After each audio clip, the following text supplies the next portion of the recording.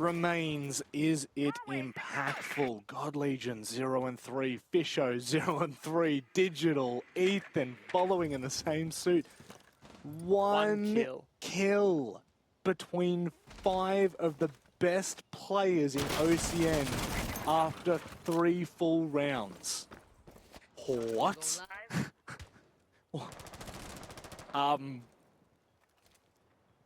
Yeah. Pretty astonishing. Chiefs have this roam downstairs, Digital and Worthy. Jigsaw is in a good position to start and push on through. Unfortunately, he does disconnect. Rip. F in the chat. Rip. There is an F in the chat because I'm a hindrance on them moving forward in this. Oh! Thought Repic saw God there. He can surely just execute. No, backs on off. Gas canister was so well timed from Fisho. Oda wants to make a breach on this wall, but he's worried about the vertical angle. Digital still below, and since Jigsaw DC'd, Bliss don't really feel comfortable going for this. Oh my god, Oda, what a play! He just walks through the Aruni gate, and that's Astro control now. Hello? What is going on? My god. Like dominoes, they fall one by one. What is going on?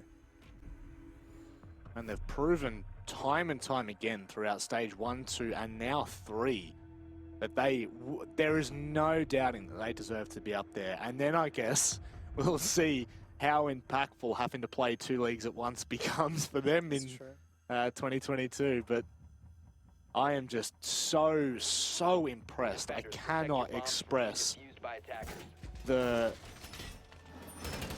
smile that this brings me watching a team like Bliss that just has continued to go from strength to strength, do what they're doing right now. It's so well rounded as well. It's not like one player is going and raking up every entry and carrying this team through. It really isn't. This is very well rounded, and you look at the scoreboard on the Bliss side, right? Like, everyone is getting engagements. Everyone's winning their engagements. Shade is the only one on the team who's died. And he's even got a plant to his name as well. Like, my god. Bliss just... I guess the only consolation here for Chiefs is with that technical pause as Jigsaw reconnected to the server, Chiefs essentially got a bit of a free tactical timeout. Now, they wouldn't have been able to talk to their coach, but they would have been able to talk to each other. Now they've made some changes compared to their last kitchen dining defense, and they're looking to hopefully dig deep. I mean, could you imagine Bliss come back into this and do the exact same thing? That would have to be Chiefs in the bin for this game. I could not imagine a world in which Bliss do that after the break. And it, oh god. I mean, I'm only speculating, right? I'm only and ifs and buts, but Shade's just getting so much info with that Florist run all the way from outside. He destroys the cabinet. It's a bit of cover defenders would like to hide behind, and now can no longer. I like the 6-pick from the Twitch onto the Flores for Shade as well. A lot of info you can actually get with Flores drones. Most people just think of it as util clearing, but really good information gathering as well. Now Bliss setting up very well. They've got a breach on Laundry. They've got a lot of map control, starting to really take upstairs as well and get some vertical notions going. Ethan just did not shoot that drone for quite a long time. This is looking to be very similar to the way that Bliss attacked this last time. Oda peeking down there kind of gives you the inkling that they don't have the intel yet, because there is no one from Chiefs, from what I'm aware, underneath in the basement. So they're just being so extra cautious with everything. It's just showing the 2 different approaches that we're going to be able to see from Bliss moving forward. Jigsaw just poking and prodding in and around the site. Todd could absolutely rip this head off right now. Worthy's going to have to be careful, but Fisho guy, that's a huge pick to start things off. Repix goes down, and now they're looking much better. Worthy, that's what we needed to see from the Chiefs. And Bliss have had no response thus far. 3 untraded kills. Oda finally finds one of his own, but it's just him and Jigsaw. A good breach, though, for Oda on the pantry wall. Jigsaw could go large here, flanking from the other side. Still vertical control for Chiefs upstairs in Master. Worthy making sure of that. But Jigsaw, silent but deadly.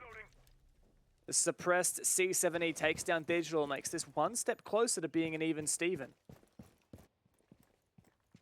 Not going to say I believe just yet, but something in the air tonight. Team Bliss taking every opportunity. Look at this positioning from Jigsaw. What could he find more than just one? Can he find more than one? Ethan's now being given the information as he steps through the alibi hologram, and it's all on Woda, who's on site. Finds at least one, makes this a little more believable. In the position, does have the kit in hand, so he'll be able to stick it, but with 5 seconds, it will surely allow Worthy to get into position, which it does. Chiefs bounce back, even though that still looked a little bit shaky toward the end. Definitely was closer than it needed to be. A 5v2 down to a 2v2. Good effort from Bliss. Once again, they can be very satisfied with how they are tracking at the moment, though Chiefs finally have that second win they'd have needed. Their tactical pause did not net them around, but the technical pause did. And now, onto the final round of Chiefs' defense half, they need to be salvaging a 4-2. They can't let this slip to a 5-1. No, absolutely not. Absolutely not. Even at this point, you ask the question, is it possible? Could they achieve a 4-2 comeback? I guess it depends how successful they are in this round here. Because if Chiefs do bring this back and this final round is all but convincing and impressive, then yeah, sure, conversation completely shifts. But waiting to see what happens. Only they will be putting some attention into ensuring that Bliss are doing their due diligence on these roams. 10 seconds to go. And forcing bit by bit. 5 seconds to go. Look at our producer in chat. Yeah, I just was about to remark on that. Our producer has a fun fact saying it's 100% headshots in round 5. There you go. Thank you, Brendan. We love Brendan. Producer's Xenox fun fact of the night. Even when Xenox isn't here. Not Xenox. Hey, mate, do you know how many fun facts I got on Saturday night working with him? Were they really fun, facts. or were they just facts? No, they were literally not. Some of them weren't even facts. In fact, I'm pretty sure he said that you know, I can't even remember. He made a remark and it was just completely wrong. So they're not even fun facts. That's pretty commonplace for him. We love you, Xenox. Oh my God! Look at how low Worthy's been taken. Very, very low HP. Even the Twitch drone zap could finish him off there. Be extra cautious of that. Tracking info from Jigsaw. That's the Valk spotted of Digital. Do wonder why Jigsaw runs the suppressor. I mean, C7E doesn't have the hardest recoil, so perhaps he just wants to have the element of surprise there. Never know, it could cause some chaos. And in the midst of it, thrives. I would dare say he does thrive on chaos. Jeez, they got 1:30 to hold on to this. A lot of utility to still be used here. God, I feel like we just are not seeing Ace at all anymore. I'm so grateful I just heard Selma charges. That's it. I don't know. I guess depends on the map, depends on the site, depends on how it's being used. But here, certainly going to help open up these long lines of sight. Repix needs some support to clear out this catching utility, the Aruni gates and any potential ADSs before he can go forth and destroy that deployable shield. Oh, aggression from Digital. Shut down by Repix. Now, Bliss have the man advantage. Repix, oh my God, hit the floor. This is a really good position for Bliss to storm on through. Storm they may well just do. Jigsaw just over peaks in the slightest, and Ethan punishes Oda. Next up on the chopping block, Chef Ethan is going to town. I don't know what Shade just did then, what information or sound cue he just had, but 20 seconds left for the half here, and Chiefs need to stand up. But Bliss on the back foot. Chiefs hold on 15 seconds. Repix has to go big. Todd finds one. And Repix as well. Traded on back. It's all on Todd in the 1 versus 2. And Fisho Guy is there to greet him. The Chiefs, after 4 rounds against them, they get 2 back and end the half just behind. Fantastic half that was from Bliss. Hey, Dev. You're just trying to throw me on the bus because I'm eating my biscuit, aren't you? Protect your bombs from being defused. You knew I was eating my biscuit. You just wanted me to talk so that I would talk with my mouth full of food. That's not very nice. Oh, we're gonna have fun. You know, it's the little things on broadcast. Cranberry and pumpkin seed biscuits are the goat. There you go. You heard it here first, folks. It's literally like just breaking sticks next to a microphone. Like, I don't know what Tastes you good, thought mate. about. I mean, I actually haven't been outside today for exercise, so munching on those biscuits is the most exercise I've had all day. That's right. It just sounds stock standard for Guz. So 5 seconds before insertion. Guz is like, what's wrong with that? Attackers objective is to locate a Anyway, bomb and defuse it. Bliss have given a small opening to Chiefs, and I mean, it's kind of by their own hand, you know. They've that small technical timeout that they had to take, I believe it was for Jigsaw, who fell out in the 4th round, has netted Chiefs that opportunity to calm themselves, recompose, and bring into the second half a 4-2 scoreline, which was looking really dire there for a while, you know. By the 4th round, it was literally only 1 kill on the board. By the 5th round, sorry, going into the 5th round, it was 1 kill on the board for the Chiefs. And they have certainly turned things around. Does give us more hope for them here for this second half. Oh my God, Todd. Todd and God downstairs. God gets Todd. Goodbye, Todd.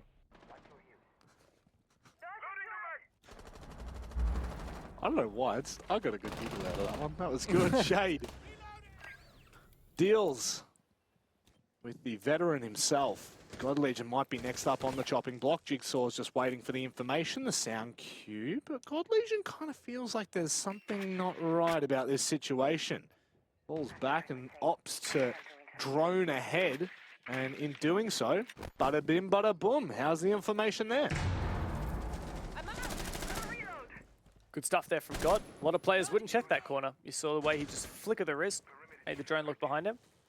It would be detrimental had he not. Repix full flash, bot red stairs. I don't think anyone's cutting him off at the bottom of the stairs though, so he could escape. Been redroned now, and he's really put under the pump. Surely he doesn't get one here. Oh, Worthy, no, the timing, mate. You can't look away from the angle. You will be punished.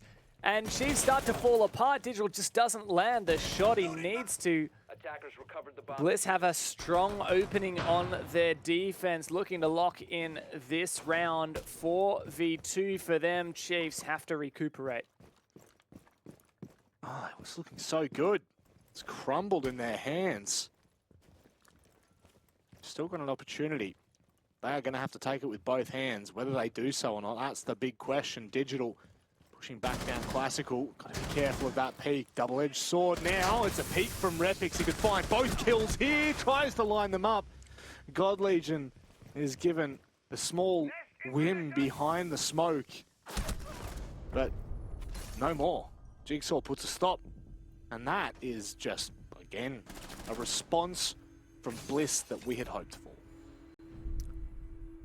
For Chiefs to win this match in regulation, they would have to win every single round from here on out, marching to victory 5 in a row. Bliss have made this game their own.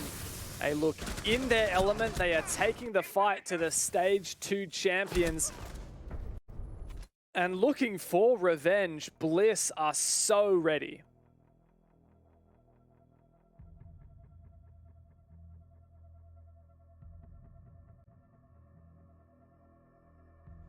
Chiefs are really getting pushed to their limits at the moment.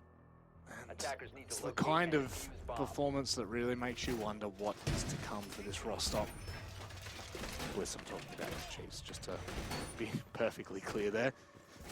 Let's move on and go down into the kitchen instead of heading to the trophy and statuary site. I'm going to opt to show Chiefs how it's done from the get-go. Very much always enjoy seeing the effect of the pulse on this map. Oh, on this site as well, Pulse and Valkyrie for information. You've got 4 C4s, everyone but Repix has one. And often this bomb site comes down to the attackers try and take control of upstairs, Master and Stat, and you open up the floor, you expose these positions down on the bomb site. But the problem is, right, with all that information gathering, plus those 4 C4s, Bliss just have so much to fight that vertical game, and with Ethan going onto the Finker instead of the Flores, it just means that Chiefs are relying entirely on digital for vertical play. I feel like a Flores or a Sledge would have helped out here, but I mean, it does depend. If they really need to focus their util on just hitting side or clearing out these hard off-site presences, then fair enough. But for now, it actually looks like Chiefs might have an idea here up the pantry stairs. A little more direct. Have to imagine that Todd's doing his due diligence, making sure that no one's in pantry itself. That kind of information certainly going to start to ring the alarm bells for Bliss. Setting up now. Ethan's got a very long line that he'd be able to look like straight onto the middle of sight, which can be utterly devastating if any of the defenders try to rotate, but they've still got a fair bit of that vertical presence. 2 players, in fact, as Todd sitting there with all of the information he could ever wish for.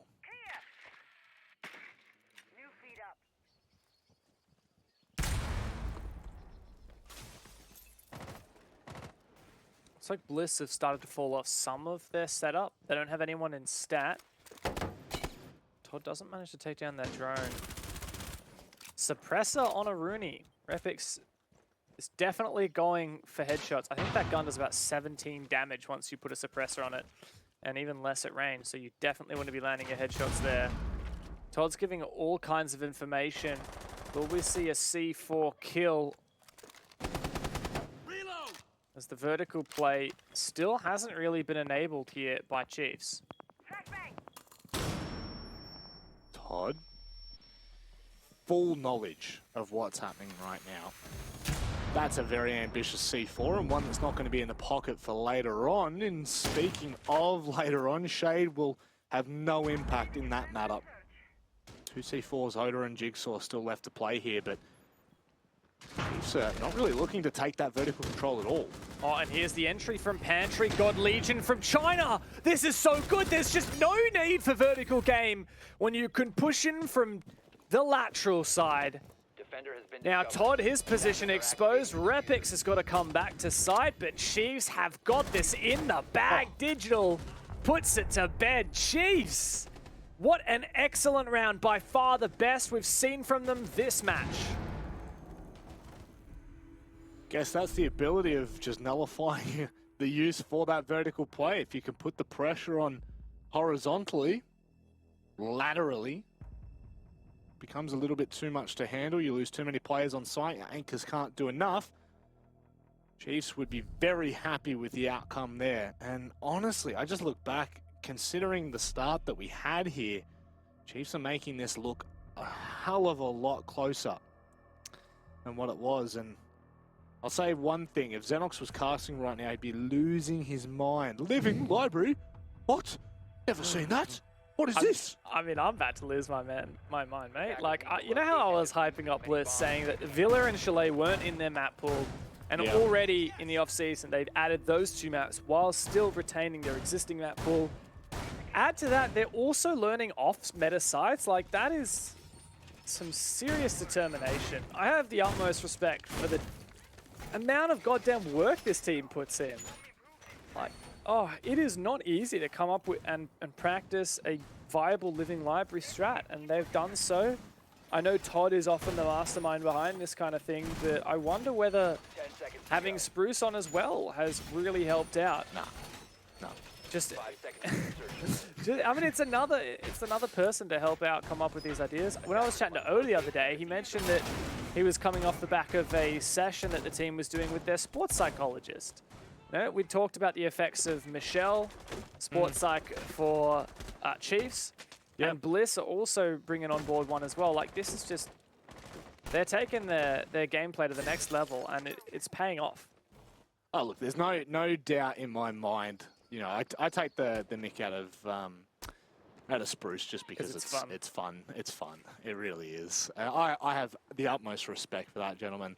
And I have absolutely no doubt that what he brings to this team can't really be quantified in any interview or conversation. I think that what Bliss are showing us in Stage 3 exceeds our expectations of what we even had in Stage 2. At the end of Stage 2, when they started really skyrocketing with their performances, this is just incredible. You know, it's a completely different ball game when they start playing the best teams in OS on maps that they don't always play or don't play at all. So there is nothing but the full props that are deserved to this team and how much effort they are putting in, and it's showing in a server. But at the end of the day, you have to be able to close things out. And right now, Chiefs are certainly starting to bring somewhat of a comeback here. And you said they're going to have to take, what was it, back 5 rounds in a row? I still just don't.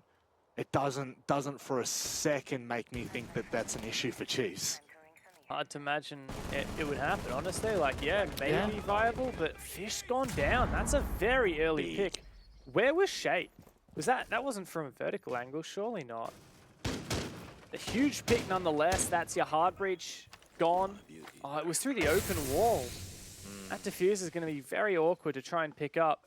Chiefs have some really strong positions. That's a great pick from God Legion. Todd goes down. Potentially piano control could be followed up with it for Chiefs. The worst part here is that defuse was in such an awkward spot to pick up. Yeah. Repic's now taking an absolute belting. Oh, He's down. Oh, this is gorgeous from the Chiefs. They're showing exactly how you approach this side if you ever do need to try and take someone to living. And they're still just progressing with such haste. Look at this. God Legion's in. Ethan finds another, and that is it. My goodness, Chiefs. Look at that game on our hands, folks. we certainly do. What a round from God Legion. That was a 4K on the Yana. The team played around it so well. He found the opening, droned out by one of his teammates, I believe. The second pick where Digital opened up the software with the skeleton key as God Legion peaked. It's just so good. And then God knows exactly when he needs to drive deep into that site and follow up for the kills. Excellent work from the Chiefs. Suddenly that scoreboard's not looking so crazy, Rob. Nope. It's nowhere near as grim as what it was, that's for sure. And it was more the context of what it was looking like. Honestly, this is the kind of team that when they start to get on that roll, when they start to get moving, they are incredibly dangerous. The traction that they can build, again, highlighting a player like God Legion. The ever so consistent God Legion. I cannot recall a bad game that this man has had. Like, not, you know, it's not on the back of one single player. But when you put the context in that there was 1 kill on 5 players in the first 4 rounds for Chiefs, and now you blink and God Legion's double digits, surpassing anyone on Team Bliss. Attacker's objective is to locate a I don't know, there's something about it, man. Very impressive, to say the least.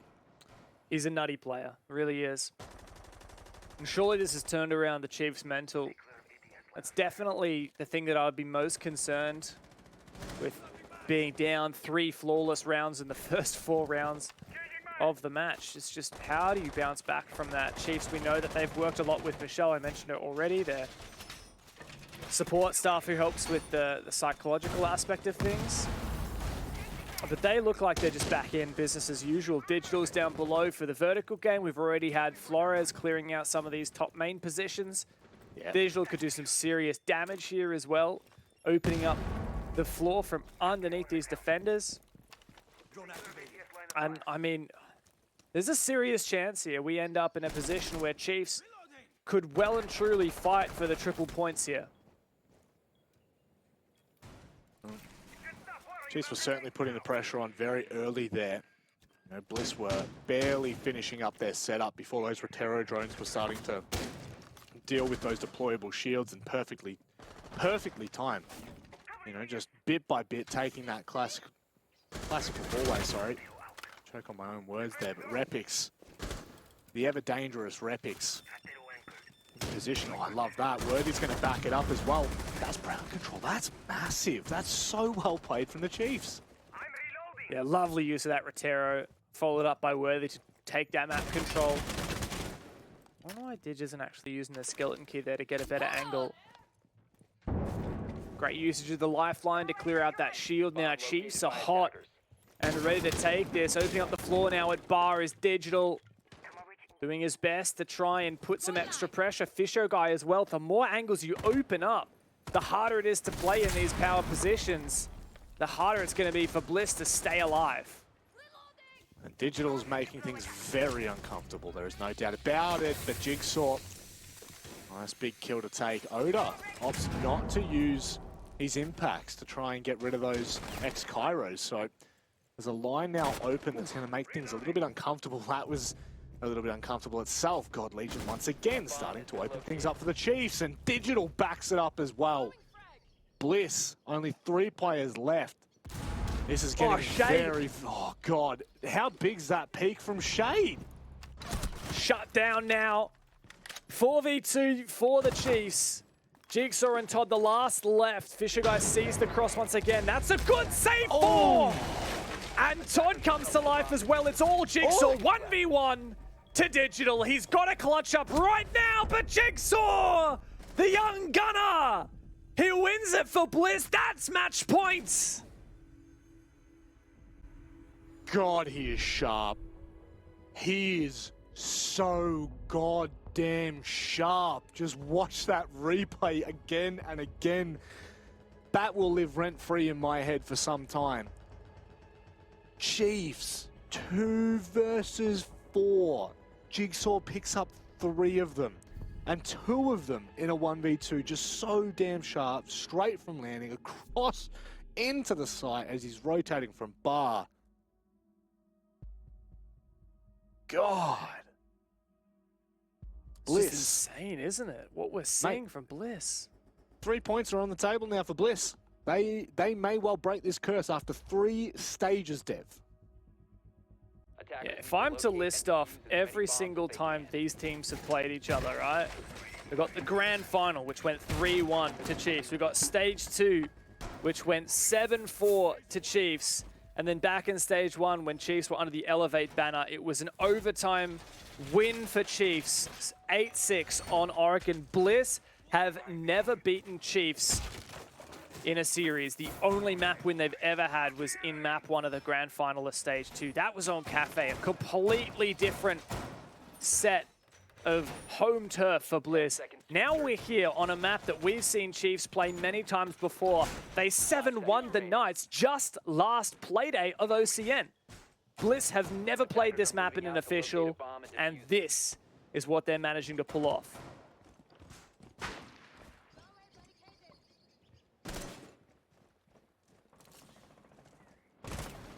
All right. They are just 1 round away. That's all it's going to take. And the way that they've approached this so far is looking pretty damn positive. Bit of an operator change up as well. Maestro, Oryx, Doc. Things have significantly changed on this kitchen site for Bliss. I quite like it. Yeah, definitely. Aggressive setup. Curious to see no Thunderbird instead of the Doc does come through. Some people just feel really comfortable. I mean, Doc was always known as a kind of a bit of a fragging operator back with the MP5 when it had that ACOG back in the day. Now it's just got the 1.5, but still, I've seen a lot of those players still love it. And Repix is certainly one. He's now hit double digits. Him and Jigsaw both, alongside God Legion, who's been the heavy hitter for Chiefs this game, really come into his own. But it's a team game. You've got to step up as a team, win as a team, lose as a team. The vertical play, though, this could be really great now. Chiefs, looks like they've got the map control that they want. Didge can start getting to work on the floor.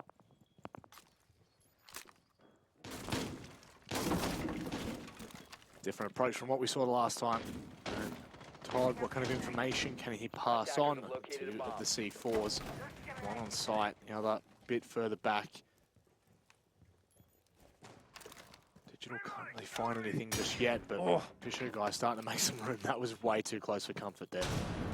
Still no C4's been able to enable for Bliss. Todd has his, but very difficult to get the info while deploying the C4. Shade's on for a flank, though. This could be huge.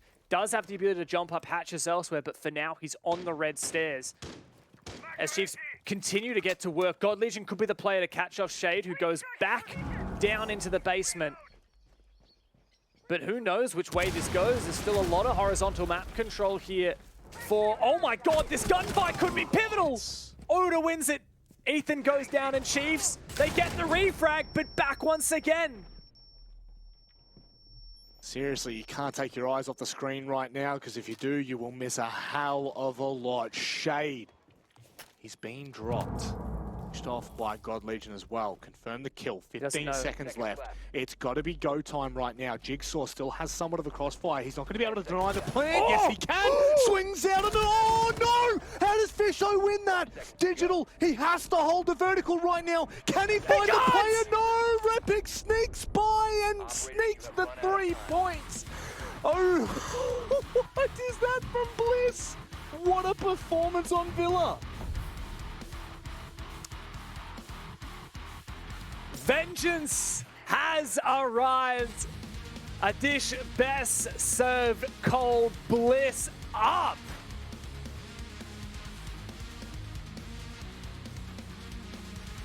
Curse is broken, my friend.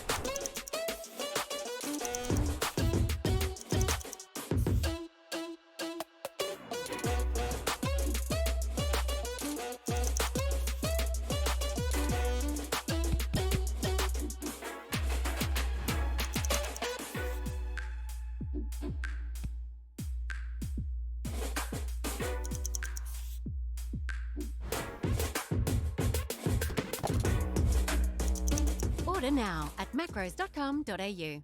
Welcome to GTV ANZ, the gaming channel created by Ubisoft. Every Tuesday and Friday on YouTube, we'll be doing fast plays, game challenges, 1v1 face-offs, and so much more. You happy? When did we get a dog? It's a good question. I'm running out of time. I'm running out of feeling so. I'm running out of time.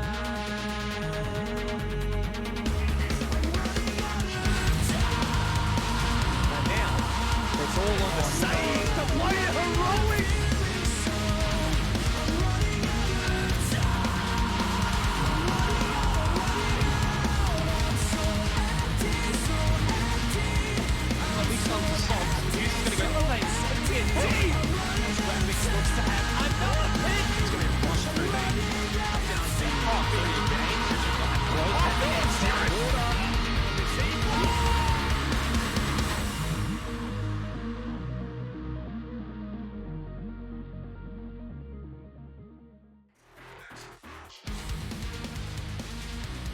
It is Championship Sunday here at the Oceanic Nationals presented by Samsung, and we have 3 of the very best teams to fight it out for that all-elusive Stage 3 championship.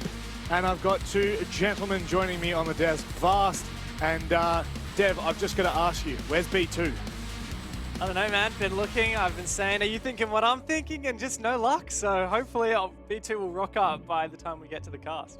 I don't think you both came running down the stairs, that's for sure. But Vast, as we're looking back on yesterday, I mean, what a game that we had to close things out with Overt and Chiefs. That one was a bit of a, I don't know, that was kind of like a timeless game that I think we'll remember for quite some time.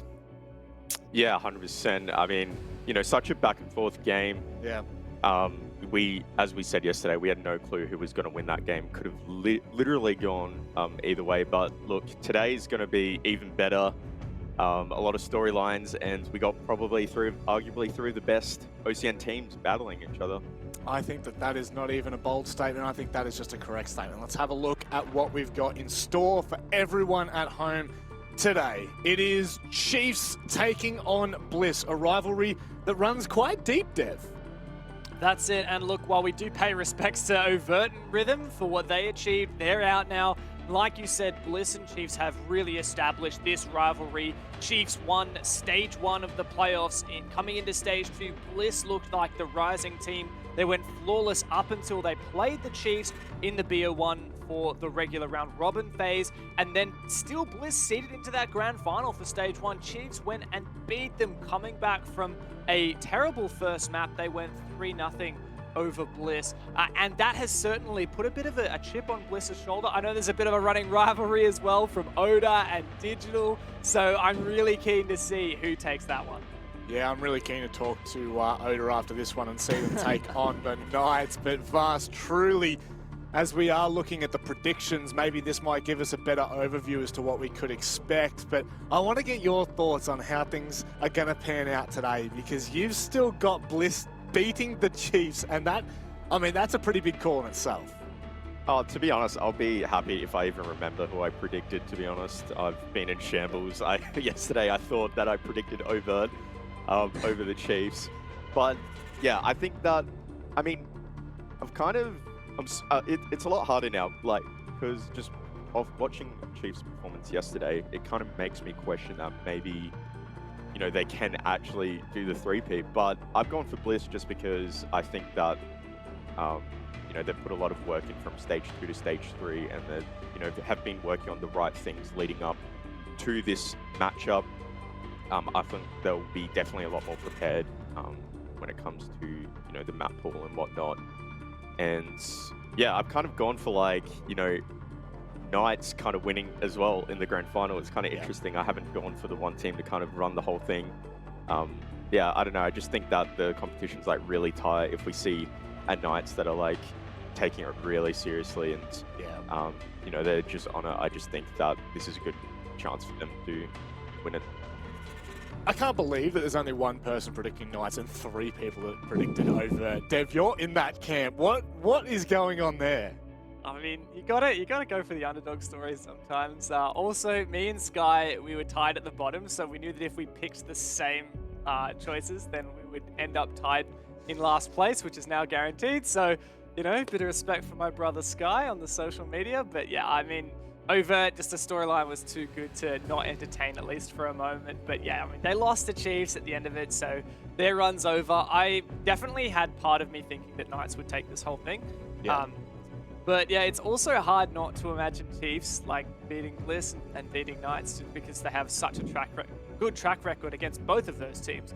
So look, I think if Bliss can win today, we'll get a really exciting new grand final with Chiefs not in it for the first time this year. All 3 of those teams have just such strong storylines, in particular Chiefs looking for the 3-peat, Bliss looking for their first ever win in the playoffs, because despite such good regular seasons, they got upset by Rufflecopter in stage 1, and they lost the grand final to Chiefs in stage 2, so they definitely have a chip on their shoulder.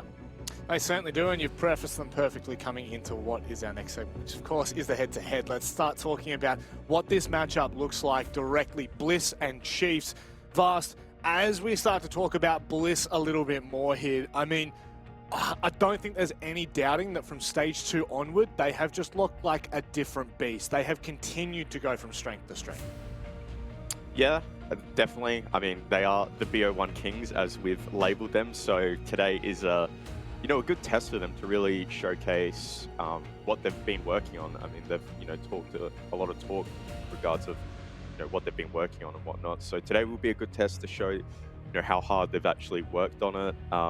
But look, looking forward for this team, you know, realistically, their eye is set on APAC South promos. That will be kind of the main focus for them. I'm sure that they'll, you know, want to win the whole thing as well in this tournament. But yeah, I think this team's kind of the way they're focusing is longevity. You know, they definitely want to be in APAC South. That's the goal for them. Yeah. So I think today will be a good test as well to show, you know, where they can realistically even sit in APAC South. I mean, Knights and Chiefs are some of the better teams coming out of South. So yeah, I think it would be a good test for them.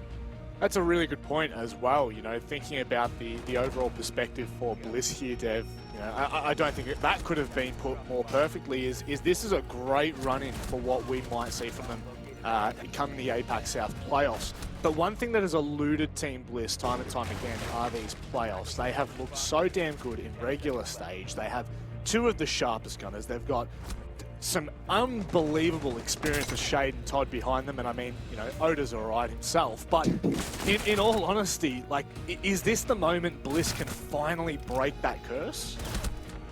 It's hard to say whether it's going to happen, but there's no doubt that they kind of needed to happen. Bliss have no doubt established that they are like the new up-and-coming team in OS. Like, they went into relegations end of last year, they stormed through Relos and earned their spot back in OCN. And they've done an amazing job here in OCN. You know, we're talking about a team which is a mixture of veterans like Shade and Todd with these insane young gunners like Repix and the latest addition, Jigsaw, who's no doubt got his shoe-in for Rookie of the Year here in OS. But they just need to prove themselves at playoffs. Like, that is the one missing ingredient. They're hoping to gun for APAC South. I reckon they're better than half the teams in that league, which is honestly saying something because that league is incredibly competitive. But they've always been eluded here in these playoffs. So this is just such a proving ground for them. Like, they're going to have to play these BO3s when they get into the APAC South relegations. If they go into that with the stigma of never winning anything that's not a BO1, that would just be absolutely gutting for them and might cost them their 2022 season in APAC South. That would be something that I think we would look back on and, let's just say, be upset for this roster, because we know the experience and the chance they have here. Speaking of chances, it's the Chiefs that have the best chance. We could be seeing a three-peat, 3 championships in 1 year. This would well and truly establish the dynasty. Vast, we've talked about it multiple times with this roster, and I mean, back when you were on it, we talked about you a fair bit as well, but certainly coming into stage 3, they are looking as good as they have in the past 2. Yeah, it seems like nothing's really changed for them.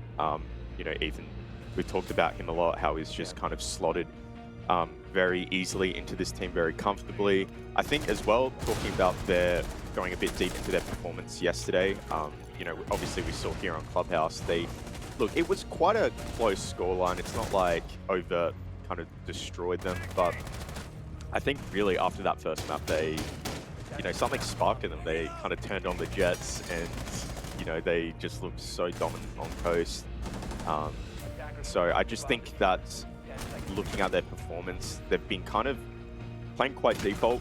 And I still think that can give them, you know, they still have a good chance at actually taking the 3-peat.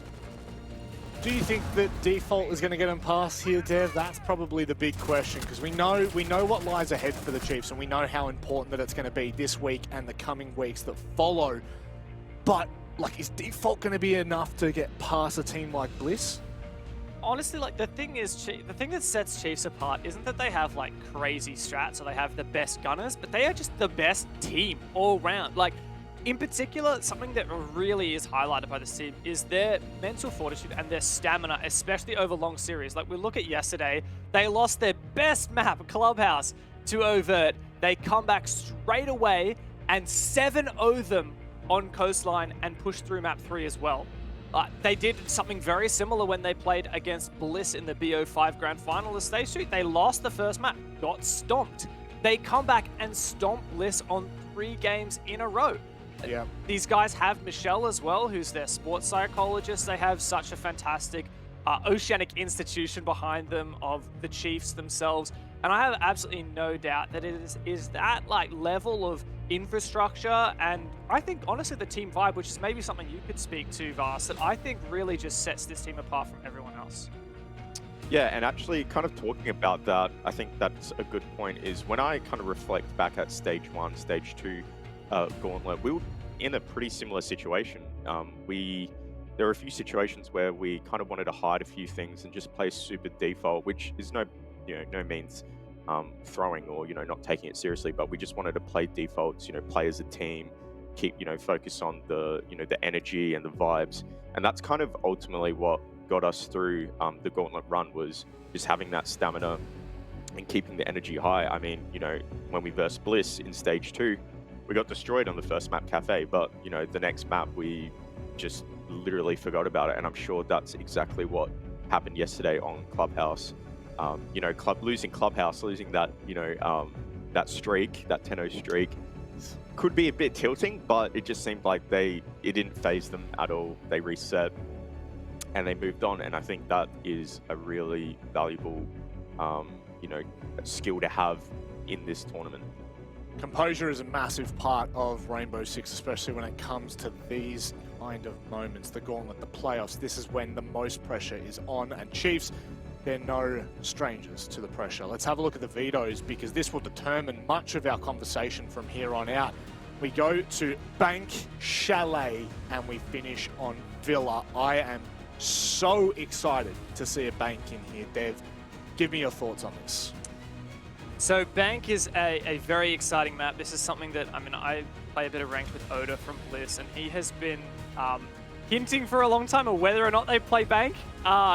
Historically, Bliss has been a team that we criticized for their map pool. They never played Villa or Chalet in stage 2. They picked Chalet now, and Villa is out of sight up. Bank, we've literally never seen from. So this is a really exciting map video, especially if you're a Bliss fan, because this is just what? This is so weird. This is so confusing. Bliss, they ban a lot of Bank. We haven't seen them play it. Chiefs have won it once, and then they lost it to Wildcard quite convincingly the following day. So what's really exciting about this video is, honestly, about that first map in particular, we don't really know a lot about these teams. I mean, this is really good, Vast. This is good stuff. Leading into a final like this, we've already set the scene. Are you happy with how this has gone, and are you favouring either team? Yeah, well, when I look at yesterday's games, I think the map veto kind of painted a picture on who was going to come out, right? I think we talked about how Overt kind of won the map veto and Rhythm lost it already. And, they lost the game, and then Chiefs, I felt like the map veto was slightly leaning more towards them, having that, club and coast behind them. With this map veto, I think Chalet's actually a really good map for Bliss. They've looked like they've been really good on it this season. We haven't really seen Chiefs play it that much. Yeah. Maybe even Addo, I'm not too sure about that. So I think it's quite even, because Villa, right, Chiefs didn't really look that dominant on Villa. Yep. Bliss have, looked pretty good on Villa here. So maybe I might actually be leaning more towards Bliss in terms of the map veto. I think it maybe slightly favors them a bit more. All right, final prediction here from you, Dev, before we get into it. We're almost ready, so just speed through it.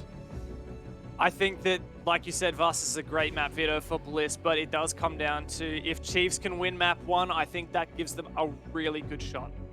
All right, you know what? Let's get this show on the road, and the narrative is to be told by none other than Xenox and Gus.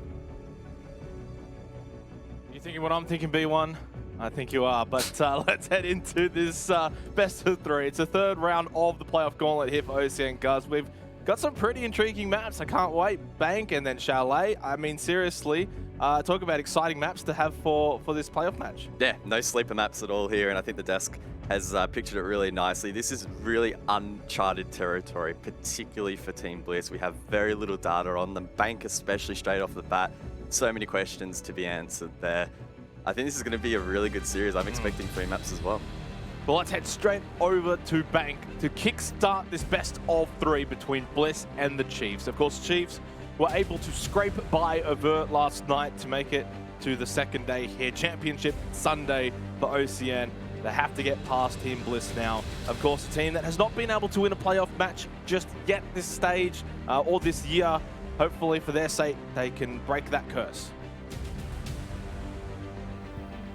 Now, not a lot of operator band data for us here in OCN due to the limited play time this map has received, but straight off the bat, we're going to see something different. Yana taken off by Team Bliss. That will limit some of the ability to map clear, but the Chiefs have been known to play Jackal in APAC South on this map, so they'll be able to counter it in that regard, and Habana will be the sole hard breacher taken down. Yeah, and already two bans that both teams don't typically make on other maps, for instance. Of course, as you've already sort of prefaced, we don't have a lot of information on Bank itself. Mirror, more of a standard sort of ban here from the Chiefs, of course, but the other one kind of does pique my interest a little bit as we get our final ban instantly locked in from Team Bliss. Surely it's going to be the Valkyrie. No, it's actually going to be the Kaid. So Valk makes it through on a map where you can get a lot of information through those cameras. 50% Thatcher, 50% Florence. Love it. Both making it through the veto, so that should make the util clearance a little less of a headache here for the Chiefs. And I'm anticipating that in response to that, we're going to see aggressive extensions vertically, horizontally from Bliss. And the operators already selected Oryx and Vigil in combination would suggest that as well. Staff and open area, in fact, would be the first site attempted. Now, for the longest time on Bank, this was the least picked, the least favored defensive site. And even in its reworked format, probably much the same. So I think Bliss are trying to get a sneaky round off the bat here. We got to cast one Bank so far. I can't recall if it was OCN or if it was APAC South. I believe it was OCN. Correct me if I'm wrong there, though, guys. But there's wildcard Chiefs, I think, right? Yeah. Did we open up? We must have opened up the season. There you go. The one thing that was most notable for me was this staff area. It was extraordinarily open compared to a lot of the other sites on the map. And that's where it probably offered the most versatility, I guess, as well. For the quick reference here, the HB Omen community vote is favoring 56% to the Chiefs, 44% to Team Bliss. I think that's pretty good. I mean, you could probably make an argument for 56% to Bliss and 44% to Chiefs. Maybe 50-50 is probably a closer estimate, but still, you can't really argue with that one, I guess. Chiefs being back-to-back champs, they got through Avert. Bliss not really having the best track record when it comes to best of three, so probably slightly favoring the Chiefs is about right. Should be a very close series. We'll have to see how it pans out. The Chiefs starting an attack here on Bank map #1 in the best of three, and Chalet then potentially Villa to follow up. Todd goes for a run out. May well have been even a jump out. Worthy trades it back though, but that is the Thatcher off the board. Yeah, worthy trade as well, the Oryx or the Thatcher in that situation. So that's a slight win for Bliss. Obviously 4 versus 4. Not end of world for the Chiefs, and they don't have the Thatcher though, so obviously have to play around that now. But that's what you kind of expect from probably both of these two teams, especially here on Bank, that aggressive nature. Ooh. This is very aggressive from Shade. Hits the shots though with the SMG, able to get Worthy out of the game, out of the round. There goes the Buck. Ethan though with the immediate trade, and it's almost like deja vu from the opening kill. 2 jump outs to start out map 1, round 1. Bliss not backing down, wanting to play aggressive, and that will now severely limit the vert potential as well here for the Chiefs. They just cannot even get into the map at this point. Fisho trying to enter in through ATMs, forced back. Digital yet to get a foothold up above as well.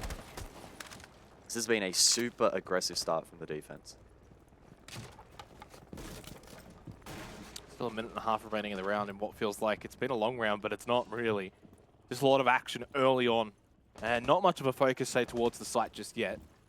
Digital obviously trying to establish that above now, and can look to try and open up some vertical sight lines down below.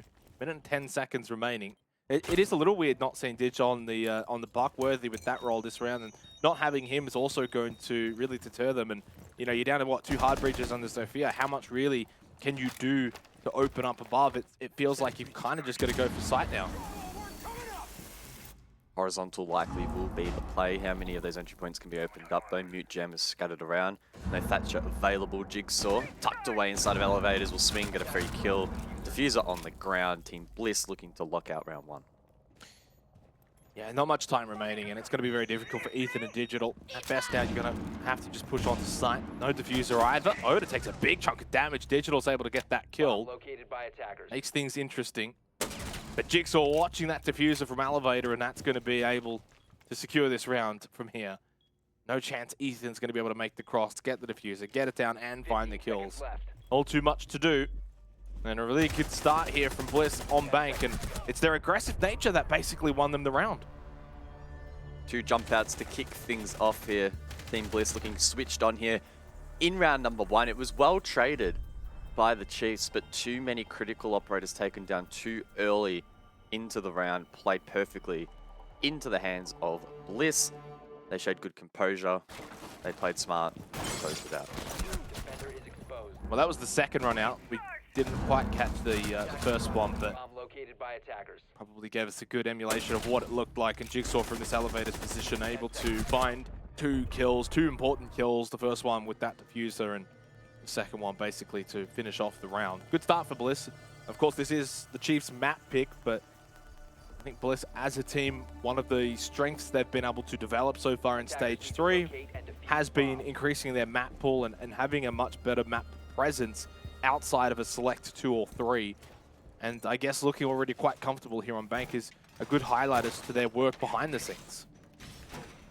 Yeah, that is really one of the big storylines heading in, not only just today in isolation, but the stage and maybe even the year as a whole has been Bliss and their map pool. They have struggled in the best of 3 playoff format throughout the year. They're yet to win a series, and one of the issues or one of the reasons as to why that is the case has been their map pool not quite being deep enough to win out the veto, win out the maps required. So far though today, and throughout the whole stage, they seem to be improving. They've experimented a little bit more with a couple of different maps. And sorry, just quickly here, guys. Lovely storylining as always, but I do really want to touch on these operator picks here for Bliss. Locker CCTV, a site that when we've seen this map, still quite turtle heavy on site defensively, but it looks as if a bit of a roam game might be established. God Legion, they could walk straight past that and straight in towards site. No reinforcements on server. Hello, guys? Guys? You might just enter. Bad guys entering site. You don't want to allow that. Talk about just ignoring the roam game. God Legion straight onto site here with the Finker.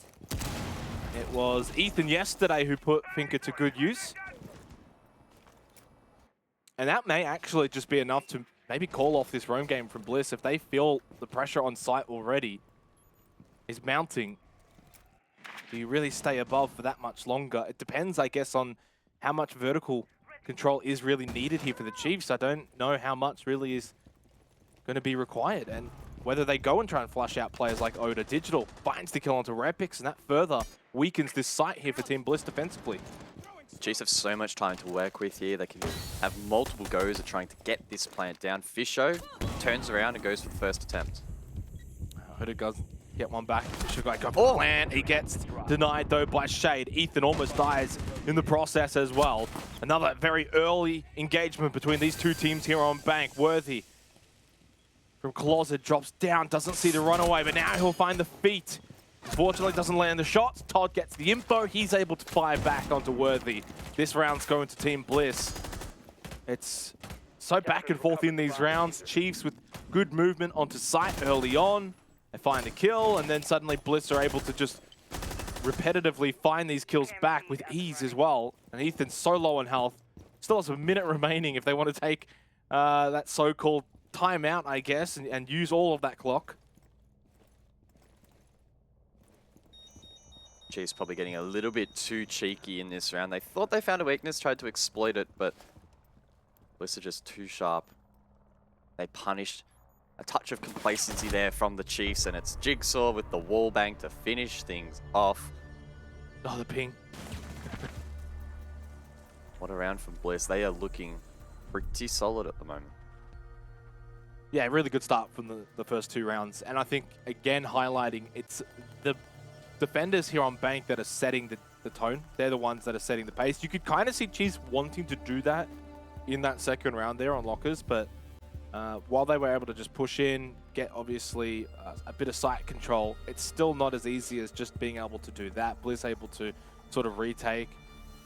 Still, I think right now, signs from both teams aren't really all that bad. I don't think Chiefs are playing all that bad. They're still trying to do things. They're still trying to make things happen. Bliss just playing maybe that little bit better at the moment as we head over to Executive and CEO. Attackers need to locate and defuse as many bombs. Critical round here for the Chiefs. Try and start bouncing back and prevent Bliss from taking Attackers have 3 discovered the location of a bomb. unique objectives straight, keeping in mind that open area was attempted first. So I'd be willing to bet that Bliss have a 4 objective deep, I guess, pull for their defense here, and that could pose a couple of problems for the Chiefs. I'm excited to see how the attack actually approaches this objective. There's 2 main ways to go about it. Go through lobby, over towards west, make your way up banana, progress through front desk, etc. Or go for the more classic east square take, which has been popularized pre-rework. But we've seen both already in its reworked form. I would argue that west arguably requires a little bit more coordination, has a higher skill ceiling to it. But the Chiefs, no doubt, a roster that would be able to pull that off. Yeah, I think for Bliss here, it's critical that they've got info on both sides.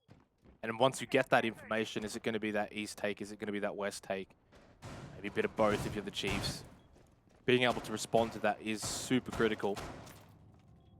Now the Chiefs are going to play this one as well. Did they maybe slow things down a little bit? The first 2 rounds, to be fair, the first round wasn't on their own volition, but the second round pushed on straight onto site and forced that early round. Both of the opening 2 rounds have been super quick in establishing these opening picks and these fights breaking out really early on here on Bank, which is good to watch. It's a map we obviously haven't seen too much of, and the one time we did see it, actually, the very first time, it was very slow and methodical, guys, and this is pretty much the complete opposite.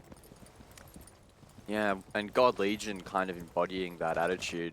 That's a couple of times now where he's been solo droned in early on the entry, trying to get crosses cut off. He is watching the flank watch at the moment in basement.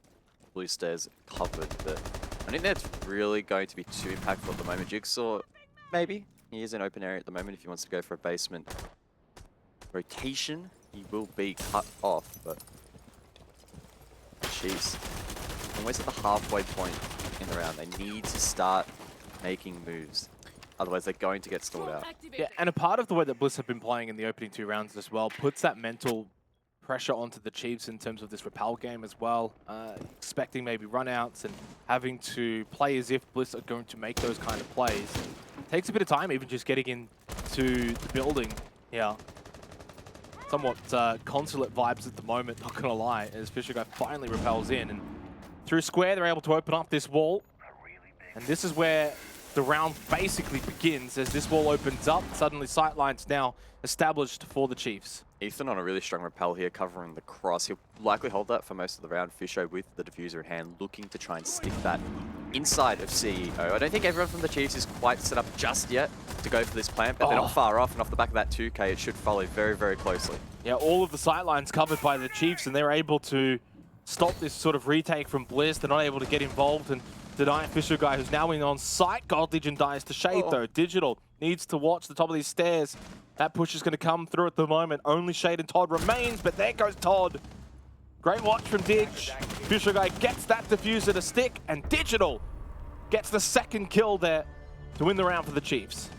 A really clean 2K there from the Chiefs. They capitalized upon that. They sent it into sight. They knew they had the crosses and the rotations covered, and Digital, great composure there. Heard the call for the main stairs flank, got that pick, then followed up with the second, and he had a really solid day yesterday, Digital. I think it's important to highlight that. Not known necessarily for his fragging prowess, as he is more of that vert/support sort of role, but he was able to frag out yesterday, and if you can do the same now, that alleviates some of the pressure from some of the other key players that we often see needing to step up for the Chiefs. So diversifying that is always good. Digital's the kind of guy, I think, that throughout the entire year has always stepped up when it comes to playoffs time. When it matters the most, he's one that starts to really frag out. I think during the regular stage, it's all about, sort of playing your role and you don't try and go over and above. But for whatever reason, come playoff time, it's almost like the shackle gets a little bit loosened there, and Dig is able to sort of roam around maybe a little bit more and find kills a little bit more. He's always said in the past it's so difficult to find kills actually on a team like the Chiefs, where you got Worthy that's racking them up and Ethan's racking them up. God Legions. How does Fisher Guy and Digital find kills when those three generally are cracking double digits every single night? So yeah, but he's been amazing in the playoffs.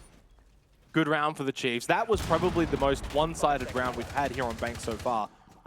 Defensively, Bliss have been good in the first 2 rounds. I think Chiefs have still been able to offer a little bit in both rounds. And the thing that's really difficult to say is this going to be attacker-sided? Is this going to be defender-sided? We can't really make any of those statements until probably deep into the second half. Yeah, we don't really have the data for Bliss. Chiefs have played Bank twice, however, 63% attacking win rate, 46 on the defense, so at least in those instances they were attacker-sided. And in fact, they actually did play more defensive rounds, so it's not even a question of maybe the data pool being a little bit limited and skewing one of those sides. Who knows how that will play out here though. Bliss is a whole different beast and play the game quite a bit differently to some of the APAC South teams, for example, or even a lot of teams in OCN for that matter, where that data is derived from. Open area again here for Team Bliss.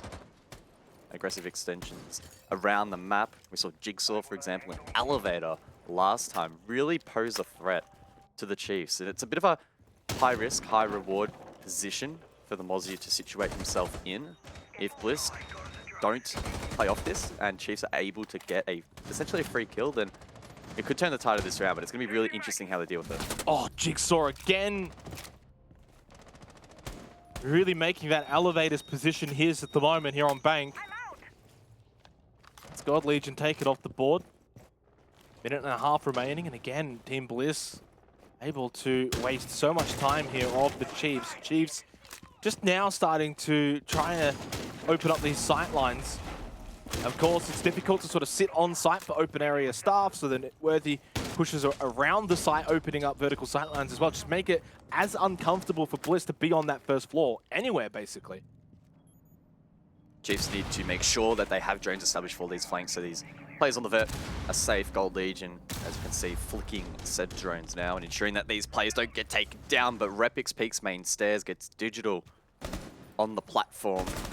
Fisho aren't able to hit that trade, and it's Jigsaw again inside of Elevator. The Chiefs are really struggling to deal with this. Yeah, and Fisho doesn't have any backup for help. The other two are just too far away to call over with only 45 seconds left. So they're going to have to basically just leave Jigsaw inside of Elevators and leave this two-man advantage. Fisho guy, though, just continues to fight until the end, and he wins that one against Jigsaw. Knew he was pinned down. 30 seconds left, though, and he did take a beating for it, very low on health. And the man with the diffuser now needs to make his way over towards the site. It means that Worthy and Ethan need to clear the way for him. Every entry point being monitored here. The Chiefs are going to struggle to get inside the objective, but they drop the hatch and Fisher gets a kill. There's not much time though. Nitrocell, it's a big one from Shade. It's so big, it gets the kill onto Worthy, but it does not deny this plant from going down. But the back, well, the shot in the back will do the job. 3K from Shade to close the round for Team Bliss, and they go to a 3-1 lead. Yeah, it was decently played there by the Chiefs. I was really just about to comment on their lack of entry points into the objective. Every doorway was covered, breaches unopened, so it was always going to be difficult to get into the objective. They did well to drop stock hatch, get into open area, but equally Team Bliss's ability to deny that plant was up to the task. And yeah, I think the linchpin really has been in a lot of these rounds, or a couple of these rounds now, is just the elevator play from Jigsaw. It's dislodging these attacks. And it's such a confined space. If the Chiefs are able to dump utility, get nades in there, it's a kill every time. But they're trying to back themselves in to win gunfights. It's not quite working out. We know Jigsaw is one of, if not the sharpest player in the entire league. So backing yourself to win a 1 against him, sure, it's great as a confidence booster if you manage to pull it off. But statistically, as we have seen so far, it's very, very difficult to pull off. And the other part of it as well is their team lineup as well. In that situation, you've got him on the Mozzie and sets up those pests in a way that can make it very difficult to drone that area. Then you've also got the Valkyrie, right? So that's information that's being gathered. So he's got information. Chiefs don't have information. It's sort of that perfect combination, really, for Bliss, and it's playing out really well. And that, yeah, has been the struggle, I think, for them. Locker CCTV, though, offers a different strategy, of course. Last time we saw this, Bliss, they're going for that roam game, extending up above vertically. And then the Chiefs were able to just push straight in, literally onto site within, what, 30 seconds? But then we're not able to actually accomplish much with it. So we'll see if Bliss are going to allow that to happen once again. I'm not so sure if they will, and Chiefs are going to have to probably go the more conventional approach. Conventional being going from top down, clearing out each floor 1 by 1. Easier said than done. Repix has peppered those mute gems around to slow down the drone capabilities of the Chiefs here as they try and locate where these players are and make sure that they cut them off. Valk cameras as well on the board that will need to be contested. One of those being pinged out over towards lobby. Digital tries to place a Selma on Kanto wall, open up that long angle to cut off elevator. So the prep work here from the Chase quite strong, but again, they need to try and get bodies into the map itself, and Worthy will kick things off. Yeah, and this is where the Chiefs have also got to be careful but quick in their approach. And this top-down clear or ping over towards elevators. Now Worthy should be able to swing, get this kill. There's that hatch that can be taken down. Oh my god, guys! But Jigsaw, once again, from this position, wins out against Worthy. And then Rapix and Oda finding 2 kills elsewhere on the map. Rapix is down, but I think the Chiefs are the ones who are out for the count. Jigsaw as well, about to swing again. Another, he does. Wow. Fisho left in the 1 versus 3. It has completely fallen apart here for the Chiefs. Every single engagement not going their way. A couple of trades, but not enough. And now Fisho will need to produce something huge. 40 HP in the bank, 556.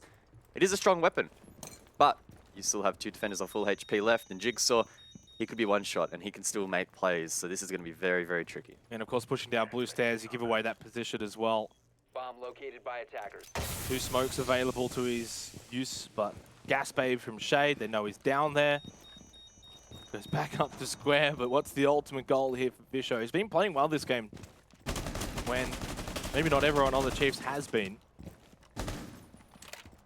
Still has a bit of time available though to go for something. It's not impossible, it's somewhat winnable. Jigsaw's low on health. If he can just swing, find a headshot pick onto Shade, for instance, like that, just like that.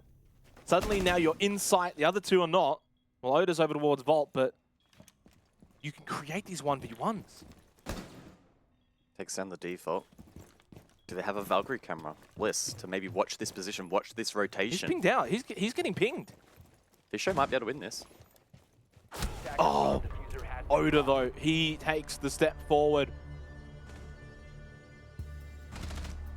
4-1 on the Chiefs map pick here of Bank. It is all Team Bliss right now. They can do no wrong.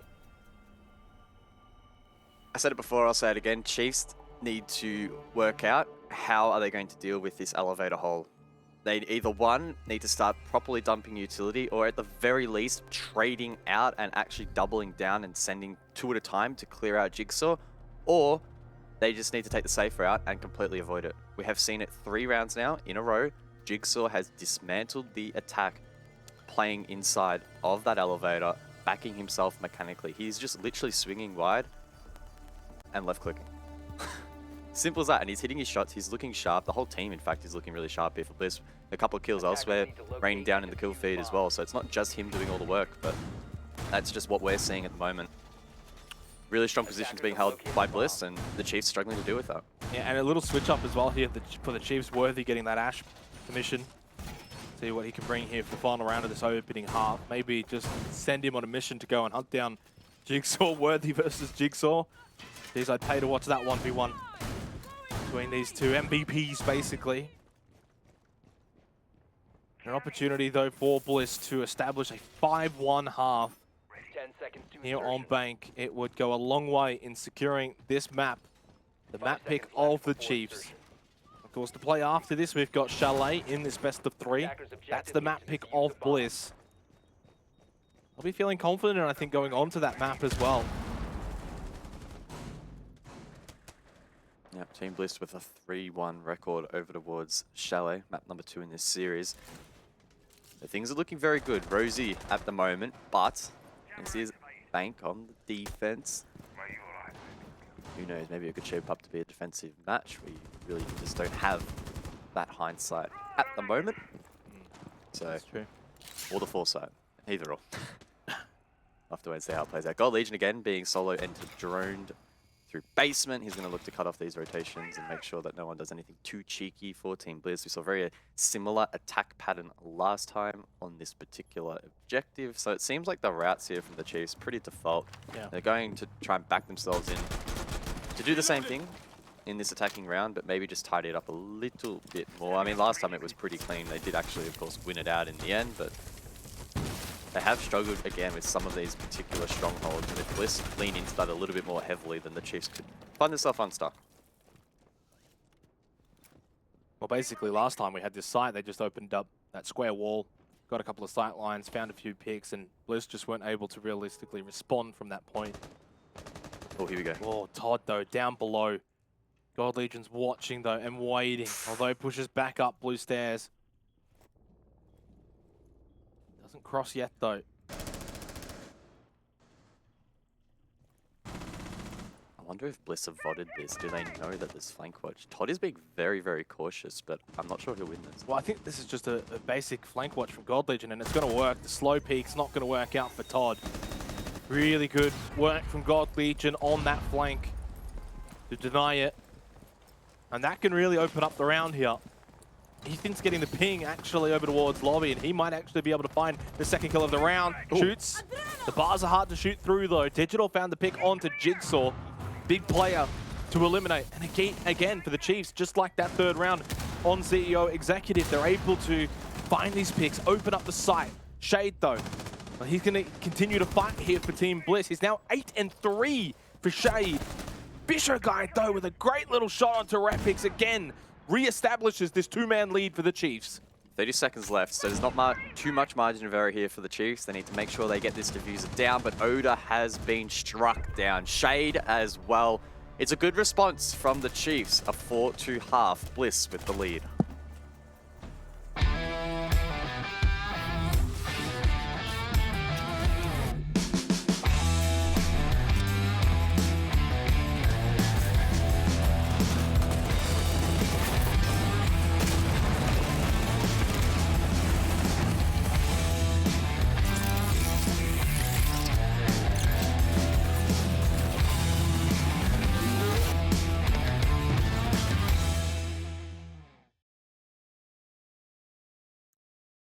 Welcome back to the Oceanic Nationals. It's playoff day presented by Samsung, of course.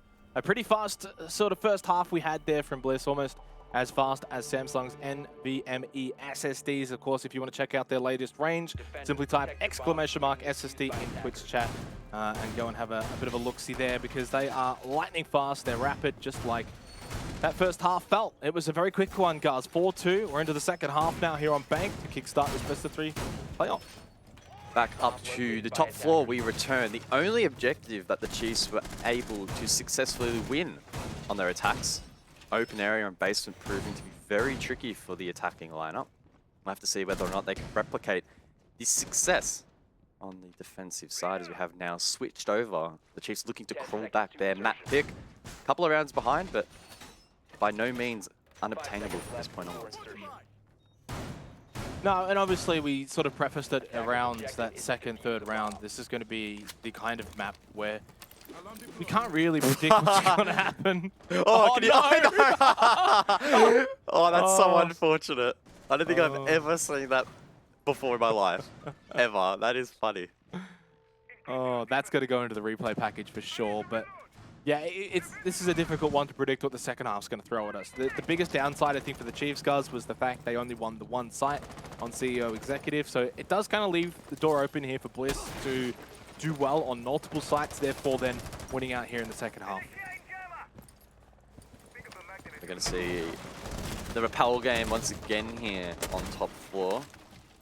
It was Ethan in particular on the Chiefs attack that was tasked with holding this cross and making sure that players couldn't assist in denying the plan or retaking site. And it looks like Bliss dedicating at the moment at least to the double rappel. Maybe seeing if they can find a cheeky kill or two, at the very least clear some utility that has been placed round. I'm assuming Bliss are, from this point onwards, going to commit to a square take. Do have double hard breach as well to aid them in their cause. God Legion looking to hold down stock. Worthy able to get the first kill there onto Repix, and that's the Finker taken down. Yeah, and the biggest thing to note here as well as God Legion goes down is that this is CEO Executive, which was sort of like the third choice for Bliss when they were defending, and Chiefs going straight to it. Obviously having good success on the attack, but right now you would probably go into this site expecting the attacking team to be able to do well. Generally, for this particular site, you know, you got that rappel game that's such a possibility. You can get this square position established. Nice shot from Jigsaw. And then once you open up a few sight lines, the site becomes very difficult to defend realistically, and we're seeing that now. Bliss are just able to put this stranglehold onto the Chiefs. Only Digital and Fisher Guy remain alive. Position swap. Shade does have the diffuser, so we can't stand that repel. Oda will instead claim that position. Selm was deployed. Fisher is going to be under the pump very, very shortly. Stuck prone inside of Janitor. If he gets taken down, the round's over. The round might be over already, unless Digital, Fisher, they can find a kill each, and suddenly then might just change the tides, but the tides don't look like they're turning here. Fisher Guy's down, Shade's now in, planting that diffuser, and Jigsaw having his way with the Chiefs.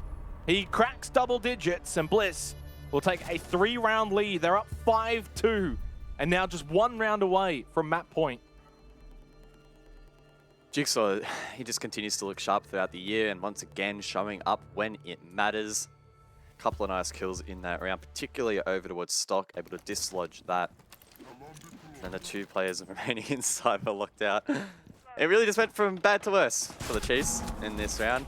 Unfortunately for them, at every turn, it didn't quite go their way. So they'll be looking to try and bounce back. I don't expect them to reattempt topside, instead rotate and try something a little bit fresh. Where do they go to, though? That's the question. It looks like Taller's Archives for the first time in this match. Something a little bit different from the Chiefs so far in their defensive half. This is why it was so difficult to predict. I think defensively for Bliss, on paper, it probably looks a little bit more stock standard. That little sort of around the World Tour, open area, lockers, then CEO. And suddenly Chiefs have kind of flipped that script a little bit. CEO executive straight away. Then Taller's Archives, for instance, already playing a pretty different sort of defensive game to Bliss. Didn't work in the first round. We'll see how they go on this site.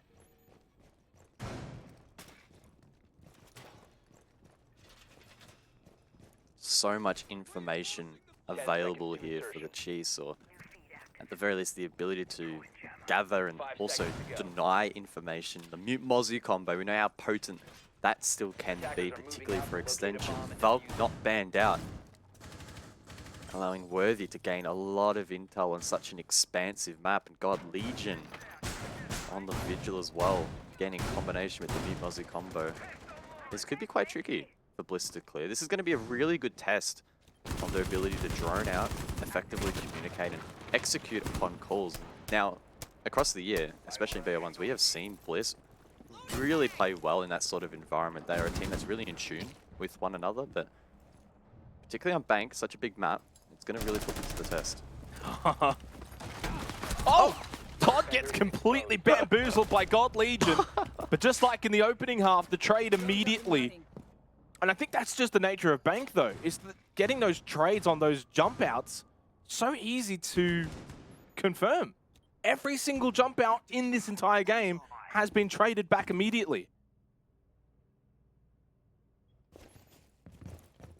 A lot of early round aggression here on Bank as we eclipse 1 minute into the action phase. Repix cooks a grenade. Ethan claiming the Jigsaw position inside of Elevator, swings, replicates his prowess and finds that kill back. 3 versus 3. You reckon he's just calmed? By the way, Ethan's trying to do your do there, Jigsaw. Go and kill him. Run on over with the Ash and show him how it's done. 1.5 minutes remaining. 3 versus 3. Bliss close to getting that map point. Best of 3. Jade, Oda, and Jigsaw versus Fisher, Worthy, and Ethan.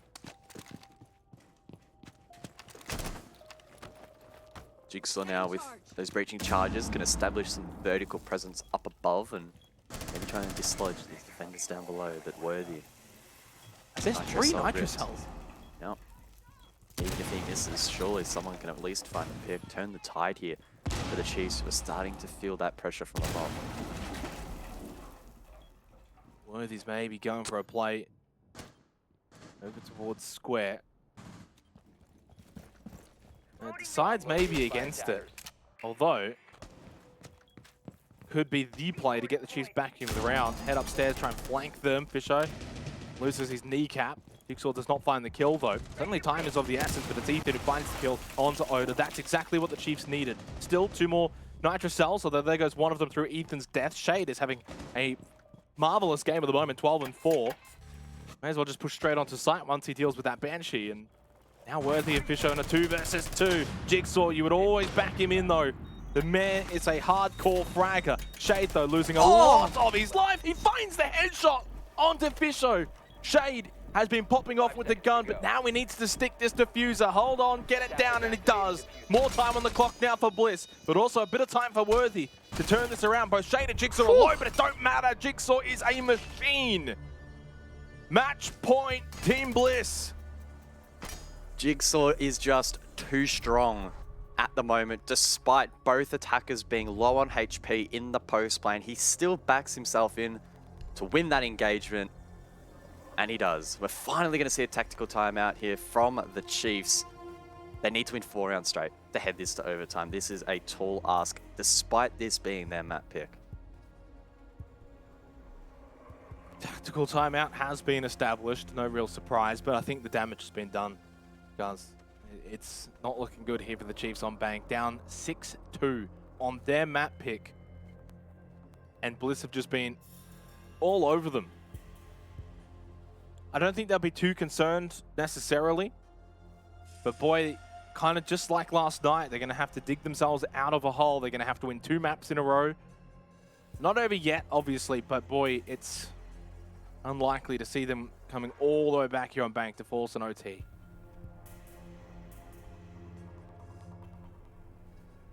It's not often that the Chiefs have felt all that much pressure in the playoffs format throughout the year. That's the reason they are the back-to-back champs. They've won both stages quite confidently. In both instances, they had to win a best of 3 and then a best of 5, and they pulled off that feat on both occasions. This time, though, in stage 3, a bit of a longer run. Maybe some fatigue starting to set in. They played extensively yesterday, but I don't know, maybe it's just not gamer hours for them at the moment. It is early afternoon, but you can't really make that excuse. Bliss in the same boat at the moment. Again, looking a lot sharper. Yeah, and it goes both ways as well, right? Because it's very easy to say the Chiefs have already had that sort of warm-up. Yesterday in that best of 3, they got tested as well, and I think if I recall, Digital said it was best case scenario in the way that yesterday played out. So if you've got best case scenario, what is this? Is this even better case scenario? Is this the play to make people think your bank's not that great or something and just go and win the next 2 maps? I'm not so sure, but this is somewhat reminiscent to a degree of Clubhouse, obviously from yesterday against Avert. Not as bad when it comes to the scoreline, but I think in terms of the picture that was painted that Avert were playing better than the Chiefs, in this case it's the same picture that has been painted. Bliss playing better than the Chiefs. And we know what happened in that next map to come up in Coastline. Quick 7-0, Chiefs turned it on. They can do that even over on Chalet. Against a team like Bliss, though, I'm not so sure. Bliss looking to just close this one out, put the foot down, give themselves the advantage heading into their map pick, which will be Chalet. Maybe they're starting to shrug off that map pool demon that's been on their shoulder throughout the year. They have no doubt been the best of 1 Kings, but BO3s are a whole different beast. Talk about beasts, Jigsaw, 13 and 3. Shade as well, actually. Yeah, Shade. He's been lighting up the kill feed, maybe not seeing as much of that action on screen. 12 and 4, posting some very impressive numbers. No one from the Chiefs being able to really find themselves in the match to that extent. How many can Jigsaw find in this round? Now, again, it hasn't just been his effort, obviously been facilitated by information and great team play all around here from Bliss, but time and time again, we're just seeing him mechanically outplay his opponents and win ones that a lot of other players honestly would probably struggle in achieving consistently. Nice little angle created to have a look in towards top blue stairs. But with that deployable shield in place, I don't think Fisher Guy is going to be trying to swing from the top of blue. They're going to have to take out that shield, eventually push on down. Of course, this is Locker's CCTV. I think the Chiefs have packed it in terms of the roam game, guys. It's very much an on-site game now here for this site, which is actually very similar to how they played it against Wildcard earlier on in this stage. So no real surprises with that, regardless of how the match is going itself here. This is how they played it last time. Thermite charges employed up above here from Team Bliss to open up those hatches. Kaid was banned, allowing that to take place. Now Fisho holding top blue. Has some ADS devices to try and cover this position. Ethan to exchange said spot.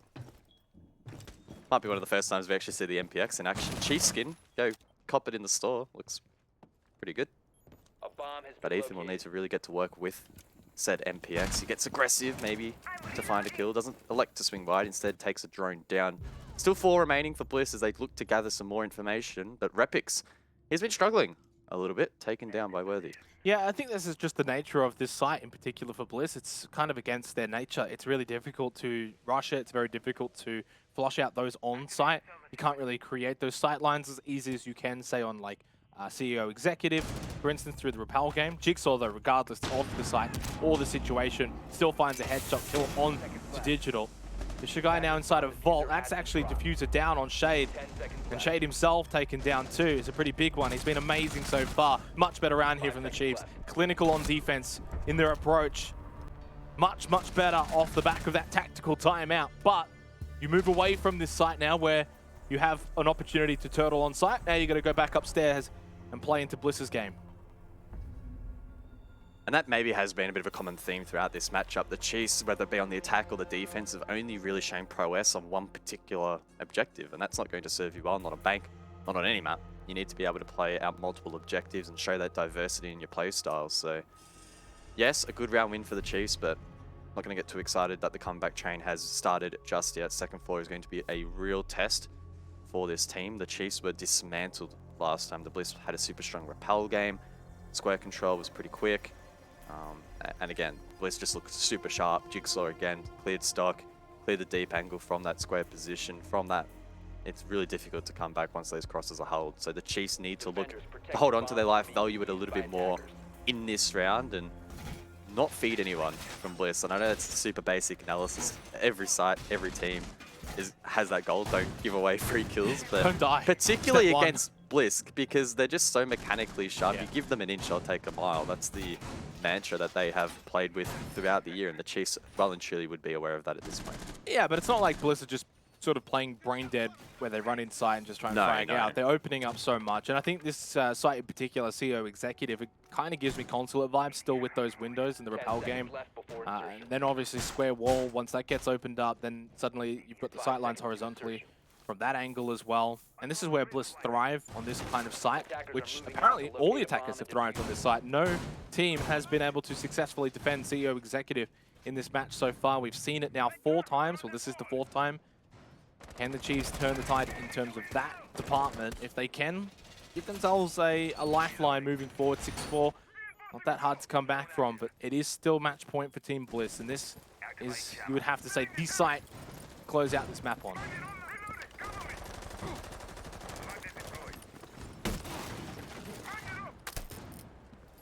Only a single hard breach, this time for Bliss. So Oda needs to be mindful that he values his life here, as those summers were quite impactful, particularly in opening up Square. One sum already deployed, so I'm assuming that there's already a line of sight into Square that has been created. Oh, Jigsaw on the treadmill, so he's likely going to DC here. That will leave it in a 4 versus 5, and the top fragger taken down. Unfortunate for Bliss, but they'll need to dig deep to try and bounce back. I swear that happened in the match replay at the start of the show when we were watching it, the historical matchup, yeah. Like clockwork. I think they actually won that round anyway. Yeah, losing a big player there. Just losing any player in general is not going to help. Then you lose Repix as well, struggling a little bit on the finger here on Bank, 3 and 8. Shade's still alive though, has been such a big player for them. And Oda, oh, well, I was going to say, he's prone to standing up when it matters, but Worthy will happily take his head, and this round will go to the Chiefs, and they will successfully defend CEO Executive. And I got to say, that could be somewhat of a tilter there for Bliss. You know, suddenly it's only a 2-round advantage. They lose that round due to, well, I mean, not due to Jigsaw obviously disconnecting, but it didn't help the cause either. Yep. When something outside of your control like that happens, it's no doubt going to be really frustrating, and Bliss are actually just going to sit on the roof. So the next minute will be an impromptu tack timeout. Allows Jigsaw as well to hopefully get back in the lobby and prevent further delays. So we'll have to see whether or not he can make it back in time. Either way, though, there's going to be a pause in the match here, and that's going to inadvertently halt some of that momentum from the Chiefs. This will be a 2-round streak in a row for them on 2 unique sites as well. I think it honestly benefits the Chiefs here. I know that, you know, as you sort of mentioned, somewhat halting a streak. I mean, they only won Locker CCTV, then you win this one in, you know, unfashionable terms. I think having that extended break, you know, off the back of their tactical timeout that they took earlier, then you get this. It's enough to sort of regroup them, continue to sort of dissect where's things going wrong overall in the match as a whole. Team Bliss are obviously going to be able to take a bit of time here as well themselves and have a bit of a chat here, because it is going to technically be 2 rounds lost in a row, but I don't think it's panic stations just yet for them. Yeah, bit of a weird one that round. It's hard to take too much from it. The only thing that can be taken is the fact that the Chiefs will get the round win. It goes to a 6-4 scoreline now, so from 6-2 to 6-4. And we did get word that, unfortunately, Jigsaw's player cam as well did freeze, suggesting that maybe it was a PC crash, but it looks like he's back on, so hopefully we'll get this match resumed very quickly. Gold Legion and Ethan will have a quick break of their own. The rest of the team stretching up, getting ready for this match to resume. It's been a bit of a weird one so far. Bliss have the advantage still, but that advantage is becoming smaller and smaller as the Chiefs begin to mount that comeback.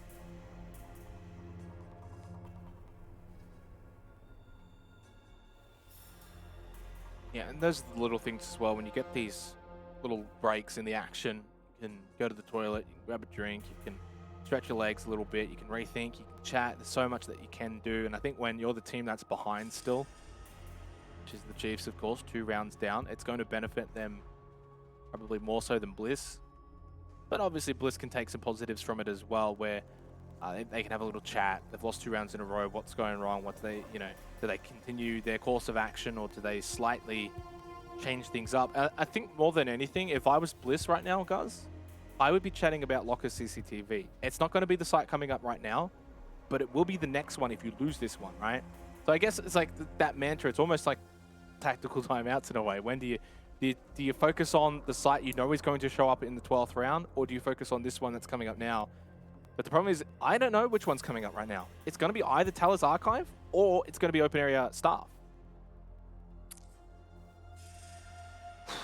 I don't even know which one it would be. Trying to guess off the top of my head. We'll just have to wait and see. Jigsaw, fortunately, is back, so hopefully it won't be too much longer until we get back into the action. And here we go. Staff room and Open Area will be the objective of choice here for the Chiefs. A lot of interesting operators being brought out here. Maestro. Don't see a whole lot of Maestro in the current meta, but Digital's going to play on that information gatherer and see what he can achieve. Castle as well being brought out here may lean into some interesting extensions. Capcan as well, some traps being placed out to maybe catch Bliss off guard. And even on the side of the attack, right, we've seen the 6 pick from Shade onto IQ. I'm assuming that's in response to Bulk in particular. Try and find those cameras will inadvertently also help with maybe finding Capcan traps as well in a little bit more of a safer form, or at least being aware of generally where they are. So going to be some interesting counterplay this round. Yeah, and we have only seen, we actually haven't seen Open Area Staff at all here in the second half, so how Chiefs are going to defend it, how they're going to play it, how much of an extension are they going to look to make vertically, horizontally. It looks as if, I think Elevators is going to be, again, a big point of contention. But we don't see them, say, on like the Mozzie, for instance, and the way they're setting up defensively with these operators. How much, sorry, excuse me there, jeez. How much they're going to really be able to play off of that Elevator's position, for example, remains to be seen. Bomb located by attackers. Interesting use of barbed wire, 4 available for the Chiefs. They dumped it on some of the hatch drops, so maybe anticipating that again here from Bliss, just like they did themselves when they were forced down the stock hatch on their attempt of this objective, the Chiefs that is.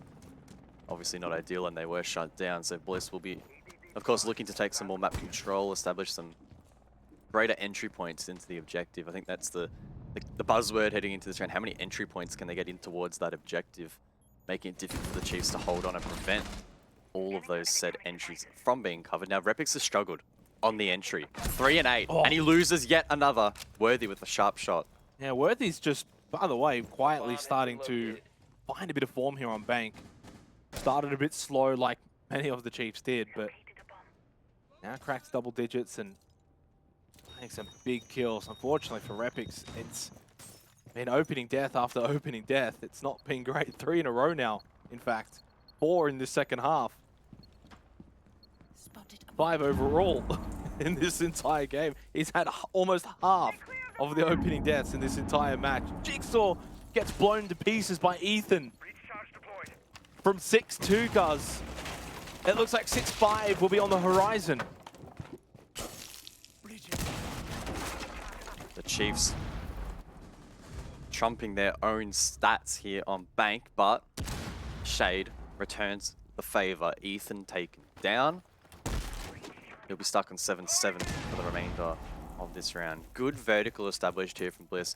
Nice lines of sight, looking to dislodge that horizontal extension. But of course, the Chiefs, they can go back towards sight. The defender is well posted in blue, likely about to be droned out as well. I think Bliss have a decent read as to where these defenders are positioned, but actually clearing them out is going to be much, much more difficult.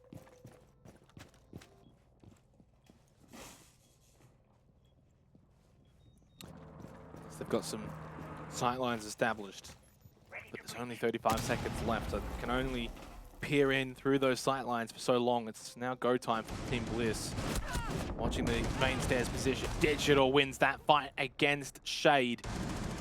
Just got a little cold in the last couple of rounds.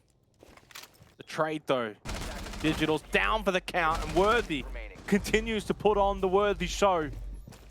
Late here on Bank, and it is going to be 6-5 from a 6-2 scoreline. 3 rounds in a row to the Chiefs. Operators, you have run out That of time it does expire. Well played by the Chiefs. They once again hold on. And again, it's really off the back of some of these entry plays. Repix 3 times in a row now, taken down by Worthy on the entry. That's crazy. Super, super tilting for Repix. He needs to find his way back into this matchup. And now the tide is turned. It was really in the first sort of half of this matchup. How did the Chiefs shut down Jigsaw? Now that narrative has flipped a little bit, right? It's now how can Bliss shut down Worthy, who's been looking so, so dangerous. And we know when he is playing at his very best, he himself is one of the best in the league as well. Bliss need to just close this map out. Don't let it go to OT. Courtesy of Dev and his wonderful match tracker, we can see Worthy has killed Repix in the opening kill 3 times in a row now. In fact, 4 times in this second half, Worthy has killed Repix as the opening kill. Repix has not been able to get off a single adrenal surge. They've not really had the thinker at all. And it's been 5 versus 4 for most of the second half in favor of the Chiefs.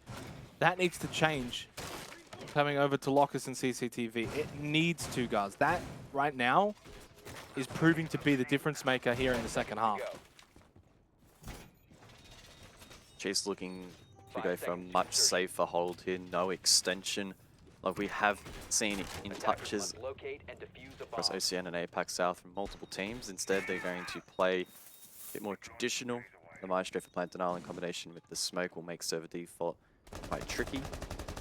I anticipate a little bit of pressure to maybe be displayed here from the Chiefs inside of maybe server rack or Legion, for example, maybe main stairs, as the elevator long angle was reinforced as well, but it's not going to be a full-on roam here, and I'm really not convinced that Bliss's execute late round has been on point, but I think that's been skewed a little bit again by the fact that they're struggling on the entry.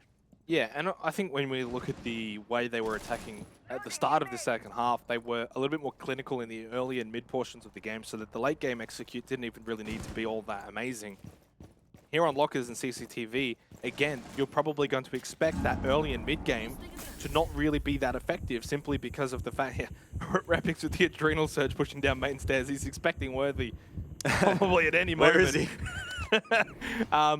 Yeah, they're not going to be able to find much here, and that's credit to the Chiefs. They're not really playing into Bliss's game plan anymore. Chiefs are playing their own game, and it's suddenly starting to, you know, turn the tides in their favor.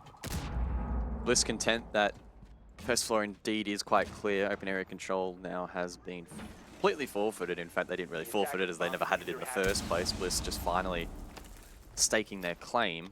Blue stairs being held once again by Fisho Guy. can Bliss win this minigame? Yeah, and can they maybe trap him as well? They got that hatch opened up, so Todd with the Monty can get a bit of vision. Jigsaw, if he wants, can either play off of this or look down into the hatch, down towards server. Maybe even try and jump down and then quickly run in from behind him, but it most likely being watched. Not the play, though, to make. Minute 10 seconds, still a lot of time, and understanding that, yeah, this minigame in front of them is going to be the one they need to deal with pretty quickly. But good sightlines have been established, and no one from Bliss has died yet, so already going a little bit better than last time, but there's the Nitrocell from Worthy. Of course it's Worthy. Who else would it be? Lucy as well, trapped in sight. But Bliss, they don't have control yet. Blue Stay still being held by Fisho. Jigsaw, oh no, he whiffs. Hasn't whiffed much in this match, but that may be a critical miss. Bliss struggling. Fisho still at the top of Blue Stairs with 30 seconds left. Todd's getting antsy. Drop down from Oda now has been established. That's what I thought would maybe be the play, and that's exactly how it's played out now. Salma charges straight onto that wall to open up this room. But the Chiefs still have got numbers defensively here. Still a Nitrocell as well for Ethan. If that just hits at least one player, that's probably the round. He may get more than just one. That's the diffuser down. Swing, of course, it's Worthy. And Ethan does collect the double collapse. They just go splat. And so does maybe Bliss's chances here on Bank. We are heading to overtime here in this first map of the best of 3. What a comeback by the Chiefs. An explosive way to conclude that round. My word. Fisho guy. The scorecard doesn't reflect it, but he won that round for the Chiefs. He wasted so much time. Bliss really failing in clearing that position. It took finally someone to have the initiation, Oda, to go for that rotation and find the kill on the replay here. But look, 30 seconds left. Yeah. That's only enough time to get the breach open and go for maybe 1 or 2 attempts. And the first was already foiled, and there's no recovering from that. Yeah, and it creates that sort of one-dimensional attack. You spend so long over towards Blue Stairs, so long trying to deal with Fisher guys, so long not really opening up anything else in terms of an entryway onto site. And then it's very easy for the defenders at that point to just train all of their eyes onto that one position of entry. All it takes is that Nitrocell. If a Nitrocell is getting 2 people, something's gone wrong for the attackers. They've done something wrong there. Because it should only really ever be getting 1. They're that close to each other. They're quite literally pushing through the doorway or the entryway at the same time. Something's gone wrong for Bliss's attack. And that's pretty indicative of the way that the Chiefs have been able to defend here on Bank. Of course, Bliss, they were out to a 6-2 lead, guys, though. 6-2. This is now into the territory of a throw. A choke. That's the kind of territory this game is suddenly turning into. And then heading into Chalet after this, if Bliss lose this map, their mental fortitude is going to be severely tested. Attacker's objective is to locate a bomb and defuse it. Spicy 6-pick into this round. Shade jumping off Thermite onto Capitao. I could only assume Bliss expected downstairs once again. They've brought the Capitao to try and counter that Blue Stairs hold. But of course, that won't be the case. Now, those bolts won't be completely useless. Smokes can be used on the cross, particularly if Shade plays the repel. Jigsaw gets the opener. That's a good start. So I don't think the Capitao is going to be completely useless, but the Chiefs feeling more confident back up above, clearly, even though they likely could have replicated downstairs. That's the first opening pick for the favor of Bliss since round 8, which actually was the round they made at 6-2. Severely needed. Severely needed for Team Bliss to get that opening pick. Jigsaw goes to 15 kills, Worthy's on 13. It's no surprise that we kind of compare those two. The best players on either team, 2 star players, 2 MVPs. Feels like it right now, and it's kind of feeling like who's going to be able to help them. I think for Worthy, probably a bit more of that team game helping him, and for Jigsaw, it's maybe just a bit of shade. Todd, though, with a big kill onto Fisher guy, and this really is going to open things up here for Team Bliss. Looking like an OT match point. Shade finds the kill into Digital. That's going to be the round. Yeah, just about to say, looking like a lobby push here for the Bliss, but wow. At this point, I don't think they'll really need to push all that much. God Legion left at long desk needs to hold out a 5-man push on the attack. Everyone from the Chiefs throwing their life away. This has been a disastrous start to overtime. Yeah, and you know what's interesting about this is this rappel game is something that actually hindered the Chiefs last time we saw them on Bank. I think it was Vinny on one of the repels kept finding a kill over towards that lobby side every single round as Jigsaw completes the flawless round. And I'm a little surprised that Bliss haven't actually utilized them as much so far in that second half as they did in that particular round here for OT. Still, it works out really well. They get that overtime match point. They go on to the defense now where they had a very successful defensive first half, 4-2 half in that. And they're going to be heading down to lock the CCTV, which so far, neither team has been able to crack offensively. Hawkeye vision there from Jigsaw to kick off the round, and as you mentioned, that rappel game, so strong. Very difficult to try and deal with, or at least the Chiefs struggled in dealing with it. And I like the fact that Bliss were able to back themselves in, and instead of shaping up for that more traditional default square push, they showed some confidence. Boys, let's go lobby, let's see what we can do, let's lean in to that frag play style and find those picks, set ourselves up nicely, and they did exactly that. It's amazing now that they all of a sudden are back on the favored side. It's been swinging back and forth a little bit here in this matchup, but their defensive half was super strong. If Bliss lose it from here, it's 100% a choke. 100% a choke. They had the lead, they let it go to OT, now they're on their favored side in OT to close it out. It's sitting on their lap, they just need to grab it. Yeah. Full credit to the Chiefs though, they've been amazing in bringing this one back. Sometimes it's easy to just chalk it up as a loss. You're down 6-2, maybe it's too far gone for you to bring it back, but they did bring it back. And therefore, not counting them out here in OT. But unfortunately for the Chiefs, their attack was not that great. They only won CEO Executive, that was it. They won that twice. So now they're going to have to try and break open Locker's CCTV, which even Bliss was struggling with. The Chiefs looking here to negate maybe some of the roam from particularly Jigsaw. Once again, straight through blue, server not reinforced by Bliss. Now it might look like free real estate, and last time it was, but Bliss able to completely break down this attack. I think the Chiefs really need to put pressure on this plant early. Keep relentlessly attempting it. Try and draw out those gas babes. The Shamika launcher from Todd as well. Waste all that utility, make them spend it, cover your flanks. And just statistically, you're going to eventually win the round.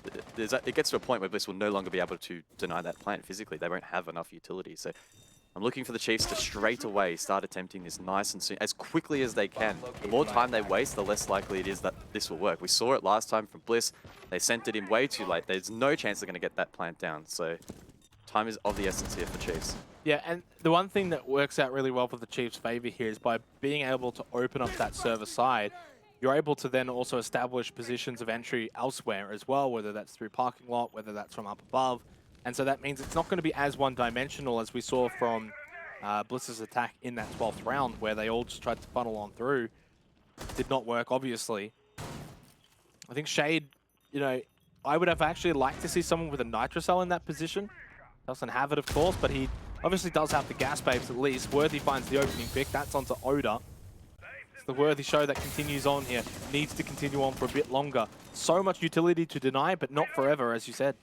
Yeah, well played by Worthy on his lonesome. Gets that kill. I think Digital's still inside of Garage holding the cross, so he's in a good position. Again, once all this utility is burnt, that's when the Chiefs will be looking to go. At the moment, still playing quite passive. They haven't even necessarily directly baited out a plant. I don't know. This is really close. Shadeslow has 2 gas babes, 50 seconds left, 3 flames for Todd. Make that 1 more. This is going to go right down to the wire. The Chiefs might still need to send it. Oh. They have been burning utility the entire round, but they still have some in the pocket. Yeah, they certainly do. 1 more gas babe available from Shade. And there's only 35 seconds remaining. So hesitant to push in, but now it's go time for the Chiefs. They throw out their utility. There's that final gas babe. Worthy got the kill on Jigsaw though. And now Fisher guy's able to find a position where he can start planting this diffuser. Rapix though, he's going big this round. Shade actually gets the kill with that gas onto Ethan. The plant goes down, but unfortunately the kills favoring Bliss. But Shade is down. Rapix is low, and so is Todd. God Legion, this is winnable with this diffuser planted. Has a good position inside a server, just needs to be mindful of the flank. Rapix low. Todd as well. He could definitely win this out, but the res will be stuck. They're both so low. 1 swing from God Legion can easily find the double kill. Goes for a different position, gets the kill onto Rapix. That's info, of course, onto Gold Legion's position for both Todd and Shade. Shade's going to counter defuse while Todd will be the bodyguard. The swing, he is successful! Gold Legion goes big! At the big moment for the Chiefs to force a 15th round. You back him in to win those. So close. Off the back of that swing at the top of blue stairs, he was so low as well. Every single player left in the server, all three were one shot. But he positions himself perfectly, shows that critical composure. Manages to win it out. It wasn't, in fact, even that swing from the top of blue stairs. It was actually, I believe, Shade that lit him up, or Todd, one of the two. Either way, super close call. 7-7, the scoreline. Yeah, and you've got to really question, I think, a little bit here, the defensive attitude there of Bliss, allowing that server control so early on. Those walls opened up, and obviously, they had a lot of utility through the Dechaka, through the smoke, but you're basically expending that utility from the 2-minute mark onwards. It's just not feasible to then have any utility left for late game. I mean, in saying that, they still actually had that one gas babe that even got a kill onto Ethan, so it's not like it was, they had nothing left, but still. That was honestly probably the most 2 minutes of util. That was the most cooked basement defense I have ever seen. I have never seen a team with that kind of just persistent pressure from utility being employed on denying that server rack position and then the plant. I have never seen that before for such a prolonged period of time. There wasn't, I was getting a little bit critical. I was like, why are Chiefs not, trying to bait out the utility? They didn't need to bait it out. It was just consistently coming through. It was almost like Bliss had an unlimited supply. Of course they didn't, and in the end, the Chiefs found that small window of opportunity to finally get the plant down, but wow, that was really difficult to deal with. So really well played to get that across the line in the end. So Locker's CCTV has been cracked by an attacking team. Can Bliss do the same though? And Chiefs already going to play this extraordinarily different. They're going to go back to that blue stairs hold, which was very successful from Fisher Guy last time. But by employing that, surely Bliss will play it differently by putting more emphasis on clearing Fisher early, so then that they can go and establish positions elsewhere. Or you ignore him for the most part until the late game and try and put some pressure elsewhere now. Minute into the round. Control up above for Bliss. Repix, again, he's been struggling on the entry for the most part in this matchup, looking to maybe find something. Has 2 frag grenades, that could be critical in the late round. On the topic of utility, Oda, 2 Selmas on the main hatch. That will be enough to open that line of sight. Shade as well, secondary hard breach on the thermite. No doubt will be useful in opening one more hatch. And I was going to say server wall, but it looks like Bliss are committing to a back push from the west through Vault. This is really ballsy. I don't know if it will work out, but honestly, how bad have server pushes looked? They have been really rough, so much utility to deal with. So looking to completely, I guess, go past that, look past that, adapt. I like this call from Bliss. Yeah, but the problem is how many times have they executed this? How is this like something new? No, Worthy onto Jigsaw is a statement that has been made in this match. It was the Jigsaw show to start with, but Worthy, he is the front man. He is the star man, and Chiefs are the star team.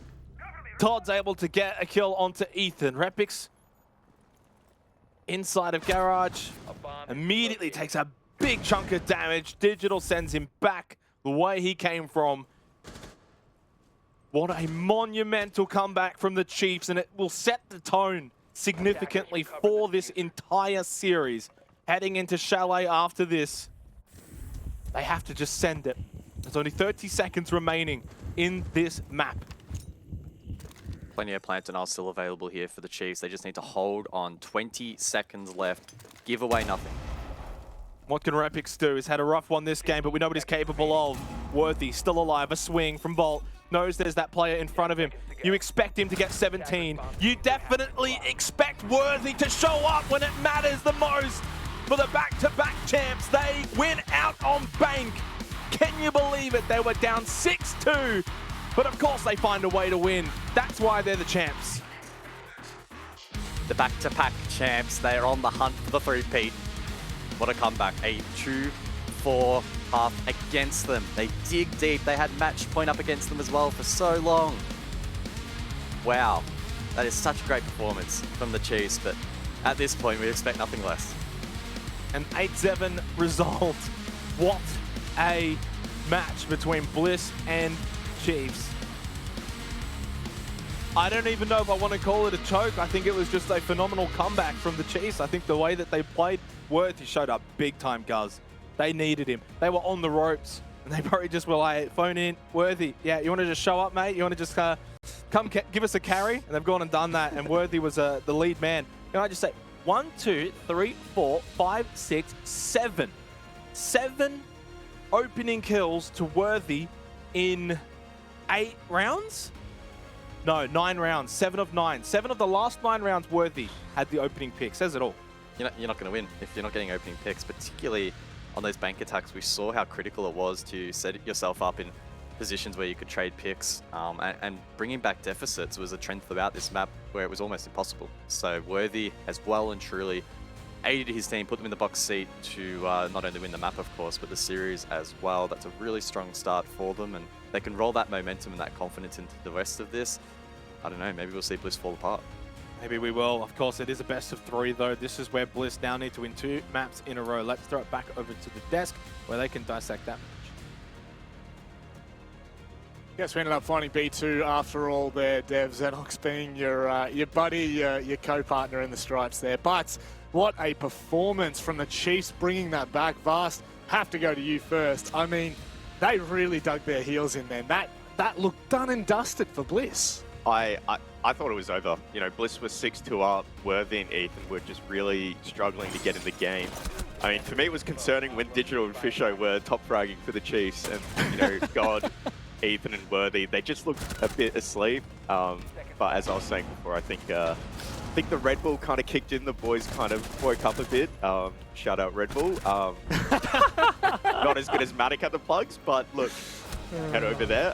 But seriously, when Worthy is like on it, the Chiefs just look completely different. And for me, when they were 6-2 down, I really was thinking like Worthy needs to get in this game for his team, and he really did. Like, this game was really aggressive. It was hard to really catch what was going on. I mean, both teams were just playing a super aggressive bank. It was just hard to catch where they were kind of going wrong and going right. Just seemed like you know, they were catching each other off guard. But man, this round 14, you know, I think that is a huge talking point. Maybe Dev could talk a bit about it. Look, I don't even know what to say, man. Like, that was an insane game. Yeah, that round 14 there, the crazy util burn for like 2 minutes and a 1v3 clutch from God Legion. Just, we really were treated here with this match. Like, obviously, we don't get a lot of bank here in OCN, so that was a lot of fun. It was also amazing to see Bliss start so strong, get a 6-3 lead on Chiefs' map pick, a map that we have literally never seen Bliss play before, so they played out of their minds to push it like that. In particular, you know, Jigsaw, Shade, and Worthy all popping 15+ kills. Insane. Really just such a fantastic match. And Shade is always a phenomenal player, but we just don't expect him to put the numbers up like that. You know, we really do look to Jigsaw and Repix, so that's a huge performance from him on Bank. But surely, Dev, surely this sets us up for like just an unbelievable best of 3, an incredible storyline for these two teams again. Yeah, Dev, absolutely. Sorry. No, I wasn't sure you your were. name again. No, I wasn't sure you were finished. I was like, oh, no. Look, yeah, I mean, we are really treated here. Yeah. 3-peat for Chiefs is definitely on the cards. I know Vast, we were kind of saying, oh, you know, this is over pretty early on in that game. But something that then we spoke about, Manic, was the fact that, I mean, Chiefs totally just, over the course of a day, over the course of a series, they just have such a crazy exponential growth. We also pointed out, was it that Vast, you said God Legion, it was 8 AM when they started today, and he sent you a picture saying he was a bit tired. I mean, let's be honest, boys, he definitely looked like it. But the Chiefs have fired up, which is a scary, scary prospect for the boys in pink. Bliss now up, well, down 1-0 in the series. We head to Chalet, which could decide their fate for the gauntlet. We'll be back after this.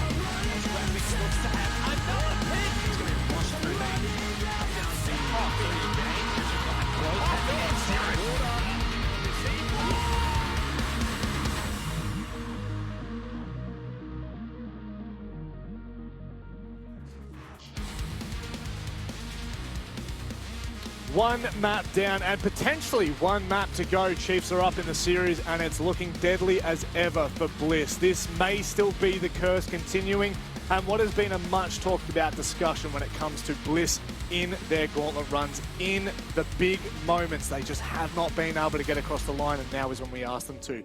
But now is when we ask you to get prepared for what is coming after this match. It's the Macros prep phase parkour. Yeah, I got it. Let's go. Oh, we all knew that that was coming, but we got there in the end. So after the semi-final, we will be going underway with the challenge. Vast has set 4 different parkour routes for the talent, and also our wonderful observer Mandy will be joining us to teach us all how it's done. But make sure you stick around to check out. And of course, if you do want to learn more about Macros, they are incredible at delivering those ready-made meals. So just make sure when you go across, and if you do decide to buy it, it's R6S30 for $30 off your first order. Also thought I was going to mess that one up, but we didn't, boys. You did it. But we can get underway now. Now we move away from that. That was probably one of my worst plugs. I will put my hand up and say that. But one of my better plugs will definitely be after this series because we may well be there, Dev. We may well be done and dusted. Bliss could be in the bin. We go to Chalet. Like, that is dangerous. The last time that we saw Bliss win a BO3 or a BO5, anything that wasn't a BO1, was way back in relegations at the end of last year. Look, they just have not been on point when it comes to these playoffs. They tend to choke. Stage 1, after a great stage, lost to Ruffle. Stage 2, lost to Chiefs in the grand final. And stage 3, like right here, 6-3 up. And yeah, I mean, Chiefs managed to come back and push us to map 2. Now it's Bliss's map pick though, Chalet, like you said. They have looked good on Chalet, but Chalet's also been a pretty strong map for Chiefs in the past. In fact, this is where Chiefs took down Bliss in the Stage 2 Grand Final and took that championship. Now, I've talked for a little bit too long here, Vas, so you've got a quick last thought before we get into this game. We're meant to give it to you first so you can talk, but give us your final thoughts as we head into Chalet. Final thoughts. Look, Chalet is slightly attacker-sided, not by, a big margin, but it slightly is. So I think it's important whoever starts on attack really, gets that advantage. But with that being said, I mean, Bliss was 6-2 up, so what do I know? And just lost the series, so what do I really know? But I think Chiefs, I don't know. I think they're starting to get the cogs turning, and I think they'll probably take this map. Yeah, that's a scary prospect. The second you see God Legion wake up a little bit more, it's on like Donkey Kong. The boys are waiting in the server, and so are the gentlemen up in my favorite comment, the Peanut Gallery. Enjoy Xenox and Gulls. Yeah, firstly, I just want to say congratulations, Rob, on that plug. Perfectly executed, as you usually do. You should have just backed yourself in. I will say, maybe it gives us a bit of a look way into how this series may end up going, Guz. If Manic can't choke that plug, maybe Bliss won't choke this series. That may be one of the best pieces of analysis you have offered in your year and a half of casting this video game, so very well done by you. And it wasn't the worst performance ever by Bliss on Bank, but it was no doubt disappointing. They'll be looking to bounce back on their map pick, Chalet. It's going to be chaos. They definitely need to bounce back here on Chalet, otherwise it's another playoff of disappointment for Team Bliss. It's must-win territory for the Chiefs. If they win this, they book themselves a spot in their 3rd grand final in a row. We head to Chalet for Team Bliss's map pick. The GLHFs reign in the chat, and I'm sure that kill feed's going to be raining down pretty quickly as well. Ban phase though, Thatcher, Flores, the 2 most prominent here on Chalet for Stage 3 of the Oceanic Nationals. Will we see the same here? Saw some pretty unexpected bans over on Bank, but I'm expecting something maybe a bit more traditional. No, Sophia taken down by the Chiefs. Cheeky target ban, I can only assume they're onto some of those fraggers from Bliss, but we did see said fraggers step up and diversify their pool. Jigsaw on the Ash, Repix on the Finker to limited effect as well. Second ban comes through, of course, Bliss in response. Whoa. Lion off the board.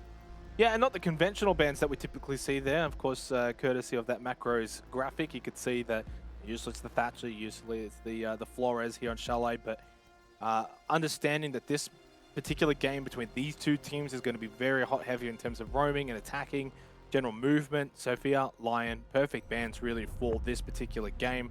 And then Wamai, that's the stand, that's the staple.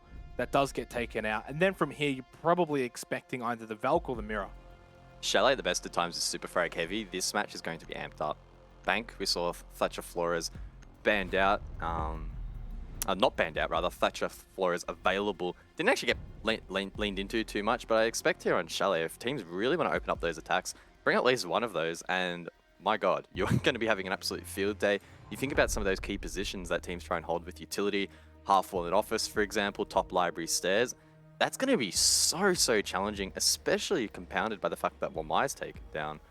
Capitao, of course, now given free reign as well, on top of all those projectiles. This is going to be a very challenging defense. I am expecting Chalet, again, already naturally leaning a little bit towards the attack, to be heavily attacker-sided. 4-2 is the bare minimum for Bliss here. And Bliss will be on the attack first. Chiefs will be defending first. It was not the best attacking half on Bank for the Chiefs in that opening half, but of course it ended up being also somewhat, not quite 50-50, but attackers actually did pretty well, all things considered. It was 6 of the 15 rounds attackers ended up winning there, so probably expecting even more, and that's not ideal. No, it's not the HBO Omen community vote I'm talking about, it's the fact that Jigsaw has left the game. That's now twice in this series alone. Hopefully you can find a way back in, Guz, but it's no coincidence that when Jigsaw disconnected last time, that Bliss ended up having a few bad rounds in a row. Yeah, unlike last time, this one in the prep phase though, so I would anticipate that the lobby will be remade as it isn't past that sort of critical point in the action phase, so... That's PTSD though for you. Yeah. Jigsaw, I mean, won't be happy that he's once again crashed or DC, whatever the case may be, but at least, thankfully, it wasn't at the point of no return, so not the worst outcome. And hopefully, it got recalled pretty quickly. That means that the attack didn't have a great opportunity to drain out site, as everyone will need to pick the same ops, go back to the same objective. You don't necessarily need to set up the same, but we're expecting the Chiefs to do so anyway. But yeah, bit of an awkward start to this map, and only just raising the intensity a little bit. Yeah, just a little bit, I agree. It's a weird feeling coming into this Chalet, I'm not going to lie, because at 6-2, or at least I felt like coming into Chalet, Bliss would have been heavy favored. It's their map pick, and yeah, they lost last time these two teams played on it, but it was such a dominating performance, those first 8 rounds on Bank, and then it just flipped the script entirely. 6 of the last 7 to the Chiefs, and now, coming over to Chalet, you think, well, are the Chiefs going to be able to carry that momentum now into this second map and you know, force Bliss a 2-0 loss here in the playoffs, which would be really worst case scenario for Team Bliss. A 2-0 loss, you know, eventually heading into APAC South, promo rallies, etc. Still having never won a best of 3 series, it's not ideal. Yeah, that's the overarching storyline as well. Even beyond OCN, Bliss need to be improving in the best of 3 form. The APAC South promo relegations format is all best of 3s. Now they have slightly better seeding, so they'll start in round 2. That's one less BO3 that they'll need to play in comparison to Ruffle, for example, who were seeded a little bit lower. But nonetheless, they'll need to still win a handful of best of 3s against really strong teams at a similar caliber to Chiefs. Arguably maybe a little bit weaker, right? Difficult to gauge comparing the 2 leagues, for example. But no doubt Bliss need to step up their game. If they lose 2-0, that is heartbreaking, and it's going to no doubt plant a seed of doubt in their mind for the APAC South promotions, which is going to be really difficult to overcome. Yeah, and in terms of this little break in the action before this first round plays out, I think it probably doesn't benefit either team either more than the other one. They're both sort of in that similar predicament where for the Chiefs, you know, obviously you want to carry that momentum into the second map. Maybe you can't quite do so now because you just have to walk around. But for Bliss, you know, they get a bit of an opportunity here to maybe run over things again, or to, you know, let what happened over on Bank soak in and understand what they need to do differently here on Chalet. The pressure very much on their backs now, knowing that they're now down that map, that if the Chiefs do win out here on Chalet, they're done. They're out. Playoffs is over again. And the sort of repercussions of that, what's going to happen? 3 stages in a row and 3 L's in a row would be disaster. I think they're more than capable, though, of turning it around here on Chalet. It is their map pick. They've done a lot better of a job this stage in playing it and expanding their map pool. It's definitely a map that is part of it now. They're not going to come into this underhanded whatsoever. And it's about just now putting what happened on Bank out of your mind completely. Yeah, I'd be interested to get insight from Bliss themselves and understand what was their expectation when the veto was finalized. Were they realistically expecting to take Bank? If not, then you just got to look past the fact that you had match point for so long and you ended up losing the map. Because ultimately, if you weren't necessarily expecting to win it anyway, and you have confidence to back yourself on Chalet and Villa and close it out on the third map, then it really doesn't matter in the grand scheme of things. It's easier right? said than done. Yeah, oh yeah, 100%. That was going to lead into our next point. 100% easier said than done. For Bliss to overcome that, they need to just completely forget that first map, which is going to be tricky, but I mean, look at it's Todd a skill and that's Oda. critical. They just like Todd looks like he's just staring into the abyss. You can't say that running through their heads right now, not one of them's thought, geez, how did we let that slip?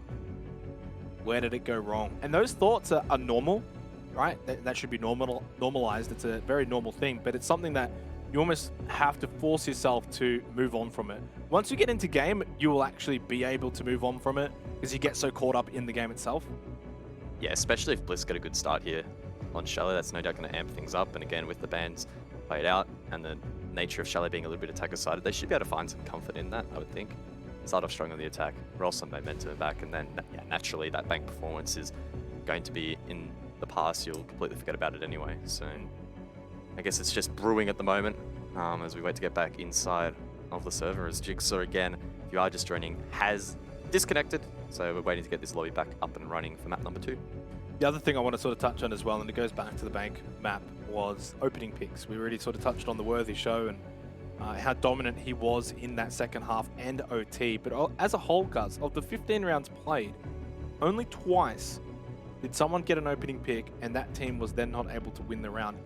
Basically on Bank, if you got that opening pick, you won the round 95% of the time.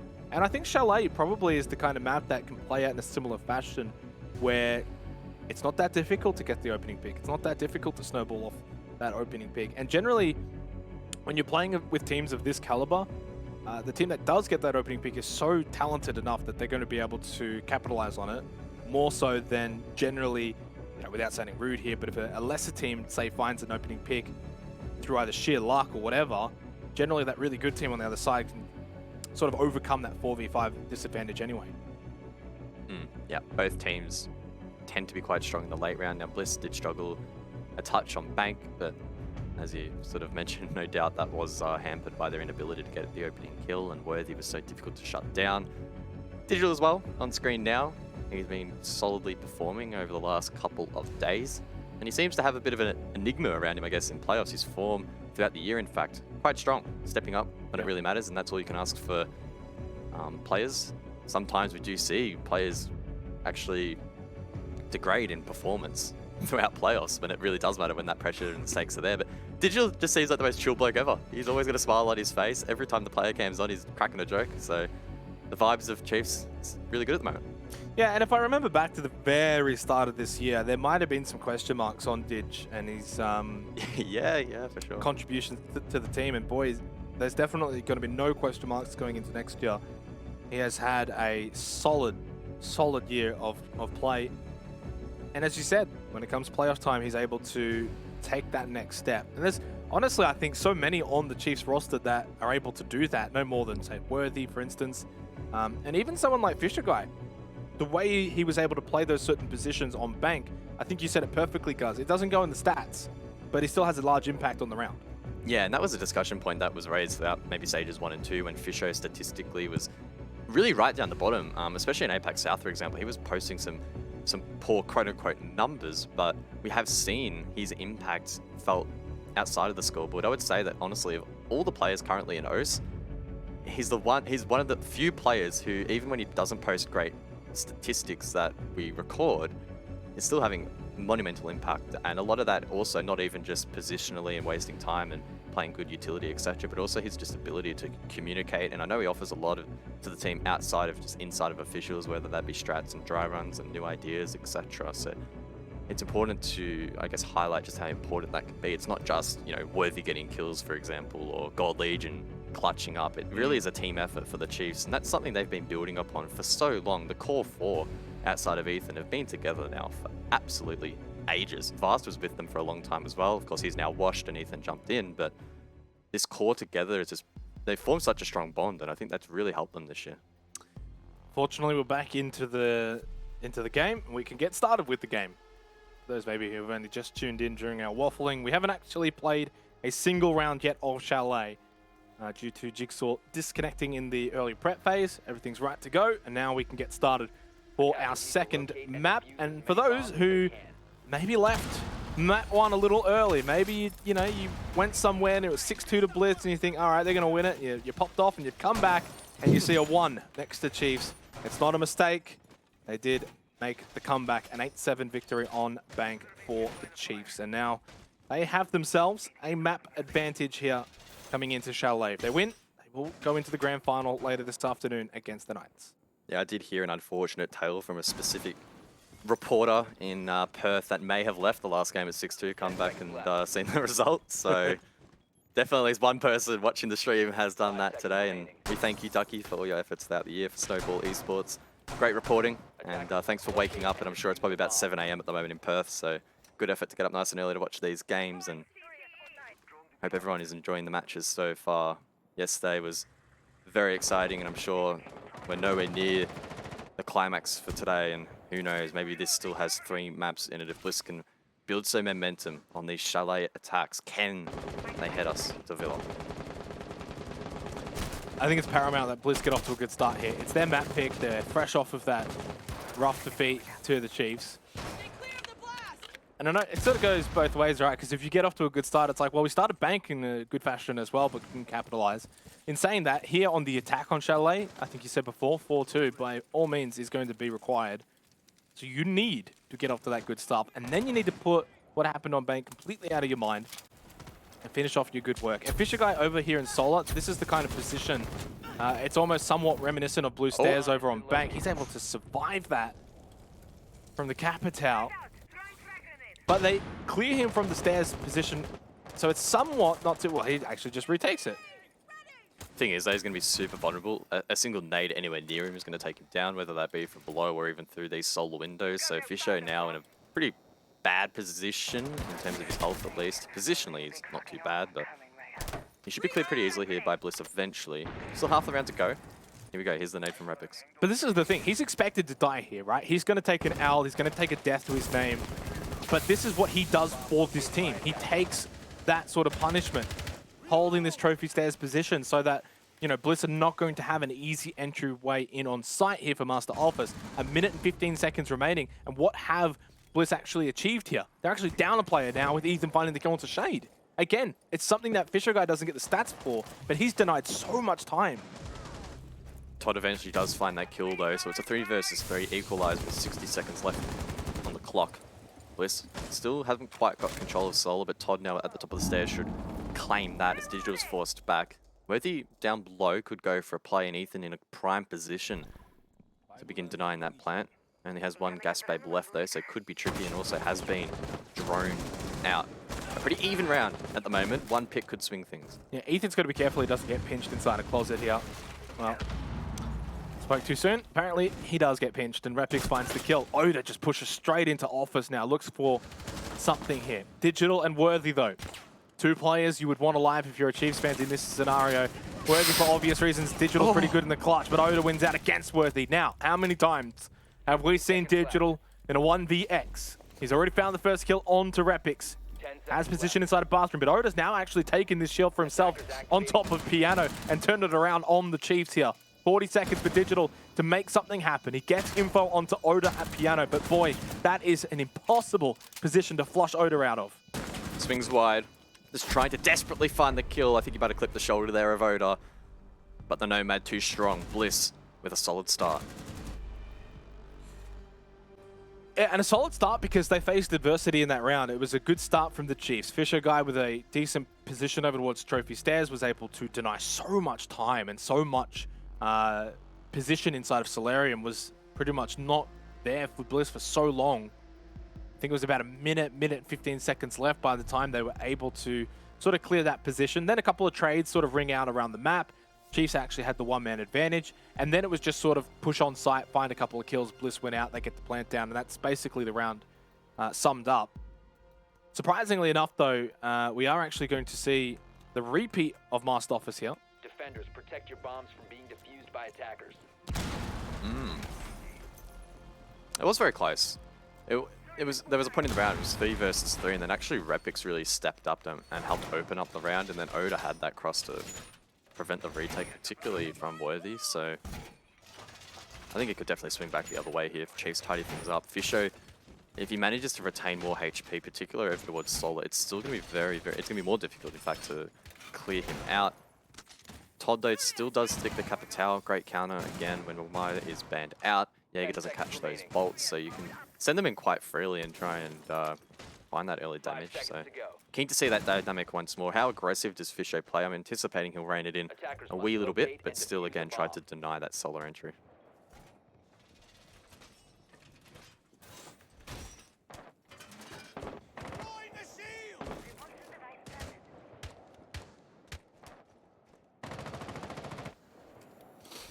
So, good start for Bliss. They make it 2 rounds in a row. You would imagine if they're able to win out here again on Master Office, they probably push Chiefs off the site completely. Imagine a Bar Games would be next in line. Once again, deja vu, just like the opening round, it's going to be the Repel game versus Fisho on Trophy Stairs. Last time he had Worthy playing down below him. Bolts get flown out. Fisho takes a chunk of damage, but it's nowhere near as much as last time. This is much stronger for the Chiefs. Yeah, and hasn't really established all that much either. I mean, like last time, it was able to, as you said, do a lot more damage, pushed him out of position for a little bit, then he gets back into position. But he was so low, it wasn't going to really take much. Still a couple more bolts available here for Todd. Have another go at things. Fisher guy's actually slightly out of position now, giving up that Trophy Stairs position now deep inside his Solar. Worthy though dies to Oda. Good pick. Oh, Digital. Jigsaw's been playing this position for so long, applying pressure. Will eventually rotate off. Bliss still haven't cleared Fisho. I thought maybe they'd go for some vert down from Trophy up above, or down below to up above. Maybe catch his feet, but that won't be the case. Oda maybe considers it, but he won't have any nades, so he'll need to get a clean shot. Instead, just going to push straight up the stairs. As Shade does drop Gold Legion. That forces Fisho's hand. He wins that shot. I don't know how that was not a headshot, but either way, Fisho wins that engagement and maybe keeps the round alive. Oh, though, too many trades now in favor of Bliss. And I actually had a bit of a fun, well, not so much a fun fact, but just the fact in general that the last time I think we saw Bliss, or I think the last time we casted Bliss here on Chalet, Oda absolutely popped off and got MVP on the night. It's his kind of map. Did it on the Nomad as well, and he started really well until Fisher Guy just absolutely buried him there. Didn't matter in the end though, Bliss do take the round. Again, through sheer firepower, and surely now Chiefs will give up on this, go to Bar Games. Yeah, not too sure how Fisho won that engagement, but I guess, as they say, the high ground is the place to be, and he made it work. It is. But yeah, the rest of the team did fall apart. I doubt we're going to see the Chiefs reattempt that site, unless they absolutely have to at some stage, but you'd expect the rotation out elsewhere. The beauty of Chalet is every site is viable. Basement, arguably pretty rough for the defense, but Bar definitely viable. Dining as well. So I'm expecting those two sites to get a lot of playtime in this matchup, and we're finally going to see the Chiefs attempt Bar for the first time. Defenders, protect your Yeah, and probably the more conventional site defensively for teams here on Chalet. It's the most contained of the sites. Generally, it's just straight vertical up towards Library, the mezzanine.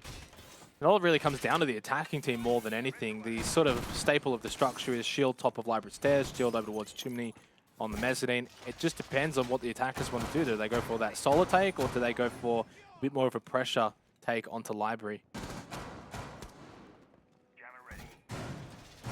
Again, keep in mind these extensions could prove to be quite tricky. Wamai is banned. Thatcher and Flores both available as well, but Bliss not leaning into that as of yet. And maybe that's What we probably should have expected really for Bliss. They're going to play very frag heavy, use frags as needed, and outside of that, guns up, find a flurry of kills.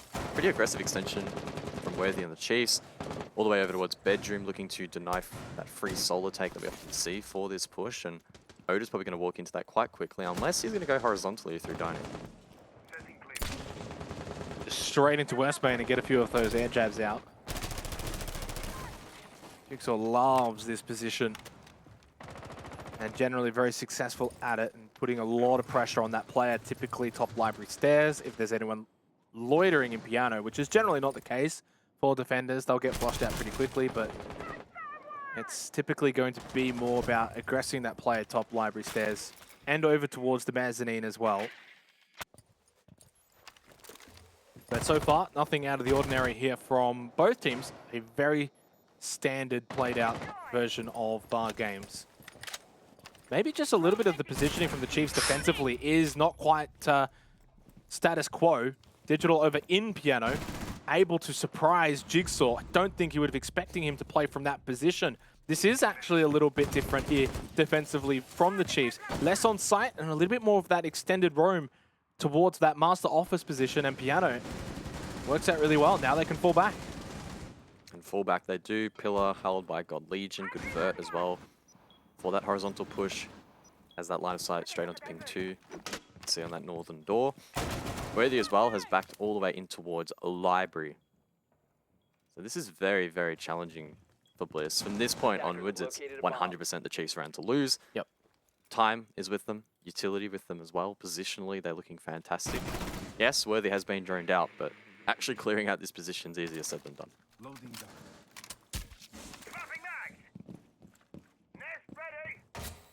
Losing the hard breach probably not going to be that impactful here on Bar Games. It's not really going to make too much of a difference. Having Oda still alive actually is somewhat important for the flank watch, but most of the Chiefs now on site. Definitely need to get an air jab over towards library stairs, but how about maybe just walk straight into Bar? Don't flush out this player in backstore, but it's Fisher Guy who gets the kill onto Todd. Library stairs position still held by the Chiefs. It's an important position. The Chiefs are going to win this round here on Bar Games successfully. First go around, Oda just gets swarmed. Worthy, the final kill. The aggressive extension there from the Chiefs does pay off. They're playing well into the bans and preventing Bliss from mounting util clearance, particularly at the top of library stairs and pillar. Completely disrupted that attack pattern, and Bliss, try as they might, were basically never going to be able to bring that round back. Well played by the Chiefs, and probably reinforcing that point that we're very unlikely to see top floor attempted anytime soon.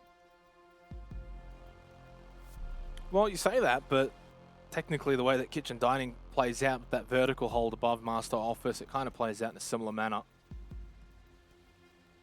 Half expected maybe a third attempt of Master Office, but no, Kitchen Dining will be the play here for the Chiefs.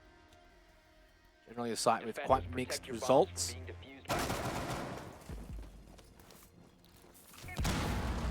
Again, Fisher Guy on this clash for this site in particular, probably expecting him to play again over towards Solar and that top floor.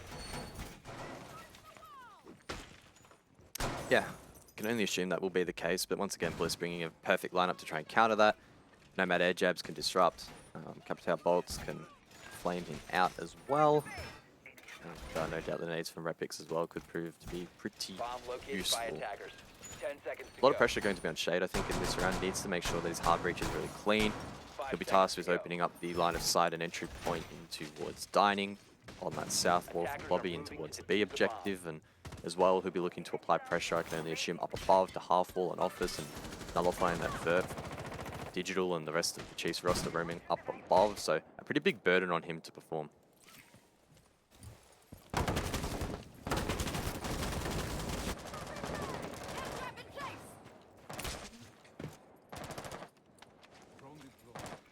Well, so far, this is actually playing out exactly like Bank. Bliss with the first 2 rounds, and then Chiefs take the third. On Bank, from this point, Bliss ended up winning the next 2. Will that play out here the same on Chalet? As expected, Fisher Guy over towards Trophy Stairs. Bliss will have to deal with him first, then eventually look to get control of Master Office, which all that's really to do is to establish that vert control for Kitchen Dining, the ultimate site.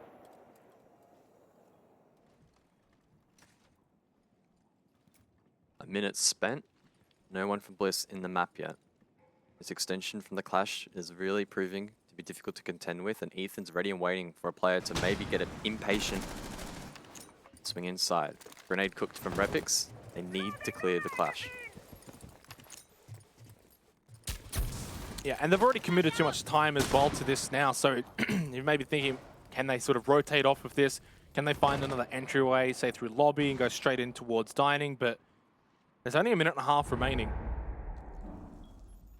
So much time has been committed to essentially dealing with this clash, and again, Fisher Guy has been sort of the standout here on Chalet so far. Jigsaw, though, with a much-needed opening kill for Team Bliss, especially onto a player like Worthy. Just opens the door here a little bit. Shade putting so much pressure here into this bedroom window, but takes a lot of damage back. Ethan looks to rotate out, manages to achieve that goal. The player on piano window fails to cut him off. Jigsaw, he could have got his second in the round, but he misses that opportunity, or may well be fed another, misses that one as well. Still 5 versus 4, 45 seconds left. Bliss looking to establish their presence up above. Ethan, though, he's still there. He poses a threat and takes down Repix, makes it 2, Ethan. 3 versus 3. Yeah, and there's not much time remaining left either. This is not Master Office, this is Kitchen Dining. And Bliss need to sort of play into that a little bit more now. They have to start pushing down Trophy Stairs. They probably have to just start going for sight. But they have not cleared Ethan inside our office at all. And he still has a Nitro Cell available too. Fisher Guy now just pushes onto site. How do you even deal with the clash at this point? On site inside a kitchen. There's no time remaining. And then Ethan still able to have an impact here late in the round. Jigsaw onto God Legion. Finds a second 3 for the round, but no time remaining. Defensively sound by the Chiefs. The clash, definitely again a point of contention against Team Bliss. Yeah, Fisher again, such a big impact. Doesn't get the numbers to reflect that, but did a great job in holding those stairs, and Ethan played into it perfectly. Team Bliss, they tried to cut him off. The double window didn't quite find its mark. Piano window as well didn't find the kill, and that allowed him to have free reign above, and he came up clutch late round, had the hatch control, diffuser on the floor. No time left for Bliss to re-attempt or to find that kill. Again, outside of second floor, Chiefs are looking increasingly comfortable. Now they're going to re-attempt that said site. Let's see if they can continue to roll the momentum that they've now established, refine this defensive setup up above, and prevent Bliss from taking this round for a third time, or this site for a third time. Yeah, and this is must-win territory for Bliss. I know it's only 2-2, but this is the only site that they have actually been able to win, and you only are going to see it one more time this half, right? So you get one opportunity to get 3 for the half, which even if maybe, you know, 4-2 was sort of the expected outcome, 3-3 is not that bad, really, all things considered. Especially when, you know, one thing that I think that does get a little bit overlooked on Chalet is sites like Bar Games, typically they do well for defenders, and you can rely on at least 2 rounds from that. So then realistically, you only need to get 1 from the other sites like Master Office or Kitchen Dining, and that's generally not that difficult. So I don't think a 3-3 half would be that bad for Team Bliss. But if you're going to get a 3-3 half, it's from winning this site here again on Master Office. Almost identical lineup again once again here for Bliss in response to that clash, and that has been the story of the early round. How long can Fisho hold on to that solo position? How much of a disruption can he pose? As Bliss have struggled to deal with it. I want to see them maybe switch things up a little bit. Now keep in mind, of course, second floor they have won it twice, so don't want to be too critical, but if they could speed up this, they're only going to fortify that position that they're in for the late round and increase their chances of being able to convert the round exponentially. No, I do agree though. I think even if they've been successful twice here on Master Office, this part of the game, this mini game still needs to be sped up. Can I just comment on this? Fisho is so big brain at the moment. See, he's trying to protect the Aruni gate by standing close to it, so it automatically fades away. That means that Shade can't burn it with the X-Kairos launcher. That's why he's sitting here waiting. Now, eventually Fisho will back off, so it will happen, but that's just the small mini-games that Fisho is playing at the moment and causing this disruption for Bliss. Yeah, and it's the small things that we don't always pick up on or get to see. Fortunately, in that case, our wonderful observer Mandy's able to sort of spot that for us, and you picked up on it. And again, that doesn't go in the stat book. That's not something we get to see. There's only a minute and a half remaining, and once again, Bliss stuck on the rappel. Jigsaw, though, so close, and allows that cross into piano now for God Legion. I think even this part as well, this is usually where Jigsaw just goes huge at that position and hasn't quite been as impactful. Here we go. Still, it's go time though, straight onto Fisher Guy's position. Ethan takes a big chunk of damage. The Gas Babes try and help out defensively. Todd loses his life to said Gas Babe as well. Worthy with the kill onto Repix, falling apart at the seams for Blizz. The Worthy show continues. And they've got a 3-man advantage here in round 5. This playoff matchup slipping away from Team Bliss. Chiefs are going to take a 3-2 lead. Shay does get one. Fisher looking the wrong way, but no doubt he's being spotted on this bulletproof camera. Now stuck, stranded on this rappel, forced off. We'll need to rotate over towards Stoller, try and pick up that diffuser. 30 seconds left. There's not much he can really do from here. No, there's certainly not. No expectations at all. Worthy starts it and ends it. A 3K for Worthy.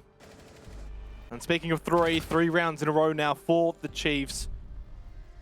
It looked like such a good start for Bliss. 2 rounds in a row on Master Office. They looked pretty clean. They dealt with Fisher Guy both times. It took a little while, but they got there. And ever since then, Chiefs have now gone and done the World Tour. Bar Games, Kitchen Dining, Master Office, all secured. 1 round to go in this half. Put it bluntly before, guys, you said a 4-2 half on the attacking side is needed. It's looking likely the Chiefs could have a 4-2 defensive half. It was really well played by the Chiefs in that previous round. When push came to shove, Bliss knew that they had to pull the trigger and go for something, but Chiefs were ready, waiting. A perfect Gas Babe from Ethan to kick things off, and then Worthy down below as everyone tried to filter up through the stairs through that trophy vault. He was ready. That deep angle from Kitchen, just mowing them down one by one by one. They're so much better prepared on that occasion. They pushed back that aggression with Bliss. They are now with the lead, the momentum, everything going the way of the Chiefs at the moment. And I agree, a 4-2 defensive lead here for the Chiefs would be huge. Very tricky to see Bliss bring that deficit back.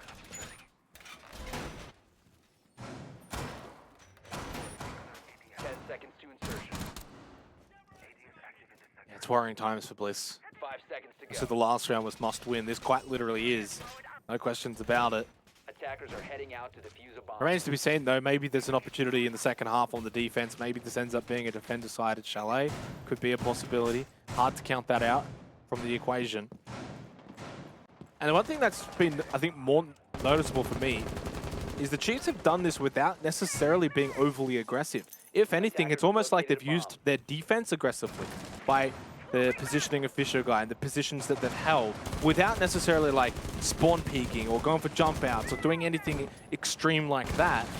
They've just been aggressive with their defense and their positioning as Worthy, opening pick. It's no surprise at this point. You just come to expect these things from him. I agree. It's been very measured and very calculated. It's probably the best way I would describe it from the Chiefs. They're not taking any risks that are necessarily against them. If you had to scale every macro play that they're making at the moment on sort of a scale of 0%, it's never going to happen, never going to work, and 100% being it will always work. They're never really going for plays that are below that 50% threshold. They're often putting themselves in positions that they're more than likely going to win and then being able to back that up and execute it. Scoreline reflects that. Their performance to bounce back on that top floor objective after messing up in the first 2 attempts also reflects that they're really starting to lean into that really smart play style. But, aggressive from Bliss.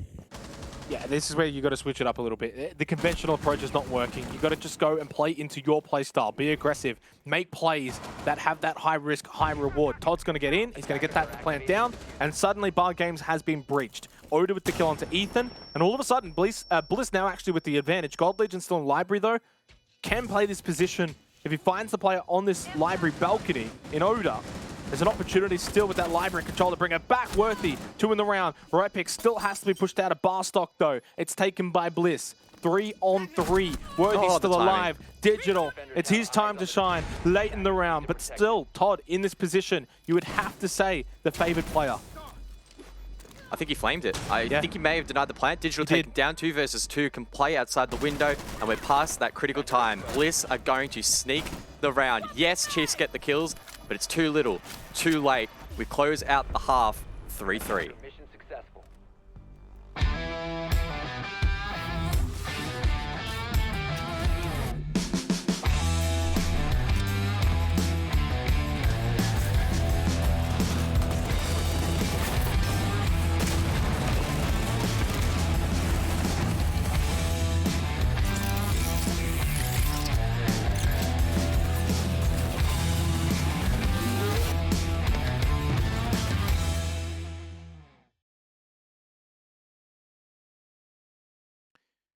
Welcome back from the break, ladies and gentlemen, for that little halftime break. Of course, here for the Oceanic Nationals. Playoff time presented by Samsung. 3-3 half in the end.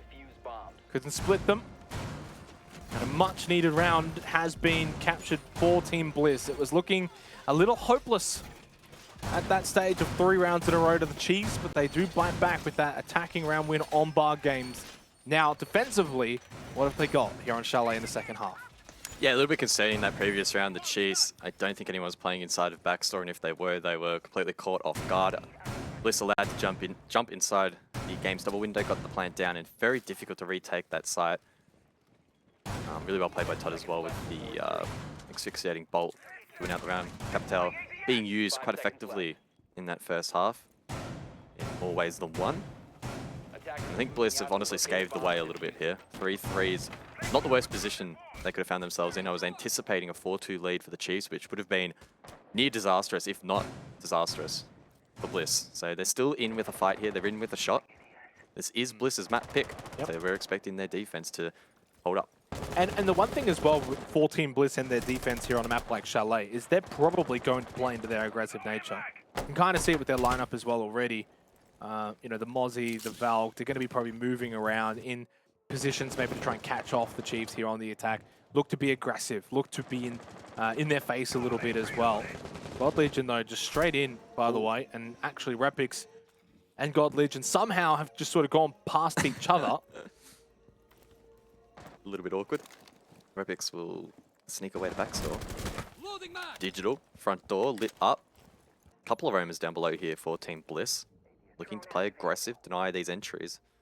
They didn't deny the entry, though, unfortunately, to one of those players. I think it was, again, God Legion a little bit earlier. Drones as well established to watch these roamers. So Bliss need to be very, very careful. They're walking a very, very fine tightrope at the moment.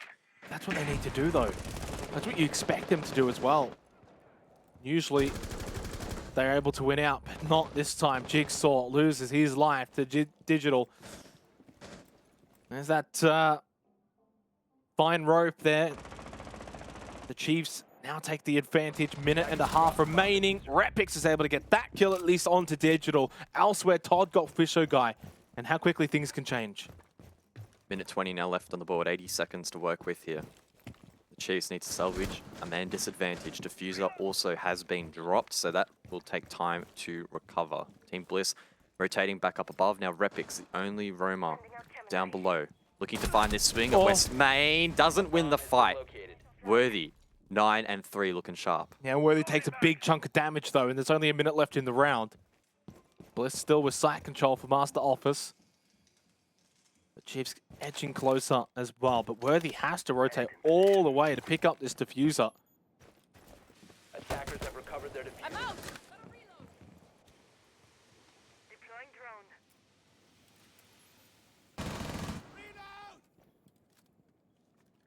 30 seconds left. Attackers have located a bomb. Bliss in great positions. They should be winning out this round. The Chiefs with limited options. I don't even know if that breach is going to be vulnerable. Very, very 50-50. I don't think it will be. No hard breach left, so they'll be forced into Piano, Ethan, to lead the charge. Yeah, they've got good positions here at the moment. The Chiefs, but Shade and Bliss watching them. God Legion can't make an entry. 10 seconds remaining. Worthy can. Worthy's on low health, and he's got no time remaining either. Well played to Team Bliss defensively there. Bit of an odd kind of round. A lot of the play and action happening also around that mid-section of the game. And then late round, not much the Chiefs could really do. Yeah, really good there from Todd and Repix. Sure, Jigsaw didn't win his opening duel, but Repix committed himself to the roam, and he's been having a bit of a rough afternoon. His frag stats have not been amazing, 2 and 5 leading into that engagement, now 3-5. Was also probably a little bit unlucky not to win that one onto Worthy as well, but yeah, great salvage effort there from Bliss, and by taking down a couple of those key operators and withering down the time, the Chiefs were never realistically going to be able to bring that one back. And they also did something that the Chiefs weren't really able to do in the first 2 rounds. Defend Master Office. Chiefs obviously did get there on third time the charm, but nevertheless now over to Bar Games. Of course, Bliss ended up taking actually in that final round of the first half with their somewhat rush attack through big window, get the plant down, and then play off of the asphyxiating bolts, which worked out perfectly. Of course, Chiefs not going to be playing the Capital, more conventional approach with their lineup. Team Bliss would be imagining that they've got only the one shield, top library stairs, which may mean that mezzanine position could be a little bit more vulnerable. Or maybe I'm wrong entirely. There's still no shield being placed there by Repix. 5 seconds left. I think it might be a pillar shield, but Yeah, it is actually going to be. interesting dynamic. We didn't see the Thatcher or the Flores brought out by Bliss in their attacks, but we're already seeing at least the Thatcher employed here from the Chiefs heading into their attacking half, which is no doubt going to force the hand of Bliss to play a little bit differently here. We're seeing the extension down below.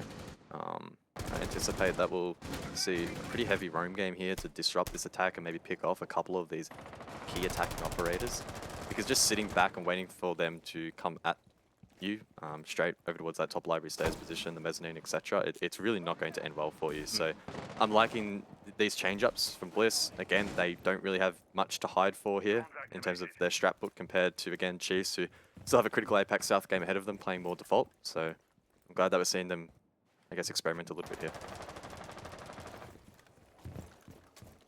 So a solid take push for the Chiefs. They push through bedroom into office, eventually looking to establish that library hallway control. They'll get a bit of presence over towards the mezzanine.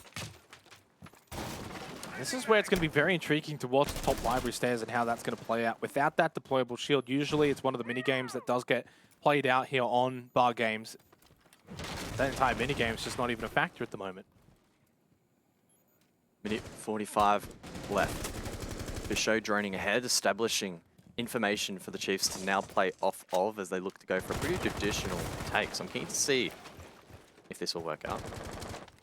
Nades abundant. Thatcher EMP is available too. So I really don't think the Chiefs, with all their experience, will have any issues clearing this. It's just all about taking as much time as possible here for Team Bliss. Eventually they'll play late game through positions like bar stock, for example, and look to trade kills in their favor. Still library control. Shield over towards Chimney has not been cleared yet either. Ethan trying to flush out even players that are lingering around top of library stairs. Of course, no shield there. Yeah, reaching that 1 minute mark though, where by now you would be hoping to have established library control, or at least get close to doing so. Jigsaw still holding this position. Oh. Nice swing from Ethan though. Now they've got control of library. Now they can get to work trying to clear sight down below. Repix, they will re-roam over towards Dining. Might be able to find Gold Legion, even out the man count, but Gold Legion seemingly is aware, playing patiently. Worthy lit up elsewhere, but Oda to fall. 2 versus 5 as Shade and Todd need to hold on. Yeah, Chiefs are just getting all of the kills that they need to go their way. Only Todd remains.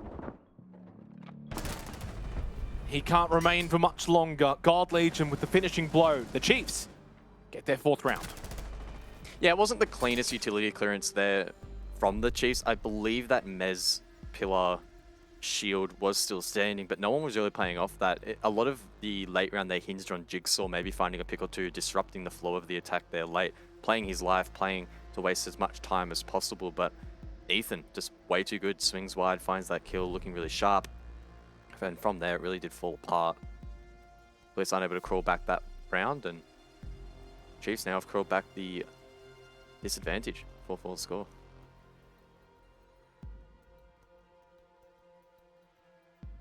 Heading over to Kitchen Dining. Away from Bar Games, which it's a concerning thing, guys, to lose Bar Games there as the defenders in that situation. honestly a kind of abrupt finish as well, in the way that they just kept losing players so easily and so consistently quick as well late in that round. Typically there's a bit more of a fallback towards site with like 30, 40 seconds left, a bit of play through, you know, bar stock, for example. But I think losing Jigsaw in that library position, he probably was going to be said player that would find a kill, then drop down the hatch, and then play from site. Then you've got 2 players on site, 1 in bar stock and 1 on site. That could have sort of maybe turned the tide late round. Didn't eventuate. Ethan getting that swing kill was a big difference maker there as we head to kitchen dining here for the 9th round. It's 4-4. Chiefs with 1 in this second half, Bliss with 1 in this second half. Very heavy emphasis over towards solo. Now Bliss not playing the clash like we saw from Fisher Guy on the Chiefs, but they're still going to put a lot of effort into maintaining that control. 3 ADS devices, 2 Aruni gates at the top of those solar stairs. That's 5 projectiles that will need to be used to burn that position out. Very, very difficult. Now you do have Thatcher, so could lean into that. I don't know his particular EMP placement. You could probably sneak one on the roof and it would probably work. Action elsewhere. Shade to drop Digital. Oh, was that an aggressive play from Digital? I don't know. Was that kill in dining hallway? Maybe. Either way, the lurk doesn't pay off. Yeah, it was.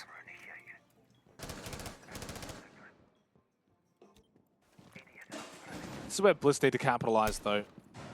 Especially sort of getting somewhat towards the end of this map. You win this round 5-4. An ultimate round after that. Special guy getting to work on this fireplace wall, but it is electrified out. EMP though will do the trick, and this wall is going to be opened up now. That is a long sight line that has been created for Worthy. So much of this side is just visible now. Wouldn't want to be contesting that as a defender. Attackers naturally have higher magnifications on their scope, so it will no doubt be a difficult duel to win. That angle going all the way to Trophy Solar Stairs at the opposite side of the map, essentially, so pretty wild. God Legion, oh, that's a wild drone. Spots that player inside of Piano looking to get control above. Still a minute 15 seconds remaining though in the round. A tense round at that. The slow peek from Jigsaw punished by God Legion. Jigsaw was amazing on Bank, but Chalet, he's been subdued. The Chiefs now 4 versus 4. The prone play. Oh, that's not going to work. What is that? No. Maybe heard you. Gets off the prone, falls back a little bit. Not much presence directly on site for Bliss, but they've got some at the back and above, which is making it very difficult for the Chiefs to actually push in. It was Oda originally wanting that prone play, fell off it, found the kill though. Worthy, oh, a little delayed reaction, didn't take his shot when he had it, but then just flicks onto Todd. That was disgusting. Insight as well with the diffuser. He's doing everything and more. But Shade gets the kill, a critical one at that.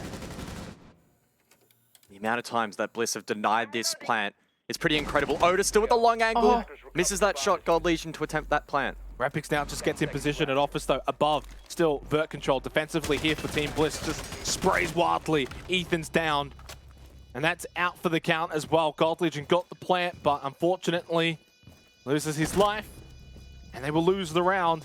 It's a 5-4 lead for Team Bliss here on Chalet. This one's going the distance. That was a tight one. Bliss hit so many key shots. I don't know how Worthy's plant was denied. I would have loved...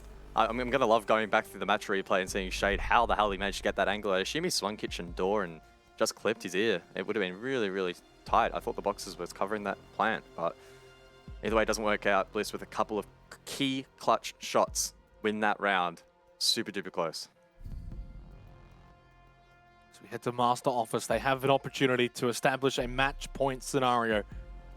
It would be their 3rd one for this series, and they have not been able to capitalize on any of them so far. Will that change here on Chalet? Still going to win this 10th round, though, as we have a look at the replays. And Worthy, watch this flick, guys. How does he see him, dude? He sits like 3 centimeters away from his monitor. I don't know how he even saw him, dude. I don't even know. That is super sharp.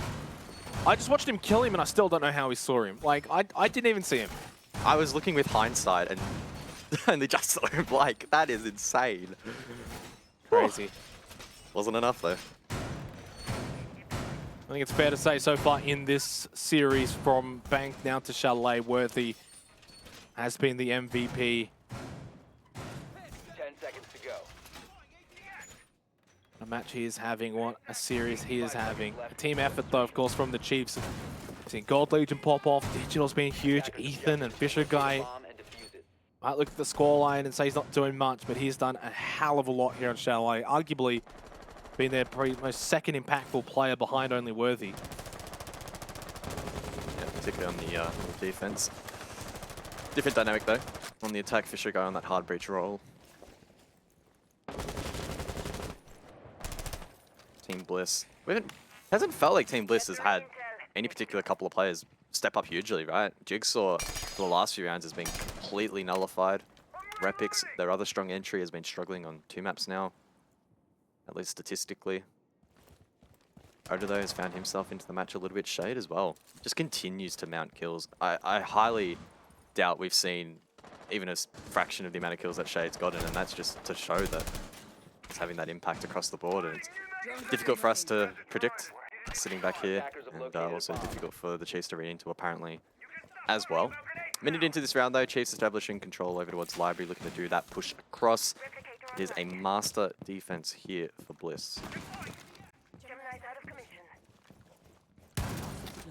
Bliss have won now 3 of the last 4 rounds. A bit of a hot streak has been established. They win this round, and you would imagine a tactical timeout would be taken by the Chiefs.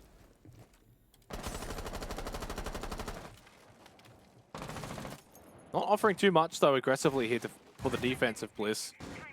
Pretty standard positions. Oda with that shield on Piano. Very difficult to flush that player out of that position. Jigsaw down below inside a kitchen. You've got Shade on site. An Office. Shade, though. Now, if he just runs out there and dies, suddenly Office is completely open. Needs to be careful. Minute left. Pressure mounting. Nade flies through. Shade. He does survive. Thought maybe Digital was going to go for a throw as well. Well, Ethan does. 2 nades towards Shade, and that suddenly opens up Office. Ethan with that Gemini as well is going to get full vision. Worthy as well with the Roteros. Although Rapix just swings and catches Ethan. That's a big kill at a big moment. Ethan was just about to run into Office to establish a foothold, and Rapix with that angle means that Worthy, it's no longer a safe push-in. And there's only 23 seconds left. How will Bliss deny plant, though? They don't have Cross and Piano. They're going to rely, I think, on C4 from Todd, but that's going to be tough. Fisher Guy, well, it looks like he's not going to get denied at all. Does eventually lose his life to Rapix. It's a 4v3 retake. Worthy, the Rotero drone. Mate, the plant has already gone down. Time to get off the drones and just start shooting people. That's what you're good at. Fortunately, those teammates in God Legion and Digital were able to do just that. They are slowly whittling down this defense of Team Bliss. Repix with the slow play. The swing, the shoulder peek from Digital. Catches out Repix's position. Worthy will do the rest off the call.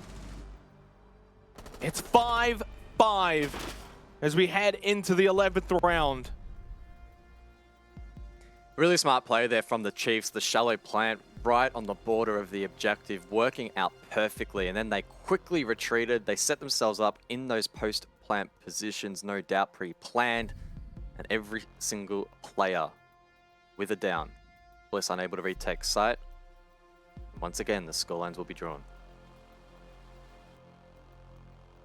Oh boy, this is nerve-wracking. It's so tense. For both teams as well. For Bliss, technically on the verge of elimination. It doesn't really seem like it on face value since it's 5-5. It's a close game. No one's got match point yet, but they're literally 2 rounds away from being knocked out of the playoffs. Again, without finding a win.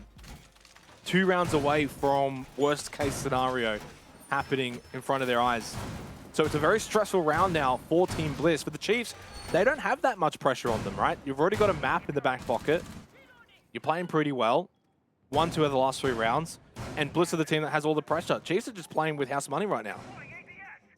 Yeah, pretty cruisy for them at the moment. 10 seconds Yes, remaining. there is the pressure of the 3-peat, but they'll be feeling very comfortable at the moment. Their brand of siege is working out. And they're really giving Bliss a run for their money on their map here. This is Bliss's map. They sent us to Chalet. They put up a good fight on Bank, but Chiefs just too good. Jigsaw, he's been struggling on the entry the last half a dozen rounds, but he will survive. Yeah, and in terms of that opening pick game, we sort of touched on it prior to this game. It was so impactful on Bank. It's been similar again here. From the 10 rounds played, it's a 7-3 split, so it's a 70% follow-on rate of getting that opening pick and then following it up with the round win. So, again, heavy emphasis on that opening pick. It's so important in this series between these two teams.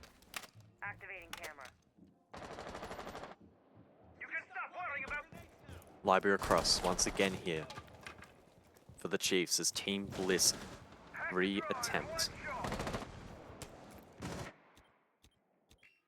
How can they try to deny it this time?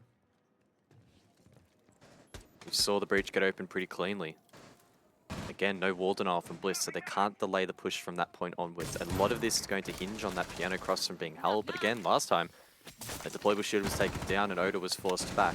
That opened up the window of opportunity for the Chiefs to go for that shallow plant right on the border of the objective.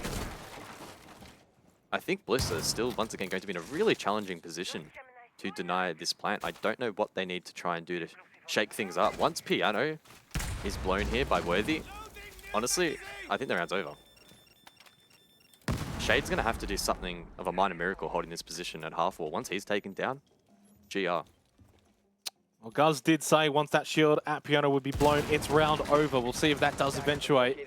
Shade needs to duck and weave his way from all of this utility being thrown into his direction. He went down relatively early last time. Oh, the conflict between Ethan and Shade. It's Ethan who lives to fight another day. So low on health, though. But Shade loses his life inside of Office. Worthy, what's he doing here? Is he going for a flank in behind and try and catch the player in bathroom? Maybe. It's Oda trying to still hold that position. Ethan has been downed. Equalizes the main cannon a little bit, but should be recovered. He'll have more health. On that balcony. Still be one shot. 25 seconds left. I still think Chiefs, they're in a fantastic position to get the plant down, just like they did last time. Easier said than done, though. Only 20 seconds left. Now they're going to sort of rush that little bit here. Worthy, there is that flank that they are able to execute perfectly. It's Worthy! Again, as always, and forever will be. Plant down successfully as Jigsaw's the only one left. Match point looming here for Chiefs. Unless Jigsaw does something miraculous. But wouldn't it be fitting for Worthy to finish him off? Why not get the quad? He watches the angle. He knows he's going to be playing Trophy Stairs. He is the master, teaching the apprentice what it takes to win. Match point and series point for the Chiefs. Really well done by the Chiefs. They quite literally went Control-C, Control-V. They copied and pasted the exact same push. They just added a little bit of flair, Worthy, to round out the back and, you know, get a couple of kills. Either way, if Worthy pops off there or not, the round's already over. They've got the plant down. They go to the same post-plant positions. It's done. Once that piano cross is gone, they cannot deny this plant. Once Shade is killed, a really great kill from Ethan, mind you, it's over. The round is already done. It doesn't matter how much time Bliss need to hold on for, how many members they've got alive. They cannot physically get back into positions to retake the site. That was a complete oversight by Bliss. They're not bringing any wall denial to delay time there. They're not fortifying Shade's position well enough to hold half wall. They're not playing a C4 down below. So many macro plays there from the Bliss, just not up to scratch. Again, props to Worthy, fantastic 4K. Yep. But nonetheless, the round was already over. What is Bruce saying right now to these guys?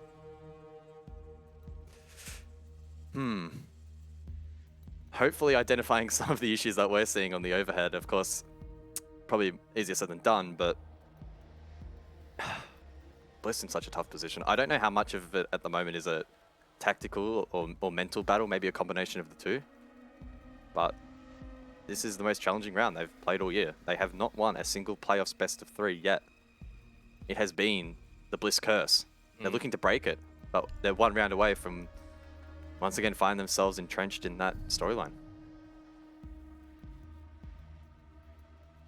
They are down match point, but they know what it takes to come back from this position. Chiefs kind of showed them how over on Bank. And the Chiefs were down 6-2. They fought their way back. This is what that's what Bliss need to do now. They need to fight. They need to dig in deep. And it's always that very difficult conversation, guys, because, like, from their perspective, it's like, do we go on the offense here? I know they're defending, but, like, do they go on the offense? Do they try and do something cheeky, a spawn peek? Do they play an off-angle position? Or do you go that conventional defensive structure that might actually end up playing into the hands of the Chiefs? It's a difficult conversation to have. Series on the line, your entire playoffs on the line for this 1 round. They did take their tactical timeout, so they have had an opportunity, I guess, to go over exactly what their plan is heading into this round, and then eventually into OT, what they want to try and employ. Add on top of that the ability to reset the mental quickly and make sure that they're fully focused in on this round. I don't think there's any reason at this point to severely change up the game. Just stick to your game plan, trust in the process. I feel like that's a bit of a saying, a bit of a buzzword that's been floated around a bit this stage, right? Stick to the game plan and see it through. And there's a reason why Bliss are in this position. They are a strong team. Yes, there have been doubts casted over their map pool, but this is their map pick. That excuse doesn't hold up when it's on your map pick, and Chalet statistically is a decent map for Bliss. So stick to the game plan, see it through, and just execute it at a high level. It's a tense moment here. Chiefs are 1 round away from making their 3rd grand final of the year. They're just so used to winning that you expect them at this point to just close this out. It can happen pretty quick. Digital on the Nook, he can push in, maybe find a kill or two, get that opening kill, which again has been so impactful. Or do they go for a bit more of a slower approach to this round? Worthy, 17 and 5, 3 Rotero drones available. He could have a big impact in this round. 1 more used as he scouts ahead, opens, I believe it might be an entry point. Just up above. Interesting. Bliss not reinforcing up above, not holding up above. Vertical, normally the name of the game here on this objective, but a very different approach here from Bliss. Probably focusing their efforts on holding down the long, deep angles from Trophy. We saw that last time, and we actually saw it work out. So maybe that will work once more here for Bliss. Yeah, Kitchen Dining was won by Bliss last time around, but it was still a rather close contest.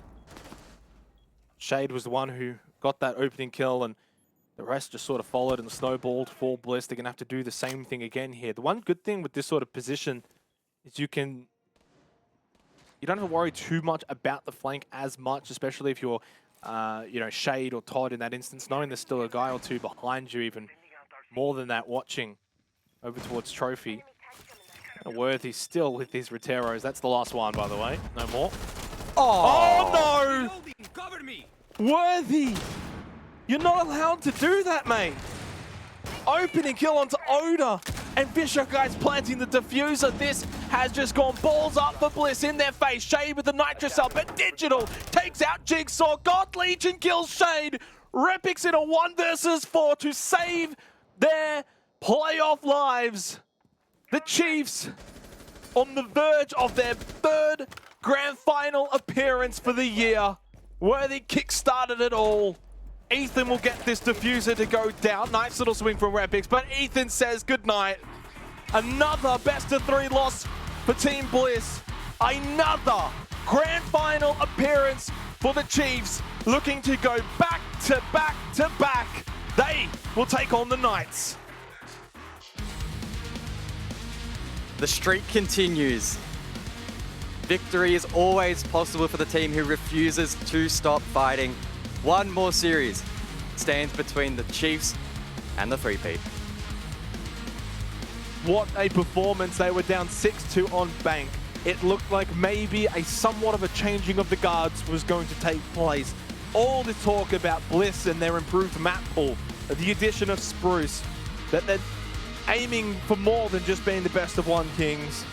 But maybe we forgot about just how good the Chiefs really are when it comes to winning best of threes. They clawed their way back on Bank, and they won convincingly here on Chalet. Worthy putting on an absolute superstar performance, both maps as well. Clear MVP from that series, Guz, and the true difference maker. Yeah, he was just such an absolute beast. But yes, he was the one lining up the kill feed, no doubt.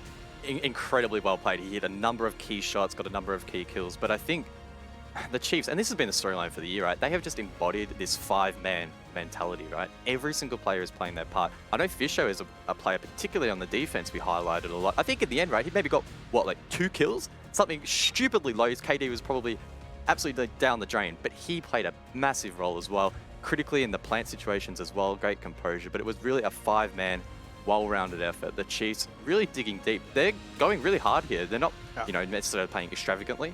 Some would say they're playing default, but they're doing it really well. And they deserve to once again find themselves in another grand final. They certainly do. They said yesterday it was best case scenario. That game in itself was, again, probably best case scenario. Congratulations to the Chiefs. Commiserations for Bliss. Obviously, again, a disappointing finish to their campaign, but they do have the APAC South promos and rallies to look forward to later on. Of course, we're going to throw it back over to the desk, though, where they can break it all down. And there's a lot to break down as well. There's no doubt about it. That was an absolute banger. Again, another close series. Dev, I mean, what can you even say at this point? Chiefs are just undeniably showing class without showing too much. I think like we've been talking a lot about who is the best team in OS. The tides have shifted in the last year. Used to be Wildcard Knights, looked like they would be for a minute, but I think right now we kind of can't deny that Chiefs are looking like the best team in OS. They have now made it to 3 grand finals in a row, and hard to not to back them in against the Knights. Plus, they're looking to book themselves into Sweden this Thursday as well. Like, they are just on another level. Fast. I mean, is there really much more that needs to be said about the Chiefs? I know we've still got a whole nother pre-show to go about them, so maybe we can have a chat about Bliss and kind of, you know, touch on their stage as a whole, because that was still even, though, you know, Chiefs end up taking it in the 2. That was still a hard-fought game for Chiefs. Bliss were not holding up at all. Yeah, that was, you know, a really back-and-forth game for both of the maps. For Bliss, it's really hard to pinpoint where they went wrong, because I actually felt like they fundamentally played quite well. So that kind of makes me think maybe it was just the real small things. It seemed like their plant denial today, they really struggled with denying the plant. It just seemed like Chiefs were able to get themselves in a really good position, and just kind of go for it with no real contest. And yeah, I just think if they were able to, you know, fix those kind of small things, you know, it could have gone a different way. But look, for Bliss, you know, we did kind of talk a lot about their storyline leading into this game. We said that they have been working on their map pool, and look, there has been signs that they've made improvements, but I just think that I don't know, it just didn't really seem like the things they were doing were to try to counter Chiefs. I felt like, especially on Chalet, they just gave Chiefs a lot of room and a lot of... When you give Chiefs a lot of room and, you know, 5v5s, you know, they're really going to be thorough with their executes. I just think that, you know, Bliss's specialty is putting the pressure on other teams, playing really aggressive, and I felt like they started to lose that a little bit. Dev, would you like to, you know, kind of put a ribbon on it for Bliss? Because I know that we've been talking about him a lot in the green room, so, you know, I'll let you have the floor here if you like. Look, I think that Bliss are no doubt the most improved team this year in OS. Like, they've just come out of really nowhere. They came out of relegations, and now they're consistently a top 3, top 2 kind of team in the region. But they have their sights set so much higher than that. They're going to be going into promo relegations for APAC South, knowing full well that they have not won a best of 3 or a BO5, anything outside of a BO1 since playing relegations at the end of last year.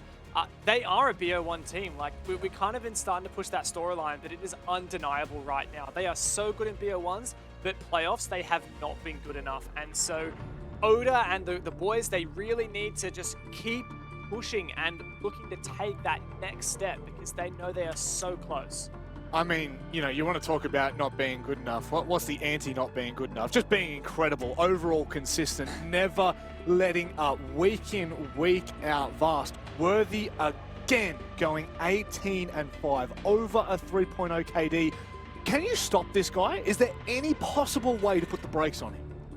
I don't think so. I don't know. There's just something about playoffs, and when Worthy just starts switching on, he just literally looks unstoppable. I mean, that kitchen flick, and then when he shot the C4, it was just insane. The man is extremely sharp right now, and he's just showing that. I feel like this stage, Worthy has been a little bit silent.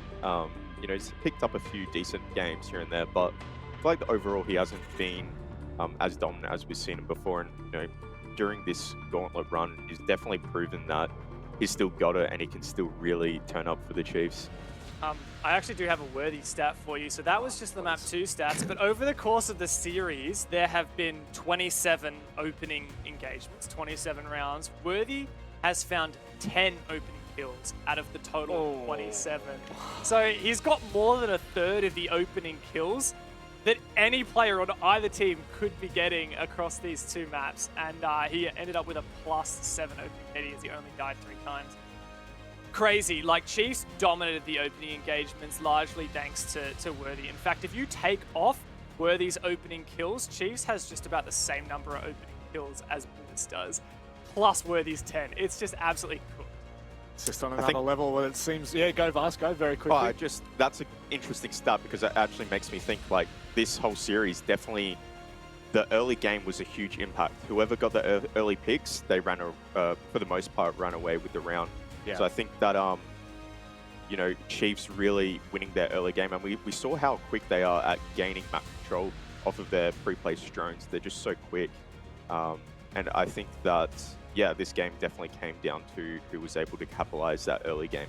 Well, let's hear from the horse's mouth. It's Digital. Not calling you a horse, Digital, I promise you, or maybe I am. I don't know how I feel about you yet. We're on rocky terms at the moment, mate, but one thing that is for sure, you guys are undeniably the best in OS. We've still got one final match to determine that, but I mean, I know you're going to give me the nonsense, but how did it feel going into this one? It was another close game.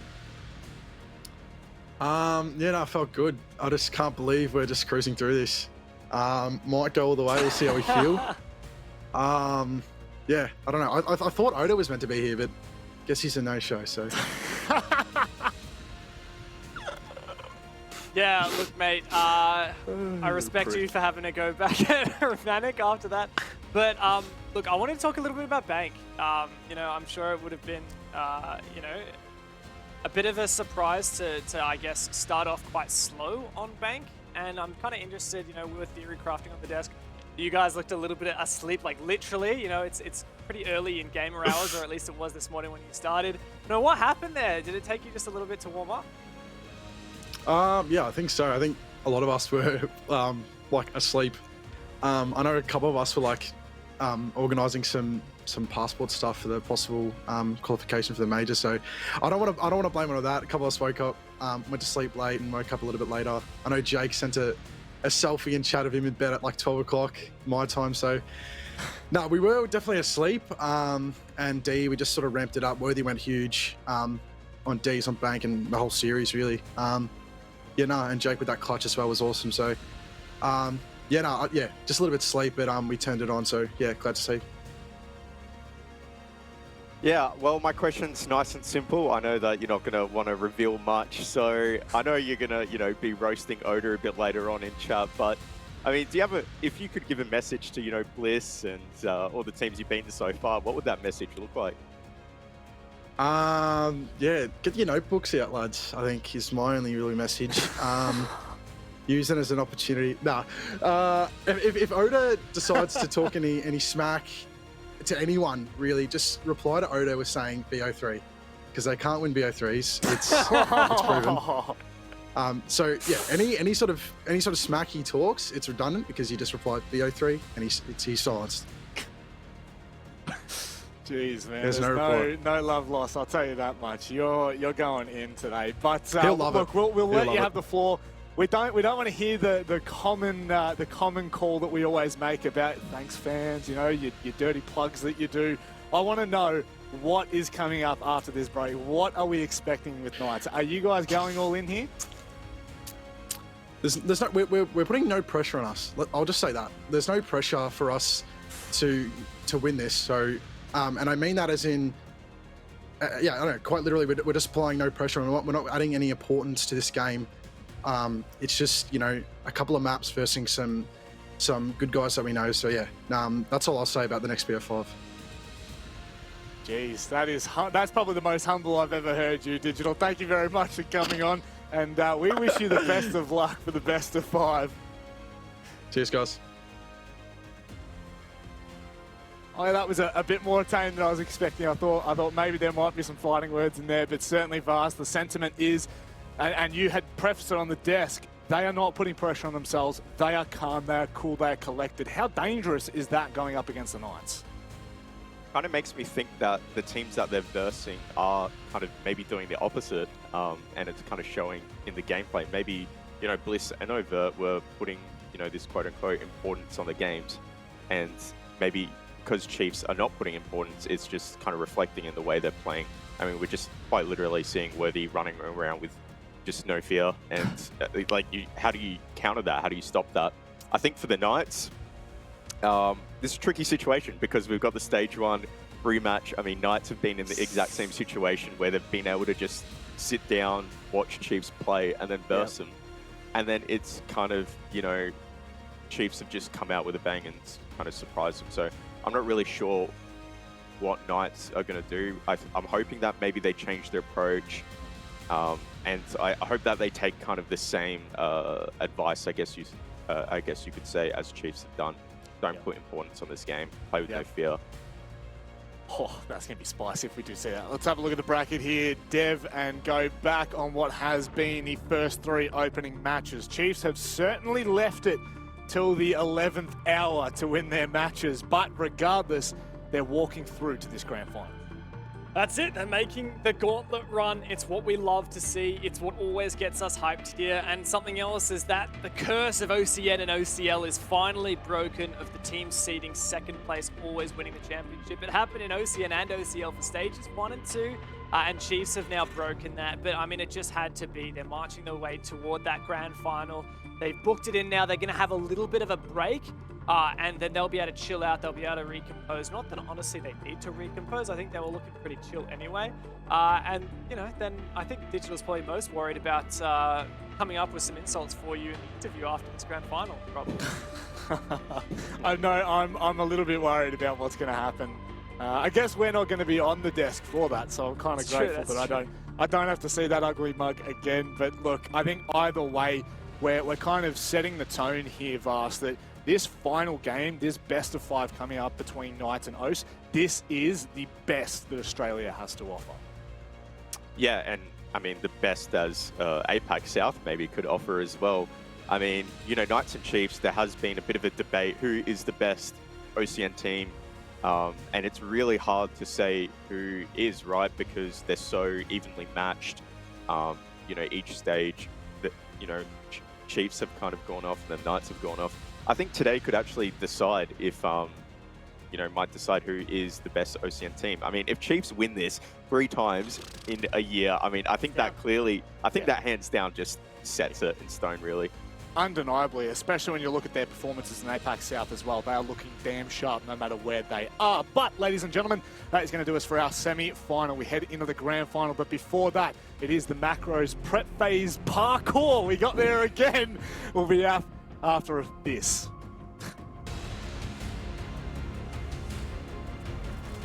Located by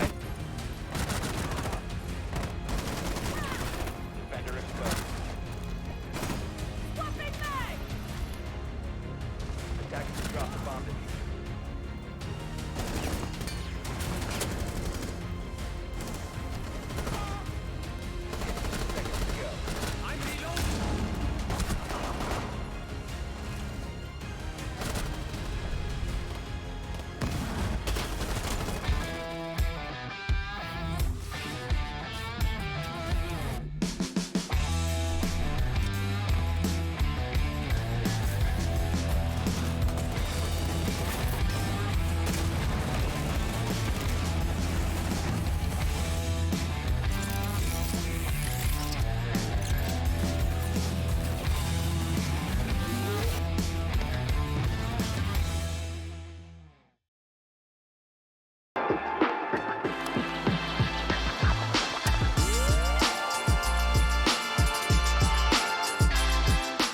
At Livin, we are breaking the stigma of mental health.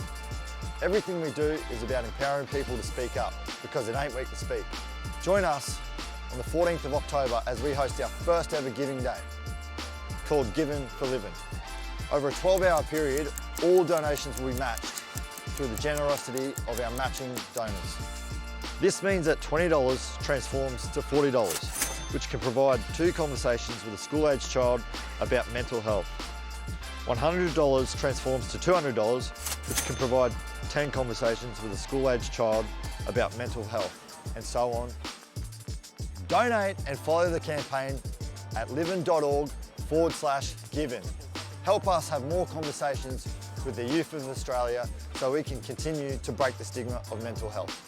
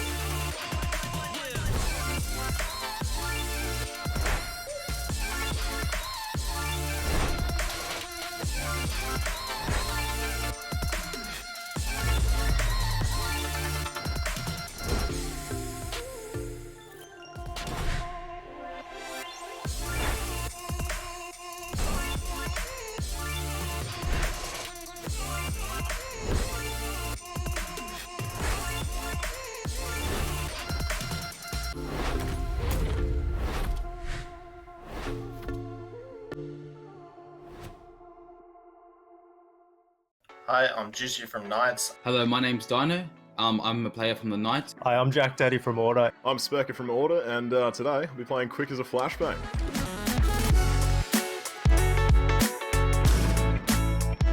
Under pressure, I cope fairly well, I think.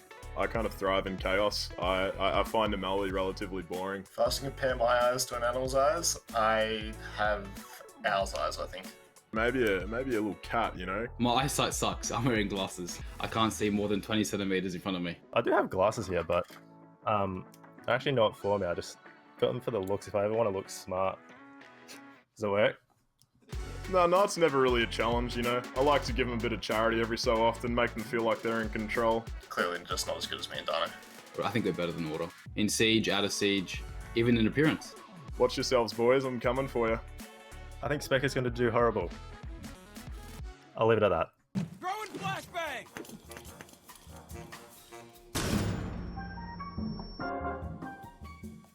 What, is that it? The flashbang? Nothing yet. I just see completely white for me at the moment. At least it lights up my face. It's like getting flashed in game. You see the people's screens are just full white. I see something like a person, I think. Time's ticking. Oh my gosh. Oh, I see I think it's a logo sledge. It's starting to come into picture now. I see, it looks like a person, an outline of a person maybe. Looks like Finker, I'd say. I think I see Lion right there already. Yeah, Operator Lion.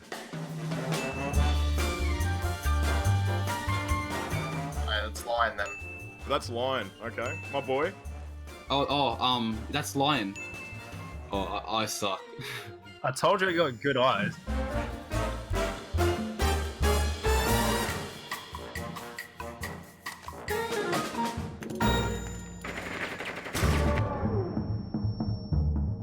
I see completely white still. I'm just gonna start guessing stuff. Lion, Siege. I'm blind. Sledge. I mean, I'll wait for 30 seconds to pass. We'll see what happens. Something's starting to form, but I literally have no idea what. Is this a troll? What's happening? It's still white, 30 seconds in. What is this? It's actually really confusing. Is Chachenko, maybe? Kapkan? Is that a person? A drone? What is that? I can see a half circle and it's a flashbang. Oh, flashbang. Oh, it's a flashbang itself. That's a flashbang. All right, there we go. I've been flashed. No. 46 seconds again. Oh, gosh.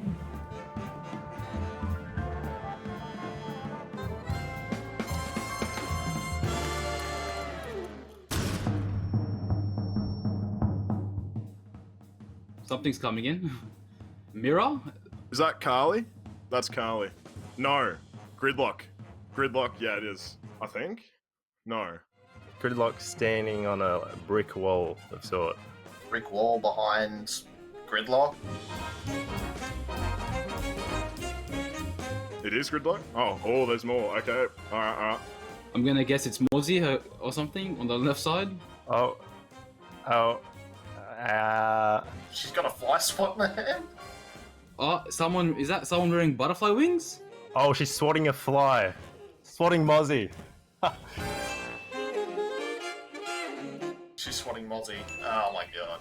Oh, she's killing Mozzie on the window.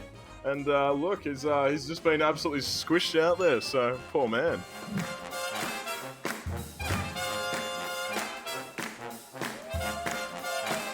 Oh, I actually got it. I actually said Mozzie early. What a horrendous joke. I love it. I felt I went pretty well in this game for most of them, except the last few. Obviously, I think my vision isn't apparently as good as I once thought it was. I think I went okay in that game. I think Dino might have struggled with the second one. I don't think I did too well, because especially the last one took me 50 seconds or something like that. Maybe I should have just bumped up the contrast on my monitor a little bit.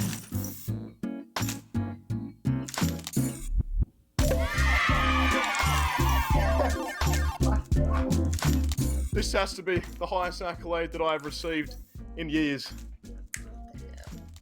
Wasn't surprised. My teammates sucked. It's so bad. Absolutely fun to play, and thank you so much for having me on. Do I get anything at the end? A pride? Oh, shit.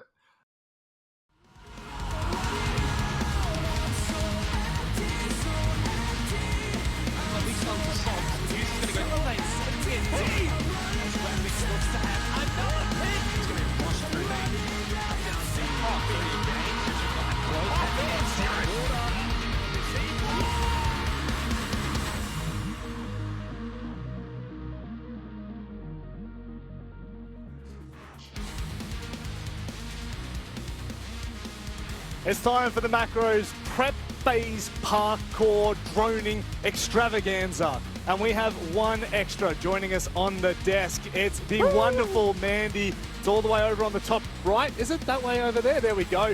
Mandy, it's great to have you on. You've done an incredible job observing all stage long in APAC South and in OCN. Thank you. How have you felt like the finals have gone? It's been, I don't know, it's been pretty close. I feel like the players are really playing with my heart in the finals. Every time I spectate one person, all of a sudden Worthy comes in and kills them. Like, oh, watching another death cam. Oh my gosh. That's what it's been like, but it's been crazy. It's been great. Worthy is a little bit of a nutter. There's no doubt about it. He's been pretty incredible all stage long. But of course, gentlemen, I welcome you to what is sure to be, I don't know, spicy Vast? Is that probably the best way to put this?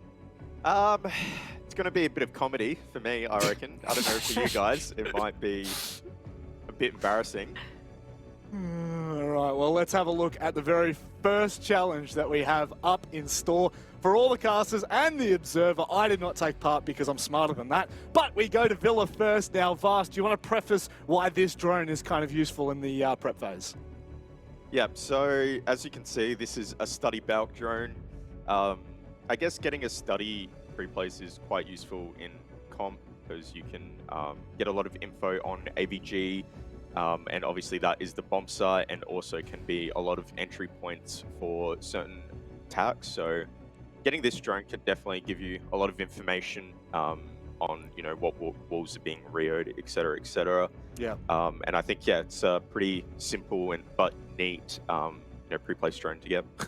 Neat. That's one way of putting it. In a real game, though, mate, would you just, you know, throw it up there, or would you do a little parkour challenge? I do the little phase, parkour. Mate. Oh, yeah. It's prep phase. That's the whole. That's the whole point of what we're saying. It's the prep phase. Mate, did you just miss the big text in the middle of the screen? Who cares about whether it's prep phase or not? Anyway, look, we'll see how we go. I've got this in the bag anyway. All right, Vast is up first. Here's the professional doing it. Let's have a look how this one goes, because I'm sure that this will set the tone. Now, Oh, this is different to how I did it already. Me too. All right. So what are we thinking here in terms of timeline? It's over 10 seconds, surely. All right. Okay, so, okay, 12 and a half seconds. All right, how's everyone feeling about that? Guys, you You panicked told a me you little did bit it for a in 9 second there. seconds, Vast. What? Did I? I can't. Yeah, I you said counted wrong. 9 seconds. Doesn't it say 9 seconds on the... Yeah, rounded that one down, didn't you? Yeah, jeez. Rounded down by 3. Guys, how you feeling about that? A bit stressed. Different path. I don't think I was too much slower, but definitely not as quick. I think the other path is acceptable as well. I was going to mention that there's another path? acceptable answers. Yeah, I totally Do you different, find differently as well. Oh, Did you even find the first path, Xenox? No, Yeah. I didn't be one. All right, let's let's have a look. Let's see how Guz goes. All right, a little bit different. How much time is he going to shave off? Oh, he's tripped a little bit here. I think this is harder. It Is this might be. harder, Vast? Oh, is he? Oh! Oh, you suck. Hey, Vast, you suck. That's all I'm saying. You suck. Dev. It's easy for me, these kinds of things. So, You, yeah. Actually, Mandy, I think you're up next. How are you feeling about this so far? You've got 12 and 11 seconds to beat. Well, I took the same path as Guz, so not feeling too bad at the moment. I think I've got it. Dev, you sweating a bit? Honestly, yeah, guys, that was pretty good. I think Guz got it. Yeah, no, this one might be a little bit spicy, I'm not going to lie. Mandy, you're up next on the chopping block. Let's wait and see how this one goes. I feel like if you're going the same way, it should be somewhat decent. Okay, on the handle, not bad. Good start. It's okay. It's actually looking a bit better than Guz's, honestly. You made it look so much easier. Nah, I want to recount. Recount. Side by side comparison. Wait, what was my time? 11.6. 11.4, I think. Yeah, 11.4. Damn. Yeah, easy. Smashed it. It's in the bag. Not even close, bag, mate. Definitely looked a lot nicer than mine. I'm going to come last, aren't I? I reckon Xenox definitely went inside. Yeah, I was going to say. 100%. Probably. So this goes up top mains. Yeah, Hey, that makes about. Mate, you didn't say there's rules. There's no rules, mate. All right, Dev, let's see if you can shave off any time here. You went the same route as Vast, right? Yeah, well, I did Guz's one a couple times, and I kept falling off. So I did it like 12 times, and I just found this one instead, did this one. Oh, no. This is shocking, Dev. I'm really disappointed in you, honestly. Oh, you that's gave not you the right position. so early. He's not on the couch.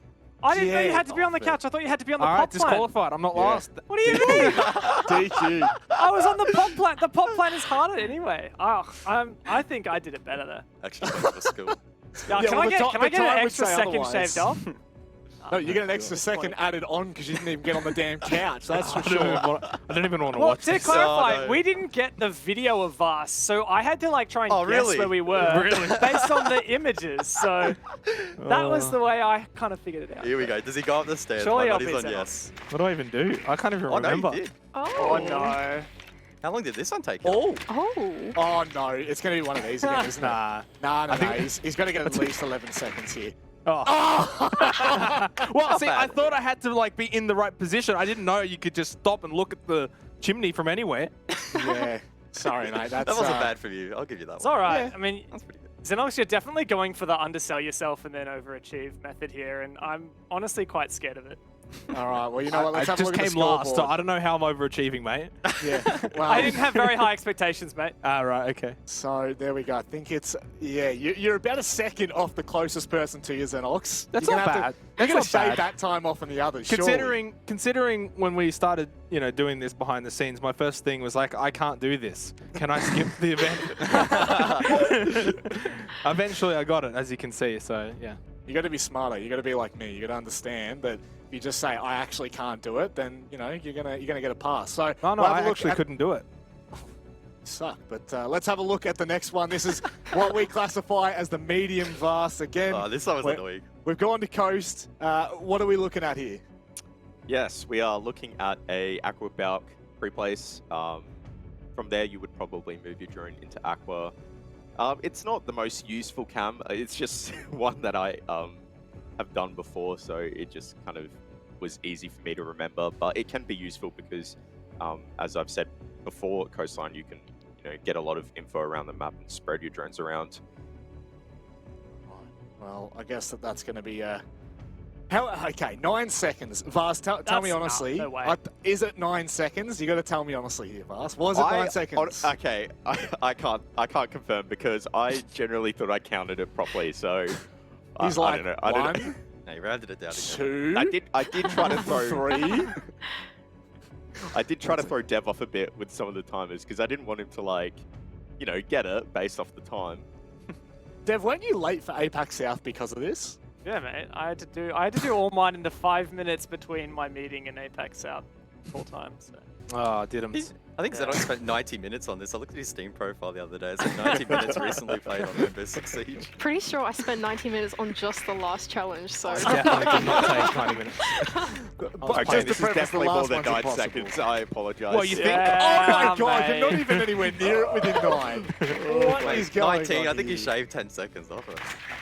Surely there is absolutely no I reckon way. I'm going to beat you, Vars. If someone beats me, I don't know. 9 hey, seconds. The time should stop. The time should stop. Yeah, I was yeah. on the bell. No, this is where the We're doing it at the door. We're doing it at the door. We got to remember. Well, that's the screenshot you sent, mate. Yep. All right. That's fine. It's your rules. This is your challenge. How are you losing? Oh, you wait. You guys wait. First 2 are easy. Yeah, maybe. Maybe we'll wait and see, I guess. I think, guys, you're up next. How are you feeling about that one after seeing the... did you take the same path? Yeah, basically at the same time, I think. Feeling okay. Thanks for diving into that one. Yeah, Really just appreciate that's you, about the depth Is that of the my only analysis. path? I just want to ask that. I swear it's the only one. That's let's the only have a one I know. Yeah. Yeah. See it goes. You can't go up the... I'm not even going to try to. I'm not even going to try and theory craft you. Well, already off to a better start because, you know, he didn't say it was 9 seconds. Wait, 9 That's fair seconds enough. and... Yeah. Done. Yeah. Yeah, a bit slow there. Okay. It's not bad, Guz. It's not bad. Oh, definitely went over the edge a few times. Yeah. Try this one. Okay, so... What was Vars, 22? 22? Oh, I reckon a sec... Bit of a bit faster on the brakes there at the end, I reckon. As long as I'm under 25, I'm happy. 1/100th of a second, I reckon there, Guz. Now, Mandy, you're up next. I take it everyone's taking the same path here. Is that Pretty what's happened? much. Yeah. I tried really hard to do a path around where the office stubble is. I tried to jump up on the knobs on the wall and it didn't work, so I took the same path in the end. Well, there's plenty of knobs on this screen right now, that's for sure. Let's have a look when we go into Speak for yourself, Mandy's mate. effort. I reckon this should be pretty damn quick. Oh, okay, a little bit different. Oh, this is different. Oh, is that quicker? Oh, that's the same. point. the Yeah, same. yeah. Same as Guz at the moment. It feels quicker. I reckon 21.9. Bit quicker. Depends at the end. Yeah. Oh, no. surely that's 20. going to be a No. second. Oh! 20. Okay. Jeez. Let's go. Fast is really getting showed up here. Losing God. He is washed. You know what happens every time we have a pro on or a former pro on? Everyone else just destroys them when it comes to these game challenges. I mean, it's like Milo on Be the last embarrassed. one. No, this is... You're the one who said it was going to Something's take going 9 on. seconds. Yeah, I bet you guys were like timing this being like 9 seconds. How is this possible? I thought Vars Bannick, must you know have been what insane. I did? I finished it and I said, "That's it. That'll do." It's not. I'm not playing for time. One and done. Hey, that's fair enough. All right, Dev. 9 See- seconds. Yeah, nine mine was seconds seems to be Taking the 9 fast seconds to get mark. up there. Okay, it's a bit quicker. Okay. Oh, no, you took No, too long oh, around. that's a little slow. I kept falling off the thing. So Yeah. I think we all did. I'm not a platformer, I will say. You know, I don't have a lot of experience. You're playing just a platformers. fragger. Hey, mate, you are the parkour How am I actually fiend losing? in our stack. Oh, he's He's yeah. been lucky there, I tell you what. What do you mean? You got What given is a Prod doing? you Prod is got given doing a them bloody dirty. break from Jeez. Brendan. Jeez. Brendan's been paid off here, I reckon. God, Vast has become the new Milo at this point All right. because Milo is absolutely Quickly shocking in though, that Rob, last I want your challenge. thoughts. Under 25 or over 25? Oh, this one's got to be a 30. This is going to be a 30 second, surely. There's no way. If Yeah, anyone 30. beats me on this one, I don't know. If I That's beat it. you on this one, then I was going to say you should retire, but you've already retired from one thing. So Unemployed. Hey, I reckon you go there's- inside and go through the stairs. Ooh, Yeah. he's got the There's end. no Oh, revolution. yeah. Okay. Oh, he shaved off 3 seconds. You're He so shaved off 3 sweat, seconds. bro. Look at him go. Look at him, dude. Oh yeah, I played it for like just a minute. It was the first one. Look at this. He's gonna absolutely knock this out of the park. Will you see the other drone there from him? Oh my god. Let's go. I set up my little finish there for me. See that? Way. Incredible. Got the diffuser, the drone. It's like the little finish line. Real talk, how long did you spend on this? Okay, so that one probably about 15 minutes. Oh, get off it. There's no way. The hardest part for me was doing the one jump onto the little box at the start. That took me forever. It looks easy, but yeah, it's not. It looks easy. It looks easy. After that, but the it's rest of not. it was actually like just don't fall off and you're fine. So, hang on. Was it Vast that was the slowest or Dev? Pretty sure it was Vast. Pretty sure I beat I think it was me. I actually Yeah, it was think it Vast. was So Vast. You've really taken the... Hey, you've really taken the place of Milo here, I'm telling you right now. Let's have a look at the scoreboard. This is, of course, for the 2 challenges combined, and it looks like Mandy in front by, what, 0.2? Is that right? 0.19, mate. Yeah. Okay, sorry there, mate. I like to round up just like Vast likes to round down, apparently. I'll tell you what, 9 seconds you reckon that took you. You are absolutely It was abysmal. espionage, I'm telling you. Hey, look, it took me 19 seconds, so I'm pretty close, I guess. Look, you were... I'm not going to lie, Xenox, you seem to surprise me on these segments. You seem to surprise me. I surprised myself, mate. I surprised myself. Do you remember when I almost won the last one? Here we go. This close. You're not going to win this one either, mate, so don't get too Oh, no, excited. I've already got it in the bag. 100%. Oh, God. Just you wait. Oh, Can't wait you to show you suck. what I did on this one. No, I really don't want to know, but we are going back to Villa to have a look. And Vast, once again, just give us a quick preface. What are we looking at? Look, it's all Shut been up, fun Jones. and games. The first 2, you know, I've kind of made it a bit easy, but this one's the tough one. Starts getting a bit This one tougher. did my head in. I did not think this was that used hard. to be this. I mean, the Chiefs boys can tell you this used to be my pre-placed drone for Villa, and I used the amount of times I messed this up, and it would just be so annoying. Remember, Turtle would just be watching scrims and just laughing at me trying to get this drone and always fail. But basically, yeah, it's like a neat, master bulk drone. You can get a drone into master. It can be, useful for stat trophy, whether it's the bomb side to see what setup they're doing and whatnot. And what? How long did you think this one took you? I don't want to answer that. I don't want to answer that. I did. If I told you, did I say 9 told seconds? me 9 seconds for this Did one. I just say they're all 9 seconds? You I said don't know. 8. What's You said happening? 8 seconds for the easy one, and then 9 for the other 2, and then 20 for the insane one, which is all. Honestly, I think that's all bullshit. I don't want to start making excuses, but Dev gave me a pretty small timeline to get this done. I was on the clock here. All right, so automatically off to the left here. No one's looking too worried yet. I did not go that way. Okay, Yeah, so that jump was absolutely not fun. The window. Okay, so See, I 15 reckon- seconds. That's pretty clean. Yeah. I think I'm faster than that. Mandy, what do you come off reckon? it. Are you feeling like you're in the ballpark there? I did take that path, but I don't think Okay. I did it. I definitely did not do it as quickly as that, so not feeling so good about this one. That looked far too efficient there, Vaz. Yeah, You that feel was pretty- way too efficient. Yeah, that's probably the best one we've seen so far from anyone. Even though Xenox did shave, was it 2 seconds off the 2 closest seconds. person? 2.4. You've he's writing everything down and keeping a mark on it. Guz, I don't know how I feel about you, I'll be honest, mate. Where are we going? You going same path? Yeah, I did try another route, but then you found this one. This jump, that one onto the windowsill, took me about 20,000 goes. Bit slow there. Yeah. Yeah, look, Got you've caught. shaved some... Oh. Yeah, it's just not going well. Oh, yeah. No, look, that's not too It's not bad. It's not It'd bad. be faster This than is done. Xenox, but that's not really a good benchmark. Is it? Okay. I don't know. I think mine's Oh. faster than that. So that's 4 I think seconds. I'm in between Oh, Guz and wow. Vast. 4 seconds is the difference here between Guz and Vast. Guz, I mean, Vast might have actually just leapfrogged over the top of you there, Guz. I'm not... Yeah. Look, That's... you can't win all the predictions and all the challenges. It's just too much on my plate, so... I think we call people like you sweaty little nerds, but that's all right. We'll let you have that one. Actually, no, I don't mean that, Cairo. You're too good at the game. Don't come after me after that last challenge. Mandy, let's see how this one goes. You feeling confident after seeing Guz's? I think anyone would be. Not really, to be honest. Oh, I don't think no? I did any better than Guz. Oh, no. All right, so is it just that tiny little ledge that you get up on top of? So obviously, I did not have to try this I whatsoever. gotta say, You did good here. This is Yeah, this is far better than Guz. Better than Guz. Far better than Guz. Yes. Yeah. Guz, I think that's you in the bin, mate. I Yeah, don't think you've got definitely. a chance. Yeah. And just a reminder, the last challenge that we have is the impossible challenge, and that won't count to any of the scores because apparently it is actually nigh impossible. I thought it was easy, to be honest. I thought that one was actually my fastest time. Oh god, I can already foresee what's happening here. Both you boys are too confident for that one. Dev, you said you took the same path, but you were trying another one?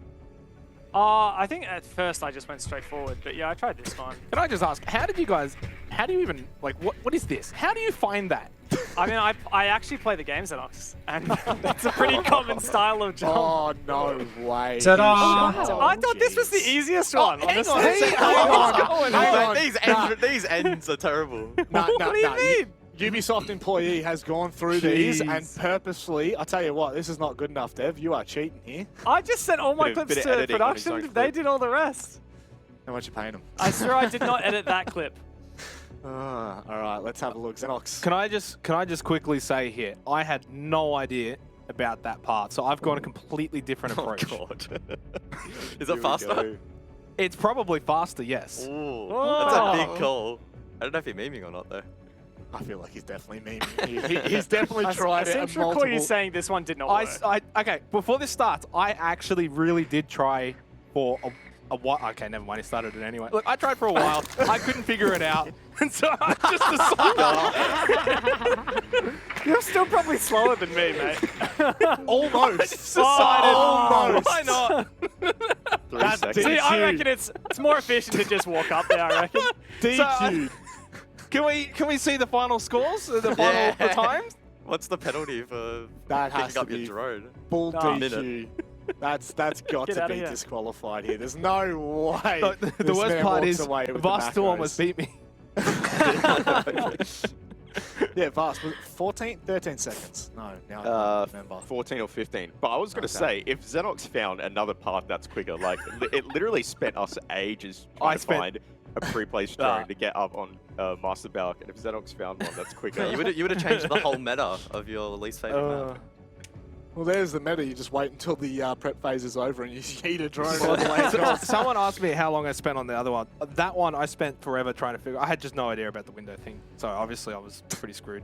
Yeah, from the get-go. Let's have a look at the final scores here to see who got disqualified. Surely, let's go. Get Xenox out of here. Hey, so, no, listen, Rob, I've actually won. I've discussed this with Brendan. It wasn't in the rules, okay? Just got the comps. Here's the but. Here's the but. I'm going to be gracious. I'm going to say I probably shouldn't have had my time counted. So I'm actually going to give it to the player who came in second, which in this case is B1. Are you thinking what I'm thinking, B2? I think I am B1. You're the winner. But I'm actually surprised. I did terribly in the first two. This is where you now also give it to Mandy because I swear your timers were not. If we're going to recount, that was definitely 1.5 times. I don't know. That was so quick. Yeah, I don't know. You sped that up. Mandy, just wait till you see my cafe one, mate. Hey, I think we're going to give props to Mandy because she was easily the best out of all of us. Because Dev, you are 100%. I did not cheat. Whatever you did, you paid someone. You've done something back pocket deal. It's not possible. So let's. Terrible. Okay, well. Brendan's telling me it's legit, so it must be legit. There you go. Let's have a look at the impossible run to see how awful this one was. I think it was Cafe, so 20 seconds. 20 seconds, 20 minutes, mate. But 20 seconds, you reckon? What path did you take? Oh, look, I just went around, the map, just cruise control, really. But I kind of squeezed this one in because, to be honest, I just wanted to laugh. I, don't really care. Oh, jeez. I want to see your clip. I want to see your clip. Yeah. I feel like you cheated this. No. I have been privy to his clip, and I know for a fact that it is legit. Oh, okay. Now, where he goes with this, I don't know if anyone else could. I'll be honest. You guys are average. I know Mandy actually was able to do it. Yep, did it. I did it. She didn't. No, none of you. I did. Are we playing What the did you clips? do? Did you run all the way up? Like what? How's you'll this have to one wait and gone? see. I actually discovered something really unique here, so we'll see if we've got that. But I think everyone else can go first. Okay, well, you know what? We've actually got Mandy's clip first because she is, from gosh. what I'm aware, she's the only one out of all three of you casters that actually made this possible. So Okay. Wow. So, Oh my so no. this is a I think countdown Mandy's from about to 4 change minutes cafe. and 20 seconds. So I had to parkour up to East Balk first, and then fail this jump about 20 times, and then finally land it. Oh, Disaster. no.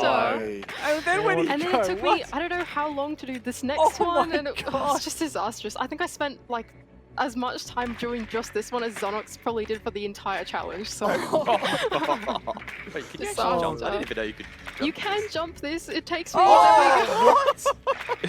I never did. Oh, new meta. Hey, new meta. I'm telling you. It's And actually then it possible. takes me another 20 minutes to get this jump, this next one. Oh my god, this is a disaster. Yeah, I think I just saw like 2 minutes go off the top timer there. Yeah, Just watching this. exactly. This Yeah, is I can't- terrible. So you actually managed to make Yep. it up there. He did I it actually legit. did I it can't the believe legit it. way. What was the total time? 4 minutes and 20 seconds. Just, yeah, you can try and fit that one into prep phase, I reckon. Yeah, honestly. Just need to extend honestly. the prep phase a little bit. I think 45 seconds isn't long enough. That's a really solid effort, though. Honestly, commendable. Yay. I didn't Yeah. think it was possible. I think you should give her the prize, Dev, just for that Very alone. tempted, very tempted. All right, This let's whole have a- challenge was rigged, mate. Dev's been parkouring drones for 6 Oh, here we years, go. so- Oh god, who's that? That's the ugly mug up the top left, mate. Looks a the bit timer? different. Looks a bit different back then. Where's the timer? I did. Where in are you T- I- going? I did in T-Hunt. What? I improvised a lot on this, so get ready for this. This is big brain. I like where this How are is you going to get already. to the roof, though? Oh, wait, look who I'm playing. I'll give you a hint. Osa. Oh, yeah, yes, jump that's on right. Osa. Oh You my mentioned gosh. this about the shield. Oh! That is This is okay. sweaty ass. I love it. This is Dude, that's- genius. Yeah, that is real creative. Oh my okay. gosh. I like it. It's big brain. And you did it. Jeez. Wow. You know what? I tip my You know hat to what? you, sir. Just for creativity. Just for creativity. There's no way we'll that give drone one survives to the you. prep phase. Thanks for that one, Zen. I appreciate that. Here we go, Vast. Oh. Yep. Throw it up. I saw that one coming. I feel so bad because you guys have spent so long getting creative. Wow. With So genuine much free pain. play. Oh, look at this. Look how hard I went on this. this. No way. Oh, you beta. I just give it the elevator. Did you repel up because you knew that you didn't get the Villa one? Is that why you couldn't have two throws in a row? What's the ending though? I'm like, throw it off perfectly, little turn, done. No, this is the best one, though, guys. This is the best one. Come on. Give me the credit. Give me the credit. Wait, what? Wait, what is that? It's in reverse, you absolute Oh. waves. It's in reverse. I was gonna say, mate, what did you do? All of Okay, you that just kinda got tricked me. baited That actually. far too hard. That was some like moon So- gravity mods or Can I something. just say, I feel absolutely terrible for Mandy because she actually tried The to only do it. one of us who actually did We it all right. just I memed it. know. The 2 a.m. pain. 2 a.m. No, yes, I was not sitting there in the no. caster chat going, how do you do this? I probably did this whole thing in like 10 minutes and you guys genuinely Oh, spent. here we go. Vast, how many hours you been droning for? Come on. Give it up. What, like Well, over how the many over years, all the actually? years? Yeah, how many Cumulative hours time. you reckon you put in? Oh, I couldn't tell you. He wasn't very good at shooting, so Very probably most of unhealthy those amount of hours. Yeah, I don't think I can do that. I literally, my pre-phase drones are absolutely horrific. But we will Horrific? say this, horrific. They are horrific. Xenox, Hieroglyphic? thank you. Thank you, Xenox. Appreciate that one, mate. But Dev, you are the Xenox. But Dev, you are well and truly the victor. You've won yourself $200 dues worth of the macros, so you know you can start to bulk up now because those arms, mate, those arms. Yeah, looking forward to some macros ready-made meals. Yeah, certainly are. Well, Mandy, thank you very much for joining us. We look forward Thank you to for having seeing your me. work in the grand final, which is coming up right after this short break. Hey,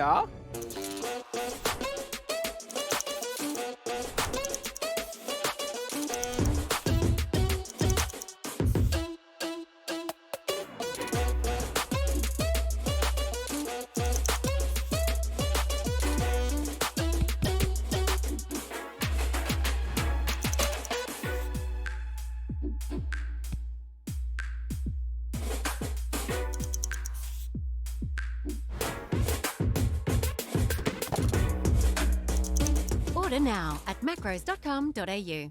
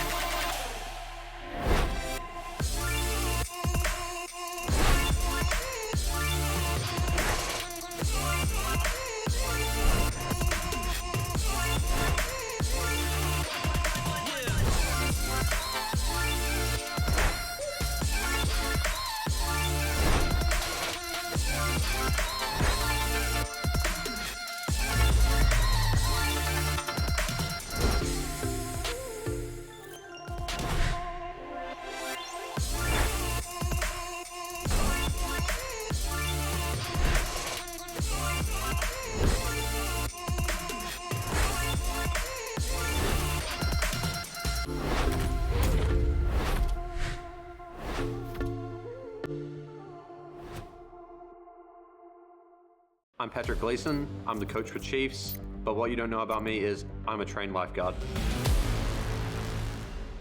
I always just used to love going to the beach, having a swim. I've always been, as my parents called me, a water baby. And me and a few mates when I was about age 8 or 9, started the competitive lifesaving, go out on the beach and race against other lifeguards. And eventually just sort of be good to earn some money there while I'm in high school and became a trained lifeguard who worked the beaches and eventually transitioned into working the pools. Pools, it's a lot less freedom, a lot hotter, and a lot more people in a confined space and a lot more to go wrong. I'm actually pretty lucky. Most of my rescues have been out of water, so I've actually had to save a person who had a spinal injury and a heart attack at the same time. Got out of the sauna, had a bit of a slip, fell over on the ground, hit the back of his neck. I was the only one on, had to deal with that. That was a bit fun, 5 o'clock in the morning. As a lifeguard, I see a lot of people do cannonballing. As a kid, I used to love that, but once I became a lifeguard, you know all the dangers and risks around it, something you don't want to deal with, so you try to stop it. But as a kid, very fun. The siege operator, which I think I'd have to save the most in the water, would probably be Clash. You know, that big hefty shield, probably not the best thing to be taking for a swim. As a lifeguard, I'm obligated to save everybody, but occasionally there's that annoying kid and you just think about it just a little bit. My name is Mark Angelo. I'm a flex player and I play for Pittsburgh Knights. But what you don't know about me is I love to cook, but I suck at it. I learned cooking from my mom. My mom used to cook more dessert type of stuff, so pancakes, waffles, cakes, whatever. If I want to impress someone, I make sushi. It takes a long time to make it, with the sushi rice, the salmon or tuna. It shows that you're caring about the person. You just put love in the food. But if they don't like sushi, it's not gonna work out. My worst cooking disaster that I've ever had is I was trying to make Italian sausages and I was keeping them warm for the family. I put a glass plate on the grill itself. I went to grab the plate to serve it to them and it just popped everywhere and my hands were all full of blood. And my parents ended up getting fast food, but I got stitches. If I had to pick one siege operator to be a cook, it would be Maestro because he's Italian and he would make the best Italian food. My best cooking tip is patience. When I'm trying to impress someone or go quick, I cut myself, literally, with a knife. So that's why slow down, take your time. And also don't put a glass plate on the stove.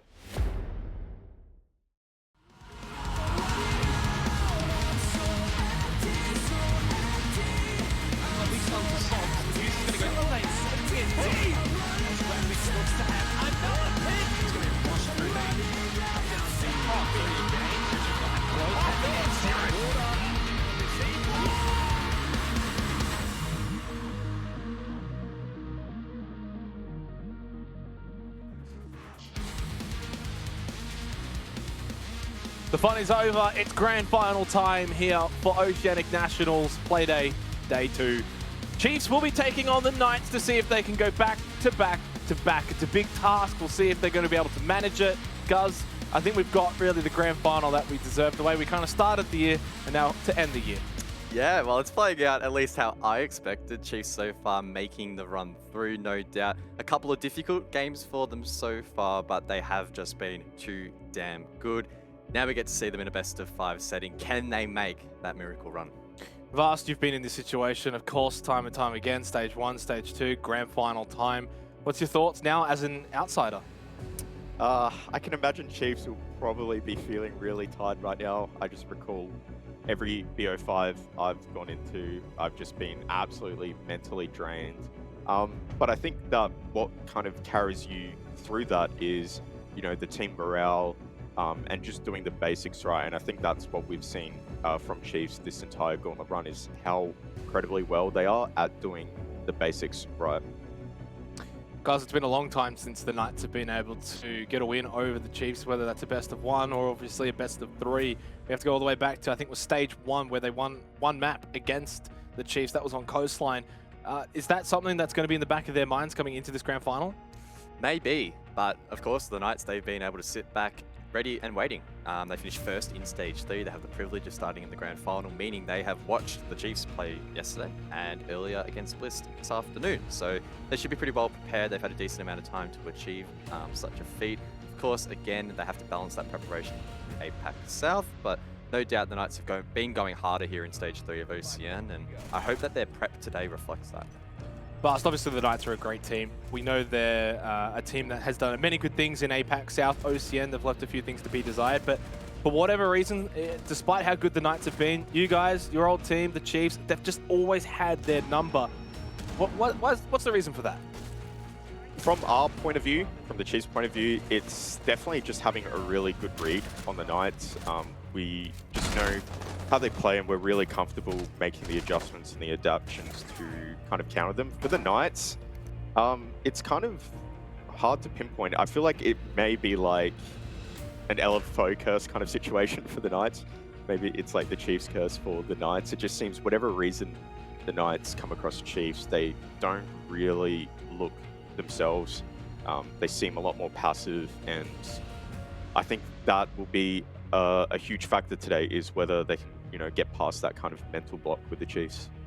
A team that doesn't need really an introduction. Our back-to-back OCN champions, the team that has now won 2 best-of-3s in a row last night and, of course, earlier this afternoon. It's the Chiefs. And, Guz, do they go into this as favourites, considering the run that they've had so far? Or do we feel like maybe at some point they're going to run into a bit of a wall here, having played so much Siege within the 2 days?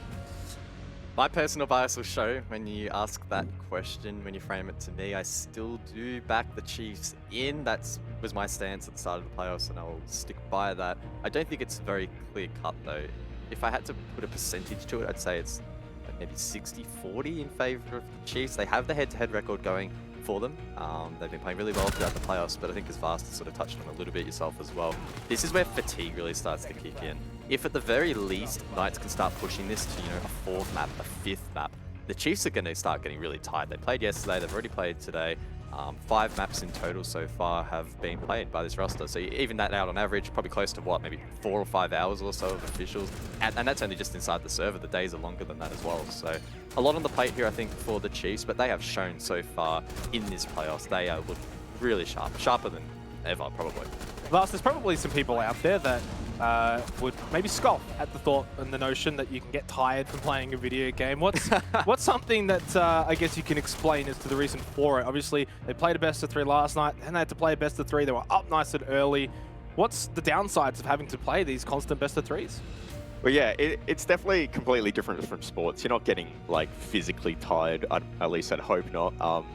It's just more mentally straining, I guess, because when you're in the game, you're just constantly thinking. You're just thinking of every situation. You're thinking about what your teammate's doing, what the other team's doing. You know, you don't really get much of a breather in the games. And I guess that can just get really mentally straining. I know personal experience coming out of BO5s, I've just felt, you know, just absolutely drained. and especially you're coming heaps, so maybe you start losing your voice a little bit, maybe from celebrating or just coming heaps. But yeah, it's completely different, and it fatigue and energy does play a huge factor, especially in these gauntlet tournaments. Definitely a factor that we'll see whether or not it does hinder the Chiefs. Of course, guys, so far they've won their 2 champions from that 3rd round position. This would be their longest run through the gauntlet for any team and for obviously the Chiefs themselves. But for the Knights, we'll touch on them quickly. Is there a downside to having not played at all this weekend? They've had a bit of a time off. Do they come into this maybe not warmed up?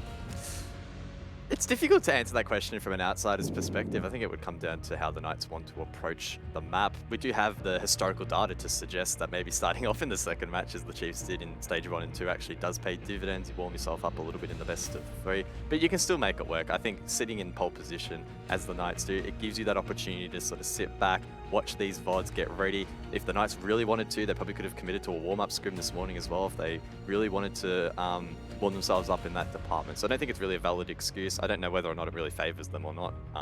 Just really it depends on what angle you want to approach it from. Both teams have a very strong map pool. As we head to the map vetoes, I'm sure it's going to be a difficult one to, guess where we're going to be heading. It looks as if Bank and Oregon are going to be our 2 picks, and then Clubhouse. Okay, this is... I'm a little bit confused right now. Yeah, I don't know. This graphics is odd. Yeah, it's BO5. Pick. Oh, yeah, okay. It's been 2 days of BO3. Dude. Hey, no, that's my bad. That's my bad. No, I was with you there, Zed. I was still in thinking the exact same. I was in the best of 3 mindset. I'm like, what's going on? Okay. Yeah. Thank you, guys. You're the professional here. Bank and Oregon will be our first 2 maps, of course, and then we have Clubhouse and Coastline, if required, that one being Coastline that is, and then Chalet, the absolute final one. I'll go to you on this one, Vast, though. The 2 bans, I guess, are the ones maybe to talk about the most, Villa and Cafe being taken off. Yeah, I'm not really sure about Villa. I mean, the only angle I can really see for Chiefs is just simply they're just not feeling it. It seems like they've gone with Bank. Knights have banned quite a lot of Bank and Clubhouse, and there was another 3rd map that they banned heaps in OCN. So I think it was kind of good to pick Bank straight away and not allow them to ban it. Guys, I'll get your thoughts, I guess, on the entire map veto process, but picks and bans, whatever you like. I think the first 2 maps in this series should be pretty quick.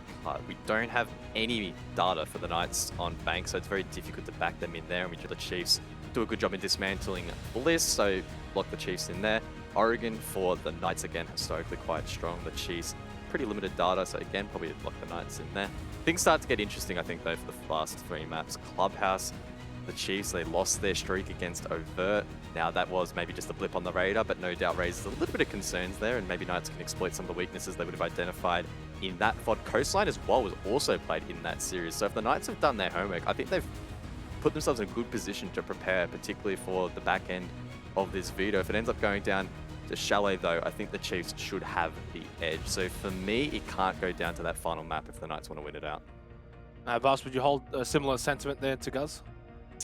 Yeah, quite similar. I mean, for Knights, leading up to this weekend, they wouldn't really be able to study Chiefs that much. I mean, to be honest, they probably weren't even sure that they'd verse them. So really what this matchup's going to come down to is who's doing the basics better and who's adapting better. And I just think that, have Knights, we kind of talked about what their prep was maybe like this morning. I kind of hope it was a bit more internal and not really look too much at the Chiefs and try to break down how they're playing too much. Just kind of more focus internally, I think, should be the approach Knights take today. Just very quickly, I guess we'll get some final predictions here. Vast, I'll go to you first. What's your thoughts on the grand final as a whole? I do think Knights will win, probably 3-2, but with that being said, it's really hard to go against the Chiefs, right? Because Chiefs have not lost against Knights since signing with Chiefs, so I'm still sticking with my prediction, but I think it will be a really close game. Cuz? I almost want to flip that. I don't think the Knights have it in them on Chalet. So if it goes down, if it goes the distance, I do think that the Chiefs will win 3-2. Fatigue, though, that's the thing I think that might kick in. So I'm very wary when I say that. For me, probably Chiefs 3-2, but ideally for them 3-1. That 5th map, it could be a bit iffy. It's a very rare thing to win 3 championships in a row, but I think the Chiefs are capable. I'm going to go for the Chiefs 3-1. That's us done, though. Let's head into this grand final. Of course, the 2 best casters in the region. To take it away, it's Manic and Dev. I don't know about that intro, of course. It's just the best passing off to the second best, that's for sure. But Dev, this is sure to be a roller coaster. This is sure to give us everything we could want for a grand final. Knights and Chiefs, 2 of the best teams that Australia has to offer, well, and New Zealand technically, and they're going head to head. This is what we want. That's it. This is the question we have been asking ourselves all year long. We're running it back. It's the Stage 1 OCN Grand Final rematch. Bank is the first map. Knights have never played it before, and Chiefs have already beat Bliss on it this morning. Who will take this OCN Grand Final? Let's get underway. I'm really quite tentative to, either skew either way. I'm obviously going to jump in the Chiefs camp just because of their proven history over this past year, not just against the Knights, but in OCN in general. Now, what you got to remember is Knights have come first in 2 separate stages in the regular season, this being their second. They failed to make it past the Chiefs in that first championship playoff. So this is sure to get underway with an absolute banger. But having a look at the bans, Thatcher and Habana, nothing really to write home about. No, but I mean, the Hibana ban is an interesting one. We were chatting off air about it recently. Just earlier today, I was chatting with Vast. The thing with Hibana on this map Bank, right, is, on that basement attack, you've got a lot of hatches. You've got one in lobby, you've got elevator, you've got the 2 open area ones, and you've got the server hatch. And if you don't have Hibana, you're actually really limited to a maximum of 4 hatches if you run Mav and Thermite, or a maximum of 3 if you run Ace and Thermite. So I think that Hibana ban is pretty good for locking down the amount of hatches you've got in the basement. But of course, Bank is still a very, very new map into the competitive pool since its rework. And in OCN, this is only the 3rd time we have seen it played, the second of which was earlier this morning. Now, if Knights are watching that, they should have a pretty good idea of how the Chiefs are going to play. And that's it. If I'm not mistaken, all 3 times that it's been played in OCN have been by the Chiefs, unless maybe it was one of their APAC South games. No, you're right, actually. There you go. So they also played it in APAC South too. So they're, I think, the only team, one of the only teams to have played it every time it's been played. And you know what? Bliss put them through their paces in that first match. So there are clear weaknesses that can be exploited. I really do think Vast prefaced it so perfectly. Basics is what this is going to come down to. Both of these teams are coming into this relatively unknown in that respect as to how it's going to be approached. But one thing is for sure, got to hit your mark right off the bat. HP Omen community vote has the Chiefs at 71%. Wow. I mean, look, history suggests that that is the way it's going to go. It's a best of 5. Got to think about fatigue. Got to think about where these teams are at right now. I guess that's probably the kind of overall thought of the community. So I can't really knock it. Yeah, look, Chiefs have played 2 maps this morning already, or earlier this afternoon, and 3 maps yesterday against Overt, all of which were fairly trying. But I think that the pivotal thing is what Digital said is that, look, we're not going into this with high pressure. Like, we're just kind of chill. We're just going in, take it as it comes. And that is absolutely the right attitude. You know, if you're in a high stress environment, obviously it's going to be more fatiguing. But if you're doing something for a long period of time, but it's just not as high stress, then it shouldn't be really that fatiguing. And you should be able to run that marathon. The marathon, it's going to have to be bit by bit. You still don't want to, you know, it's a problem when you talk about best of 5s. It is a huge marathon, but it's also a sprint in the game to game. There is so much that can be won and lost in the individual rounds. Got to be on it from the start. Right now, it looks like Knights extending all the way onto that 3rd floor. Kind of tempting fate here, seeing how well the Chiefs can roam clear. Sorry, roam clear. Should have said that both in one. But most certainly, Chiefs off to a decent start with Ethan finding the opening frag. That's really, really good for the Chiefs. Against Bliss, they really struggled out their roam clears here on Bank, and having a look, you know, a lot of their lockers attacks, they were losing opening picks really early on. So the fact that Chiefs have already found it is such a strong start. We know these players are warmed up. We know Worthy's already had an absolutely monstrous day so far. And God Legion not far off either. Nope. Both the players that we really talk about, you know, when we're starting to creep on consistency, not inconsistency, they are both absolute madmen on the sticks. They've certainly stepped up at moments of need.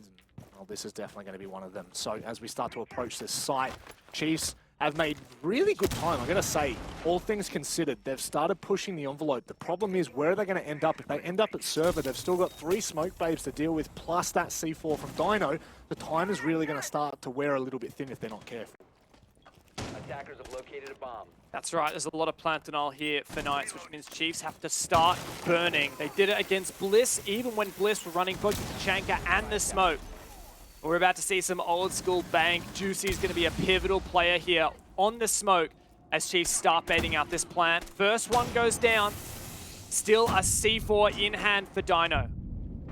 Worthy find that kill on the Hayward though. That's pretty big. It might alleviate some of the space. Dino, can he hit the shot? You bet your bottom dollar.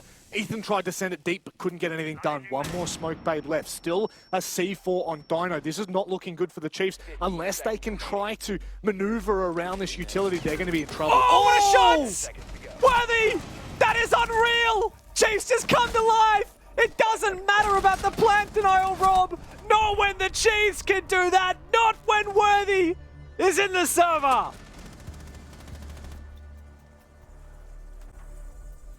What a way to kickstart this. Chiefs backs up against the wall with 15 seconds left on the clock. Still a C4, still a smoke babe in hand for Knights. And they know that they've got to pull something out of the hat. They send it deep, they find the kills. That shot on that long line of the smoke, massive. Although the smoke babe still went off, it just alleviated so much of that long vertical line. Not even vertical, horizontal, I need to say. Yeah, it's just unbelievable, isn't it, from the Chiefs there. And Worthy, of course, the player to do it, to step up hugely for Chiefs once again.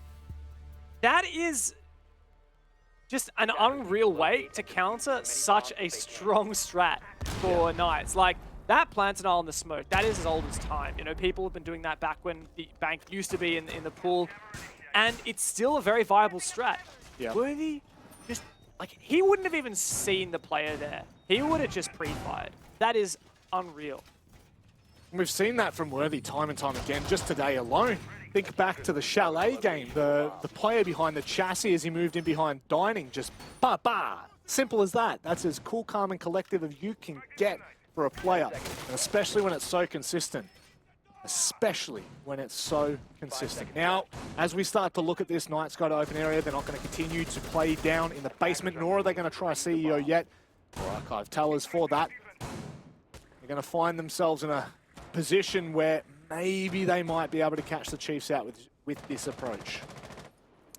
Keep in mind that in a best of 5, you don't get a ban. We do pick, ban, pick, decide it in the map beta, which means Chiefs could pick bank before Knights had the chance to ban it. Like, no map is safe. You have to be able to play all 7 maps in the pool, otherwise you're going to drop your first map. And so Knights, never having played bank before, we have no idea what their practice schedule would have looked like for this map. They're being tested here on unfamiliar territory, but Dino finding Didge is a great way for Knights to start. That it is. Now Dino can sit back with a little bit of that pressure alleviated. Just would have to have imagined it was on Repel, potentially. Regardless though. Yeah? I heard you say something. I said I think so, yeah. Yeah. Then the comment teams make it so hard to hear you. Yeah. Look at that Dino. He's going hard here with the MX4 Storm. Yeah. Ethan on this upside down Repel gets absolutely shat on. Oh, Dino's having a ripper game.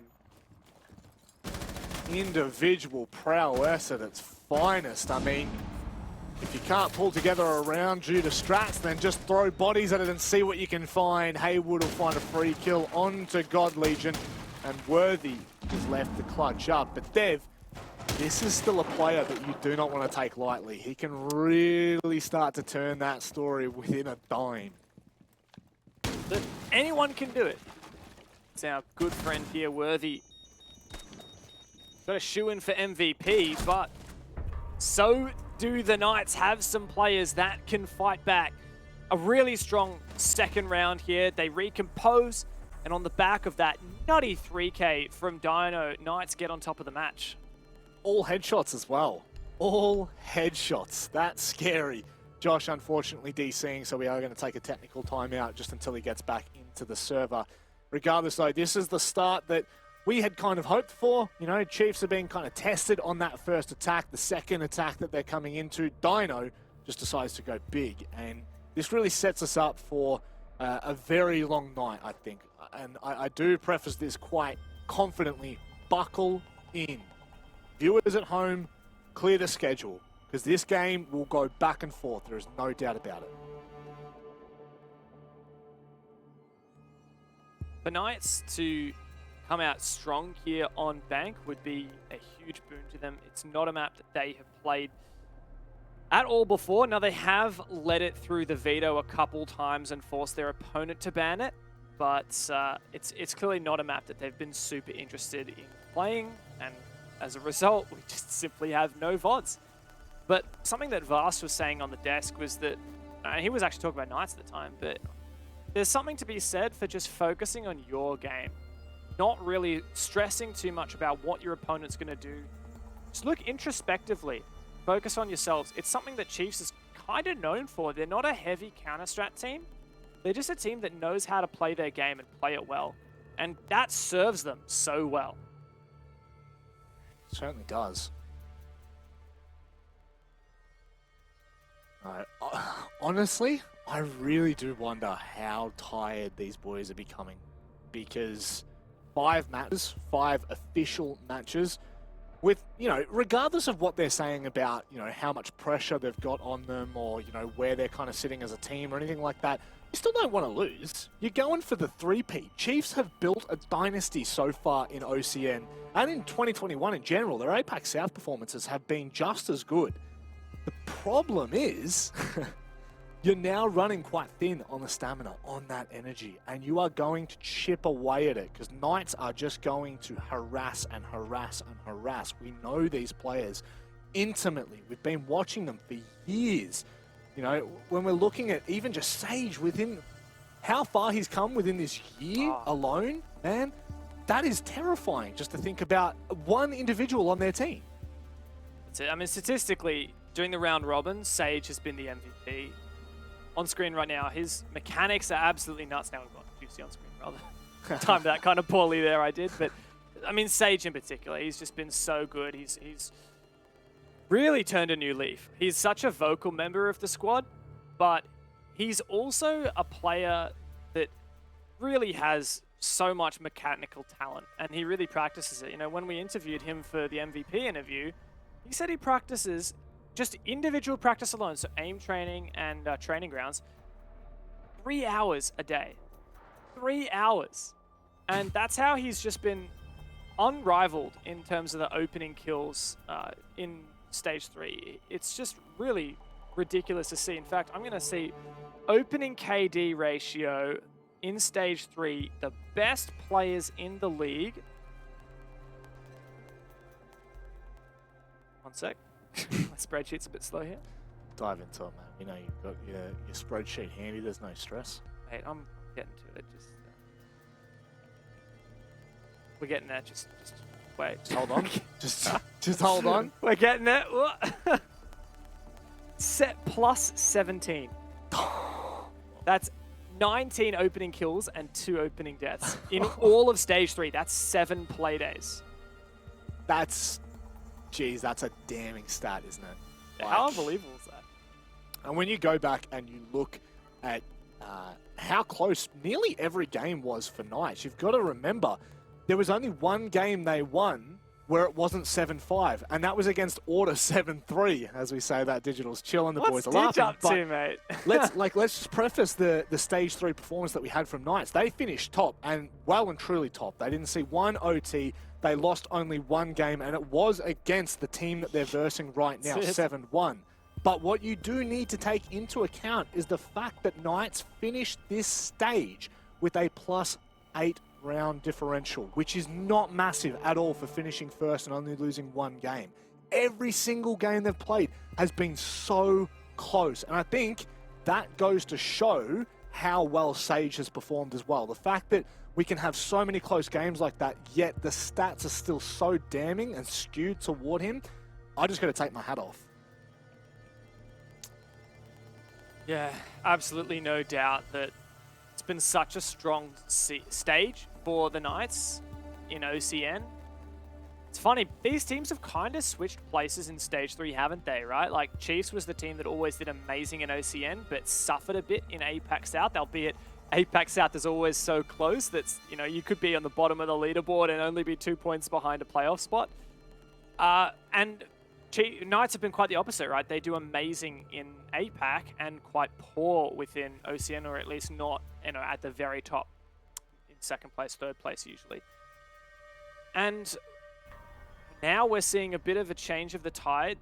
Knights had a fantastic round robin for OCN, but struggled, still haven't managed to secure a playoff spot for APAC. Chiefs on the verge of qualifying for the Sweden Major in first place, APAC South. There's no doubt these are the two best teams in the region, but it can be quite difficult to separate them. The Chiefs are so close to just taking that title for themselves and quelling any doubt that we may have.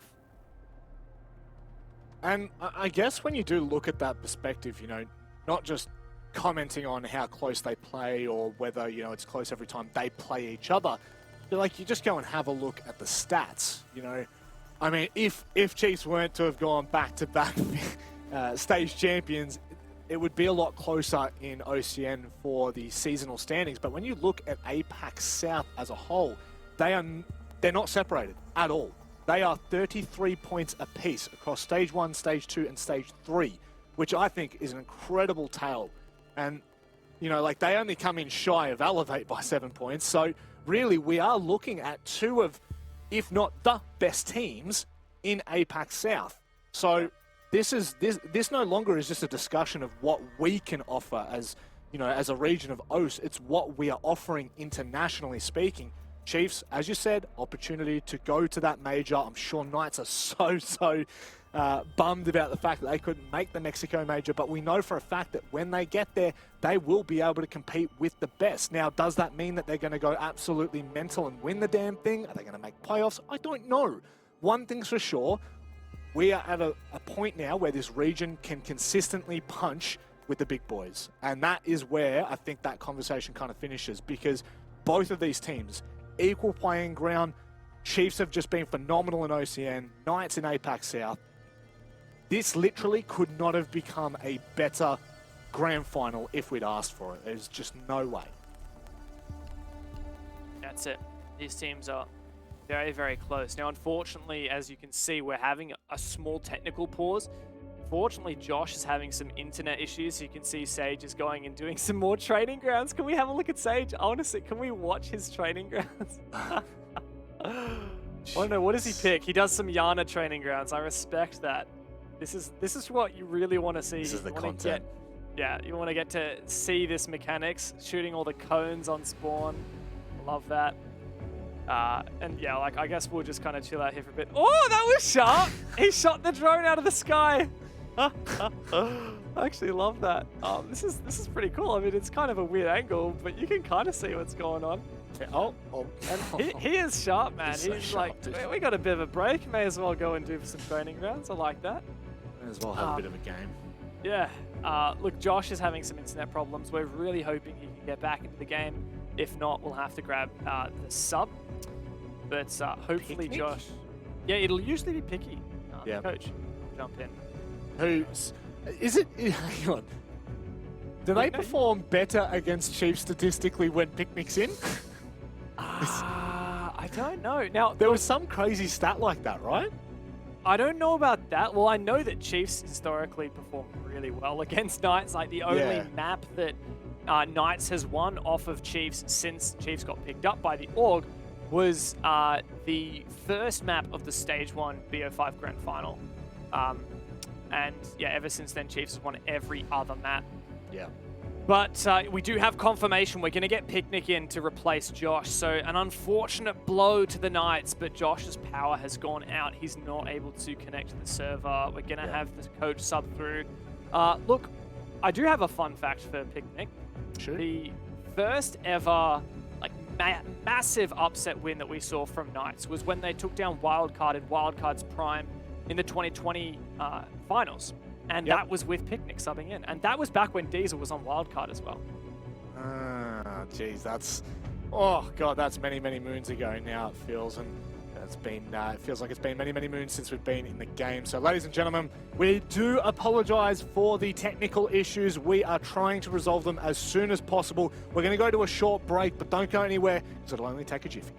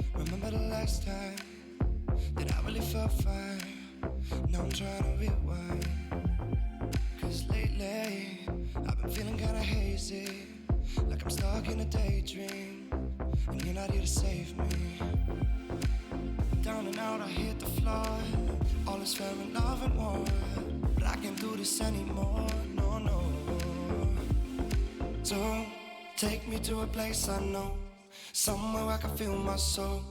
Lately I'm skin and bone, so hollow. I've never felt so alone. Need you more than you know, 'cause baby, you feel like home.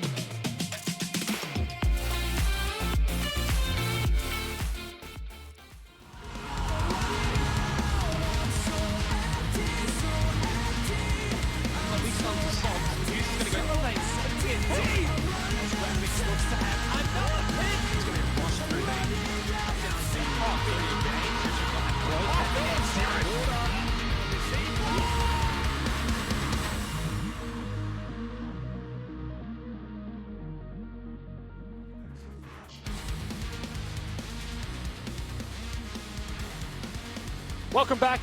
Appreciate your patience. But we are going to be getting underway in just a second. The big Picnic has joined the roster, Dev. He has joined the grand final. Could this be the turning tail for Knights? The big Pickinator himself, Scourge of the ranked stacks. He is back. He's in the server. He's warmed up. He's been telling the kids what to do from behind the scenes, and now he's decided to take matters into his own hands. Josh simply not good. No, Josh is out now, so I jest. But hey, it's never easy having to sub in your coach 2 rounds into a grand final. But if there's any coach that we know can absolutely slap in the server, it is Picky. Yep.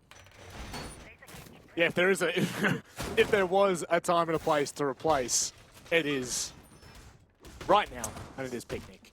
Fortunately now, I don't know what this means with Josh and Picnic. I don't know if we've got Picnic in for this entire time. I'm sure we can get that completely clarified as soon as possible, but Picnic is no stranger to the pressure, and he is no stranger to this kind of competition or or this point in a competition either.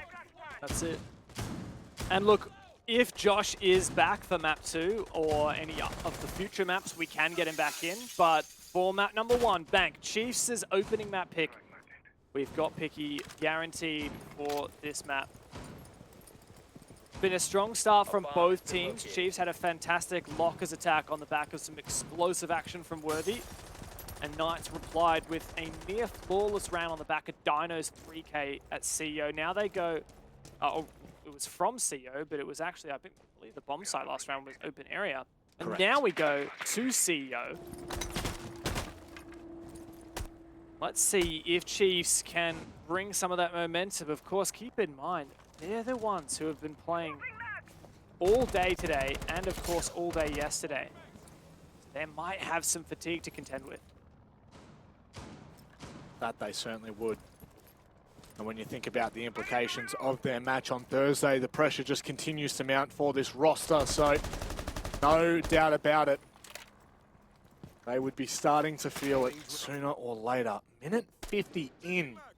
Chiefs are yet to displace any of the member from Knights. They haven't really been able to push them out of stock. Trading. Love this. What do you love, Dev? Tell me. Oh, I always love this. I always love God Legion finding some entries. Picky picked off. Oh, almost the angle. Sage could go down here, but Sage is keen to peek that. The mechanical god, he always finds his mark. And now, Chiefs are scrambling to try and refrag this cheeky little player in the stock hallway. God Legion now on that vertical line. This nade could be absolutely massive if they find the timing. How good is it? Not good enough. Sage finds another pick. In the meantime, we spoke about it before, Dev. This is not a player you want to be going up against. Mechanically speaking, he is an absolute beast. And right now, Chiefs are scrambling to try and find an opening, a way into this round. When Sage is on fire, it's hard to shut him down, but God Legion does it. The refrag is prompt. And that maintains a numbers advantage here for the Knights. They're starting to lose map control into 3-on-2 now. They have to hold Chiefs on these power positions on the rappel. Rappelling in is going to be incredibly dangerous. Certainly is. Juicy's there to be able to dismiss any of that sort of nonsense. 20 seconds left. You can see now they're starting to make their mark into CEO as they start to push in. Can they find anything? Pisho goes down. Ethan can't get anything done as it's Hayward that closes it out. Now, we've got Knights off to a good start after that tech timeout. They certainly seem like they're firing on all cylinders. Picnic or Josh, it doesn't make a difference. That's it, and honestly, I think it's because of Sage. I mean, it's not all down to Sage. It was a team effort that he held on to that power position in the stock hallway with the shield, the reinforcement, really, really well.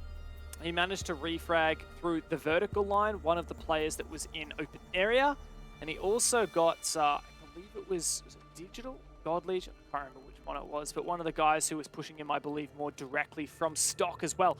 And, I mean, Sage, he just plays those positions so well. It's really nice to see Knights are coming out of the gates looking warmed up, right? It's the big thing that we talked about earlier this morning, or I guess it was still technically afternoon. It was definitely morning for God Legion, I can tell you that. He was yawning. Yeah. And, I mean, we saw that reflected in the server, right? Chiefs started really not warmed up, really asleep.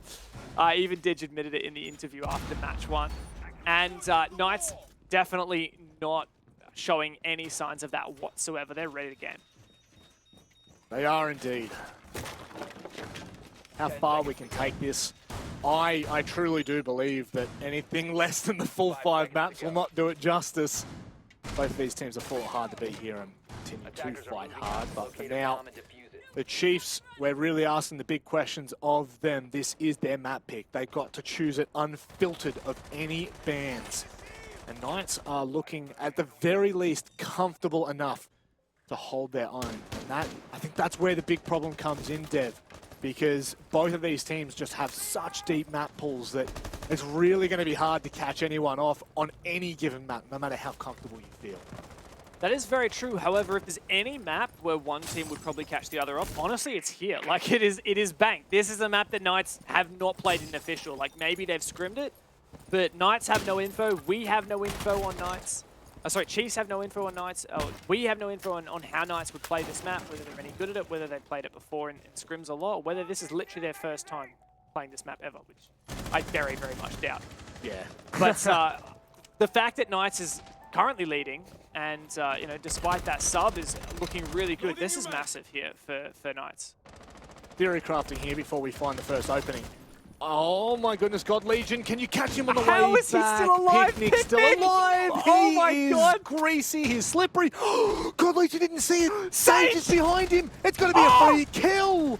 Oh no, that's not the way you want to be starting out, but Digital finds a prompt trade. That long line, you're not going to be able to beat that out with Digital. Ooh. Jeez, I mean, that was a bit of a roller coaster of emotions. I can't believe that Picnic survived so long. Sage somehow completely unaddressed. But fortunately for Chiefs, they do trade back that kill, even though Digital's lost a bit of damage here. Chiefs are in a pretty decent position. This is a basement attack, and the main concern I have is time's ticking. And there's still 2 C4s and 3 smokes, plus 2 impacts. Like, don't underestimate. Picnic can deny plant with those impacts as well. So I think this is actually going to come down to a really difficult execute for the Chiefs. That you would imagine that they take to get into position, the harder it's going to be. There's no doubt about it. C4s, impacts, smokes, it's just going to be a lot to deal with. With 40 seconds left, Dev, again, we're going to ask that question, are they in a position to do so? Now, with the elevator hatch open, this could be quite dangerous for Knights. They've just got to be careful of pretty much every single angle Bisho finds him, alleviates so much pressure on site now for the Chiefs. And Chiefs are just everywhere, but Hayward can hold on, finds one. This is going to be a very difficult to hold off the execute here for the Knights. They've got the C4s, but they don't have the smokes, and now it's just Dino finding one on 2. He's sharp as ever. Got to be careful watching the line here. Ethan's not going to let him cross. This is incredibly well played from the Chiefs. They alleviate so much pressure, and they capitalize on any inch. 2 apiece. Of course, Didge, as always, getting some more caffeine in the system, chugging a Red Bull. I'm going to tell you what, Red Bull sponsoring the Chiefs, they are getting their money's worth. I'll tell you that much. Yeah, couldn't agree more there. Sage just in that position. God Legion must have missed him by a couple of pixels, if that. A second off being able to find that kill. But again, I really like this from the Chiefs. So often do we see people tunnel into that blue push and try and get that default plant down. They had 3 different hatches open that they could have utilized, and they did it perfectly. They had pressure from every single angle. Just makes life so much more difficult for Knights when you try and sit back for that plant denial, which is exactly why Picnic is in the position he was. Regardless, moving forward now, I do just want to quickly make the comment that I was trying to make before, Dev, which is we've never seen Knights play Bank. Yes, that is correct. However, Knights have always banned Bank. Coming into this game, they must have known there was a very, very good chance that they were going to have to play it. So I have no doubt whatsoever that regardless of whether we've seen them in an official capacity, they are so prepared for this. And I mean, I guess we'll wait and see toward the end of this game whether that comes to fruition or maybe whether Chiefs class is just going to potentially catch them out. Look, that's a great point, yeah. Knights can prepare for that, knowing that they wouldn't be able to ban it now. But Legion's just got some good info from that drone in lobby. Spotted out Hayward's rotation, perhaps Dino as well. And we go back to open area. Remember, this is where Dino got 3 kills onto repelling players by hanging out upstairs, playing around those top windows. So Chiefs are probably going to be a little bit more astute when they're watching those long angles, ready for Dino to be taking aggressive gunfights with the 1.5.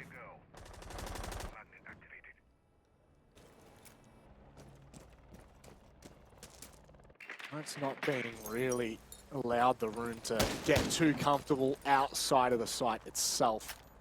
Previous rounds, it was really Dino that kind of did all the work in that second round, and the breather was all theirs. But one thing that's scary for the Chiefs is, you know, that when they're ready to go, they are ready to go. It really does feel like they spend the better part of 2 minutes on bank preparing those dominoes, and all it takes is that one little push, that one little mistake that allows them to kind of open things up, and they are off and running. So far, God Legion taking a little bit of control of lobby. There's a player in town he's got to be careful of, though. Hayward's also got to be careful. God Legion likely heard the MP5 rattle out just then. Like you said, Chiefs, very slow and steady here. Ethan's on this reverse repel, starting to put pressure now on Dino. God Legion might get caught off. Indeed he does. That was Hayward lurking in tellers. God Legion punished for the opening. Still Chiefs struggling to take down Dino here in the front desk. And the kills are going back and forth. Dino's still upstairs and they still haven't addressed him this whole time. They've been trying to hunt him out. And now it's Fisho up at the top of the stairs, but he gets taken out. Sage is on for the cover. This is such a messy round, leaving Ethan all alone. Yeah, Chiefs are really struggling with this defense. Twice in a row now we've seen this. They cannot seem to flush Dino out of position. Hayward finds himself in the perfect place to support his teammates. And now Ethan coming up from the staircase. This just has to be in. I could not imagine that he's going to be able to do much more than the single, but they give him an opening. They've got the drones. This is incredibly dangerous, Dev. 1 on 3, but he's not looking the right way. Surely he loses the fight. Dino, another massive round for him. Even though he didn't necessarily light up the kill feed, his position completely baited the Chiefs, and Sage lapped it all up. A fantastic round there from the Knights. They have absolutely brought the fire to Chiefs here, and they stay on top of the scoreline.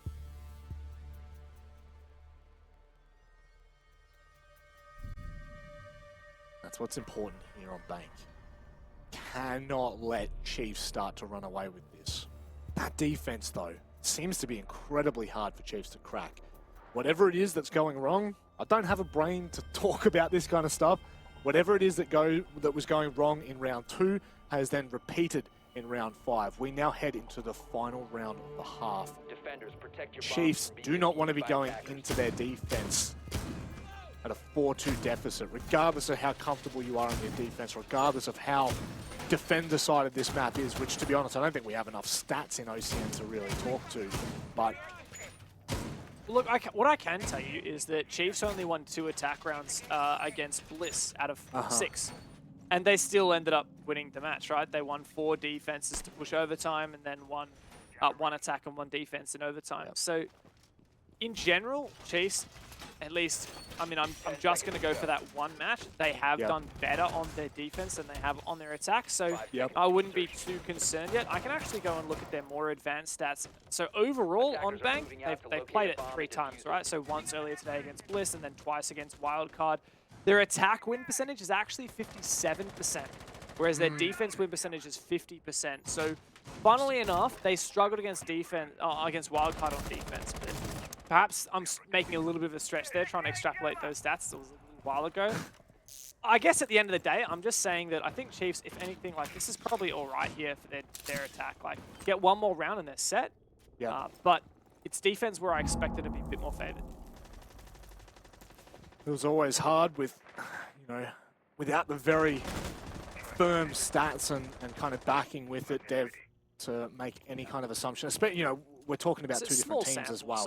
Yeah, 100%. There's like the case study is not massive for us to go off here, but we can say confidently that the Chiefs are able to do this. So this is not a stretch by any means. I mean, I guess if they go 3-3, it's beyond pass mark and probably in the realm of their map. But oh, look at this nade. That's going to be great. Gorgeous. Oh, God. God Legion. Yep. There it is. Oh, thank God. That's that's way too clean. And now Knights are down the man. With 2 minutes left, Chiefs seem to have a very good idea at what they're trying to do. Nice, just holding on here on CEO Exec. They've won it once before. Right on the back of that tech pause, in fact. They managed to win that despite losing the opening pick as well. He's going for a very repel-centric attack here, dismantling the Surya gates, the castle barricades. Worthy on for some vertical angles as well, but Picnic has the potential for a flank at any moment. And Sage still possesses that power position outside Stock Hallway. Again, you're seeing the dominoes start to line up here for the Chiefs. You can see how good their util usage has been on site. The B chassis, you cannot hide behind at the moment. Smoke's come in. Fisho now starting to make his move, and he'll find the first kill. Juicy can't stop it. And now they're trying to claw back here. Sage could be in a position. Juicy hits a shot coming out of the ADS. Fisho can't get out the window. And just like that, Dev, you blink, you miss it. It's a 2v2. Surely Juicy goes into lobby now and goes for the long angles. Sage, though, needs to land the shot. Worthy gets him. Juicy goes for the repel shot from lobby, but it's not going to work. 1v2, and I think Chiefs might have done it here. Juicy up from square. Could not imagine he's going to be able to find anything for free. He's not. Ethan shuts it down. Knights gave themselves a good look, but a 3-3 half is all they can get.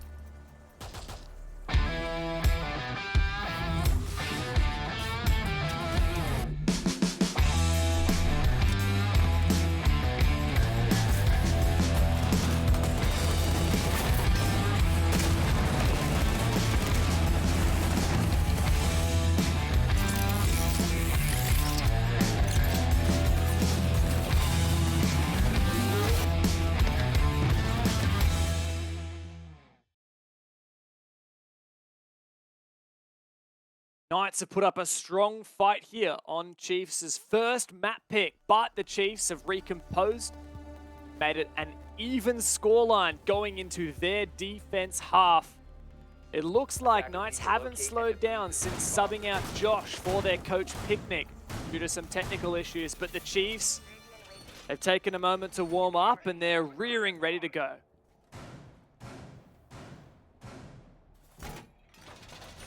Just to remind everyone, you know, Bank, then go to Oregon, go to Club, Coast, and finish on Chalet. We need it. The only two maps we're missing, Villa and Cafe. Yeah. Just the idea that Chalet is the potentially final map, the 5th map in the veto. 10 seconds left. Do you remember when Chiefs and Knights played the grand final for OCN Stage 1? Do you remember what map Chiefs won it on? I don't, Dev. Would you mind reminding me? It was Chalet. Now, when Chiefs beat Bliss in the Stage 2 OCN Grand Final, do you know what map that was on? Bank? It was on Chalet. If we go all the way to Chalet, Chiefs might make a three-peat of not only their stage championships, but doing it on the same map. Oh, I really hope we get there. Yeah. Again, I said it before and I'll say it again. 5 maps is the least I want here. I want the full shebangalang. I want the experience of Chiefs versus Knights. Seen it time and time again.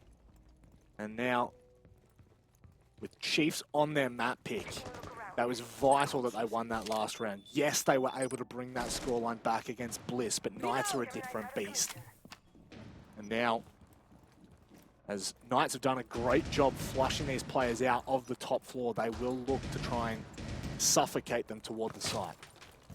Red Prince on the main stairs as well tells Dino that someone was there not very long ago at all. Look at that refrag of the drone. Sage Oh, that is such a massive pick. No doubt Fisher was going to try and play not for his life, but to just shoot drones and fall back so he could smoke up the site. That is such a huge blow to Chiefs Plant and R. They still have the Evil Eyes and 2 C4s, but that is a far cry from what they could have achieved with the smoke. Yeah, and now they're being forced back to site with 1:30 left. Time is plentiful for the Knights.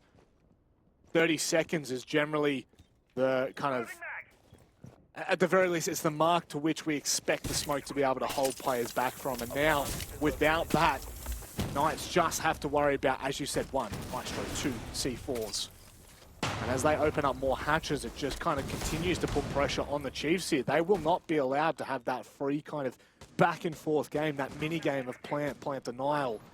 However, they are setting themselves up here.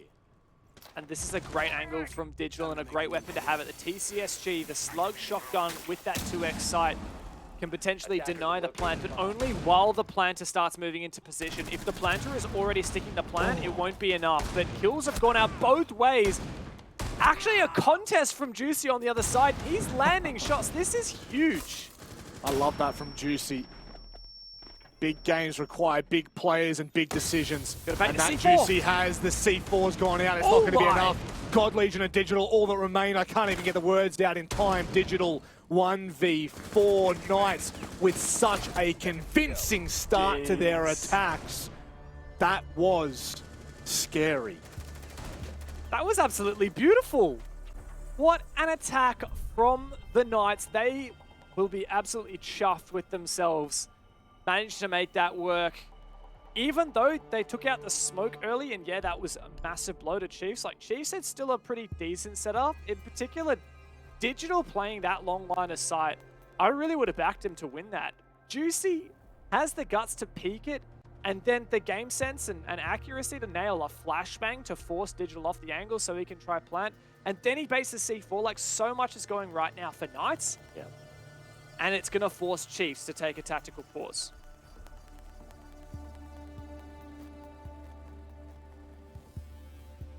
A breather is sometimes what is needed. I don't want to make that comment again about what happens for tactical timeouts, but they generally tend to give everyone a bit of a breather, Dev.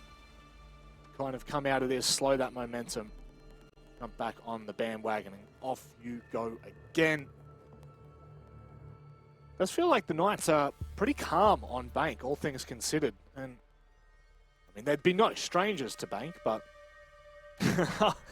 oh man, boys can't hold it in. It's a tactical. Honestly, I would love to take a tactical timeout right now if you could feel.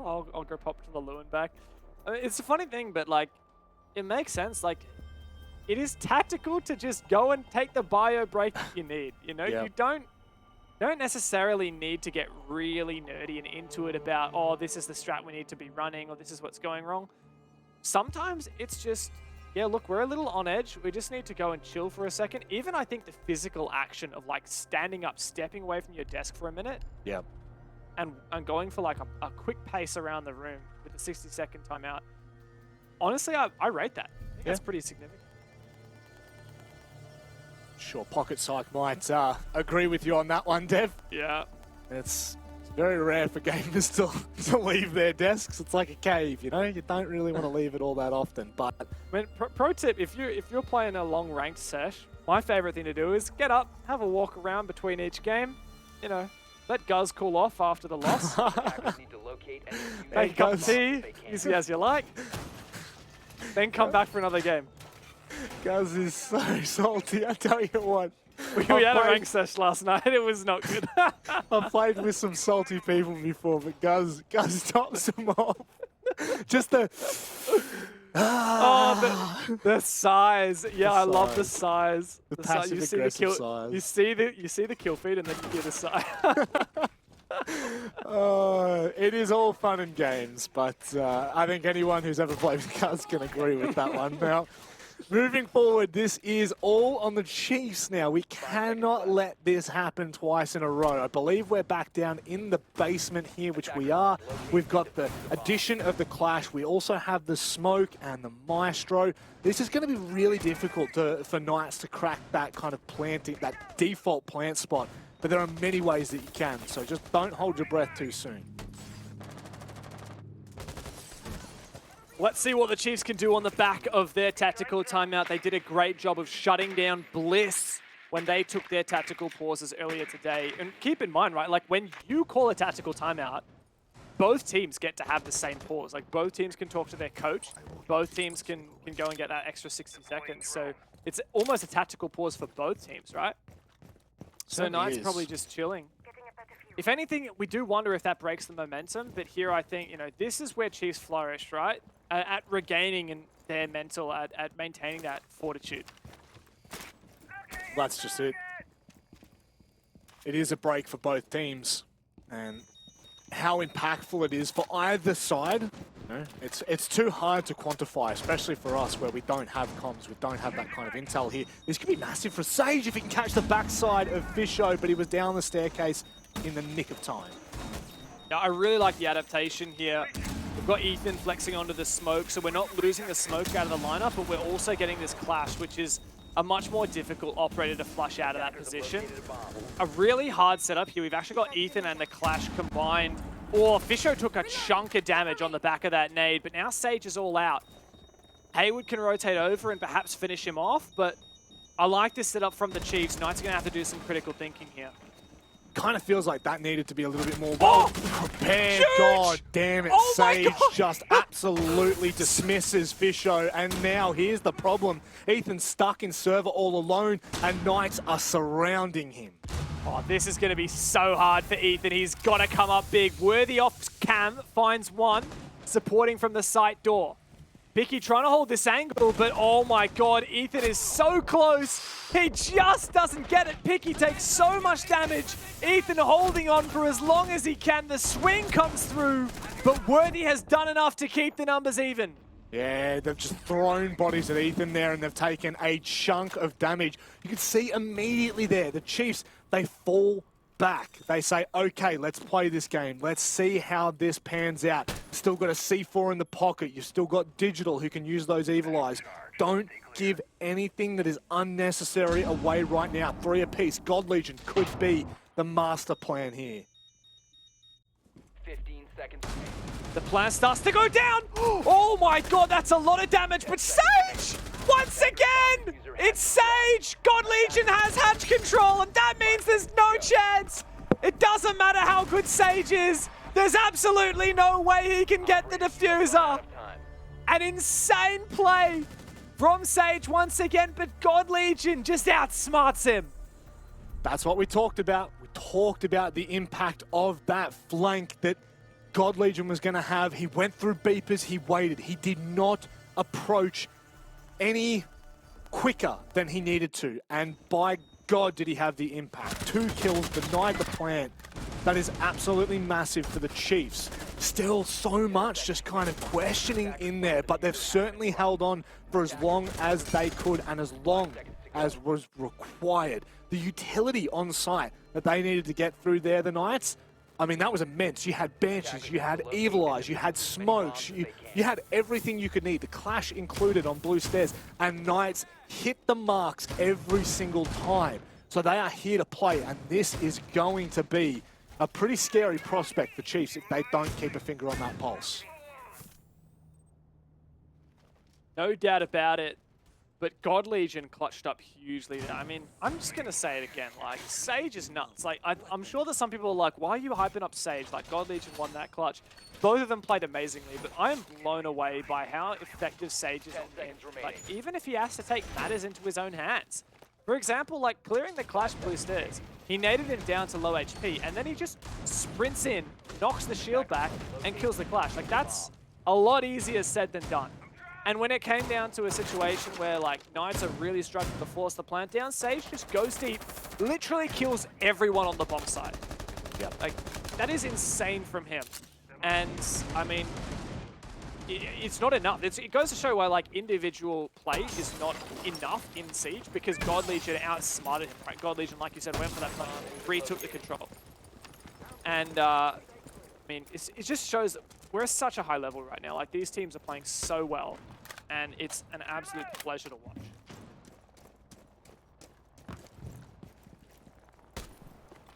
Approaching into this round 9, this is exactly what we expected. No team giving an inch. No team letting up for a second. Knights have been pretty impeccable on these top floor clears. They're going to need to be once again, but it doesn't look like anyone from the Chiefs are really going to be extending above. And Knights, they know this well and truly. There's a lot of util that they're going to have to get through the barricades, holding off Taller's office door, as well as the double just behind the elevators there. But that is so much info. So much intel, Dev. Wow. That is so good. And surely that means Hayward's vulnerable to a C4. At the very least, right? Worthy can just call out to the guys on site, like where he's doing the vert, where Hayward is doing the vert, and then potentially even to contest the vert. Like, it doesn't have to be a C4. The other side of things, though, they're getting a bit of intel themselves. You can see a couple of yellow pings come out. In a flank. Drones are on site. Oh, Worthy has yes. found the timing. He's retaken main stairs, Dev. This could really put a bit of a spanner in the works for Knights if they're not cautious. Oh, but they are. Look at how cautious Hayward is. He's hard Ping. watching this flank. There could Ping be a 5. drone here. Yep, there is. Both players getting pinged out. You can see there Hayward, he's getting the information. Likewise, the other way around, but it's Sage who opens things up here. Tallers is now in full control of the Knights. The Knights know exactly where Chiefs are coming from, and boy, are they punishing it. This is clinical from this roster. There is so much info on both sides right now. They are playing this so well, but Knights are reading Chiefs like a book. They've got the numbers advantage. Fish and Vigil to try and hold. There's only 30 seconds left, and Knights still know where these players are on site. Yeah, Fisher was always going to get caught there. Back alley is now in control of the Knights, and so is this round. Flawless to close that out. They go 5-4 up. It would be impressive if Knights were just keeping pace with Chiefs here. I mean, this map, the first two maps of a BO5 are always going to be your most dominant, because it's like, obviously Chiefs are going to pick their best map, or at least the map that they think matches them up best against their opponent, because their opponent doesn't even get a ban. And it's the same with Knights, right? Knights picked Oregon, which is a map that Chiefs love to ban. Like, they banned it against Bliss. It hasn't been a great map for them in the past. And so the fact that Knights is not only keeping pace, but taking the lead here on Bank is incredibly surprising, very unpredictable, and it just shows that perhaps the gauntlet run won't actually make it. Perhaps Chiefs may have met their match. Perhaps Knights will actually be able to break their losing streak that they've had all year against this Chiefs roster. It'll be the time to do it as well. Right when it comes down to the wire. Knights said coming into stage 3, their focus was on OCN, and we've seen that. They have proven to us that that is exactly where their focus was. 18 points out of a potential 21. And now they are in the Gauntlet Grand Final. They booked their ticket. They were chilling. And now they're going to have to perform, and they are doing so on the map pick of the Chiefs, which we haven't seen from the Knights. It is almost their insta-ban every single time. Chiefs need to dig deep here.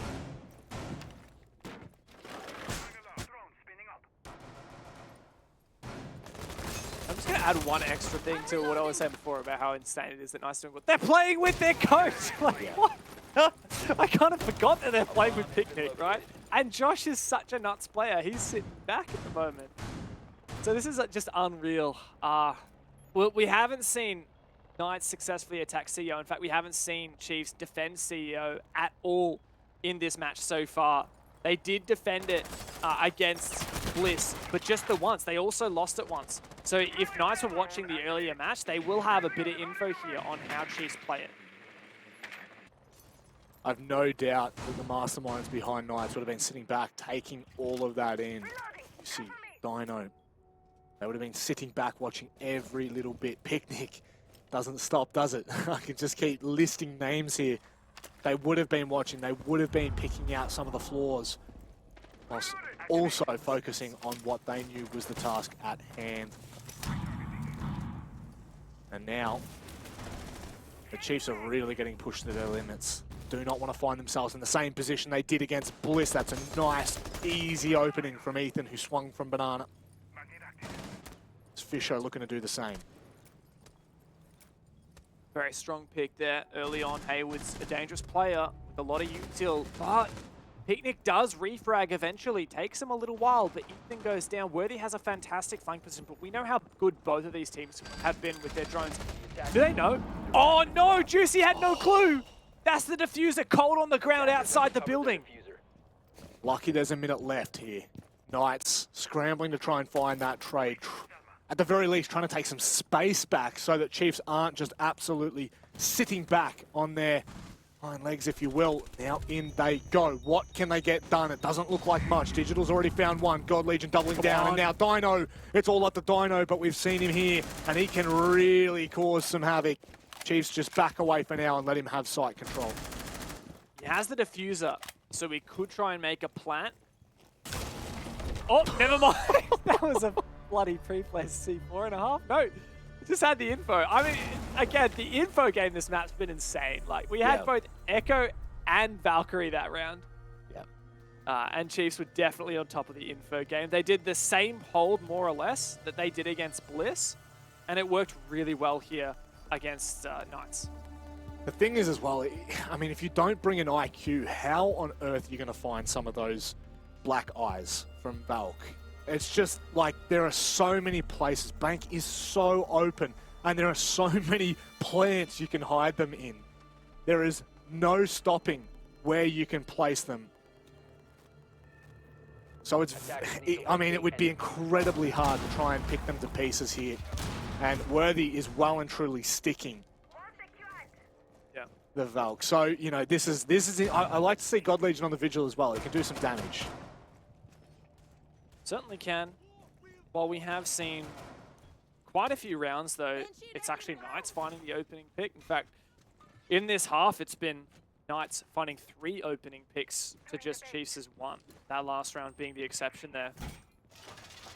I'm loving the meta that we're seeing develop around Stock Hallway, where God Legion was reeling just there. It's where we saw Sage get a couple of kills. You put a shield in the hallway, you kind of reinforce some of the stock walls. You can really kind of hold any push from top square and from stock. I just love the extent of the setup we're seeing upstairs with pre-prepped windows to jump out as well for God Legion. We've got a lot of reinforcements, we've got castle barricades, just trying to cut off these long lines of sight and enable an aggressive setup at the same time.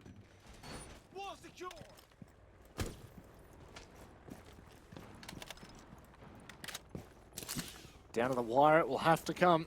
There's no two ways about it. There he is. No way, God Legion, He got you down. cheeky boy.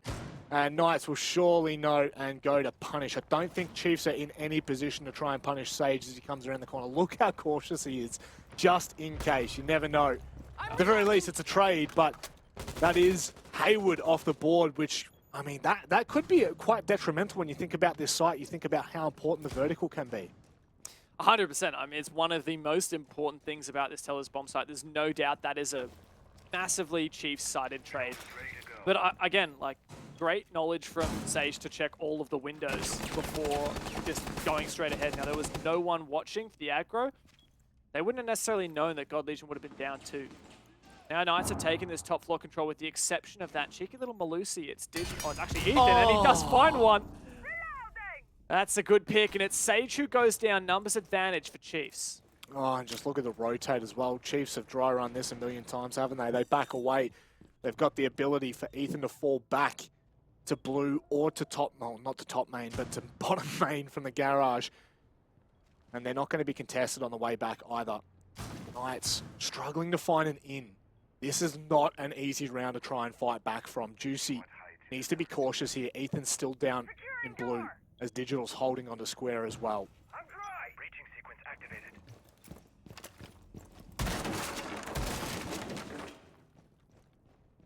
I'm ticking. Knights don't have numbers. They don't have vert, which just gives so much freedom to these guys on site, particularly Dig. I mean, Digital's the only one really playing side at the moment. They've got a really spread out push, and once again, like, they have just info for days, surely. Like, we've got a bulletproof camera on Fisher. I don't know exactly where that is, but the 3 Valk cams. You can see God Legion just flicking them all. Start to see a little bit of work done by Knights, and that's a good one. But here, Worthy on the main stairs. He's too quick, Dev. Maybe if they'd had a small second to regather their thoughts and potentially think about what they're trying to do, that might have looked a little bit better, but it's just going to continue to find trades. It's juicy. 1v2. Worthy has to make his way through beepers. Does Ethan hear him picking his player up? You bet your bottom dollar, and he'll punish them perfectly. Chiefs are on map point. Another chug for Didge, always. It's been a long day for these boys, but map 1, they started slow once again. They've started to recompose here on their defense. They did it this morning. They went down 2-4 on their attack, brought it back on their defense. Haven't been forced to overtime as of yet, not like Bliss did. Let's see if Knights can force overtime or if Chiefs can lock it in here in regulation. To be honest, Rob, like, this should be an expected result. Like, Chiefs should probably have won this already. The fact that Knights has already pushed them quite hard here, I think is a really good move for Knights. Like, even if Knights end up losing this map, they've got Oregon up next, which is a pretty... I would be surprised if Chiefs win that. And then we go into the rest of the series on these much closer maps, and Chiefs will be really feeling that fatigue, right? Surely feeling that fatigue. That's just the thing, right? If you're going to take it on pure face value, I would say out of the map pool, Chiefs would be better on Bank, on Clubhouse, and most likely Coastline as well. So, you know, for me, that's already the 3 maps that they need. But here's the thing. The Chiefs aren't just coming off of, you know, a pina colada. They haven't been sitting back in the sunshine relaxing. They've been grinding their way through the gauntlet to get here. And not only that, Knights have continued to show their kind of prowess and I guess their dominance in OCN. So they're not a team that will allow you to do anything for free. And right now we're seeing that exact storyline play out. Here's the damning thing right now for Chiefs. We're down in the basement where it hasn't shown the greatest success. Knights have been incredibly efficient at dealing with the utility placed in front of them. All of the hurdles going one by one. They're going to need to do it again here because this is for OT. And remember, Chiefs only won their defense of this locker CCTV bomb site thanks to that massive flank from God Legion. Knights have really good attacks on this bomb site. Seen Fisher guy change something up here in his operator lineup, bringing the alibi instead of the clash. So it looks like overall a bit of a looser roam here. We've got, I believe that's Worthy upstairs in exec. Hunted down by the drone. He finds the opener. He just knows. He just knows. He knows that even when he's getting droned, that the players are going to be coming around the corner within seconds of it. Yeah, he just doesn't stop. I mean, if you were this good, would you just fall back? Hell no. You'd continue to test the way Worthy does. And again, just week in and week out, the performance he's put in for the Chiefs has just been impeccable. He might even find a second here. Oh my God. How do you match that? I mean, Worthy's just playing an off angle in the hallway, not even taking cover behind anything. Standing height, not even... Like, it's crazy what Worthy is able to achieve. That's picked apart the Knights. Surely that has set them back exponentially. We're going into this final round of the game, what looks to be. Knights are fighting with only a single hard breacher. Low HP on Hayward now is still Worthy is keeping an aggressive contest on the hatch. There's so much work to be done. We still got the hold-in server from Ethan. Oh, the ADS is supporting Ethan there. It's going to be impossible for Sage to deal with at this point. He's going to have to go big individual, and he does just that. Gets into a position where he can now contest, trying to find the shots around the corner, but he's not going to be able to. Ethan finds himself a double from the hatch and from the bottom of blue. Hayward gets shut out of the round by Worthy. That is the first map in the books for the Chiefs. What a great map at that. Coming to life in the final round. Worthy on the roam, Ethan on the server hold. The Chiefs were pushed at the start, but they certainly kept control. They certainly got the job done. Map number 1 in the books. 2 more to go. Tell you one thing. God Legion standing up there gives me massive Jack Daddy vibes. Don't give me that panic attack. I was very scared. Don't give me that panic attack. We've seen it before, and we might well see it again. I'm sure Mother Bear's sitting there.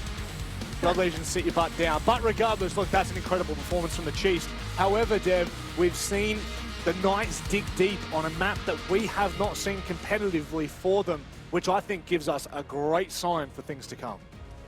Really, really good. It shows that Knights have taken this very seriously. They've done their prep work coming in. They were ready to play Bank. They brought some strategies we hadn't seen, particularly their open area hold with that aggressive upstairs roam. Absolutely perfect. Plus, the players are on fire. Massive multi-kills from players like Dino, Sage. I've really been hyping him up, but I honestly think he's just such a talented player. But, as always, it tends to be the Worthy show, the Ethan show. And look, they haven't slowed down. We're not seeing that fatigue set in yet. They look ready for another day in the office. Well, they're going to have to, because they've still got at least another 2 maps to go, but that'll do it for us here on the casting desk. We'll throw it back to the best host in the business with a great analyst and Guz.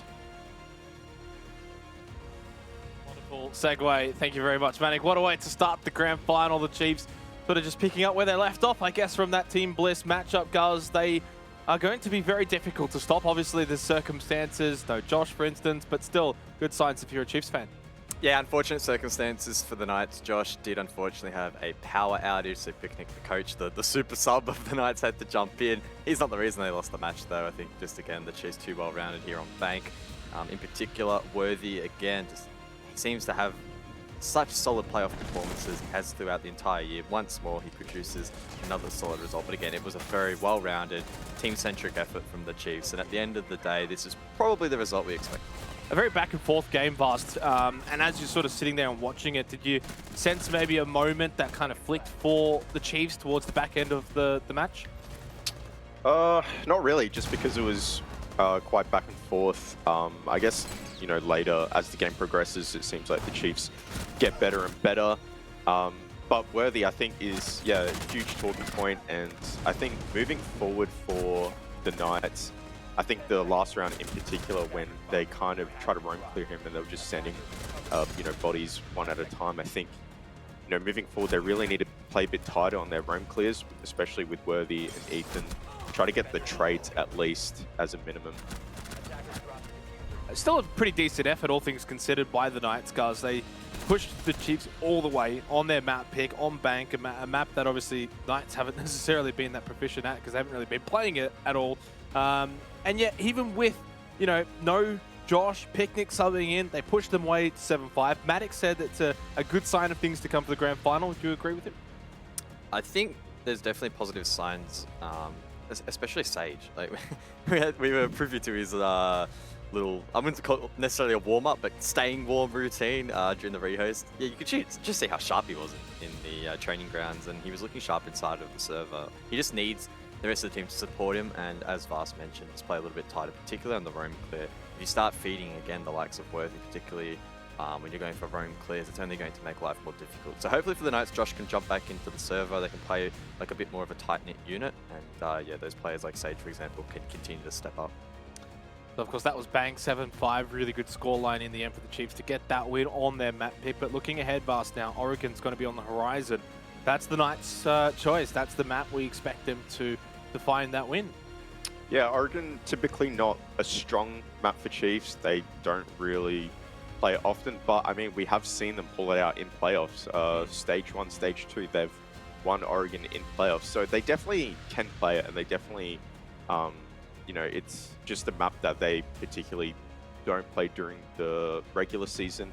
For whatever reason that is, not really sure. But I think for the Knights, look, it was actually quite impressive, their Bank performance, because not only, Picnic subbing in, but it kind of shifted their roles, right? Dino picked up the Jackal, more of an entry kind of role. We probably would have seen him on Hard Breach that game, but I was quite impressed with him, how he was able to, quickly shuffle onto a different role despite, the unfortunate situation that happened, and he still did good. So, yeah, hopefully they can get Josh back in and be at full force.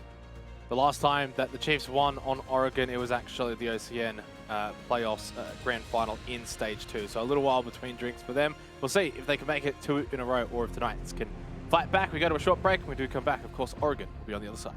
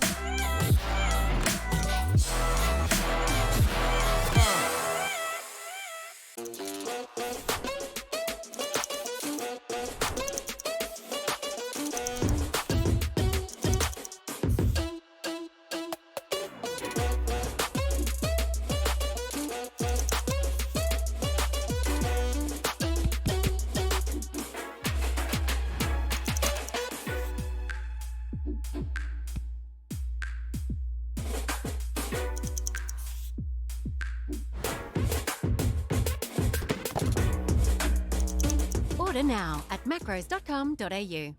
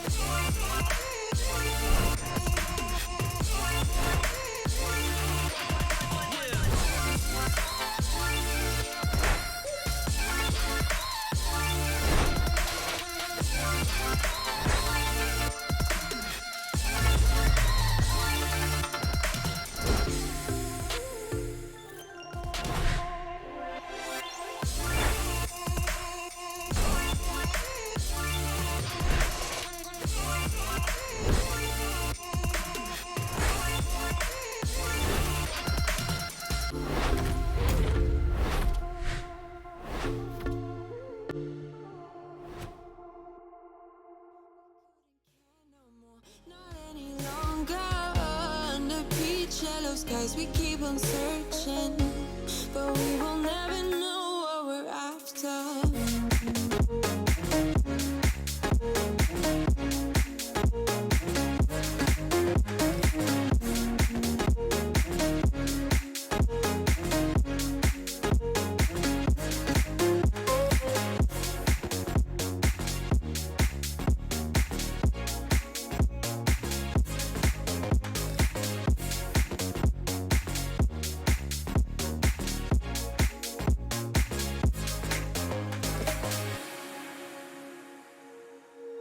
When you feel it's hopeless, when you think that you lost, oh, I will take your hand and we'll rise up from the dust. Oh, here we go, go, go, let us heal and grow. You won't be alone, we're unstoppable.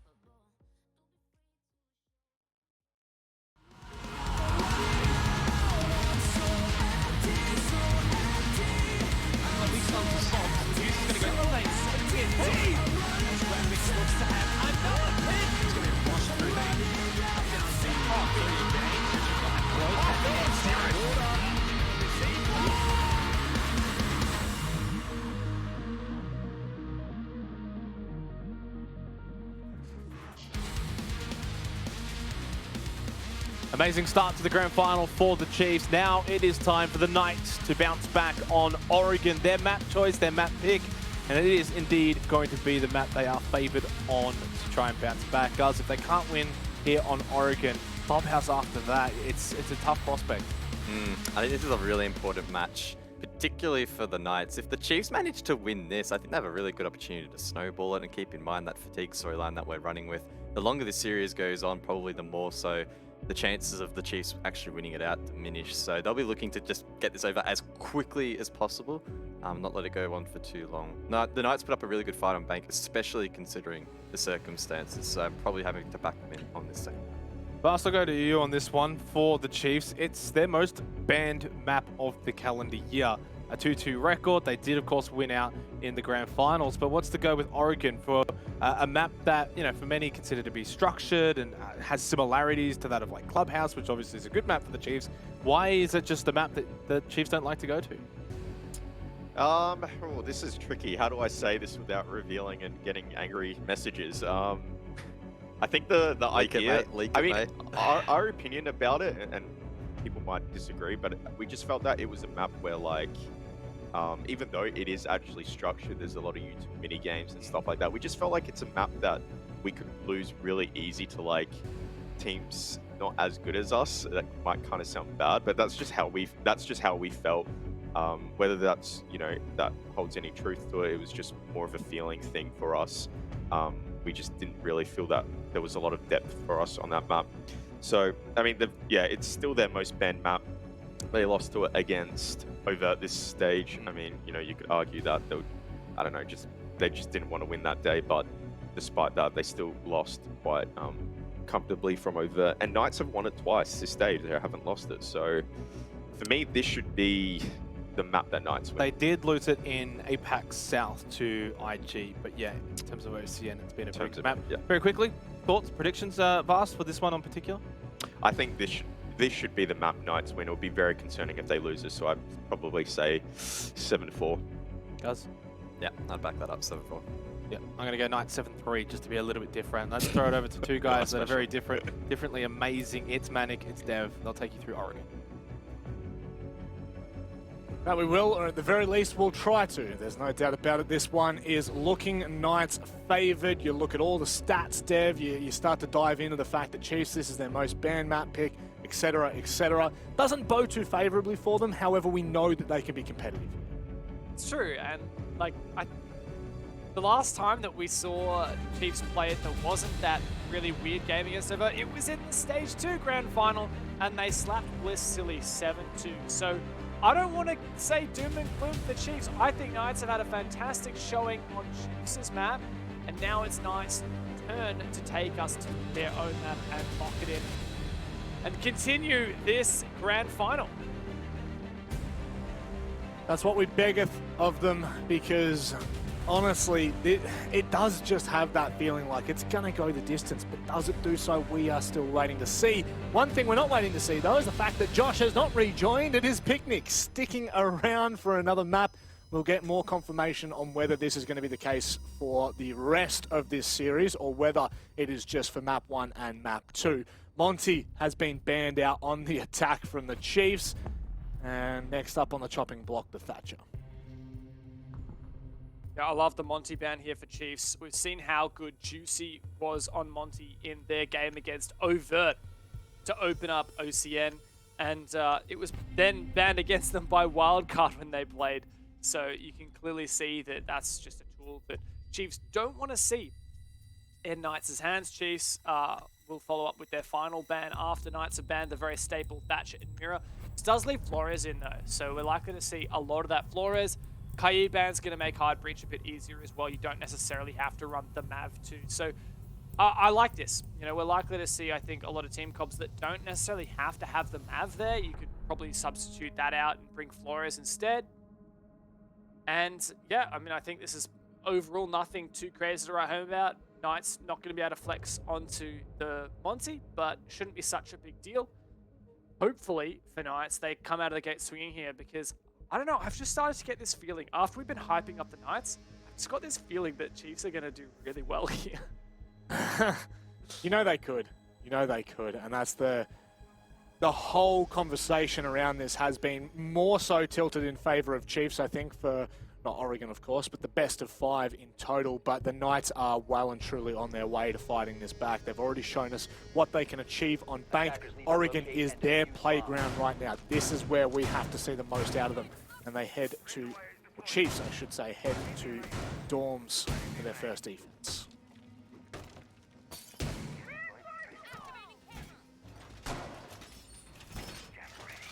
I like to going dorms first. We see the community vote. This, I believe, is just the community vote that we already had. I don't know whether it's still live, but continue participating in this live during the match, like try and sway the prediction. I don't know whether that's a...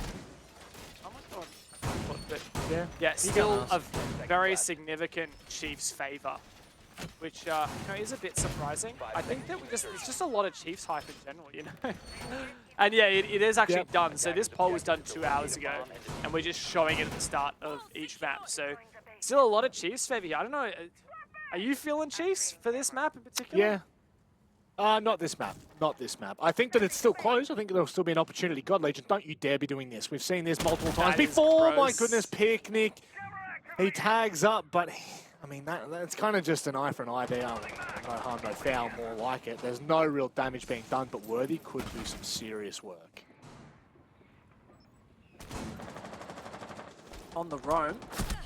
Oh, spotted. As he tries to cross, he does get away. But Knights are hunting downstairs. It's not very often you see the defensive side actually like show face over towards Showers, which is essentially all Worthy's doing, shooting drones and falling back, not really trying to take any heavy gunfights, regardless of what we've seen with him getting absolutely lit up. You know that he'll go for a couple of pot shots. If he hits something, bang, we're on. Now, Sage has taken dining control. A minute all off the board. They're starting to get their work cut out for them. Ethan moves away just at the right time and re-aggresses to the hatch to ensure no one can push into the kitchen. And that will save a little bit of pressure down for Fisho Guy, who swings onto Sage. In fact, this This is what we expected from the Chiefs, just showing a little bit more aggression here. Definitely a good way to start this map. Knights looking a little bit lost as they try and shape up on this Dorm's attack. That was almost a double kill for Digital. My God. Chiefs are really coming out of the gates strong here, swinging every chance they get. 4 drones live, only 2 can be moved. Haywood and Dino both with 1 up that they can now start to unfold. Fisho Guy still stuck in security. Or not stuck, it's more they're stuck in there with him. Ethan finds a kill, my goodness, it's now starting to fall apart. Juicy, fortunately enough, stays alive. Can he revive? It looks like God Legion's trying to find him. That he does. Chiefs start off with round 1 and it looks convincing. But it does. I don't know. It's a bit scary for Knights. They definitely pushed really hard here on Bank, but I will say Chiefs haven't had to play a lot of Oregon recently. No. I'm sure they've been cracking it in the background. Yeah, they banned it against Bliss, but I think that particularly makes sense against Bliss, a really good map for them. Yep. But I don't know, like, I can see a world here where Chiefs does win this map. And if that happens, like, surely this is a 3-0. Clubhouse is next up. And even though we saw Chiefs drop Clubhouse for the first time since getting picked up by the Chiefs yesterday against Overt, like Digital said in the interview, you know, that doesn't mean anything. We used to be 10-0, now we're 10-1. No big deal. Attackers need to locate and I don't know. defuse the bomb. I don't want to call it, obviously. I'm not calling it. But I'm just saying, I've just got this really almost irrational feeling that's started to creep in me. As soon as we had that pre-show, I was like, maybe I'm not giving Chiefs enough credit on Oregon. Look, it could well be the case. It's the same story for Bank with Knights. You know, we know that they were going to be playing this coming into it because it's their most banned and least played, etc., etc. So maybe it's the same here. But let's take a quick second to talk about, once again, our wonderful charity sponsors over at Livin. They've been incredible coming on board, again, spreading that incredible message of it ain't weak to speak. It's always a great message. You know, get out there, talk. Don't be afraid to ask people how they're doing. Now, if you do want to, of course, support this incredible organisation in spreading their message further, you can type in !LIVIN into Twitch chat, and it'll take you to the prompts. You'll find their merch store. Incredible merch, guys. Please, I do beggeth you, try some out. If you do want a code, let's just try OCN15. It might give you 15% off. There's not like a might kind of situation like that. That will happen. You know, No. It maybe. Just try it. Just try it. You don't know. See what happens. You know, give it a crack. Worthy's about to give a crack here at this aggression in Small Tower, and he's got God Legion supporting him. This is so aggressive. Like, you would like never contest this aggressively, but I mean, Chiefs, they're feeling like they're hitting their shots. I actually respect it. Yep. Also, as well, this is not your map pick. This is not a map that you play all the time. So why not get aggressive? Why not get up in the face of Knights? Don't play default. Don't play passive. Force them out into the open. And that's what we needed to see from Knights, punishing something like that. But Fisho Guy's so quick to respond. I can't even finish the sentence. This is what we want to see from the Chiefs. It's not their map pick. They have to hit hard. They do, and these loose roamers, such a hindrance now for the Knights. Sage is looking for this player that's been roaming. It's Worthy now in meeting. And Chiefs still struggling to take him down. Dino going down means they can't open this meeting hatch. So Worthy just has so much more mobility now. And Knights are looking a bit desperate. Picky's going to try and take the fight, pushing in from kitchen hallway. He has a great position, but he might be about the timing here. Worthy can take him down. We expected nothing less, and now he slinks back onto the bomb site. Knights left with just about nothing. 2 minutes down, 3 players. Well, it's only 1 man down. Chiefs are looking so good. Oh, Knights, though, they will not give you a second's rest. Digital trying to be a little bit cheeky up on that top floor. We saw earlier in the prep phase, Chiefs were putting a lot of heavy attention upstairs on the second floor as well. It seems like they stuck it. Unfortunately, Digital does not find exactly what he's looking for. Only 2 drones left, 1 that can be moved for Knights. You've got to keep this in mind, because this right now, with 35 seconds left, they could be going into this blind. Worthy's ready and waiting, as is Ethan here in blue. The drop's got to happen from Knights at some point. Ethan goes for the swing, doesn't quite manage the timing. Worthy shut down. Great drop from Juicy. Oh, Ethan has to find his kill. The Banshee will support him in doing so. And now, how can Fisho be of effect? It looks like he's going to have to pull out the clutch, the 1v2 to hold on. They know his position. The cross is being watched by Sage. What can Fisho get done? Looks to... Oh my goodness. That C4, had he not have been taken out, could have been deadly for the round. But it is the Knights that bounce back on the basement defense. Yeah, I feel like I'm, I don't know, talking smack at the moment because I said that Knights were looking kind of hopeless, but they just absolutely destroyed Chiefs at Execute. I mean, it is a situation where if one of those ones goes the other direction, it's a really good round for Chiefs. But I think that it ended up there. They were in a 3v4 and ended up with a 3v0 or 2v0. So that's a really strong result from Knights. Really good execute. Dropping down, not bleeding any of those picks. We expect them, though, to do that and a lot better here on their map pick. So I don't want to... I guess get too hyped. They really should be doing that. Yeah. You know, the thing is as well, it's a good call. You've got to put your hand up and say it was a good call from Knights. Instead of spreading out, instead of isolating one-on-ones, they went together, they found themselves pillar control, E control, blue control, and then continued to go on from there. Even though Ethan stood tall in elbow, the trade was just so damn quick. That's kind of what you want from your team that's favored in this map. You do want them doing those things clinically week in and week out. Game in and game out, depending on who they're playing. They should be able to replicate that kind of a result. And now they move down to a meeting defense here from the Chiefs. Not interested in going back to basement. Obviously, Thorns is locked. So they're not really trying to play any games here. Or maybe they are trying to play all the games. They want all the smoke. Smoke and mirrors. See Knights starting strong by taking down this downstairs control. Ground to take when you're going for a meeting execute. You want to make sure there's no potential for C4s up through the hatch, and also make sure that there's no roamers that can flank you. That's what was about to be a really good drone spot. Maybe we'll see Picnic throw it up there this time. Good spot. Gamer. That, yeah, very much for that. So that's how you drone parkour. You just toss it. There you go.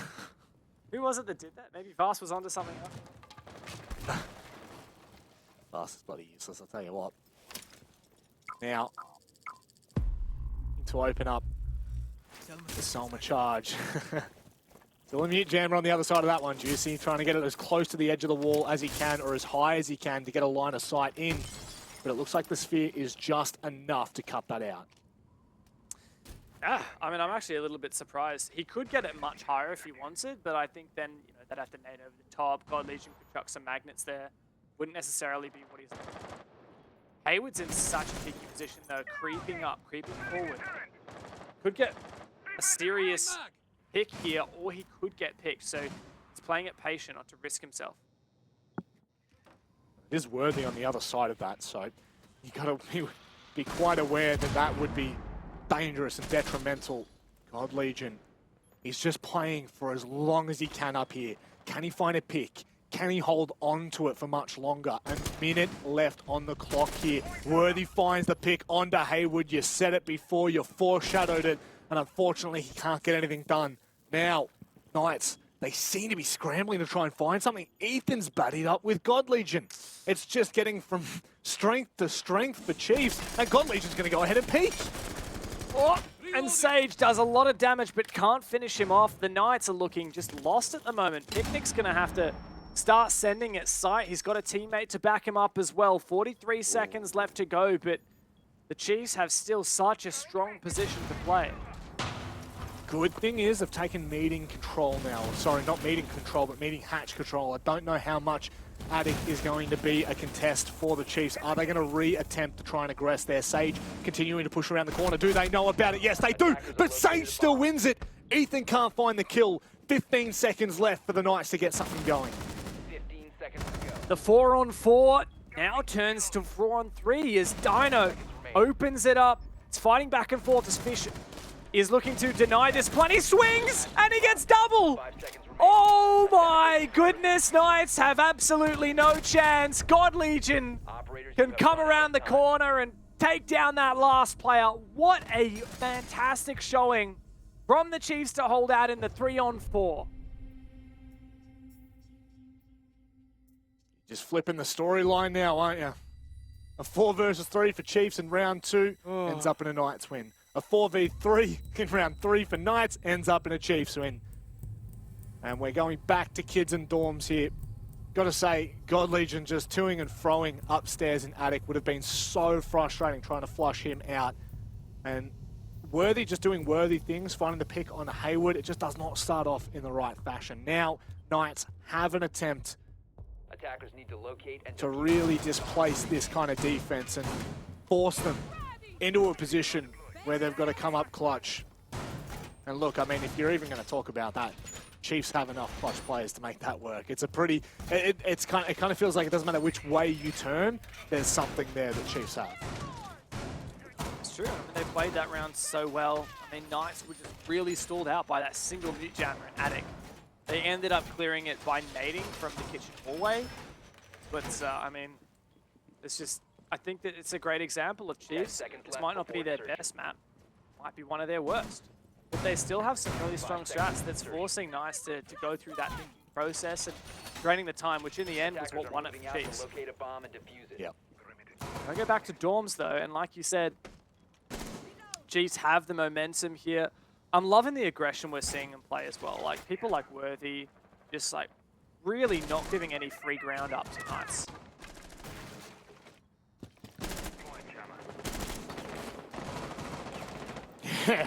Yeah, you know that could come off, don't you? You know that they could really do some damage. God damn it, Worthy. He's just a menace, and Sage has now caught him off, and that'll be the first opening pick. Sage gets away with all but his HP intact. And that's a very, very big pick to start with, because Worthy now not on the sticks, and it also gives Knights the freedom to move further to dining. I think really good play there from Sage and from the Knights, meeting aggression with aggression, but Digital jumps out, and he does find one. Surely the swing to trade, and the trade back again! Oh what is going on? 3-on-2 for the Knights. As Chiefs have to scramble, neither player on the objective, but Knights don't know it yet. As soon as they do, they'll collapse. Been talking about the drone economy time in, time again. They know. Knights have 9. They know full well that they've got that site control. Sage now going to be going to the double window, but what the Chiefs have up their sleeve, they've got no kind of intel on site, so the C4s, there's no C4s to actually play with. I can't even bloody read. I'll tell you what, Ethan's going to get caught in the rotate, and Juicy swings God Legion now with a chance.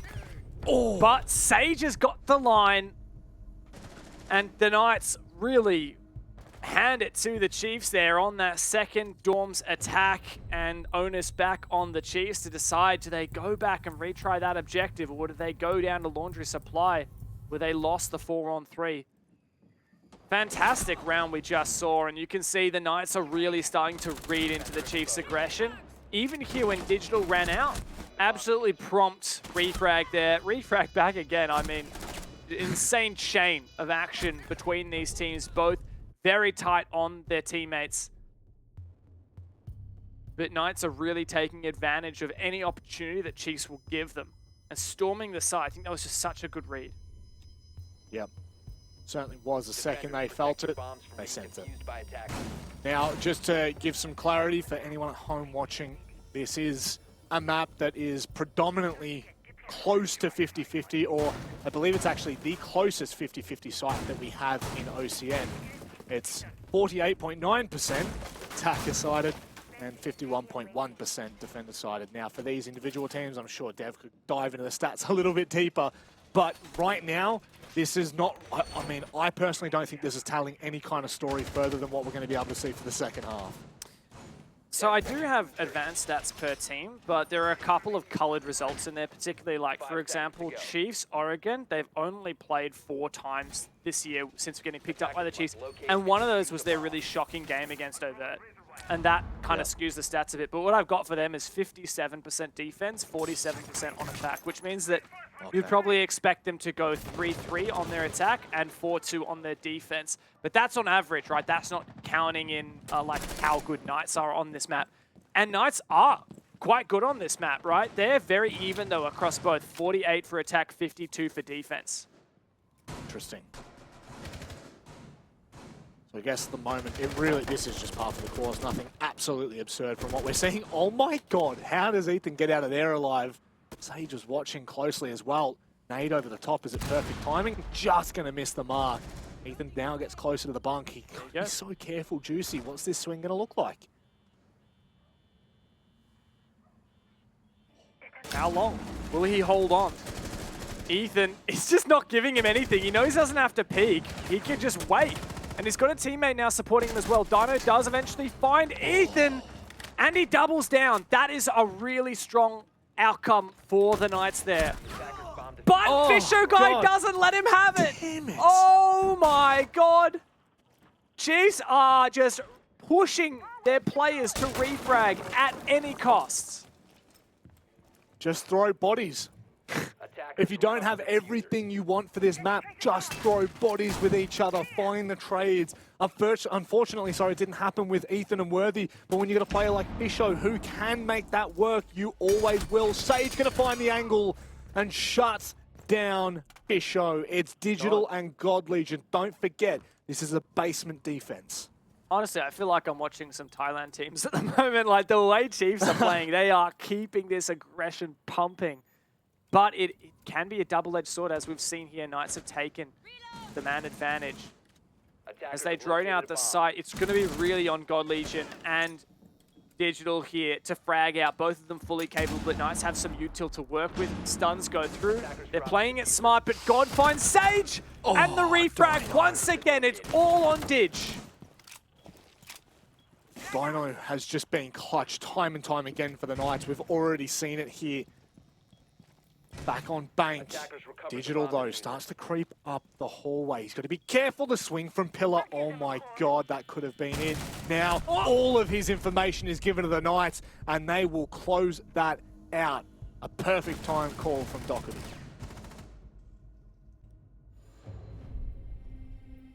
And the Knights get one more round here, taking the advantage here over Chiefs. Once again, in the lead. Still a very tight game. We talked about the side favor here. I feel like what you see is what you get on the scoreboard. Like, you know, on some maps, you might see a 4-2 and be like, oh, it's not a big deal. But I think here on Oregon, it's so balanced that what you see on the scoreboard is a really strong indication of who's winning. I know that sounds a little bit, I don't know, self-evident, but I think it's a, you know, a fair point to make. So the momentum of this game has just been back and forth. Knights the first now to find 2 rounds in a row on the map. And I love this from Hayward as well. Going for the Nick, then playing the Lion consistently this map, but changing it up now just to hopefully throw a spanner in the works and maybe pull off a sneaky attack here on meeting. You know what, just to double in on that stat there, Dev, that you're talking about, mate. Think about a map like Chalet, for example, where you kind of expect a 4-2 half on the attack. Or at least more often than not, you do expect teams to be a little bit more aggressive on that attack and take some of those earlier rounds. And same can be said for Cafe on the defense more often than not. But certainly Oregon, it does just come down to that, right? It does come down to what team is out of the gates first, how well are they playing on these sites. And again, you know, I'm just going to use the beautiful points from our 2 great co-casters, Xenox and Cuz. The Dorm's defense does become absolutely critical, but here it seems like Chiefs are struggling with their basement defenses. Yeah, I mean, I feel like on this map right now, like, you can't soul it down to Dorms because it's actually like every bomb site's super impactful. And like you said, Laundry Supply is actually 0 out of 2 for Chiefs. They've lost both times. In fact, Meeting at the moment is the only bomb site where they're at 100% win rate, but that's about to be tested now to see if they can repeat. As Knights are shaping up for this attack, going from Big Tower. Now, the big thing here that stalled out Knights on the last attack was that singular mute jammer. And previously, you know, they didn't have the Maverick. Now that they do, that mute hammer is a piece of piss. Like, it's going to be so easy to clear that off. They're not going to have to worry at all. They can get an easy breacher on the wall, maybe even a kill along with it, thanks to this lovely angle that Sage is holding. Absolutely love this. The small season, beam, surely. the pillar that runs across. This is unbelievable. I don't think God can get out of there alive. He has to stick in and hope for the long haul that he can make this work. Absolutely well played from Sage, but it doesn't look like they're going to be able to find that kill just yet. So he lives to tell another tale. Surely God can't find anything here. At the moment, he's just playing to get as many kills as he can before he dies. Waste as much time as possible. Oh, and there you go. Does see for just a moment. He can also see Sage's feet. This is such a difficult angle to contest where God is playing right now. It is so hard for Knights to try and clear this. Now, there's a lot of nades for Knights to use, but hard to thread the needle. Let's see if he can get it. Doesn't matter. Sage has got the angle. Really well played from Sage to hold onto that line. Look at this from Picnic. Is he going to be able to find a freebie? Is that Fisho guy? No, what is the timing on that? Fisho guy backs into the angle and Picnic looks away for half a second. That's all it takes. And now, I mean, look, Knights are in a pretty great position, Dev. They're starting to get everything they need for this attack. But Fisho Guy's on the site, and Fisho Guy can hold. The nades come through uncooked. Fish drops, and Picnic shuts him down. Knights have the man advantage, and they're looking to take this half 4-2. 30 seconds left, and the Chiefs have to hold on. The execute is imminent. Worthy is in attic as well, and he's going to find the opening pick. Ethan can continue to contest from split, but it's Worthy again who's shutting this down. Picnic and Juicy trying to find anything, and it looks like they're going to go deep in the kitchen now. Juicy's got control, and he's got Picnic with him. All of a sudden, Worthy's position is not of great use. They're going to have to push in side by side, try to flush them out, and just like that, Juicy falls to his death. Picnic, the coach, needs to step up, but he can't do so. The bailiff finishes things off. And Dev, that is a solid half from the Chiefs. Considering this is not their favoured map, they go into the second half 3 apiece.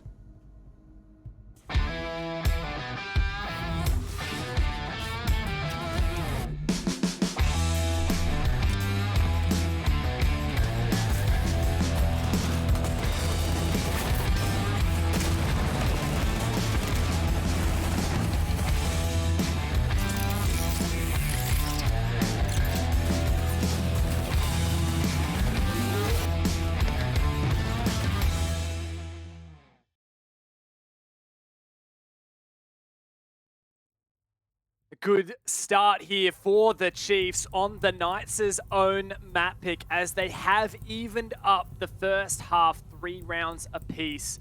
A strong defense meeting par for the course despite us saying that this was going to be a Knights favored map. I think Guz said he reckons it was going to be a 7-3 for Knights here. If that's going to happen, they must have an unbelievable defense. Well, that's just it. Regardless, the entire desk were all in the boat of Knights. And so were we. Coming into this map, so were we. Now it is up to Chiefs' attack. What can they achieve? How far can they push this? Can they really put the pressure on Knights? Can they show us, undoubtedly, that they are the best in Australia? Because this is where we really start to tie that off with a ribbon. You know, this is where that comment just becomes undoubtedly. There's no question. You cannot ever put yourself in a position where Chiefs have won 2 best-of-5s against Knights and they've been on par with them in APAC South. This could be it. This is their defining moment as a roster and in the region. I'm excited to see how this second half pans out for the Chiefs. There's no doubt when you chuck Ethan on the Finker, it doesn't really matter the map. He puts up numbers. He had an insane game yesterday against Overt on Coast with the Finker. I think it was 14-2 he ended up with. Kills and deaths. Insane. He's a mean machine with that LMG. Knights have got a nice extended roam hold here, but I wonder, will Chiefs look to clear it, or will they look to potentially just prod the bomb site? Right now, you're starting to get an idea. You can see that Chiefs have sort of rotated a little bit toward Big Tower, but it's what they do from here. Hayward is going to be ensuring that Tier 3 is contested to the most part. Chiefs now what is the play here? How, like, do you decide to clear those players out of meeting of big tower all the way across into dorms? There's a lot that you've got to do before you just attack this site, unless you send it. Looks like sending it is exactly what Chiefs are going to do as they deploy the smokes.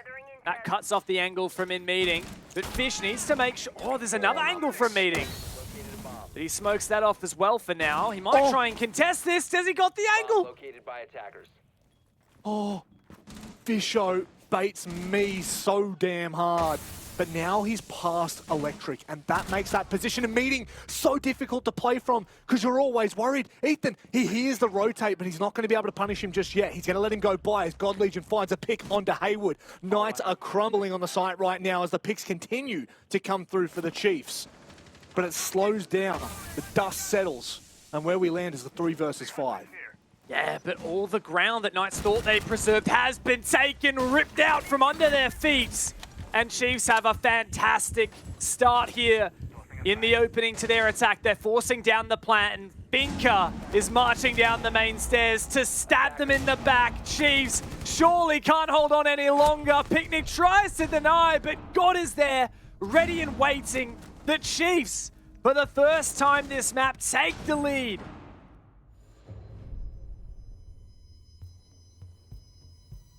Chiefs have elevated to a new plane.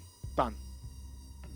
Chiefs are now showing us what they can achieve when their backs are up against the wall, right? They've got PAX South this week. They've got to play for a spot for the Sweden Major. They've also got Oceanic Gauntlet Grand Finals. They're playing 2 of the best teams that we have to offer, Bliss and Knights. Bliss, we thought that they were going to be a good shoe-in. We thought that after everything we'd seen, they were going to be able to fight tooth and nail for that game. Chiefs still showed their persistence. Now we're on Knights' favoured map here. Remembering this is Chiefs' most banned map, and they are keeping toe-to-toe with them. Not saying stop the count at all, but this is getting very close. This is really the most convincing performances that we have seen from the Chiefs to date. It looks like Vast heading into retirement, joining us on the desk, and Ethan joining this squad certainly enabled the next evolution in this roster. And that is really what it feels like. It feels like across the year, the Chiefs has been leveling up. Stage 1 was their first ever championship. They had never won the Six Masters, the Oceanic Nationals, the Pro Leagues of the past. They had never won any of those, even at just an Oceanic level. And then they leveled up, they won their first Oceanic Championship, the OCN Stage 1. They managed back-to-back in Stage 2. And now in Stage 3, not only are they looking for the 3-peat, but they're so close to qualifying for their first major as well. There is no doubt that this team is transforming into the next form. They are flying high. There is really just the easiest way, the most simple way I can discuss this right now. And Knights, they're finding themselves in a position where if they don't start to find these rounds, if they don't start to put the pressure on Chiefs, they will continue to run away with it. And just a very quick note, here's a stark contrast to the way that Chiefs were playing on their defense.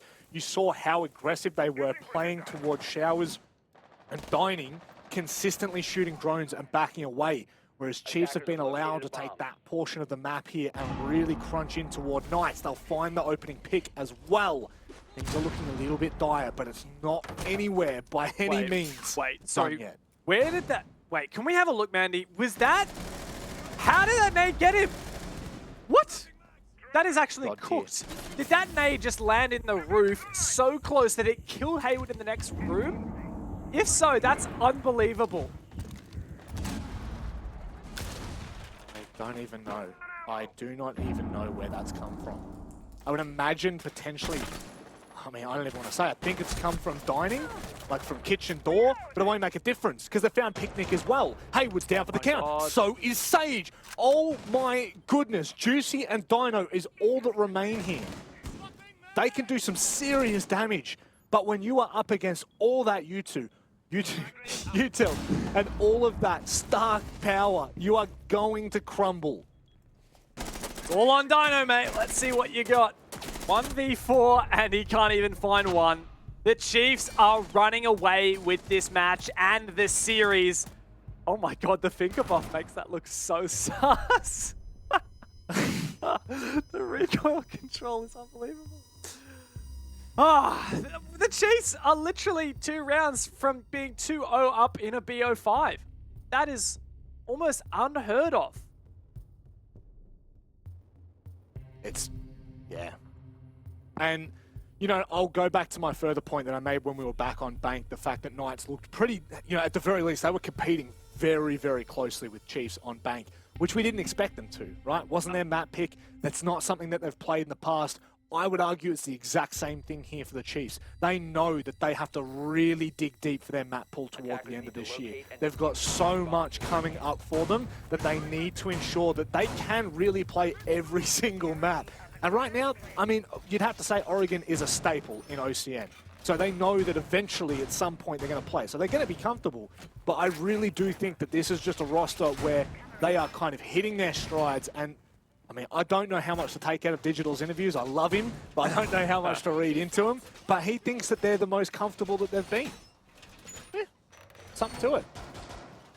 Definitely, I think, helps the Chiefs relieve pressure knowing that they're not putting any stakes on this game, which is funny to say because it's a grand final in the OCN. And, I mean, there's a heck of a big prize pool for this tournament, $100,000 over the course of the year. But there's something to be said that even in a high-pressure scenario, even in a high-stakes scenario, like, tell yourself that there's no stakes. Because I think it makes you play with a different level of focus, right? You're no longer focusing or stressed. You're just in that optimal performance space that you're always aiming to be in. And that's exactly what Chiefs have been managing to achieve, finding that space. And that's where they live. Enjoying themselves too. I think that's a huge takeaway. Once you get to a point where you know you can be competitive week in, week out, being comfortable is the next evolution, and that is exactly what we're seeing right now. God Legion is going to find, I think, maybe, yep, 100%. Not even a question of doubt. My goodness, Juicy gets caught. And, oh, that's a clean shot from Haywood, though. Yeah, now God knows that there's a player in Shower's hallway. And try and cut him off for now. Chiefs are just figuring out their new plan. Ooh, there's a player in kitchen as well, and indeed, Picnic does find God. So retaking all control downstairs now for the Knights with a numbers advantage too. This is a strong position for them.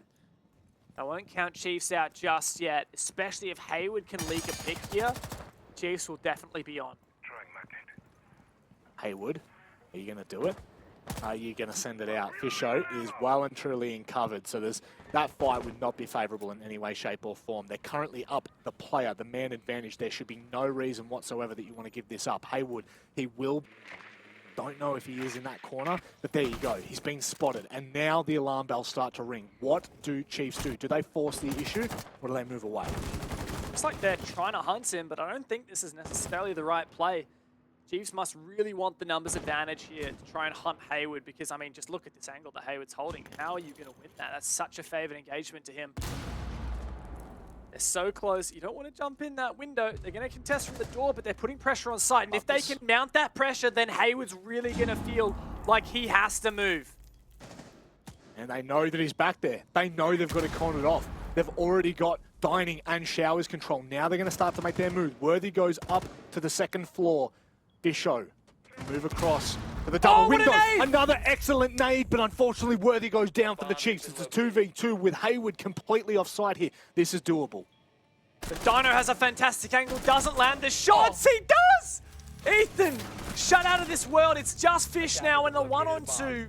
Haywood's so far off, but he's got the C4 primed and ready. And Knights are still in this game.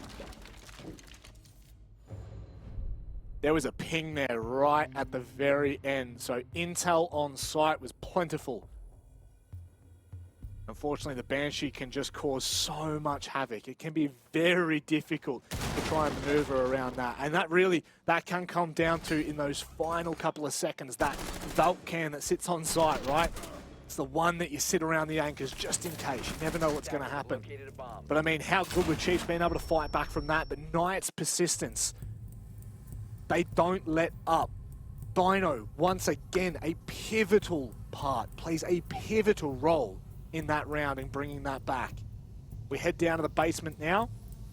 We see how Knights approach this. Do they extend above again? Because they did not find the success they were after. It's true, but that was largely due to just some really clever play from Fisher Guy around those smokes that they deployed. Now he's not running the Jackal this time, but he still has smokes on Therm. I don't know if Knights are just hoping that the bulletproof cam from Haywood is going to be like the main method of coming against that. Where do you end up putting the bulletproof? Boiler, I'm guessing? You have eyes on it? Find that bulletproof? He's already put it down. Put it down a little while ago. I think it was in Boiler. Surely that's good. Maybe look around 180. There you go. There you go. Oh, there it is. Yeah, on the single Facing Rio. rear. Yeah, next to pillar. That's a good one. There we go. There we go. Yeah.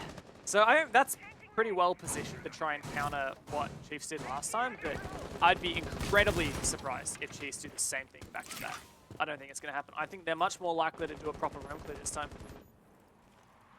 Well, also Knights aren't extending above either. I think they've got one player toward the back of rear, so it kind of, you know, it is that factor of, sure, Knights are making sure that they've crossed their T's, but certainly so, Chiefs are not going to be looking to approach that in that same manner, even though they could. They well and truly could still go back to that.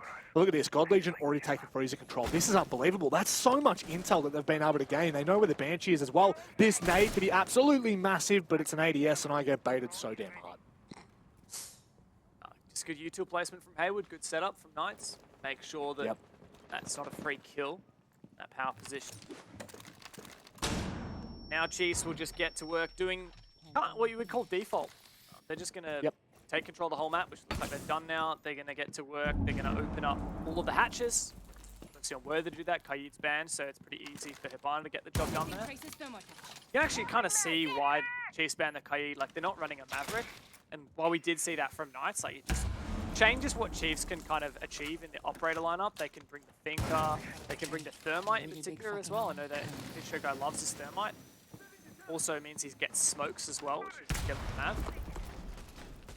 And look, we're at the point now where it's like, okay, Chiefs, are you going to go for a blue push? It looks like with players forming up, that's what it's going for. So got to get to work and start burning out these magnets, these ADSs. I mean, if Picnic wants to swing here, he's going to have to swing unprotected. No shield in front of him to do so. Digital's going to be hard watching the line as well. So how long are they going to hold on for here, Knights? They've still got the ability to fall back, but they won't be able to reinforce Elbow. They've got no reinforcements left there. So if they do kind of flush back, unless Juice is locked in there by himself, they're not going to have that ability.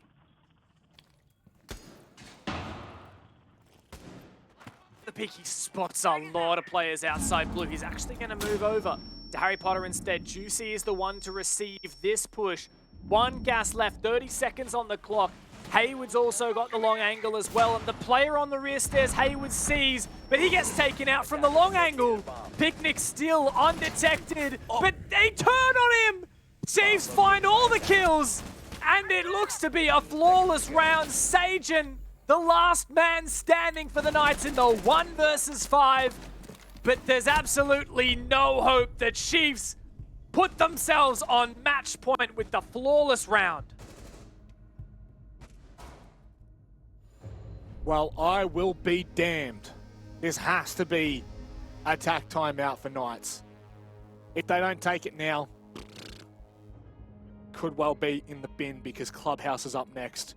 This is not the scenario Knights nor Knights fans wanted to be in. They haven't taken the tack. They're gonna play on here.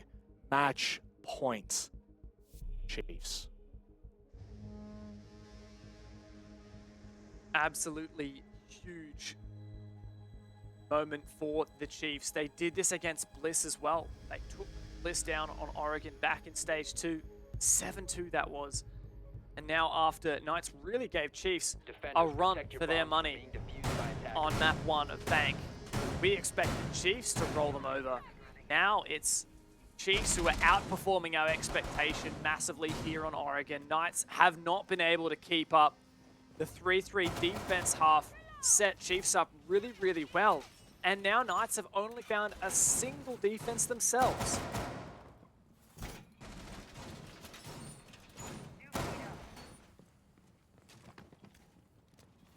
This is definitely not the position we wanted to find ourselves in. 10 seconds to go. The Knights, that is. Obviously, Chiefs fans, 5 seconds. all the players would be absolutely loving every second of this. Attackers must locate. That's not to say the bomb. that Knights can't bring this back, because they well and truly can. Haywood now with a bit of information outside. I believe that was onto the yellow bus, so that's going to be one of those points where he could potentially go for a cheeky run out. Haywood going to be right in the face of Ethan here. Ethan's going to be so careful. The C4 is going to be unbelievable. Can he get away in time? It won't make a difference. Did he shoot that? No way. No, that's not possible. It didn't blow. He must have shot it. There is got no off. way. He got off and shot the C4. Stats. No way. That's insane. Oh, I mean, I feel like there's just a level of momentum when Chiefs are on a roll, when they're really feeling it. It's not like they're really playing the game. It's almost like they enter that kind of, what do people call it? The that like super focus. What's the term? Yeah, I I know think what you're talking Raven about. would know. Flow state. Flow state. Yeah, it's like they're in their flow state. They're not even kind of actively thinking. Yeah. They're just doing it. And I mean, everything from mechanics to, I mean, just decision making, it's perfect.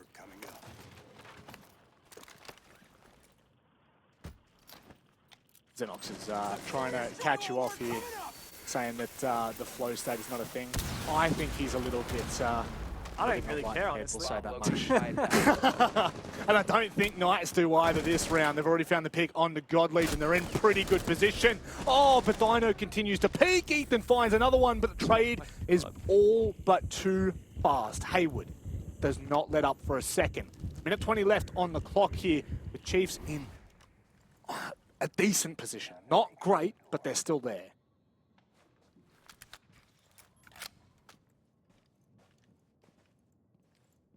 A lot of pressure on these Knights players to hold. Yeah, there's pressure on the Chiefs guys, but they have the main, I guess, brunt of their push already sorted. They've got that breach onto that main wall already done. And now it's their chance to reassess the situation, get those drones out. Only 3 left. Worthy's in a very precarious position, vulnerable to the backstab. He sees one in Z, but there's one in the hallway as well. Now Chiefs have to make this execute work. They're going in for the site right now, and Worthy loses the fight.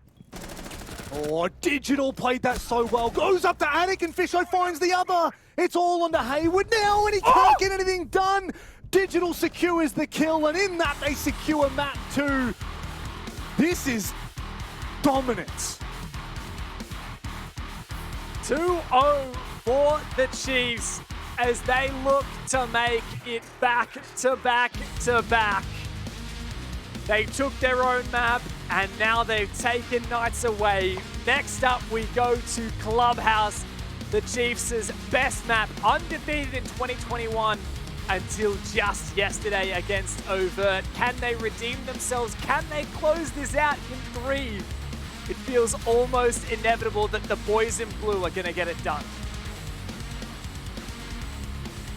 It's a very fair assumption because they are really on track. They have just continued to show what they are worth.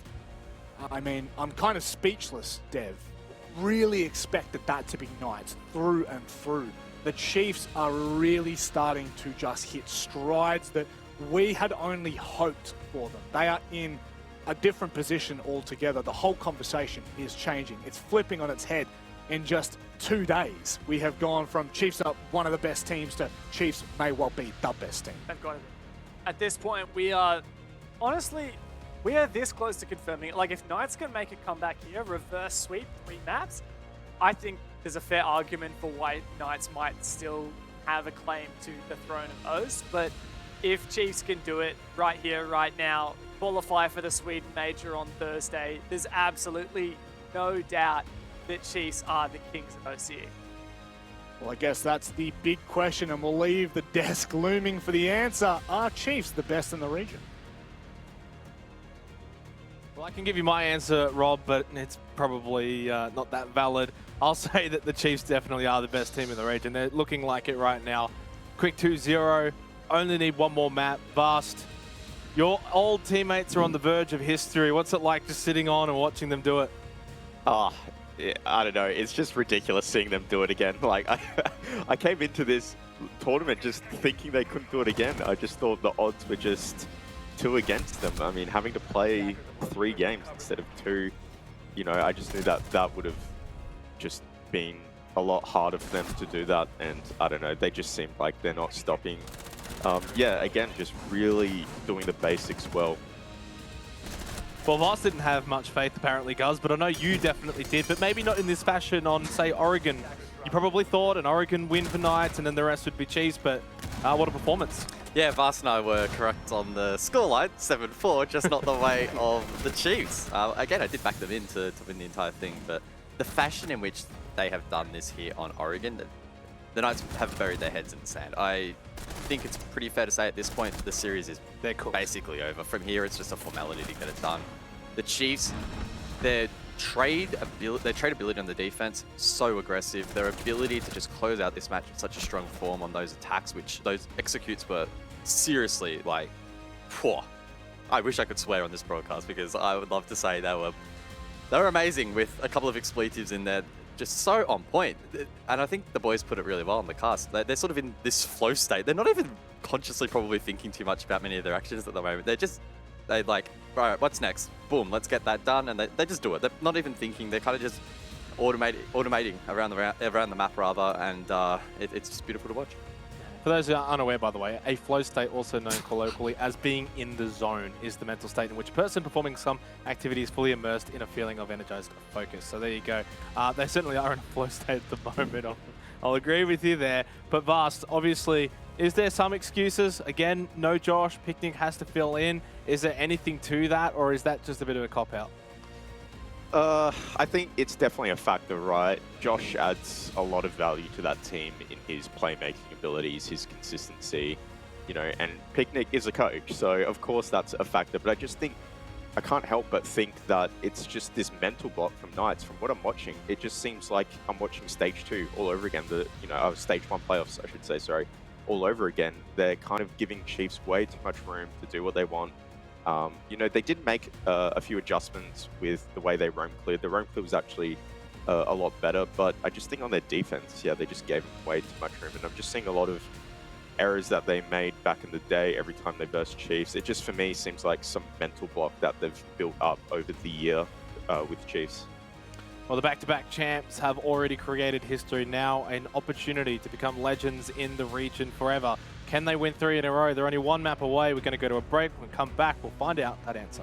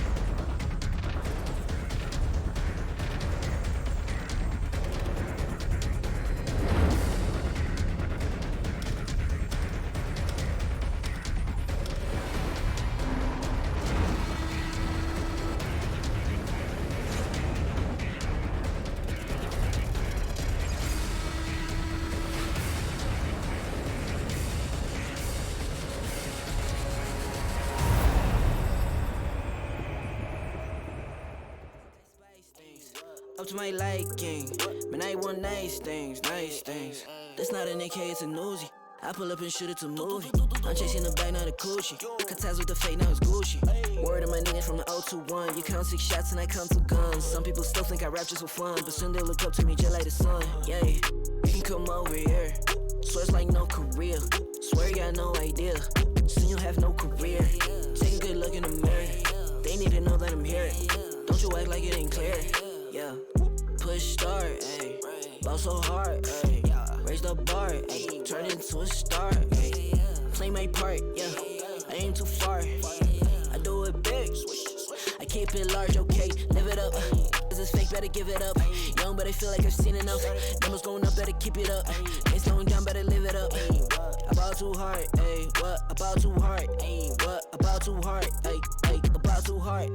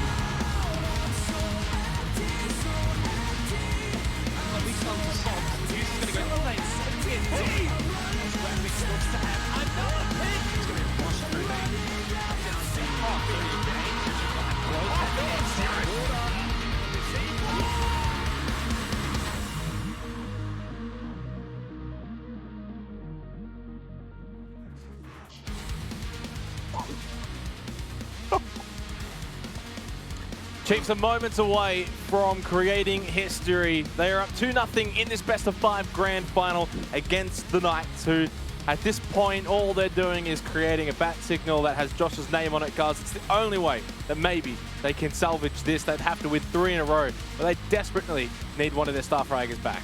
They definitely do, and I mean, Vast literally just nicked off seconds before we went live. He's already getting ready to celebrate, so he's already a bit ahead of himself. It's not locked in yet, mate. The Chiefs still need to win one more map, but they are looking primed and ready. Clubhouse of Chiefs, it's synonymous at this point. Yes, the streak got broken, but as Digital framed it himself, they're still going 10-1. So this map, if they lose this, the world's upside down.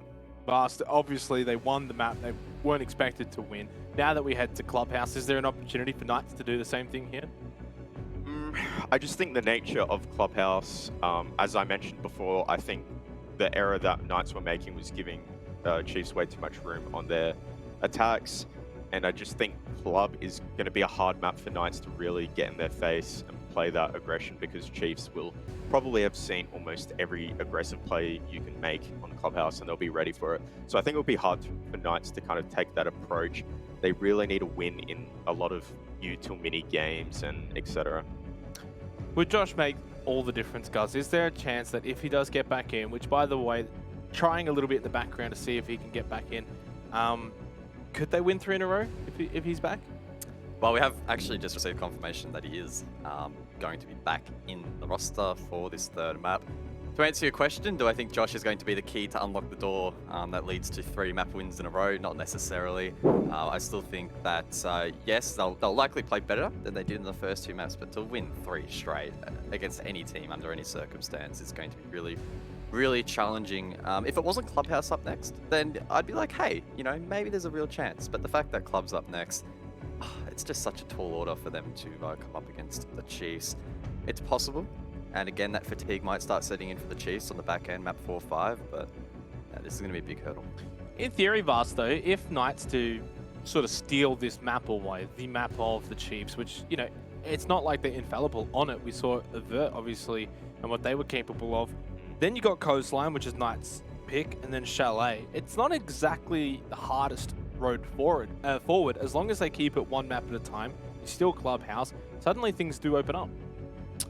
It really depends their mental right now. If they're just able to have a full reset with Josh and just forget about it and not really expect much from themselves, maybe there's that, you know, world where they can do it. I just think that's a huge factor. Is where is their mental at right now? Where is their energy right now? I mean, Chiefs are they've been playing for a while, so Knights should be full of energy, really. But yeah. Obviously, there's the sort of boon of getting him back, though, guys, right? That can sort of maybe reinvigorate this lineup. Picnic did as best as he could, but Josh is one of the irreplaceable players in the region. By getting him back, surely it sparks some hope. Yeah, the Knights are a very tight-knit unit. They've been together now for really a long amount of time. In fact, they're probably one of the few teams in OS that haven't had a roster change in upwards of, at this point, right, 18 months, even more maybe. So maybe he can invigorate the roster. As I say that, Hayward with a big yawn, so I don't know, he's up and about. Again, do I think it's going to be enough for Clubhouse? My heart wants it to happen. It would be a fantastic comeback storyline or the beginnings of a comeback, but realistically, and we have to be realistic when we look at the numbers, we look at the head-to-head, the Chiefs, it's well and truly theirs to lose from this point onwards. The 3-peat is half a step away. I wouldn't even say it's a lunge away, it's half a step away. They just need to take that half a step and reach for the trophy. When the boys logged on this morning, it was nice, bright and early, and slowly but slowly the sun starts to set and the Chiefs are still playing. It has to become a factor at some point, Vast. You've been in this position before, going into a 3rd or a 4th map in the grand final, having already played the morning. What would be sort of the mindset right now for these guys? What I could imagine is it'd be pretty similar to the past, just not really, it sounds bad, but not really caring, as Digital has spoken about it in his interviews with the whole importance to games, but I can imagine they're just honestly having a bit of fun with it at the same time, you know, just trying to play a proper Siege. I mean, we saw Digital just have a giant Red Bull case on the ground and it kind of looked like he smashed half of it, so to be honest, they're probably just smashing Red Bulls all day and just gaming. Yeah, nice plug, and also you're not exactly wrong either. I wish I had some with me. It's been a bit of a long day, but we could be nearing the end of it. Just quickly, final predictions for this match on Clubhouse, guys. It depends on the mental for the Knights. It's either OT for me or Chiefs are just going to absolutely run home. I'm going to lean with the Chiefs because I predicted them 7-1. They get it done. Fast. I kind of think it will go back and forth at the start, and then there'll just be a switch, and the Chiefs will just take it. Probably 7-4, 7-3. Well, at this point, you kind of have to back in the Chiefs. 1 map away from back to back to back. We'll see whether or not they're going to be able to achieve that, and the 2 best casters in the world, the whole wide world, to bring you this game, to do it its justice that it's deserving of. It is, of course, I forgot their names, actually. What is it? Monday and Marta? Something like that. It's high, Marta, I think. No, it's Dev Marta high, but you nearly got there. It was close, Fast. But anyway, I let's changed get my underway Twitter here, handle. Dev. Stop bullying me. This is workplace harassment is what this is. And it is Monday, but unfortunately on a Sunday, that is for damn sure. We are now getting underway with this 3rd and potential final match here, Dev. I don't know whether we're going to be able to see Knights bring this back. They were umming and ahhing on the desk, as Xenox does best. but really Clubhouse just seems untouchable. It's going to be hard for Knights to give Chiefs their second loss on Dubhouse all year long, but Knights are back at full strength. Josh is back in the server, and if anyone can put a stop to Chiefs making the three-peat, it's got to be the Knights. Could start here in the ban phase. We know that it's been said before in interviews, sometimes the bans can really throw a team out and about. Now, just to clarify, we will not have a cam for Josh, as he is just playing with not the greatest of conditions in terms of internet, so he doesn't want to take any of the bandwidth. Is that the right? Am I saying the right thing there? Don't want to take any bandwidth away. Yeah, I'm not an internet person. Yeah, that's the one. The terabits. You know what? Something I can talk about is operator bans. That's something I know pretty well. And the Hibana ban means impact tricking is back in the game. The Thatcher ban means that Maverick tricking is very much in the game and necessary. So likely to see a lot of Maverick ace play. Maybe some Thermite, depends on what guys are feeling. Getting rid of the Kaid, though, does mean that you don't actually have to play the Mav necessarily, because you don't have to worry about those hatches being electrified. I think that might enable like a Thermite Ace combo instead of bringing the Maverick. So I quite like that. Valk is the last ban, which we saw Worthy absolutely popping heads with in that previous matchup. I'm sure Knights were playing at some point, Dev, your match tracker. I'm very quickly going to go back and actually use your match tracker. There you go. So Knights don't really bring the Valk? No, they were. I'm just getting baited here. I'm absolutely shocked. Where are you I'm playing the Valk. Hey? They like playing the back, but here I've got a stat for you. Go shoot. Knight's favorite ban on club is Valk. You know, it used to be Mirror. They used to love banning their Mirror earlier this year, but kind of more recently they've turned to the Valk. They actually banned Malusi once when they played Wildcard, funnily enough, but that was because Wildcard banned Valk. So interesting that. And whereas Chiefs do kind of flex their bans a little bit, but Kaid's not a common ban for them. So I do wonder what the play is there, whether there's a specific reason they're not interested in having the Kaid in play. But at the end of it, it does mean that Mirror has slipped through, which is not something that often happens in a Knights game, but Chiefs are fairly familiar. Like, most of the time, their Clubhouse games have Mirror on board, and while she's a very influential operator, it's mostly for bomb sites like this one right here, this gym and bedroom one. You've got that really powerful Mirror window that a lot of teams... Okay, this is not the one I was referring to, but this works. So cash Mirror window, I like that. If there's no mute jammer, though, it should be easily dispatched with an ace. The other really good Mirror window is the next one that Juicy will put down in washrooms or a bathroom, which can really help even once you lose the breach. So overall, nice extended hold for Knights. I'm curious to see what Chiefs do about that Mirror. They don't have the buck, so maybe they won't actually go below. They often play a buck on this map. But we'll see, you know, a lot of options for them. Nature of Clubhouse is... I guess, you know, it's been in the pool for a long time. That does mean it's kind of been played to death. Okay, we're not doing the Washington Mirror after all that. We're doing the Logi Mirror. I mean, I will say, Chiefs don't have a lot of vert ops here. Not from bottom up vert, so not bringing the buck might make this a little bit more difficult. One thing we've praised Chiefs for is their efficiency on their attack. They do not mess around. They generally have every avenue that they need open within the first minute 30. So that'll be something that we'll keep an eye on as we get through this matchup, kind of testing where they're at in terms of putting the pressure on. Looks like Fisho's gone ahead and jumped straight across to the Jacuzzi Balk. Should be starting to open things up here. Digital just trying to find some bullet holes at the very least. The drone hole will give him some sort of a line of sight, but it's not really going to do a hell of a lot more than just a couple of warning shots for the member of Knights in bathroom. In the meantime, though, Ethan is already in the bar. Good position for Ethan to get to work on vertical play downstairs. But the ITA secondary shotgun on Jackal is a far cry from Buck's skeleton key, so it's going to be a challenge. Chiefs have made good progress here. Let's see, are they touching Tash at all? That's a really good breach. If there's no denial of that, yeah, okay. Hayward is really, really scuffed in that position. Honestly, like, it's going to be so hard to hold sight. And Ethan's actually making a play. This could be a very early push here for Chiefs. Yeah, it looked like he was getting into position. Got to be careful of that player from Logistics. It should be being watched from a long line. Sage gets traded out by Digital, and now is go time by the looks of it. God Legion starts the swing. Fisho with the nade, but it's traded back by Juicy. God Legion still on the other side of the map, trying to open things up toward Cash. That will enable him. The sound cue to know there's no one there, but he's getting contested. How does he still win that? The LMG does wonders. But at the end of it, Chiefs only have a 2v2.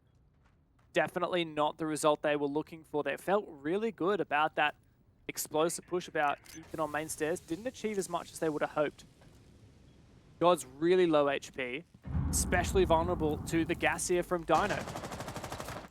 Now it's just on Fisher Guy to really make an entry. To get the frost mats either underneath the windows. So the second Fisho makes his way in, he's got to look at two places at one time. There's only a lick of HP on Fisho. He'd have to go absolutely mental. Hands are in pockets, and Juicy takes the rounds. This is looking, at the very least, like Knights will be able to put up a fight. Definitely a good start here for Knights. Let's not forget that while Chiefs are very strong on this map, they did lose their winning streak yesterday when they lost to Overt. And I'm having a look at the stats from that game. Chiefs really struggled on their attack. They only won a single attack. They lost 5. So that's perhaps a weakness that they're going to have to deal with. Of course, going into this game, this is Chiefs' map pick, which means that Knights got to pick the starting side.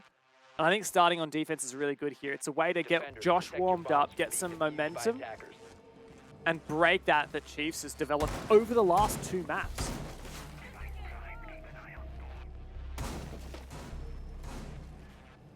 Basement defense should be interesting. Sage on the cap can as well.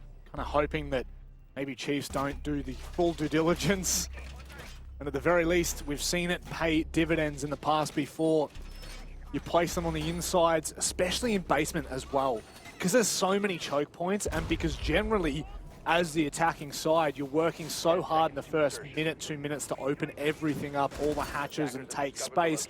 You're not always looking at the doorways as you flush yourself in. So it can be a very good pick, a very dangerous pick at that. And it looks like Knights have fully extended up above. Yeah, quite an odd kind of roam setup here. I mean, yeah, it's pretty normal to roam.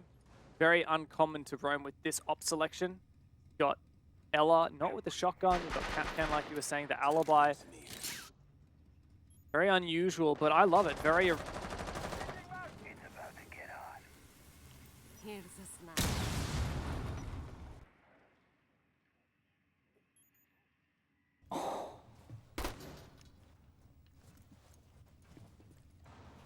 Hey Dev, guess what?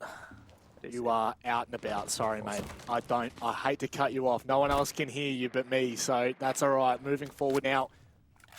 Haywood. G'day, mate. Will be... There we go. Dev's back. Love that for you, mate. That's all right. You Love keep that. talking, mate. I've got nothing to really say. I'm the play-by-play, mate. The peanut So, brain. Knights are trying to kill people, but Chiefs do not want to be killed. Tends to be that way.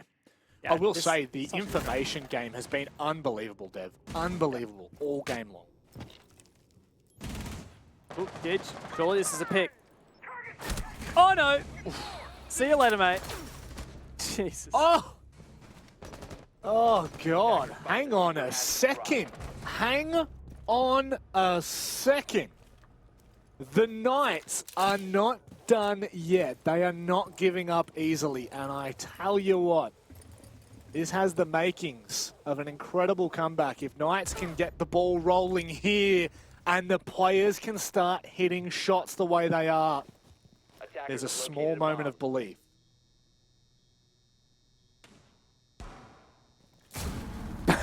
I was like, does he have enough HP to tank the gate? And I completely forgot that there's actually a boom Capcan trap and an Aruni gate. My God, that is such a painful like setup to attack for Knights. You've got LR, Capcan, and Aruni. Traps galore. You got mirror windows. You got alibi prismas to worry about. Oh, it's just very unusual, but I love it.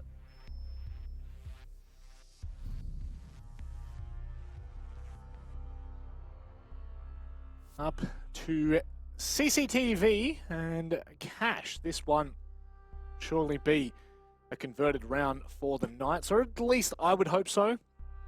Just looking back at, I guess the good thing about Clubhouse Dev is that it hasn't skewed so heavily favoured toward the defender side anymore in OCN. I feel like back in the day, you know, you used to really expect 4-2 halves because, well, the meta was a completely different beast altogether. Now you've got so many avenues and so many choices when it comes to operator lineups, and of course, ways to attack.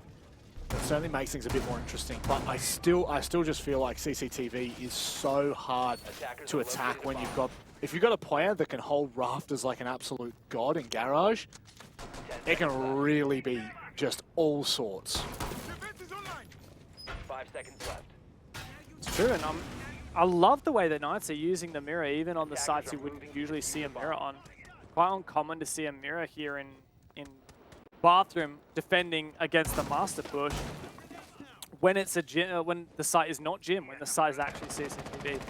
Oh, also this is such a painful mirror to attack. I mean, easy knife, so that it's no line of sight, but it does mean that like Knights can just open up that mirror window and make it really awkward for Fisher to try and breaching torch this wall.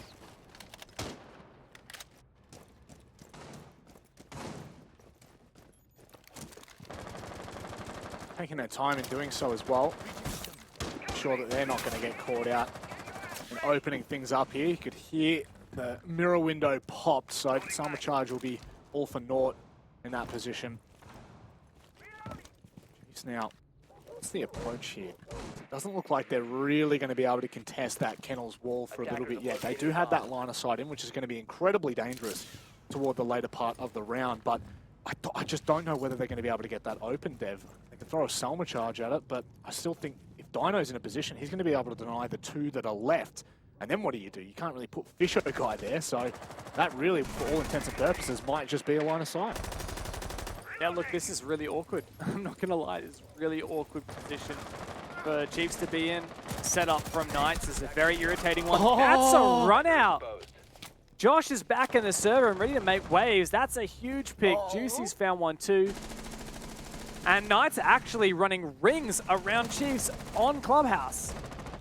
Oh, but it's worthy. It's always worthy to even things out. He's found himself a double off screen, got no clue where, when, how, or why. And it looks like Ethan might continue to put the pressure on. Worthy's got to be careful with the swing from Garage, but might not be given anything here. There's two players he's got to deal with and contest with. This doesn't look doable at all. And the swing from Sage, spot on, but he doesn't find enough damage as Worthy comes from behind. A minute left on this clock, but Knights are just playing out of their goddamn minds. And that's the final one to lock in 3 rounds straight for Knights. This is very unprecedented and very surprising, but as soon as Josh was back in the server, they stepped up. Knights, I don't know what's happening here, but I think that's going to force the Chiefs. Tactical timeout, indeed it is it. Chiefs need to recompose. Chiefs don't muck about with these tac timeouts either. I know that the second things start going a little bit haywire, they'll put their hand on the button. Call the tac timeout, reset, relax. And as we said before, Dev, that might be whatever kind of break they need. Whether they need to talk, whether they need to get up and move about. And take this small moment to recompose, reset themselves, and come at it from a new angle. Because right now, everything is going Knights' way. Josh comes back into the server, and bada bim, bada boom, just like that, he is finding picks. He goes for the aggressive run out, knowing that they've got the players to do so, knowing they've got the advantage to do so. This is looking really sharp for the Knights. But it is, again, it's a tale of two halves. You can't go in too early. And right now, Chiefs could still finish this 3 apiece. Definitely possible. We know, like you said, Chiefs don't muck around in their tactical timeouts. They really need to get a move on, though, immediately. They can't let this slip any further. Now, like I said earlier, it's not unusual for Chiefs to struggle on their Clubhouse attack. They only won a single attack round against Overt yesterday. of the 6 that they played. Their defense was strong at a 4-2 half, but a 4-2 half on their defense is still only going to be enough if they can win 2 of the remaining 3 rounds here. And that's only guaranteeing overtime. I think Chiefs need a 3-3 half to be able to comfortably lock this out in regulation, which realistically, everyone here, all of our casters analysts believe that they could do. Yeah. I believe we were all but sure. We nearly bet the house on it. It was all but a sure thing for Chiefs. 10 seconds to insertion. And here we go. Reinforcement this time around. And a bank battery. I love that. Where was that second mirror window? Was it over in cash again? I didn't actually see where that one went. Yeah, actually no, they've double read Oh, no. times. So Is it in the pocket? Still a mirror in the pocket. Yeah, he's still got it in the pocket. There Doing you the go. bathroom one, finally. I love that. We got there. Yeah. But I mean, okay, so thing is, usually I would say that the Chiefs, I know they like to do the exothermic charge on the board to clear cash, which is nice. Ethan, where was that? Sage just took down the Twitch, and that's, I mean, Twitch's util gone now. So early. Ethan's really struggling, and he struggled the other day on Clubhouse as well.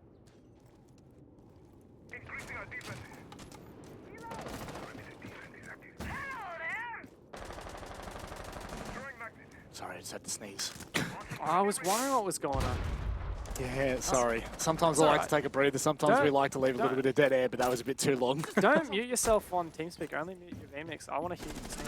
I want to enjoy that. Oh, God, that's so... Jesus Christ, that's the weirdest thing I've ever heard. And this is the weirdest thing I've ever seen. Chiefs, on their most confident map of all, are getting taken to town by the Knights. What is going on? I don't know. This is really messed up right now. Chiefs look absolutely lost. Knights are doing away with them. Chiefs looking to finally take some cash control, but God just can't land the shots. It is a bloody mess. Knights have just made 4 convincing rounds in a row. Oh, goodness me. You can see why they were waiting for Josh to get back into the server. Regardless of how good Picnic is or what he brings to the team in that aspect, you want your full roster every minute that you are playing a game like this. The question then becomes, is it too little too late? Have Knights left this a little too late to make this comeback? Because remembering, even if they're able to continue this unbelievable form, we then head to Coast and Chalet. Chiefs have beaten every team to win the playoffs on Chalet, both stages.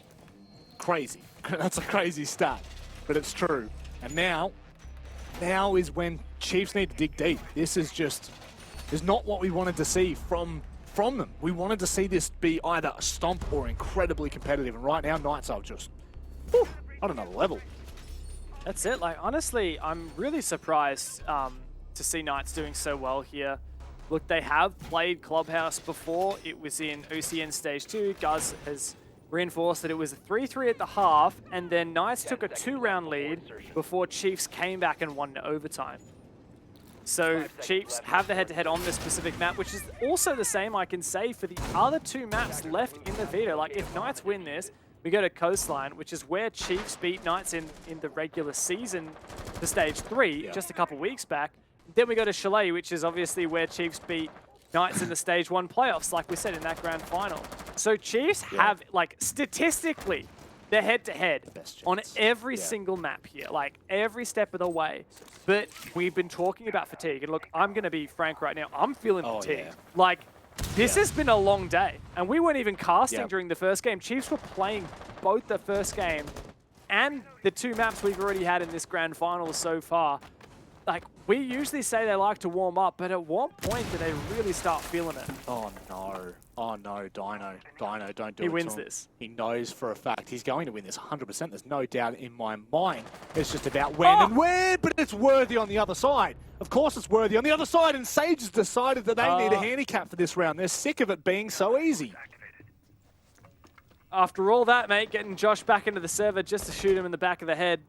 Sure about that one, mate. Look, this loose roam strat, I really like it, but couple of fights don't go your way and it's just not going to work out. God Legion is just a turret, a repelling turret. It's just Juicy now in the 1v5, and it looks like this might be exactly what Chiefs needed.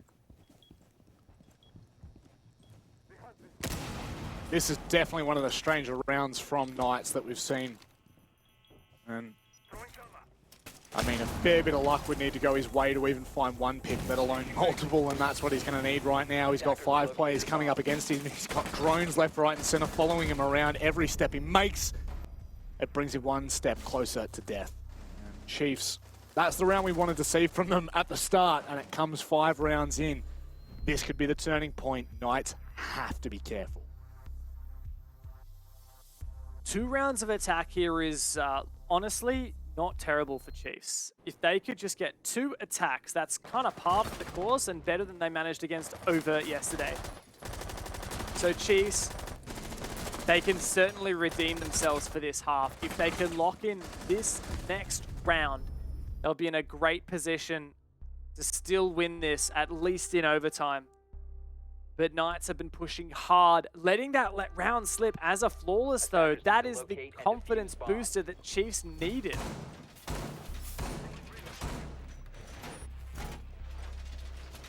Certainly is. And literally was, you know, about to go and start talking about the Chiefs players. There were, I think, only 6 kills across 4 rounds. And we'd seen this before. Where had we seen this? Was this against Bliss that this happened?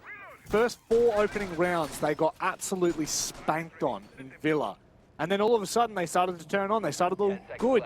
It just was too little too late by the time that happened. Maybe this might be the same case here.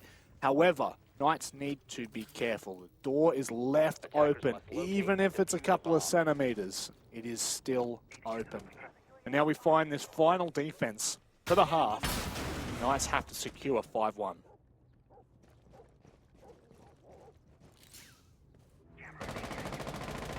They can certainly do it as we go to Cash CC. I gotta say, I rate Knights' chances here with the one exception, and that is that Chiefs have finally broken the curse, and I think that that might be exactly what they need. Ethan's also on the Buck. I'm really glad to see him flexing around a couple of different operators. I think the Buck is one that he should probably land on. A lot of vertical potential here, a lot of soft breach, very versatile. Especially if they end up going for a push onto Cash and he wants to get some at the moment, turning his attention to the mirror window that Dino's currently playing. Knights really extending this hold, but it does leave the site quite vulnerable. Perhaps Chiefs will get a read on this and maybe exploit.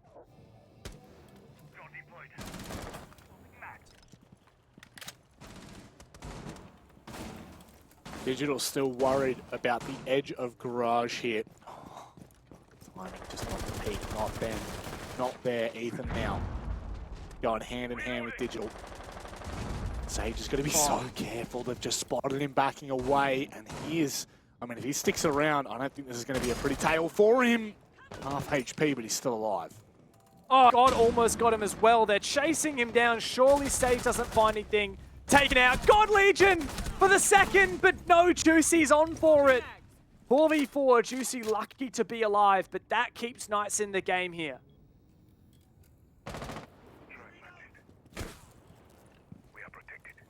Can't believe that. God Legion, all but one bullet in it for Juicy to stay alive. Could be the turning of the round here. If Juicy can fall back and stay alive, he's got the C4 to help deny. Alongside Josh, they now make their approach. Haywood, how good is his hold in here? They're going to burn the util as quick as they possibly can. When is that grenade coming in? It won't make a difference because it's Fisho guy who's hitting sharp shots left, right, and center. 30 seconds left, Dev. They've just taken Garage control. Time is of the essence here for Chiefs. They have the advantage, they have the control, but they don't have the time, and Ethan's gone down. 20 seconds left on the clock. This is so winnable. 2 C4s for Knights. Chiefs have to let loose here. They've got the cross watch. If Fisho could potentially go a little bit deeper here, he might be able to. That's one C4 gone. There's only one left, and it's on Josh. 8 seconds left. Does Fisho go deep? Worthy finds a kill. Can Digital hold? C4 goes, but it's safe for Fisho. Josh now trying to swing. Only seconds left, and he'll be able to pull it out. Nice. They go 5-1 up in the first half.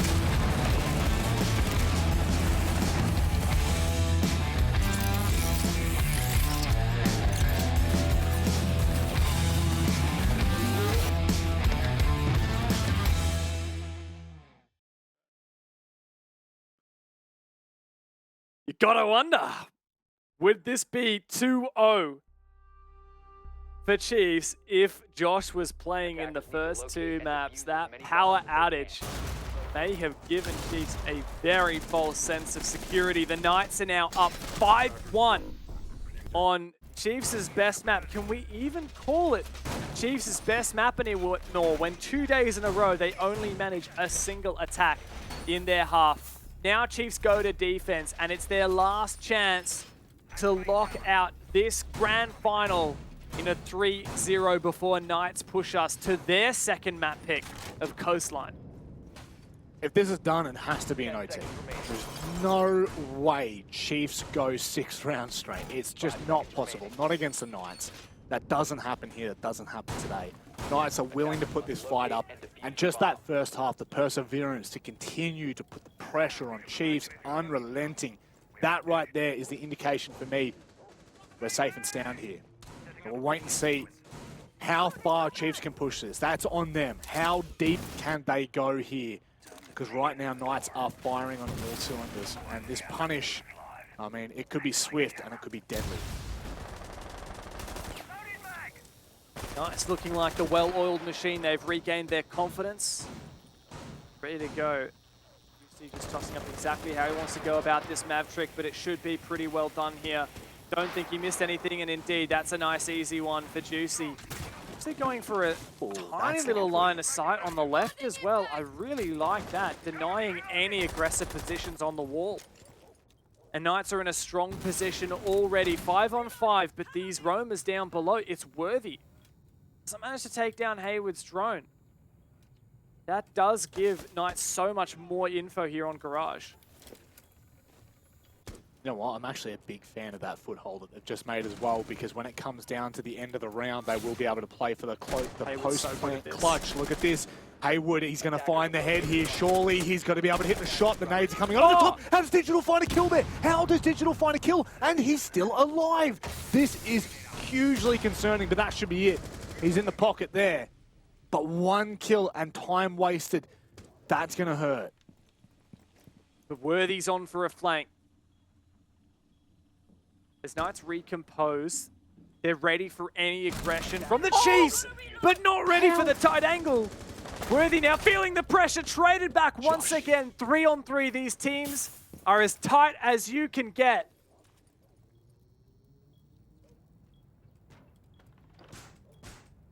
No C4s in the pocket. However, plant an aisle with Ethan. Smoke Babe should be able to slow things down. They just go through. No, they're still just waiting and baiting that time out. 20 seconds left. Is Ethan going to go for a flank here? Surely someone has to be on a drone to ensure that that does not happen. Chiefs have been asleep here in this third map, and surely the fatigue is starting to play a huge part in this. That's the last gas out for Ethan, with 30 seconds still to play with for the Knights.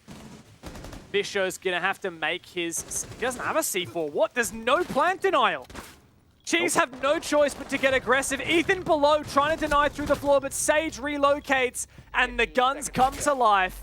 A huge position now for the Knights. Ethan has no choice but to take these fights. He is shut down. 6-1 match point for the Knights. Knights said no more. We're going to make this interesting. We take you to your best map, the map that every single person in the region would have said is Chiefs. Coined Dub House for a reason. Until this weekend, 10-0. They had not lost a single game since the Chiefs have picked them up back in, April? And now, Knights are making them look like a... I'm going to say it. Making them look like a rank stack. Goodness me. Night and day, the performance from map 2 to map 3 here for the Chiefs.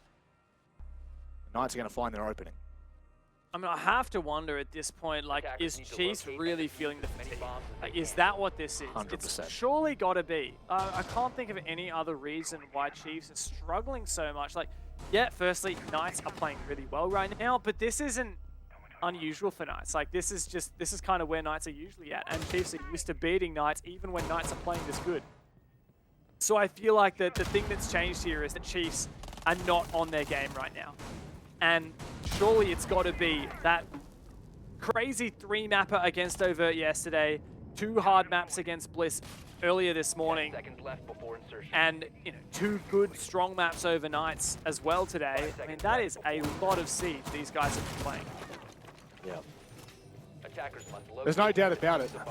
This is a huge haul for any gamer. It doesn't make a damn difference. They're coming into 8 maps. This is their 8th map. They will have to play 9 maps the way that this is going. That is a monstrous effort. Yeah, at least 9 maps. Potential for 10 maps within what? Just over a 24-hour period? That is huge. That is, I mean, that is so much gaming, so much concentration at this level. But certainly they are capable of it. Just about digging deep right now, and they find an opening. Oh, Fisher has the angle. He spots the player. Oh my god, that's a chunk of damage. But not enough. It's loose roam for Chiefs, supported by Castle Barricades. I don't know, loose roam, I don't know, semi-loose. It's pretty hard roam, to be honest. They're really fortifying these positions.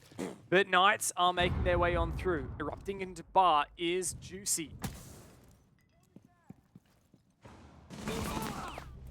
Oh, no way! What? How does Fisho win that from the hatch? Now they know again that Fisho's still up there. He hasn't had time to rotate down. Still two other members up there with the Chiefs. This is really dangerous right now. Knights, they haven't really, decided whether they're going to go to site yet. They haven't decided to completely clear this roam.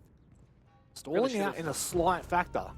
They really should have made that call a lot longer ago. It looks like Knights are actually going deep on site. That's a player in Mem, I believe, right now. They're just going all the way through Moto. And now it's on Josh to hold the flank. He gets God Legion. Church control is in the hands of the Knights, but 3-on-3 is not impossible for the retake. It's not, but certainly when Sage finds a kill in the back for Ethan, it's got to be. He goes down. Dino's low. Dino is out. Oh. It's got to be Juicy. The Don, can he come up clutch for Knights when it matters? He's still got time. 20 seconds left and he finds himself in the corner. He backs himself in. We are not done yet, not by any stretch of the imagination. It took them a while to warm up, but Knights are certainly animated. Josh rejoining the squad has brought them back to life, and they are not running out of time yet. They push to map number 4. We're going to Coastline.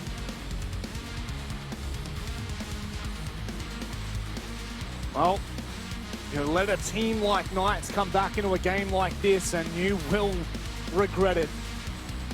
Heed that warning. And again, we now, like, the conversation for Chiefs really does turn into digging deep, into finding whatever is left in that tank, Dev, because we just prefaced it then, 9 maps is the absolute minimum that they are going to play just over a 24-hour period to secure this win. This is a huge amount of siege and a massive ask from this roster to continue to find this. This is absolutely a marathon, not a sprint. And even though we saw Chiefs come out in front for the first 2 laps, they've still got to do one more, and Knights are catching up. This is scary. Like, this is actually on. I know it's hard to say because despite everything we're saying, like any day of the week, I would back Chiefs in for Coastline and for Chalet. Head-to-head, statistically, this is Chiefs maps, but so was Clubhouse, and they just got 7-1. Just got absolutely spanked. And now, maybe it is the story that is turning on its head. Maybe the Chiefs have left Knights an opportunity back into this game. We're going to go to the desk, and we will see you on Coastline. Well, clearly I've completely fallen asleep and I'm dreaming right now. I cannot believe what I've just watched. 7-1 from the Knights on Clubhouse. Last, I kind of posed one of the questions to you, which was if you know, Chiefs can do it on Oregon like that to the Knights. Can Knights do that here on Clubhouse? Well, they've gone and done it, and they've done it even better. Yeah, I think I said at the start of Clubhouse that I just didn't think Club was a good map for Knights to get in Chiefs' face, but we saw Knights on defense. They just played extremely aggressive round after round, really getting in Chiefs' face, not giving them map control without a fight. I think this is what they needed to do from the beginning, but it's, I think, really important and good that they've realized that now and they're starting to do that. Guys, it's pretty clear. Picnic was the problem. This is just such a weird map, dude. And we talked about the flow state over in Oregon. The Chiefs were playing into that and just, you know, doing their thing like robots, basically. And it was almost the exact opposite here. The Knights, with the addition of Juicy back into the roster, they felt revitalized. They were revitalized. They lifted their intensity to another level that we're yet to see in this series. And the Chiefs, whether it be, I don't know, the map at the moment not playing out great for them, or the fatigue that's setting in, a combination of both, perhaps, they could not rise to that same intensity fast as he mentioned. The Knights on their defense, dude, holy smokes, they were just absolutely everywhere around the map. So many trade fests going down, and just in a lot of the pivotal rounds and clutch moments, the Knights were just in better positions. They played out those rounds a lot better on a macro and even micro level as well. So yeah, eggs on our face. I thought it was going to be, what, 7-3 or whatever in favor of the Chiefs. Obviously, I was completely wrong. Who knows? I think Dev as well raised a really interesting point. Imagine Josh was here for the first 2 maps. Would this series be even closer? Yeah, I mean, 11-5, +1 entry, 100% cost, and 2 multi-kills. It's a pretty decent stat line for Josh in his return for this particular map. Advanced, I think that's a good point, especially probably more so Bank than anything. And what was a game that was already quite close, quite back and forth. If you add in Josh to that lineup, do they maybe steal Bank? And then suddenly this is an entirely different storyline altogether. But still, 2 more maps need to be won for the Knights, right? We've got Coastline coming up. Technically their map pick, but as we know, it's not a bad map for the Chiefs either. It's definitely by no means not a bad map for Chiefs. I mean, they did beat Knights on it last time they faced, I think, in South.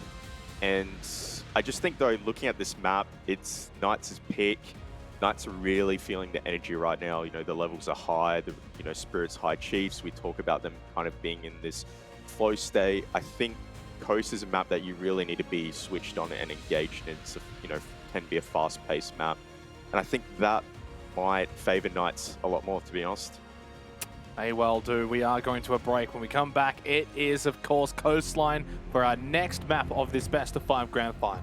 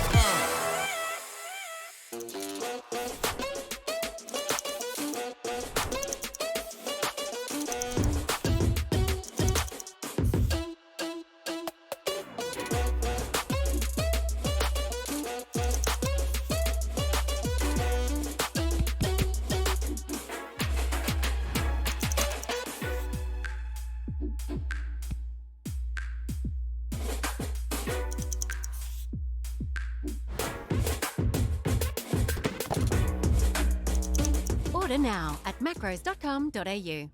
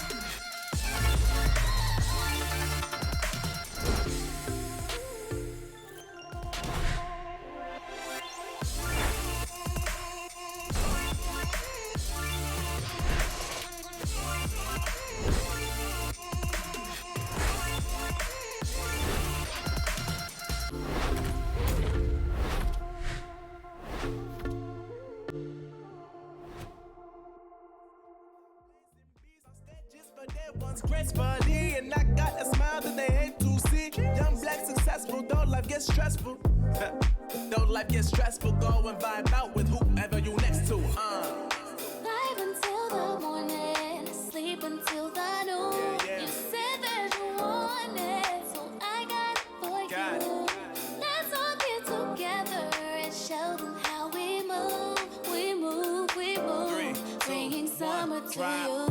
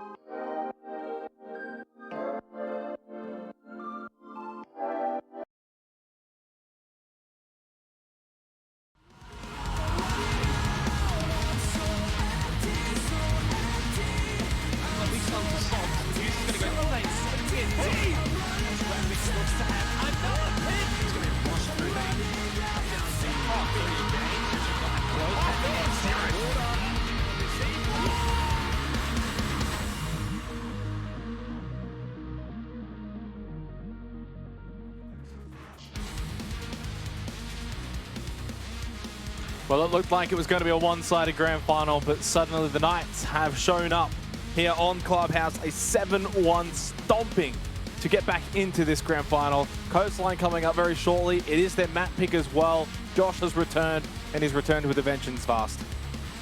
Yeah, I mean, what a performance from the Knights. Just the way this is turning around, it's just insane. This this BO5, it truly is. I mean, all my predictions have just gone out the window. I thought Knights were going to win this series, and then Chiefs go 2-0 up, and then I'm like, oh, Chiefs has got this, and then all of a sudden, boom, Josh is in the lobby, and he's just winning gunfights. Certainly, even as a team effort, basically everyone on the Knights playing pretty well in that Clubhouse game. But Guz, can they replicate that here on Coastline? Very good question. The thing for me, the takeaway from the Clubhouse matchup is the Knights raised the intensity level. No doubt Josh jumping into the server has reinvigorated the roster, and they have just taken a massive leap forward in that intensity part of the game plan. Clubhouse traditionally is way more passive than Coastline. Coastline naturally is already way more aggressive and way more active and fast as well off screen, saying that, you just literally have to be switched on at every single moment of every single round. And if that fatigue is starting to set in for the Chiefs, actually that is going to become physically and mentally really, really tough. So I think 2-1 in the series, that's what we expected at the moment, but it's the circumstances kind of surrounding it at the moment that's really confusing. We all would have predicted to be in this situation where Chiefs would have won Clubhouse, Knights would have won Oregon, but Vast hasn't played out that way. So does that kind of change maybe our thoughts and expectations coming into the final two maps, or at least for Coastline here? Do you sort of continue to back in the Knights as you did prior to the start of the grand final?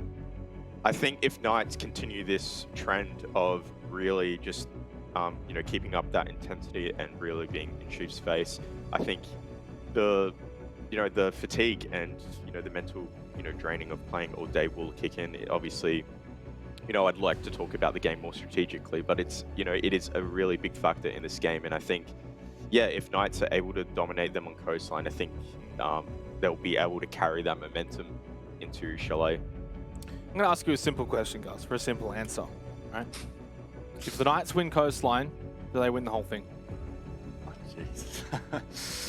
There is this secret magical force around Chalet for whatever reason, where the Chiefs continue to close out playoffs, but maybe there's recency bias starting to set in, but I don't know. Do we start flipping over towards the Knights side? I don't know, man. This region is just absolutely baked, so I can't give you a simple answer to that question. My answer is I don't know. I really have no idea. I'm sorry, but I've just read that. I've already turned off the Discord because Manic's really making life difficult over here. I'm not looking. I almost lost it before. Look, obviously just a little delayed at the moment, but everything's fine. It's okay. Josh hasn't gone anywhere. It gives us more time to sort of dissect how this grand final has played out thus far. Obviously, the recency bias has been a factor, though. Vast, is there a way in which the Chiefs just sort of ignore that whole clubhouse game, move on mentally, and focus now on Coastline? I definitely think that they will move on and forget about it. I think right now it's really important Chiefs just somehow pull as much energy as they can, and whether that's, just keeping the spirit high or just something. And, we'd probably look towards people like Digital, Fisho even to really, re-spark the energy within the team. And I think if they're able to do that and match the intensity of the game, it's definitely still very winnable for them. It just depends. It's a real mental game for Chiefs right now, realistically. And guys, you can now actually very much see it with all of their cams. It's nighttime now, right? And we're up at 8 a.m. It's now almost 8 p.m. That's a long time. At this point now, that is going to become an absolute factor. We speculated on it coming into the grand final, the first couple of games. But as we continue to play these maps, if they don't win here, then there's got to be a Chalet. That will start around, 9 p.m. roughly? That's a long day. They need a win now. I mean, look at that. They are pumped. Digital having a kick of the footy, getting up and about. But that's a good thing. Move the body around a little bit. It's been a long day just sitting in the chair. Yeah, I mean, I can speak at least to my personal experience this afternoon. I've quite literally almost had to put my head down and have a bit of a nap. I'm just absolutely wrecked. And, of course, we've had, similar-ish hours to these guys. And, of course, we're not even the ones inside the server having to focus that as intensely as they have been. So I can't even imagine how much more difficult it must be for them. And, again, considering that today starts quite early compared to a lot of other typical play days and scrim schedules, etc. So, I mean, when we probably started today, most of these guys wouldn't even be awake on a normal day. So, I know I definitely am not. So, yeah, it is going to be tough, but that's what the best teams are made of. If you want to be winning playoffs in any level, whether it be OCN, APAX South, and beyond, you need to be able to play out long series like this. And obviously they've been there before, Stage 1, Stage 2, now Stage 3 Vast. That plays in itself as an advantage, right? Surely by now it's sort of not as bad, not as much of a shock to the system. Yeah, it wouldn't be a shock. They'd be, I'm sure they'd be feeling just as much, but I guess they'd be more used to it and they'd understand the win conditions for them during this series. What about Ethan, though? He looks a little bit tired. Yeah, I think Ethan needs to get up and do what Digits do and kick the footy around. Get the Kid Leroy pumping out. I love this. He's definitely playing the Kid Leroy right there. But in a way, though, as funny as it is, guys, it's really what you need to do if you are the Chiefs in this situation. For the Knights, obviously, they had a different path being directly into the final. He's going to show us something, isn't he? Yeah. I cannot quite see. Invincible. Good turn. Invincible. I appreciate it. Can we listen along, Link, Ditch? This one too. I think I but need for the a Knights, pump up. the Knights obviously in a different sort of perspective right now, of course. They did not start as early as the Chiefs did. They should actually now be pretty warmed up. This should actually be peak time for the Knights. Which is very concerning. If you had to graph out the current form of both of these teams, the Knights, they start off so slow, no doubt hampered by Josh having a power outage, and they kind of plateaued. Didn't really raise up all that much. The first two maps were fairly one-sided. Then they've just absolutely spiked through the roof. And the Chiefs are going on this slow decline. So they need to dig deep, find something to attach onto and bounce back here. That's what we've been talking about for the last little bit, and I'm sure they're very conscious of that. You can see Digital, he's quite literally making a very conscious effort to try and revitalize himself with some energy. I don't know whether or not maybe the lack of sleep is really starting to kick in. He's got a bit crazy, or whether that's just Digital being Digital, probably a bit of both. But yeah, you got to do something to get yourself back up after what was a pretty devastating loss on Club. Bringing it back to a little bit more of the strategic depth here, Vast, going into Coastline, is there anything that Chiefs maybe need to do to change things up based off Clubhouse, or do you just go with the standard, Coastline approach? I think they don't really have to change too much, because I think their coast is actually really good. I mean, we've seen how, I think in the Overt game show, it kind of highlighted how good their coast is. It's really explosive. They're not afraid to drone sight, look for gaps, and just make plays. So I don't think fundamentally or strategically they need to change much going to this game. As we've all mentioned, it's just really a mental game right now for them. All right, we've got our final prediction time ready to go. Guz, you're first. We're going to 5 Knights. Bust. Yeah, I agree. We're going to 5. I think we're going to go to 5 as well. I'm going to say Knights. Do it a bloody flip-flop. I can't believe it. I think we're going to go the distance. Apologies for the delay. Dev decided to just step out for a little bit, but he's back now alongside Manic Monday. Thanks, Dev. Good on you, Dev. I had to grab some Guz repellent. Your Skelly, what? Oh, I had to grab the Guz repellent. I don't even know what to say, but jeez.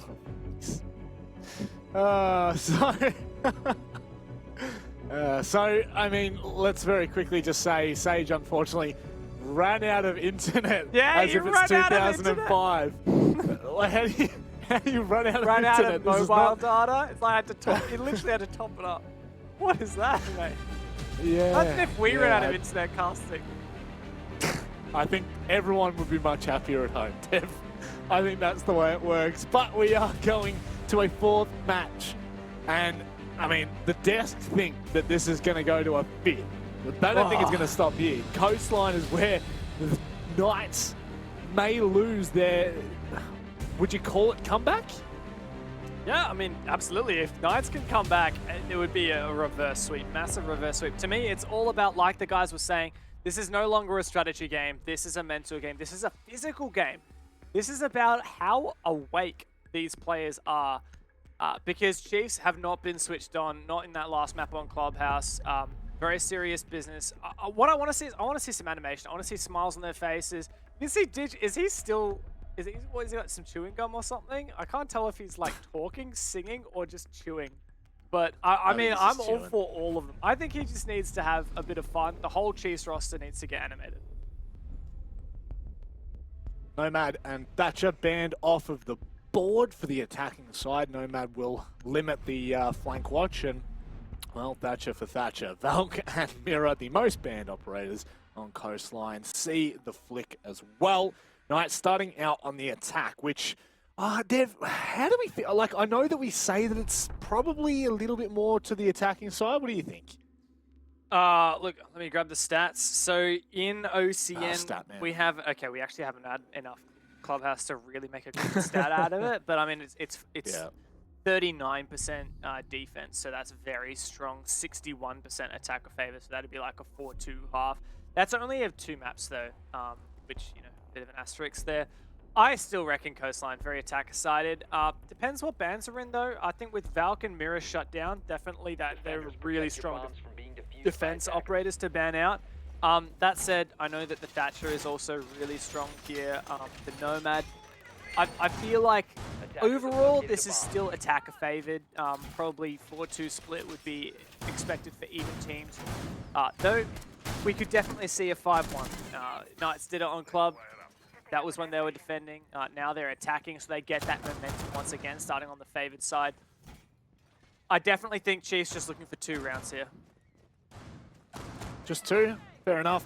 See whether they can get more. I would love to see Chiefs just go aggressive on this defense. I would love to see them all up in the grill of Knights, because again, this is quote-unquote a Knights pick, I guess, at the end. Once you get out of the ban phase, it's just really about, not the ban phase in terms of the operator ban phase, but of course when we're talking about the map veto, it literally just becomes an order, right? It just becomes, okay, we went Clubhouse first. That's what I'm talking about. That's exactly what I'm talking about. That's what we want to see. Ethan off the chopping block straight away, slices and dices Juicy, and Sage responds so quickly. Oh, we're going to have a bloody game on our hands. I'm telling you right now, I can feel it in my bones. Hayward's keen for one. The proxy goes off. Oh, nails the shot. And it's just back and forth, Rob. 2 players left for the Knights. This is what I'm talking about. This is exactly what I wanted. I just want to see a fun matchup where it's consistently balls to the wall, not slowing down, consistently keeping the pressure up. And boy, oh boy, have we been delivered that in the first round. I think that was done within a minute. I don't even think we made it past the 2-minute mark. I'll be completely honest with you, Dev. Regardless, though, explosive start from Chiefs, nice response from Knights, but it is the janitorial duty for the boys in blue. It's a 42-second round. I think the fastest we've had for quite some time here in OCN. A great start, and you said it, mate. You said the Chiefs need to come out of the gates and just go hard. Just go peak everything. Just play it. Just play Coastline. Most classic Coastline. And they did it, and that is fantastic. They've already won one of the 2 rounds that they need here to meet par for the course on their Coast defense, but they could certainly go a lot further than that. Bombs from being defused by attackers. Definitely going to have to dig deep, though. There's no doubt about it. And look, they said to us, and by they I mean Digital spoke on behalf of the team, and said that they were really coming into this game feeling comfortable. We've already prefaced that on the desk and in the casting little area that we have here. I don't even know if you call it a casting area, whatever it is. But they were saying how they just feel comfortable right now. They don't feel a lot of pressure. And honestly, I do firmly, wholeheartedly believe in that, Dev. If that's how you feel, if you are not putting pressure on yourself for this game, have fun with it. You know, do things that you wouldn't necessarily do, because it will 100% catch teams out time in and time again. I'm so curious to see whether they're going to keep this pace up, but certainly Knights are going to have to be careful for these spawn peaks, because they will come aplenty.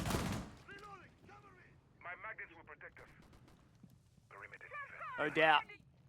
The Lions a great pick, though, for trying to suppress that aggression somewhat. Starting to get into the thick of it here on this Blue Bar Sunrise attack. Having a look at the Coastline game yesterday, well, it's hard to read into too much. Knights went 6-0 on their attack against Overt, then won the opening defense on Kitchen as well. So we didn't even get to see their Blue Bar Sunrise defense yesterday. That's crazy. By the way, just to clarify, you meant to say Chiefs, not Knights. That's okay. I just didn't want anyone at home thinking. Attackers have located That's a right. bomb. I wasn't going to make a big deal. My bad. Just being a good bloke. I'm not a bus. I'm just a taxi. Take you from point A to point B. Jeez. I tell you what, Juicy felt the debris of that bullet coming off. Oh my goodness. Very, very close. As Dino now swings a little bit wider, there's a player in Aquarium they're going to be careful of, but certainly they could do some damage. Depending on that player in white stairs, they're going to contest this as well. See, does shut down Ethan. Good opening pick. Yalabai off the board, very dangerous player, found the opening last time. Digital, though, coming back up the stairs, and God Legion does find Hayward. Eventual belated trade there for that opening engagement. Still, a lot of this top floor control has started to be chipped away from the Knights. Still, Chiefs uncontained and roaming loosely. A lot of map control in their side. That is as well the soft breacher down, and it doesn't look like they've got any breaching charges either, so getting that vertical line is going to be a little bit more difficult and probably near impossible, and we know how important being able to anchor on some of these sites can be. They can no longer put pressure in blue or in Sunrise. They would have to pretty much... Oh, the timing from God Legion there, my goodness. Just swings wide, but Dino doesn't find the kill just yet. And now Knights look to put a bit more pressure on this side. Oh, my goodness, Fisho. The plant's actually going down. Juicy manages to get a nade kill while planting. Chiefs are absolutely lost right now. No plant denial in sight, and now it looks like Chiefs may be at the end of their rope here. Juicy just around the corner, and he spots out Dig. Dig's got to make this shot count, but Juicy just plays the smart game, backs on off. Sage as well in a very safe position. This is nigh impossible for Digital and Worthy to retake. 13 seconds before they've got to be on the kit and just counting by the Pixel. Juicy will find the kill on the Worthy. Digital, he might be able to long arm this, but the player from backside should be able to shut that down. And I mean, look, do what you can, but that looked real clean from Knights on that attack. I will just say as well, Fisho guy was on the smoke and he did have the opportunity to deny, but the double aid from the window just absolutely caught him off guard. Great start there for the Knights. They've managed to fight back. They suppressed that aggression, found the opening pick of their own. Juicy also. Really good to see him making waves in the server, shutting down the opening kill, also finding that nade kill as he was planting.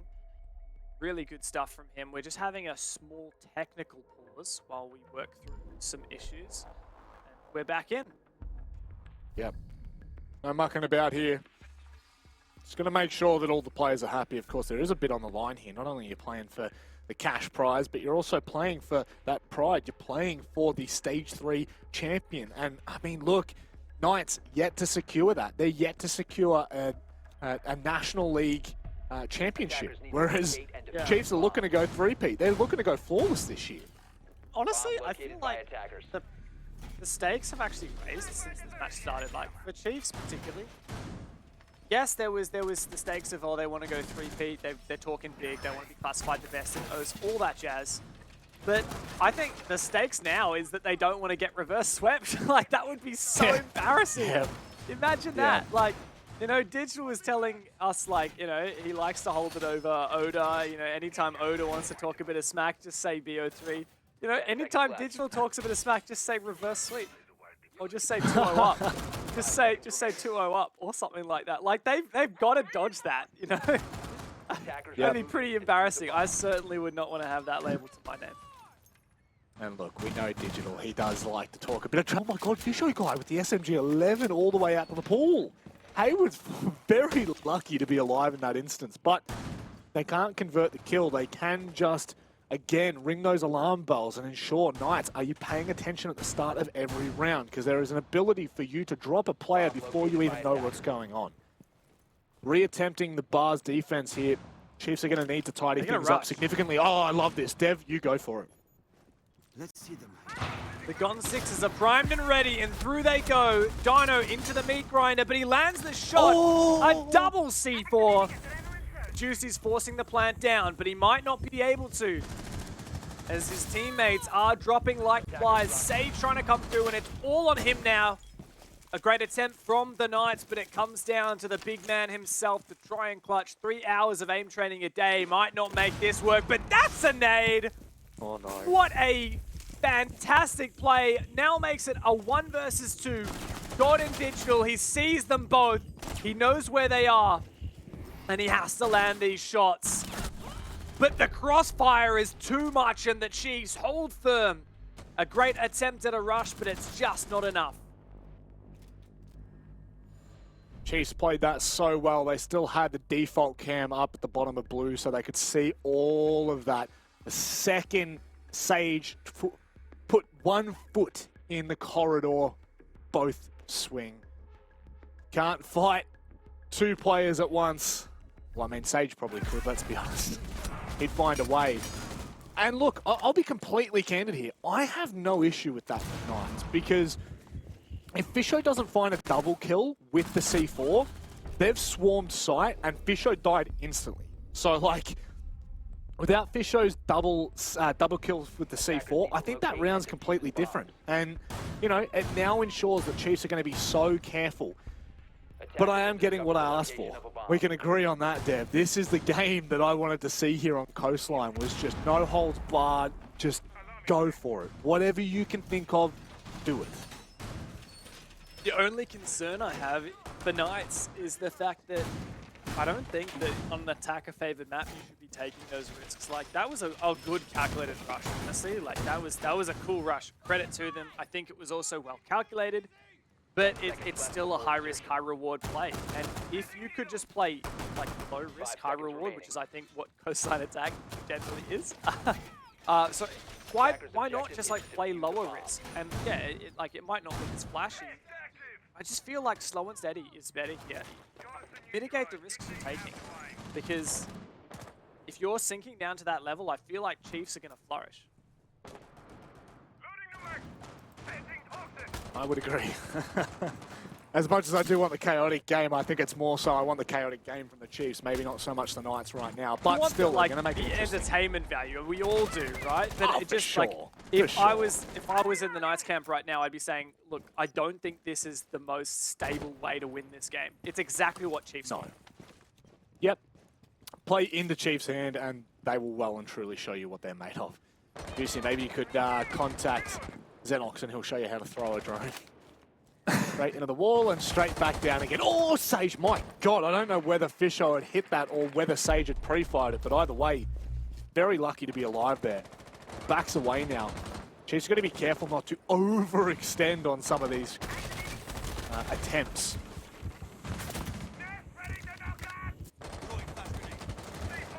Oh my God, that was an aggressive gas as Josh is forced back out of sauna. Knights are slowly but surely taking control of this top floor, but they haven't made a lot of progress so far, and they haven't managed to get to work Vert above the bomb site. Remember, this is kitchen site. Hayward's still really tangling with his presence inside Sunrise and at the bottom of the blue stairs. That's where Knights turn their attention right now. It looks like they're not going to go for a full clear of the top floor. Chiefs still have players up there. Oh! So well played! The pested Mozzie drone and the peek from Ethan. That is beautiful.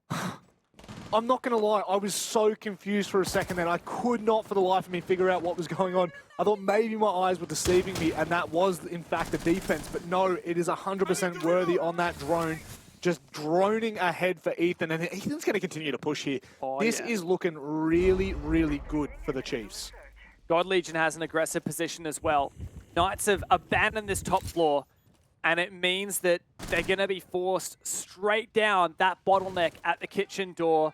And with Cool Vibes control in the hands of Chiefs, it's going to be a crossfire they will not be able to sustain. Nice pick for Sage, though. Opens things up a little They're in. Now down. Oh, hang on a second. But look at where God Legion is. Has he not been able to find a kill there? Worthy and Ethan both coming together here. It's now a 2 versus 3. Knights trying to flush their way in. Can Juicy stick it? Oh, did he just get the sound bait from his own teammate? Juicy now being pinched from both sides. It doesn't matter where he goes. The foothole are all but murder. Hayward now looking for the 1 versus 3. He's got far too much to do and far too little time. The Chiefs go 3-1 up. This is starting to be a convincing match for the Chiefs on their defense. The Knights don't have what it takes, it seems, on Coastline to continue this reverse sweep dream. Not full clearing top floor really came back to bite them in the end. Even though they had a really good push onto that bomb site and they didn't immediately get taken down, it was just a matter of time before Chiefs could turn that entire bomb site into a kill box. There was just nowhere safe for Juicy to plant and constant angles for him to entangle. Knights find themselves in a very sticky situation. Even stickier with the loss of Sage. Oh, we're getting it all tonight. We're getting it all tonight from the Knights, I'll tell you what. First Josh, then Picnic, now Sage. They just cannot catch a break. I mean, I truly do wonder, and I mean this with all of my heart, I truly do wonder what would happen if we weren't seeing these kind of technical issues from Knights, because I have no doubt in my mind that is just, it's just on their shoulder. It's just consistently sticking around, being that issue that they can't overcome. Fisho guy, my goodness, saw it for half a second. No Jack Daddy, no today. But seriously, this is now at the point where this has to be just really playing on the Knights. Got to be Chiefs are back in control. Now, it was them who chose the defense, so perhaps we're just missing something here.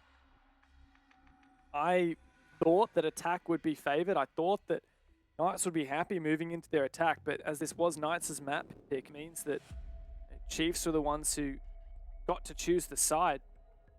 And they're clearly comfortable here on defense, despite, like we said yesterday, against Overt, it was a 6-0 attack half for the Chiefs. And that has got to be scary for Knights, knowing that the best they can hope is a 3-3 on their attack. Then they'll have to go up against Chiefs on a side they were flawless on yesterday. Chiefs are back in the driver's seat after a small mishap on Clubhouse. They look to be once again in control of the game. Here's a bit of a theory craft for you. Chiefs don't want to expose Clubhouse. Chiefs don't want to expose Clubhouse, so they've thrown it twice, Dev. That's what it is. Are they just hoping that teams will pick Club against them now? It's like they're just kind of playing it bad so that teams will pick it. I just can't picture that. I really can't. They back themselves in so much in the domestic league that they're just like, yep, we know for a fact that we'll win every other map. I mean, look, at the end of the day, regardless of whether, I'm just being an idiot.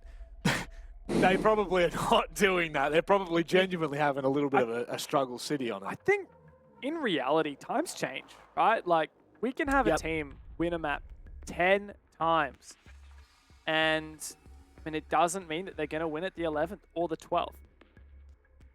And teams will start to study how, the strongest team in the region plays their best map.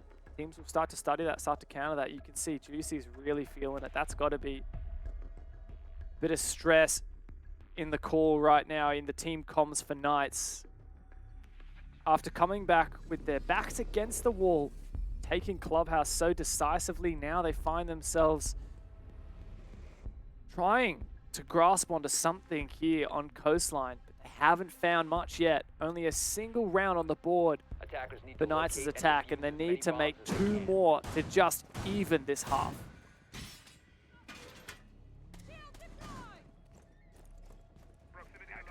Attackers have located a bomb. So how far can Chiefs take this? 4-1, 5-1. Are we going to see them completely reverse the score of what Knights achieved on Clubhouse? I think it's possible at this point. The way that we're seeing Chiefs win this, the way that they're taking these fights, it's looking unbelievable. 10 seconds.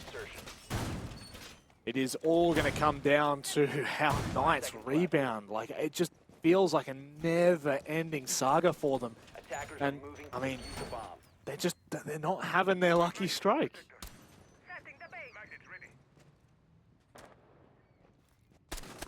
We turn our attention to the Knights to really hone in here. They faced all kinds of issues, technical issues primarily this game.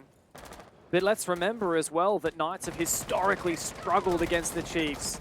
The only team Knights lost to during the Stage 3 round robin was the Chiefs, and it was on this very map. Back in Stage 1, Knights found themselves in a very similar position. A great round robin led them seated directly into the grand final, where Chiefs took them down.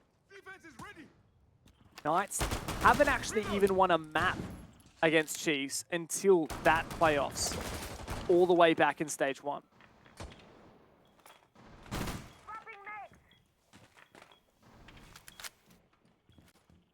Oh, minute down, and Knights haven't been able to find the in just yet. Ethan could be in a pivotal position here, sits behind the chassis just for a bit of cover from the window as he now legs it out of Hookah. Not interested to stick around. Sage. No one. Is there anyone behind Pirate? There is, right? Oh, no, there is. Apologies. Oh, how's the dodge there from Fish? Digital's actually so close to being able to make a peek here on the Sunrise single window. Now he's taken down Josh. That means it's free, and he could actually peek this guy on the double window. Or on the Hookah window. Digital has so much free real estate right now. But they do just dodge it for now. And Chiefs! What is that? They just come to life. But Knights fight back with everything they've got. Sage is on the site with the diffuser.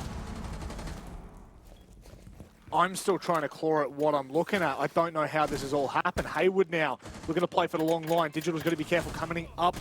Cool vibes, but this should be pretty much done and dusted. You have to imagine. God Legion hits the shot. Sage is on no HP whatsoever. 5 to try and find both. The Chiefs are running away with this map, and in it, the series.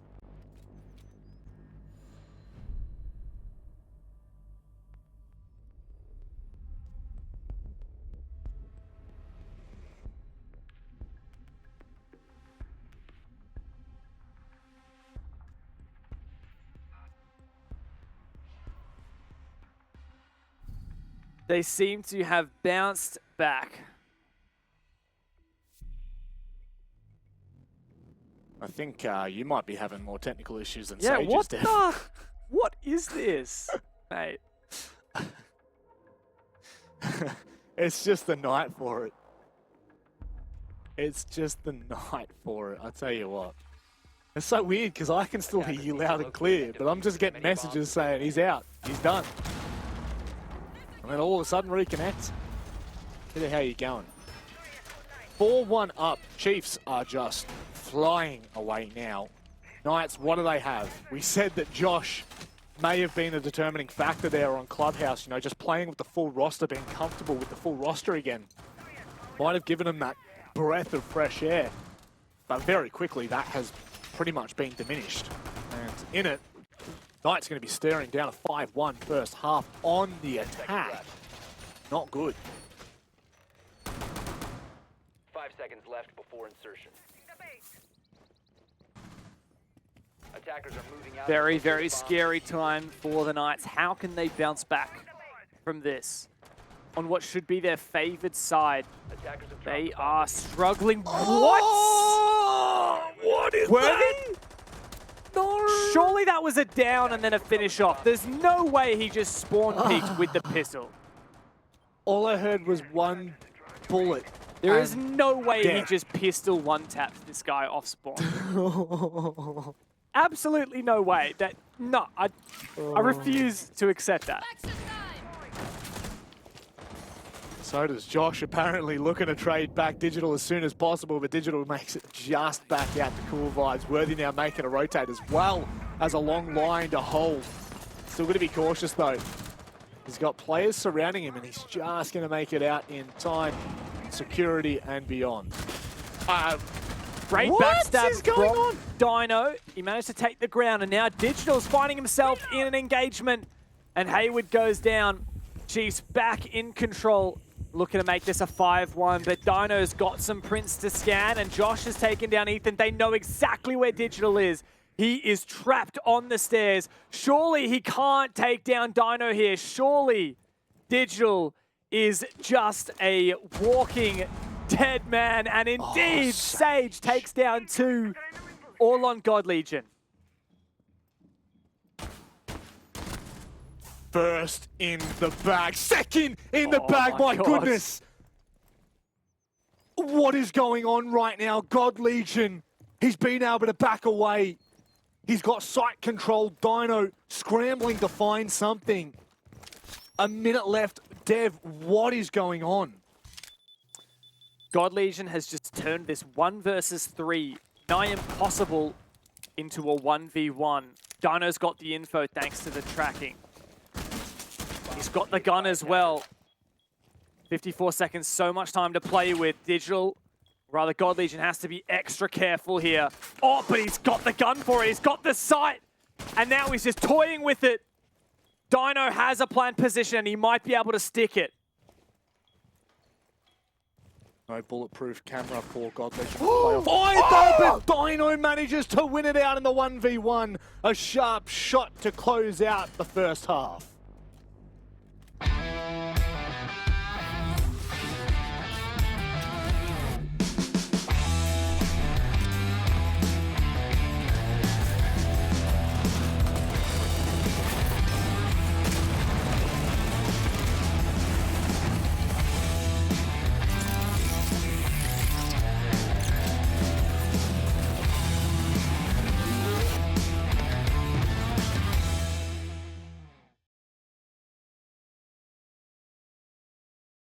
A sigh of relief for the Knights.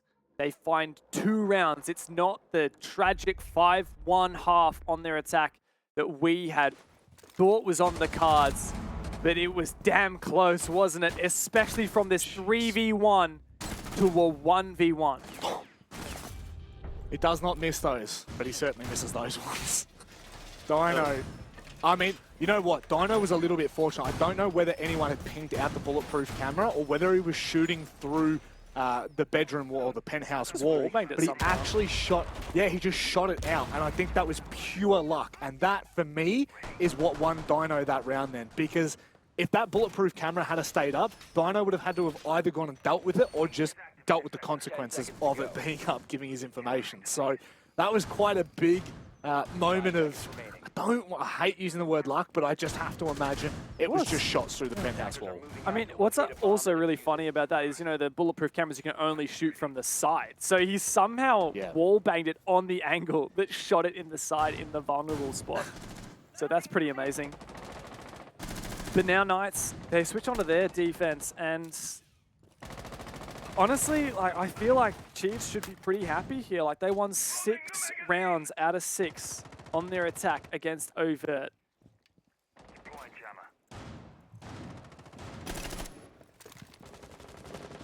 Dino just drone spotting and backing away. Take as many as you can. Staying quite aggressive as well in serves, which is not concerning by any means, but for the members, the Chiefs, it may well just be hello for this peak.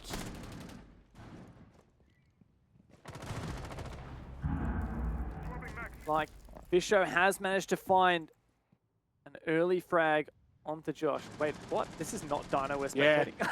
No, oh my I just God, tripped out that for a threw second. me. Yeah. What? I was like, Kayid so- is outside? What? Yeah, that really got me quite bad. I was like trying to figure out how Dino was throwing a nade just before. Okay, so we're not... Ignore the There bit you at the go. bottom, please. Ignore the bit at the bottom. Yep. Oh, wall bang from Ethan. And he shuts Dino down. But, Hayward does manage to find one back. An aggressive angle. But it's just trades back and forth at this point. Chiefs find themselves in a 4-on-2. Not gonna lie, this is a play-by-play's nightmare. This is the worst possible case for me, trying to figure out where we're going to be casting this one. But certainly Sage and Juicy are all that remains. Is Juicy that's on Cool Vibes, Sage that is across Billiards. And now, making their approach, God Legion from underneath. Can he find an angle? I don't think he's going to be able to give it anything, but might be able to grab a mute jammer from underneath. Chiefs are certainly starting to, at the very least, they're starting to knock those hurdles over. Only 2 players to find. Juicy holding on to Cool Vibes. It's just him and Sage to hold 39 on the clock. Looks to be a hookah execute. Chiefs have very spread out attack though, and they can drone up for info. Time's ticking away. Chiefs are not doing this quickly, and they're gonna force their way up Cool Vibes. This could be huge for Juicy. The flashbang goes off. I don't think it catches him. And now Worthy has to push up the stairs. Once more, flashbangs go through, but Juicy is coming up huge now for the Knights, but the trade comes through. It's all on Sage, and he doesn't have it. The Chiefs are pushing this so hard, and a 1 round off match point in the grand final.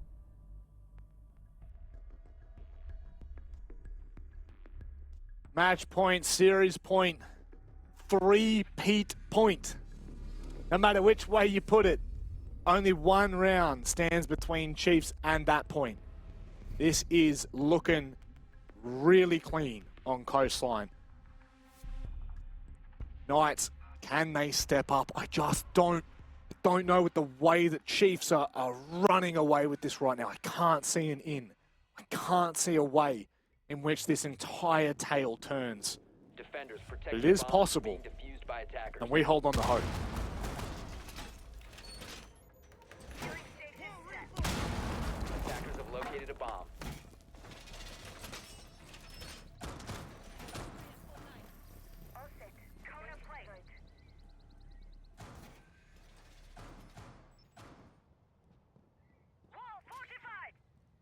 Oh.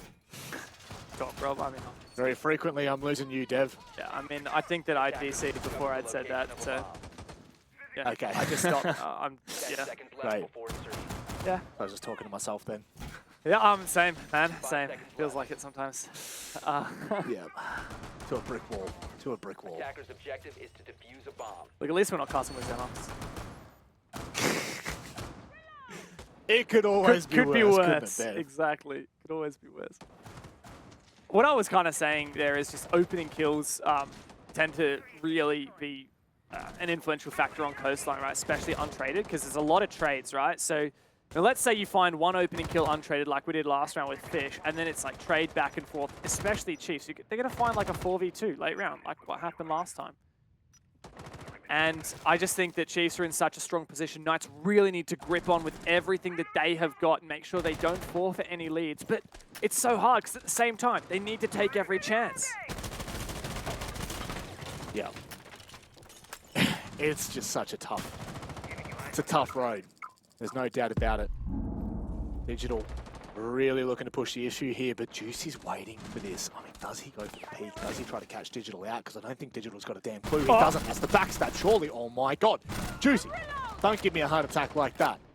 It will back away. And that's the opening pick the way of the Knights. As mentioned, Dev, untraded, which is big.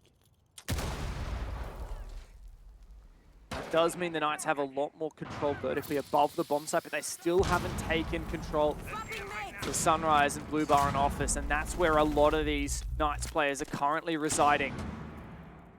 Looking to hold on for as long as they can, but oh my God, they're right around the corner.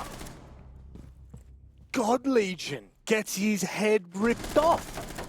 Dino, he's really putting in the work here in this grand final, giving the Knights the best opportunity possible, but so too is the veteran himself. We've seen him here before, and I tell you what, I don't think we're going to miss out. They've legit got sight right now. What is this? What is going on? This is like a full offsite hold. This is really dangerous for Knights. They better hope they can deny the plant here. I'm not going to lie, I didn't even realize. Oh, Fisho guy just in the corner. That is massive from Haywood. If that's not the case, there's an opportunity there. Oh, Worthy. He's going to find a second as well. Sharp as ever, just can't hit it coming around the corner. But it's brought back into a 2 versus 3, and there's plenty of time. As Dino makes his way back on the site, but Ethan's watching it. This is so winnable. Numbers are dwindling, but oh my God, Haywood has the diffuser. He can get that angle. He can lock it down. Worthy and Ethan, with the final drones that they've got, try and reassess. 20 seconds to go. Oh, this nade could be perfect. Nade gonna net. This has to be it. This has to be it. It can't deny Haywood, but it will get him off the line for a second. Ethan's been able to grab it, and now they know. The jig is up. Ethan sticks the plan. Worthy is there to hold. Worthy has to be massive in this occasion until that plan is stuck. And now, post-plant we go, Dev. 2v2. And Worthy's holding on. This extra line of sight opened up as Sage and Haywood have got a retake. But Worthy's good on the shot. No! It's a trade! And Ethan now has to hold the posts. But it's Sage up on the other side. Ethan has had a phenomenal match so far. Already cracked double digits. And Sage is low HP. Sage has to find that diffuser. He's got it, but Ethan's got the sledgehammer, the infamous hammer! And he lands the 1v1. The Chiefs have found themselves on championship point. Rolling back the clock, Ethan doesn't miss those. We've seen him in these positions so many times. And he just continues to come up clutch. The man has been away from Siege for what, a year? I don't remember him saying at all this year. Not toward the end of last year. This guy has come back in stage 3 and is putting on a performance as if he never left, as if he only got better with time. He is a fine wine. I'm saying it. Ethan is a fine wine. Unreal to think that a player can drop out of the scene and retire for a whole year and come back and still be considered as not only one of the best players in the region, but one of the most experienced players. Like, he literally just left for a year. That's a year of experience, which is like 20 years in esports time, that he's just missed. I mean, unreal. And now Knights will take their tactical timeout, sorely needed. They really need to discuss it, but you can see this is a stressful game. This is one where the Knights have really been pushed. They still haven't managed to win a defense. Chiefs, throughout the entire playoffs, are 8-0 for attack rounds on Coastline. 9-0, actually. 9-0. Oh my God. Oh, if Clubhouse was coined Dubhouse, what are we now coining the attack for Coastline for them? Goat line. Oh, no. Oh, no. That doesn't really work.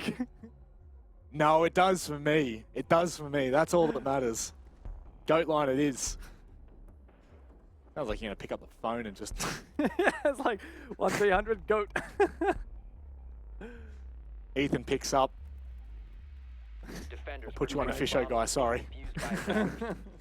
You called, did you? Yeah. Totally. Yeah. Righto, this is a very tough fight back now for the Knights. 4 rounds of defense they're going to have to find here to push overtime, push to Chalet, and then to do it on Chalet as well would in itself be a monstrous feat. The Chiefs have absolutely everything, and what a year it has been for the Chiefs. Under Elevate, they came into 2021, and honestly, wasn't quite what they were hoping for. Picked up by Chiefs, and they shot to the moon. They took their first OCN championship in Stage 1. They went to their first APAC playoffs. Stage 2, they managed to go back-to-back. And now on the marathon, the quest for the three-peat, all the way up the bracket, Rob, from the quarterfinal. Chiefs, this is their chance to be dubbed the best in Oceania. It's all in their hands too. There's no doubt about it. 4 rounds to secure it. To secure something that has been built over years of hard work from this Chiefs roster. Once Oddity, then Elevate, now Chiefs. They continue to show us and impress us. And now, the coined Kings of Os. This is their chance, Dev. Starts right here with the VIP clear, attacking the kitchen bomb site that they just managed to win, though it did come down to that 1v1.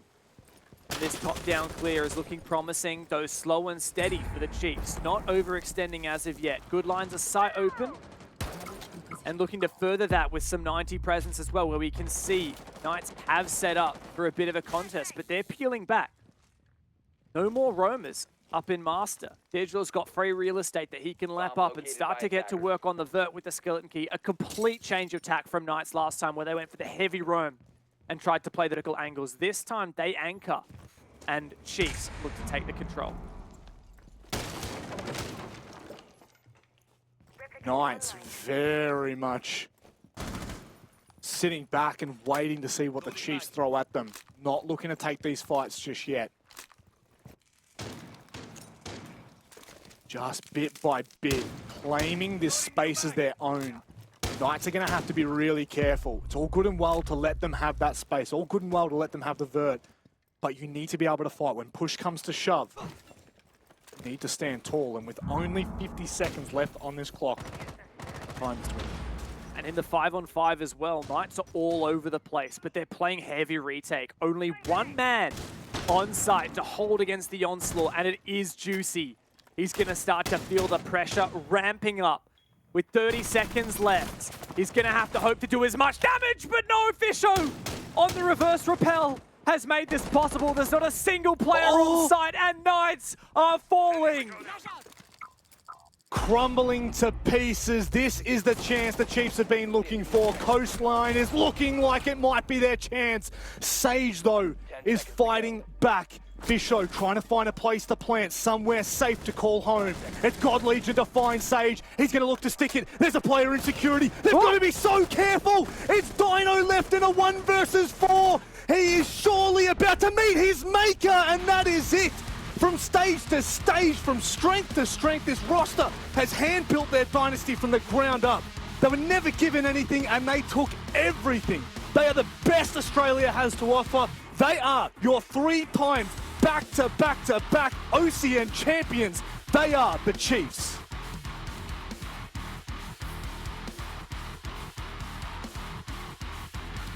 No doubt a title they deserve. The Kings of Os have arisen, and they raise the shield high. The Chiefs, a decisive 3-1 series victory over the Knights. They ran the gauntlet. They took down the upcoming Overt. They took down their longtime rivals of Bliss and then met with the second best team in OS to take them down as well. It has been an insane year for the Chiefs, and it looks like this roster change has only unlocked the next evolution in this team, the best that we have to offer here in Oceania. I mean, I'm speechless at this point. Chiefs, honestly, they have always been up there with the talk. You think back to the Oddity roster, to the Elevate days. They were always up there in the top 3, top 4 teams. We always knew that they could break that bracket. They came into 2021 and stage 1, stage 2, stage 3, there has been no stopping them in OCN. And now, Dev, now they look to go to the major in Sweden. They will secure their spot on Thursday night if they beat Order. This is undeniable at this point. They are honestly they have really elevated all conversations. They are now on that plane where we say one of the best teams that we've ever had in OS. Absolutely. And what's so exciting is that Chiefs is unlike any other team we've had before in OS. They're not like the hyper-methodical, structured wild card. They're not even like the kind of really creative, innovative Fnatic that we saw back in the day. This is a Chiefs, a brand of Siege that we haven't necessarily seen before. A unique identity, a team that is a bunch of people ready to have some fun, keep the vibes high, and just go with everything they've got.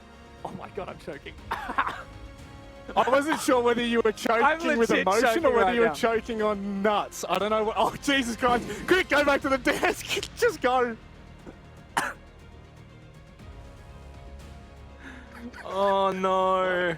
Oh, you two have absolutely lost it, but what a grand final. Thank you, Dev. Thank you, Manic. 3-1, Chiefs back to back to back. They didn't need you, Vast, this time around. They had it locked up all themselves.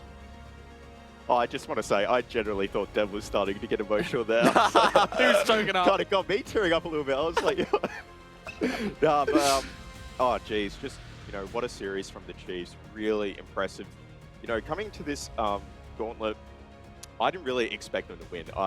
You know, I'm a part of the, you know, I used to be a Chiefs player, and I didn't even expect them to win. They, you know, the odds were against them. Oh, I'm kind of choking up a little bit. Jeez, what's happening? But yeah, look, you know, Knights, it is a bit rough for them. You know, we do talk about, you know, what if they started off with Josh and then have to play 2 maps with their coach. I still think regardless of that, they really put up a really big fight. I think talking about a little bit about Coastline from what I've seen, we didn't talk about how the map was going to be a lot more aggressive than that it was. But I just think because Coastline is a really aggressive map, I think that Chiefs were actually kind of expecting the aggression and they were able to deal with it a lot better. Whereas on Clubhouse, maybe they weren't expecting that aggression. And yeah, they just played insane. Guys, is it fair to say that we maybe got caught up in the Clubhouse hype from the Knights and that Coastline was maybe going to be a bridge too far?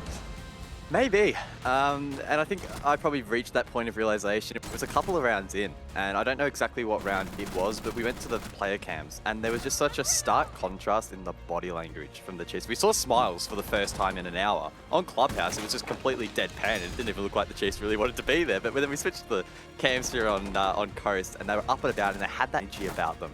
And that was the big talking point, right? Can they still have that energy to play this series out? It's been a long couple of days for them, but they did find that spark. I'd love to, you know, who was it that sort of initiated that? Was it a team effort? Was it an individual, etc.? We may never know the answer to that, but it did work out for the Chiefs.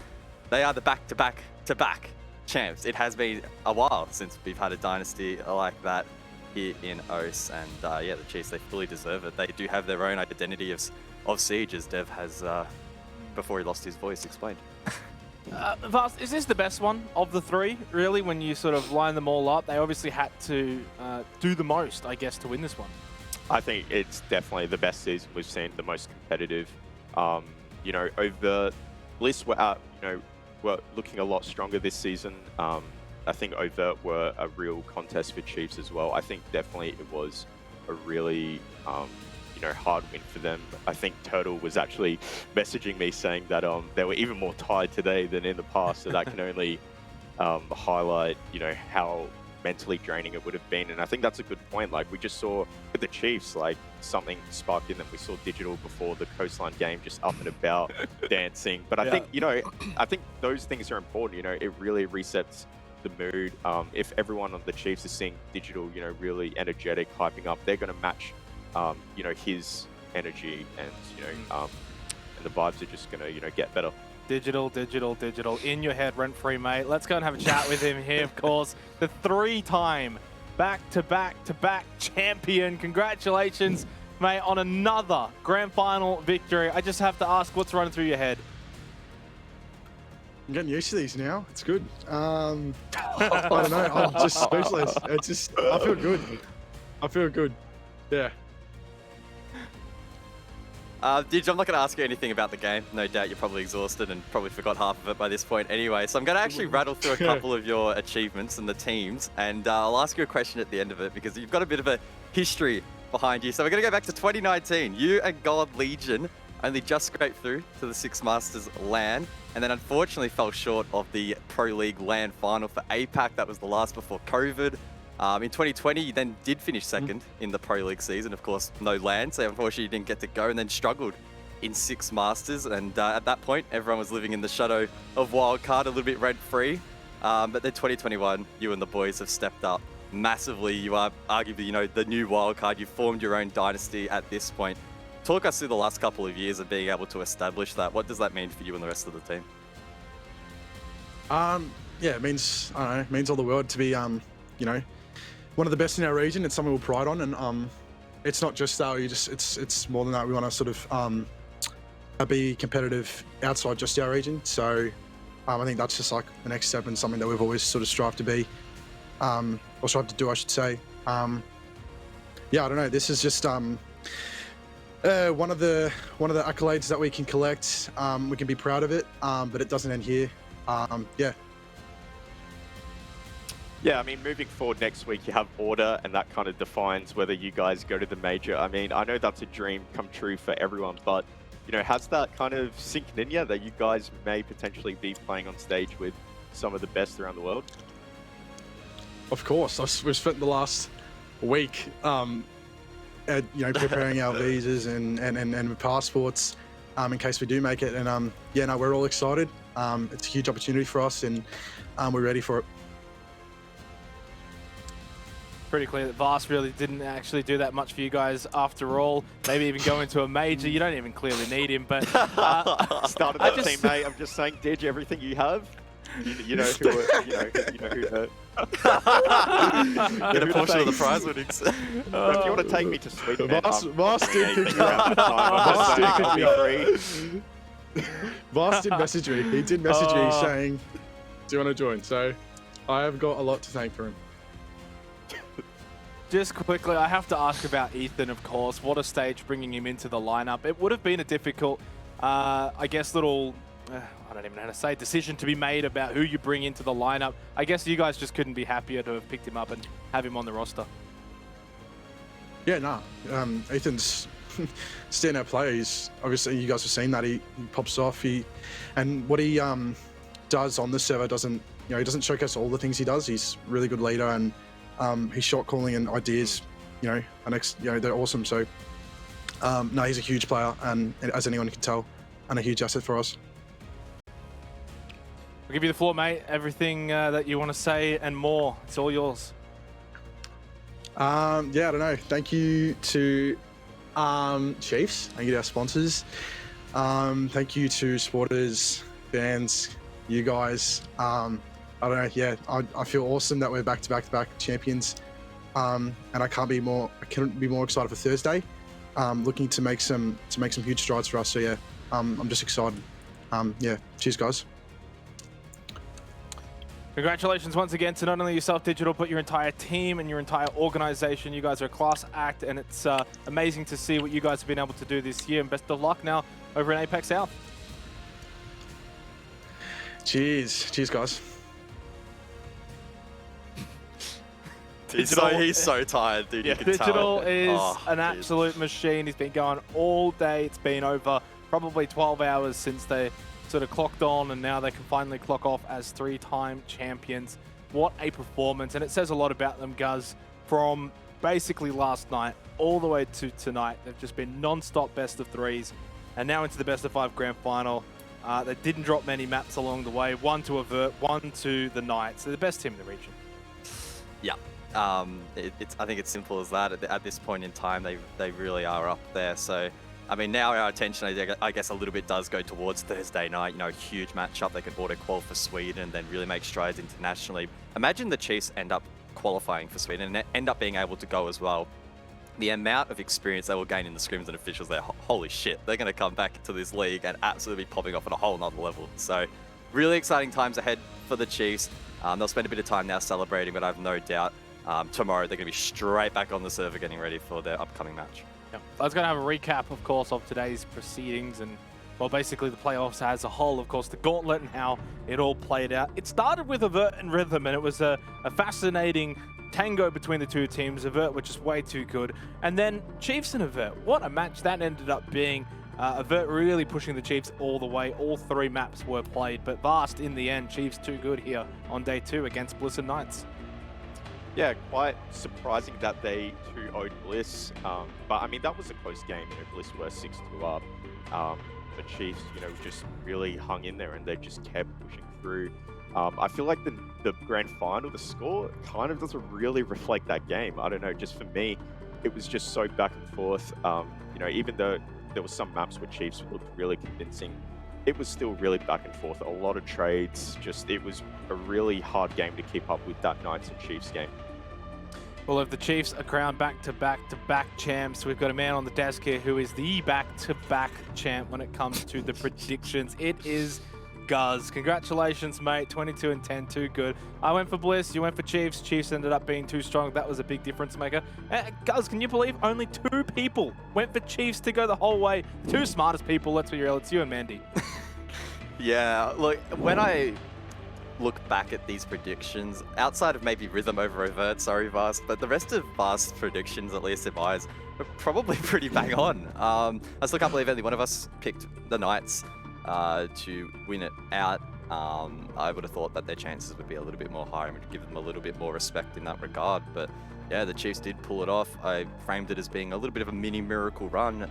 Did they have it in them? Would they have the energy levels? Could they take down Bliss, who are, you know, rising in form, and the Knights as well, who have been looking really solid in OCN? At the end of the day, we got the answer to that question. It was yes, and yeah, still can't believe it really happened, to be honest, because it was a bit of a punt in the dark. Obviously, a lot of the boys here taking it not too seriously with all of those Avert runs. Sky, Dev, and Ducky, not sure exactly what's the thought process behind that, but all a bit of fun. Yeah, we'll Avert to the moon. Avert, what a great stage they had. But of course, Vast, we have ourselves. All right. I didn't know that was coming. That's a new one. I like it though. What is that picture from? I took this after a broadcast one day. Oh yeah, maybe. Production did ask me for a picture last night. I was a bit concerned as to what the hell it was for, but I guess we got the answer to that. Yeah, I'll inscribe this on the tombstone, just another achievement. Did you know they would use the entire picture, or were you expecting like a head crop? Like, what's... They asked for a full body picture, so I guess I anticipated the whole thing. I didn't know it was going to be a whole segment though, Jesus. Oh, well, congratulations. Thank you for that wonderful The embarrassment graphic. was worth it. Yeah, that was beautiful. I guess we can slowly start getting to our final thoughts on maybe the stage, maybe even the year as a whole. It's a bit bittersweet, of course. That's now stage 1, 2, and 3 all done. Vast, it's sort of a time to maybe look ahead to 2022. Yeah, 2022 is going to be just, I reckon, even better. I mean, just imagine actually, you know, what Guz was talking about. Chiefs do, you know, go to the major, get that experience. I just think the dynasty that they'll be able to build in APAC South, you know, they've done it in OCN. Now it's time to look forward to doing it in APAC South. They've been kind of inconsistent. But, you know, there's a lot of storylines for a lot of teams. I mean, we've got Bliss and Roffle kind of, they're going to South promos. So we're potentially going to look at some new teams in South. And we've got relegated to OCN. So, yeah, next year is going to just be even better. Wow, yeah, next year is going to be crazy. The Chiefs a great chance to head to the major. The Knights as well, still an outside chance to go to SI. If both those teams go overseas, they'll come back. The rest of the region can learn from them. We still, of course, for the conclusion of this year, have the OCN finals. So stay up to date for more updates on that, as well as promo relegations as well. Overt are in red hot form. They'll be looking to retain their spot for next year as well. So yeah, it's a very exciting time, I think, to be an OS fan of Siege. We have seen, I don't know if it's just the meta, and I'm maybe looking through this with bias, but this, for me, has been the best Siege we've seen from this region for a long time. It's a big step up from a couple of years ago. All these teams, the skill ceiling has incredibly gone up the roof. So yeah, next year's only going to be any better. Just quickly, of course, before we do finish, we've got the MVP to announce as well for this stage, which has been none other than Sage. He had a whopping 22 votes. The next best was Jigsaw on 14. A miraculous season. Of course, the Knights ended up finishing in first place through the regular stage. This is a bit of a regular season MVP award, Vast. Still a great player, of course, in the playoffs. He'll be probably ruined that they didn't get the win, but over the course of the entire stage, arguably, he was the MVP. Yeah, I think everyone at home probably would have heard Dev mention him a few times here and there.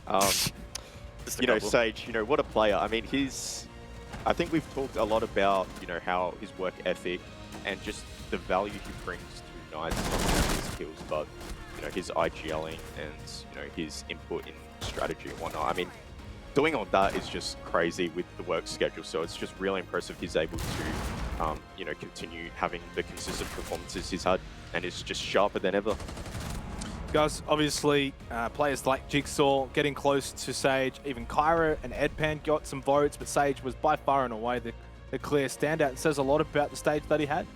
Yeah, and I think that also speaks volumes to the Knights as well. Sage doesn't get, in particularly, those opening kill stats just by walking into the map and finding kills. Like, that is facilitated by the excellent teamwork that the Knights have been bringing to the table. So as much as the MVP thoroughly deserved by Sage, it is also a team award to an extent, because the Knights, they proved themselves this stage throughout the regular season that they could step up to another level, even through the playoffs as well. They did put up a valiant performance against the Chiefs. So yeah, really well played by Sage, and I look forward to seeing him grow throughout the year or throughout next year as well. Just quickly as well, before we do close the show, and I'll go back to you on this one, Guz, just quickly, but Promos Rallos at some point later on in the year. Have you got any sort of mind frame as to how that's going to play out for your quick thoughts? I think the only thing I can say with confidence at the moment is Overt are looking really, really good. It would be incredibly disappointing if they did end up getting relegated after showing us that they can really perform here in OCN. So I'm looking out for them. Of course, a couple of teams are making waves in OCL as well, so I don't think they're going to have the easiest of runs, but yeah, definitely a team to get an eye on. They'll be prepping very hard, something that maybe you guys don't have to do at home if you order from Macros. Keep an eye on R6 Esports OCE for your chance to participate in the Prep Phase Parkour Challenge. You can win 2 weeks of 10 macro meals valued at about $200. And just quickly, I didn't even get asked to do this, but a big shout out to all of the sponsors for the Oceanic Nationals, Samsung, Livin, who else did we have? Omen by HP. We had the Reload, technically. Let me get the sheet up. I don't want to miss anything here. We're going to make sure we get them all. Got to get them all. Is that all of them? Got to catch them all. North Lane as well, of course, for our wonderful theme song. Yeah. Just an amazing product that's been put on. Mandy Observer, Sky on the socials, ESL and the production team, all of them doing an amazing job. Big shout out to Manic and Dev for a banging grand final, and to Raven, of course, at Ubisoft. He's all right, I guess. But from us, we're going to close out the Oceanic Nationals. Of course, we've got the Reload on Monday. PAX South is still going on. That'll be on Thursday. But for the Oceanic Nationals, we'll see you next year.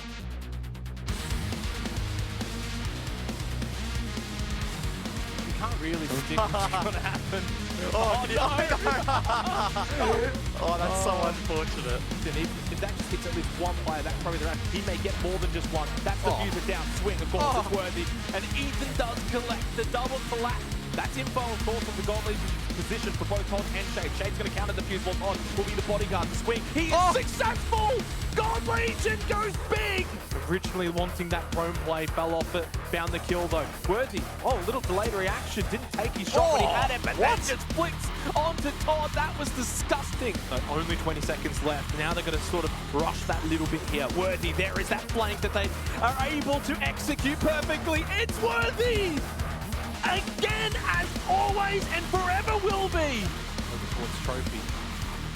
Worthy still with his Rotero. That's the last one, by the way. No more. Oh no! The plan starts to go down. Oh my god, that's a lot of damage, but Sage, once again, it's Sage. God Legion has had control, and that means there's no chance. It doesn't matter how good Sage is. Surely can't hold on any longer. Picnic tries to deny, but God is there. Mikey, this is doable. Dino has a fantastic angle, doesn't land the shots. He does! With that?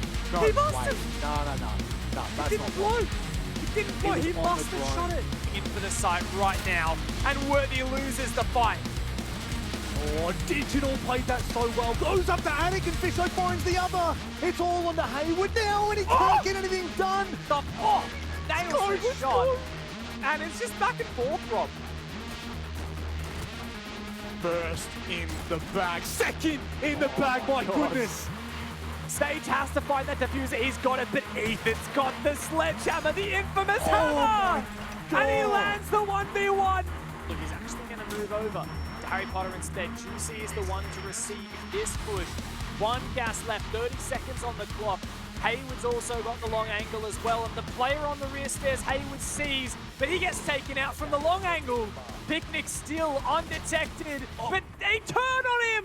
Chiefs find all the kills, and it looks to be a flawless round. Sagen, the last man standing for the Knights in the 1 versus 5, but there's absolutely no hope. The Chiefs put themselves on match point with the flawless round.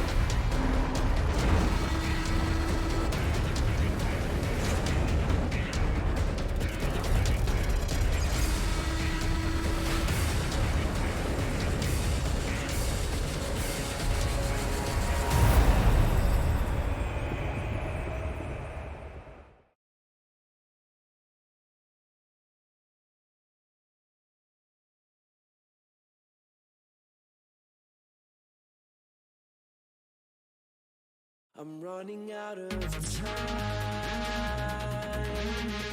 I'm running out on a feeling song. I'm running out of time.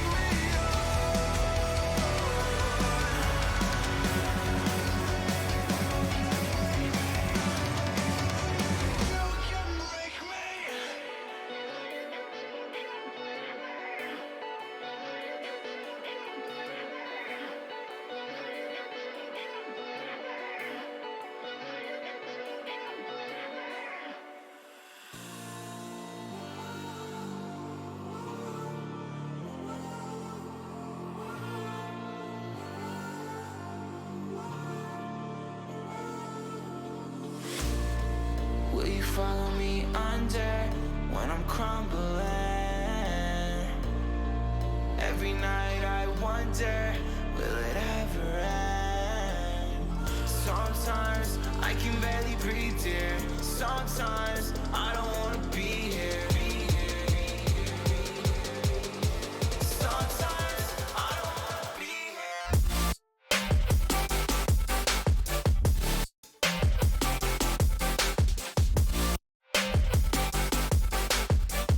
Sometimes I don't wanna be here.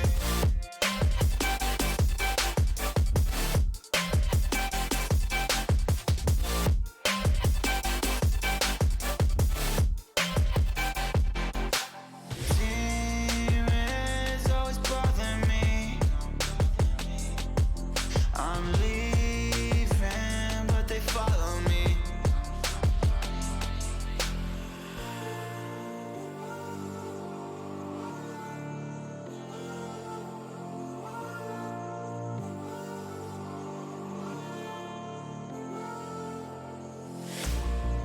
Will you follow me under when I'm crumbling? Every night I wonder.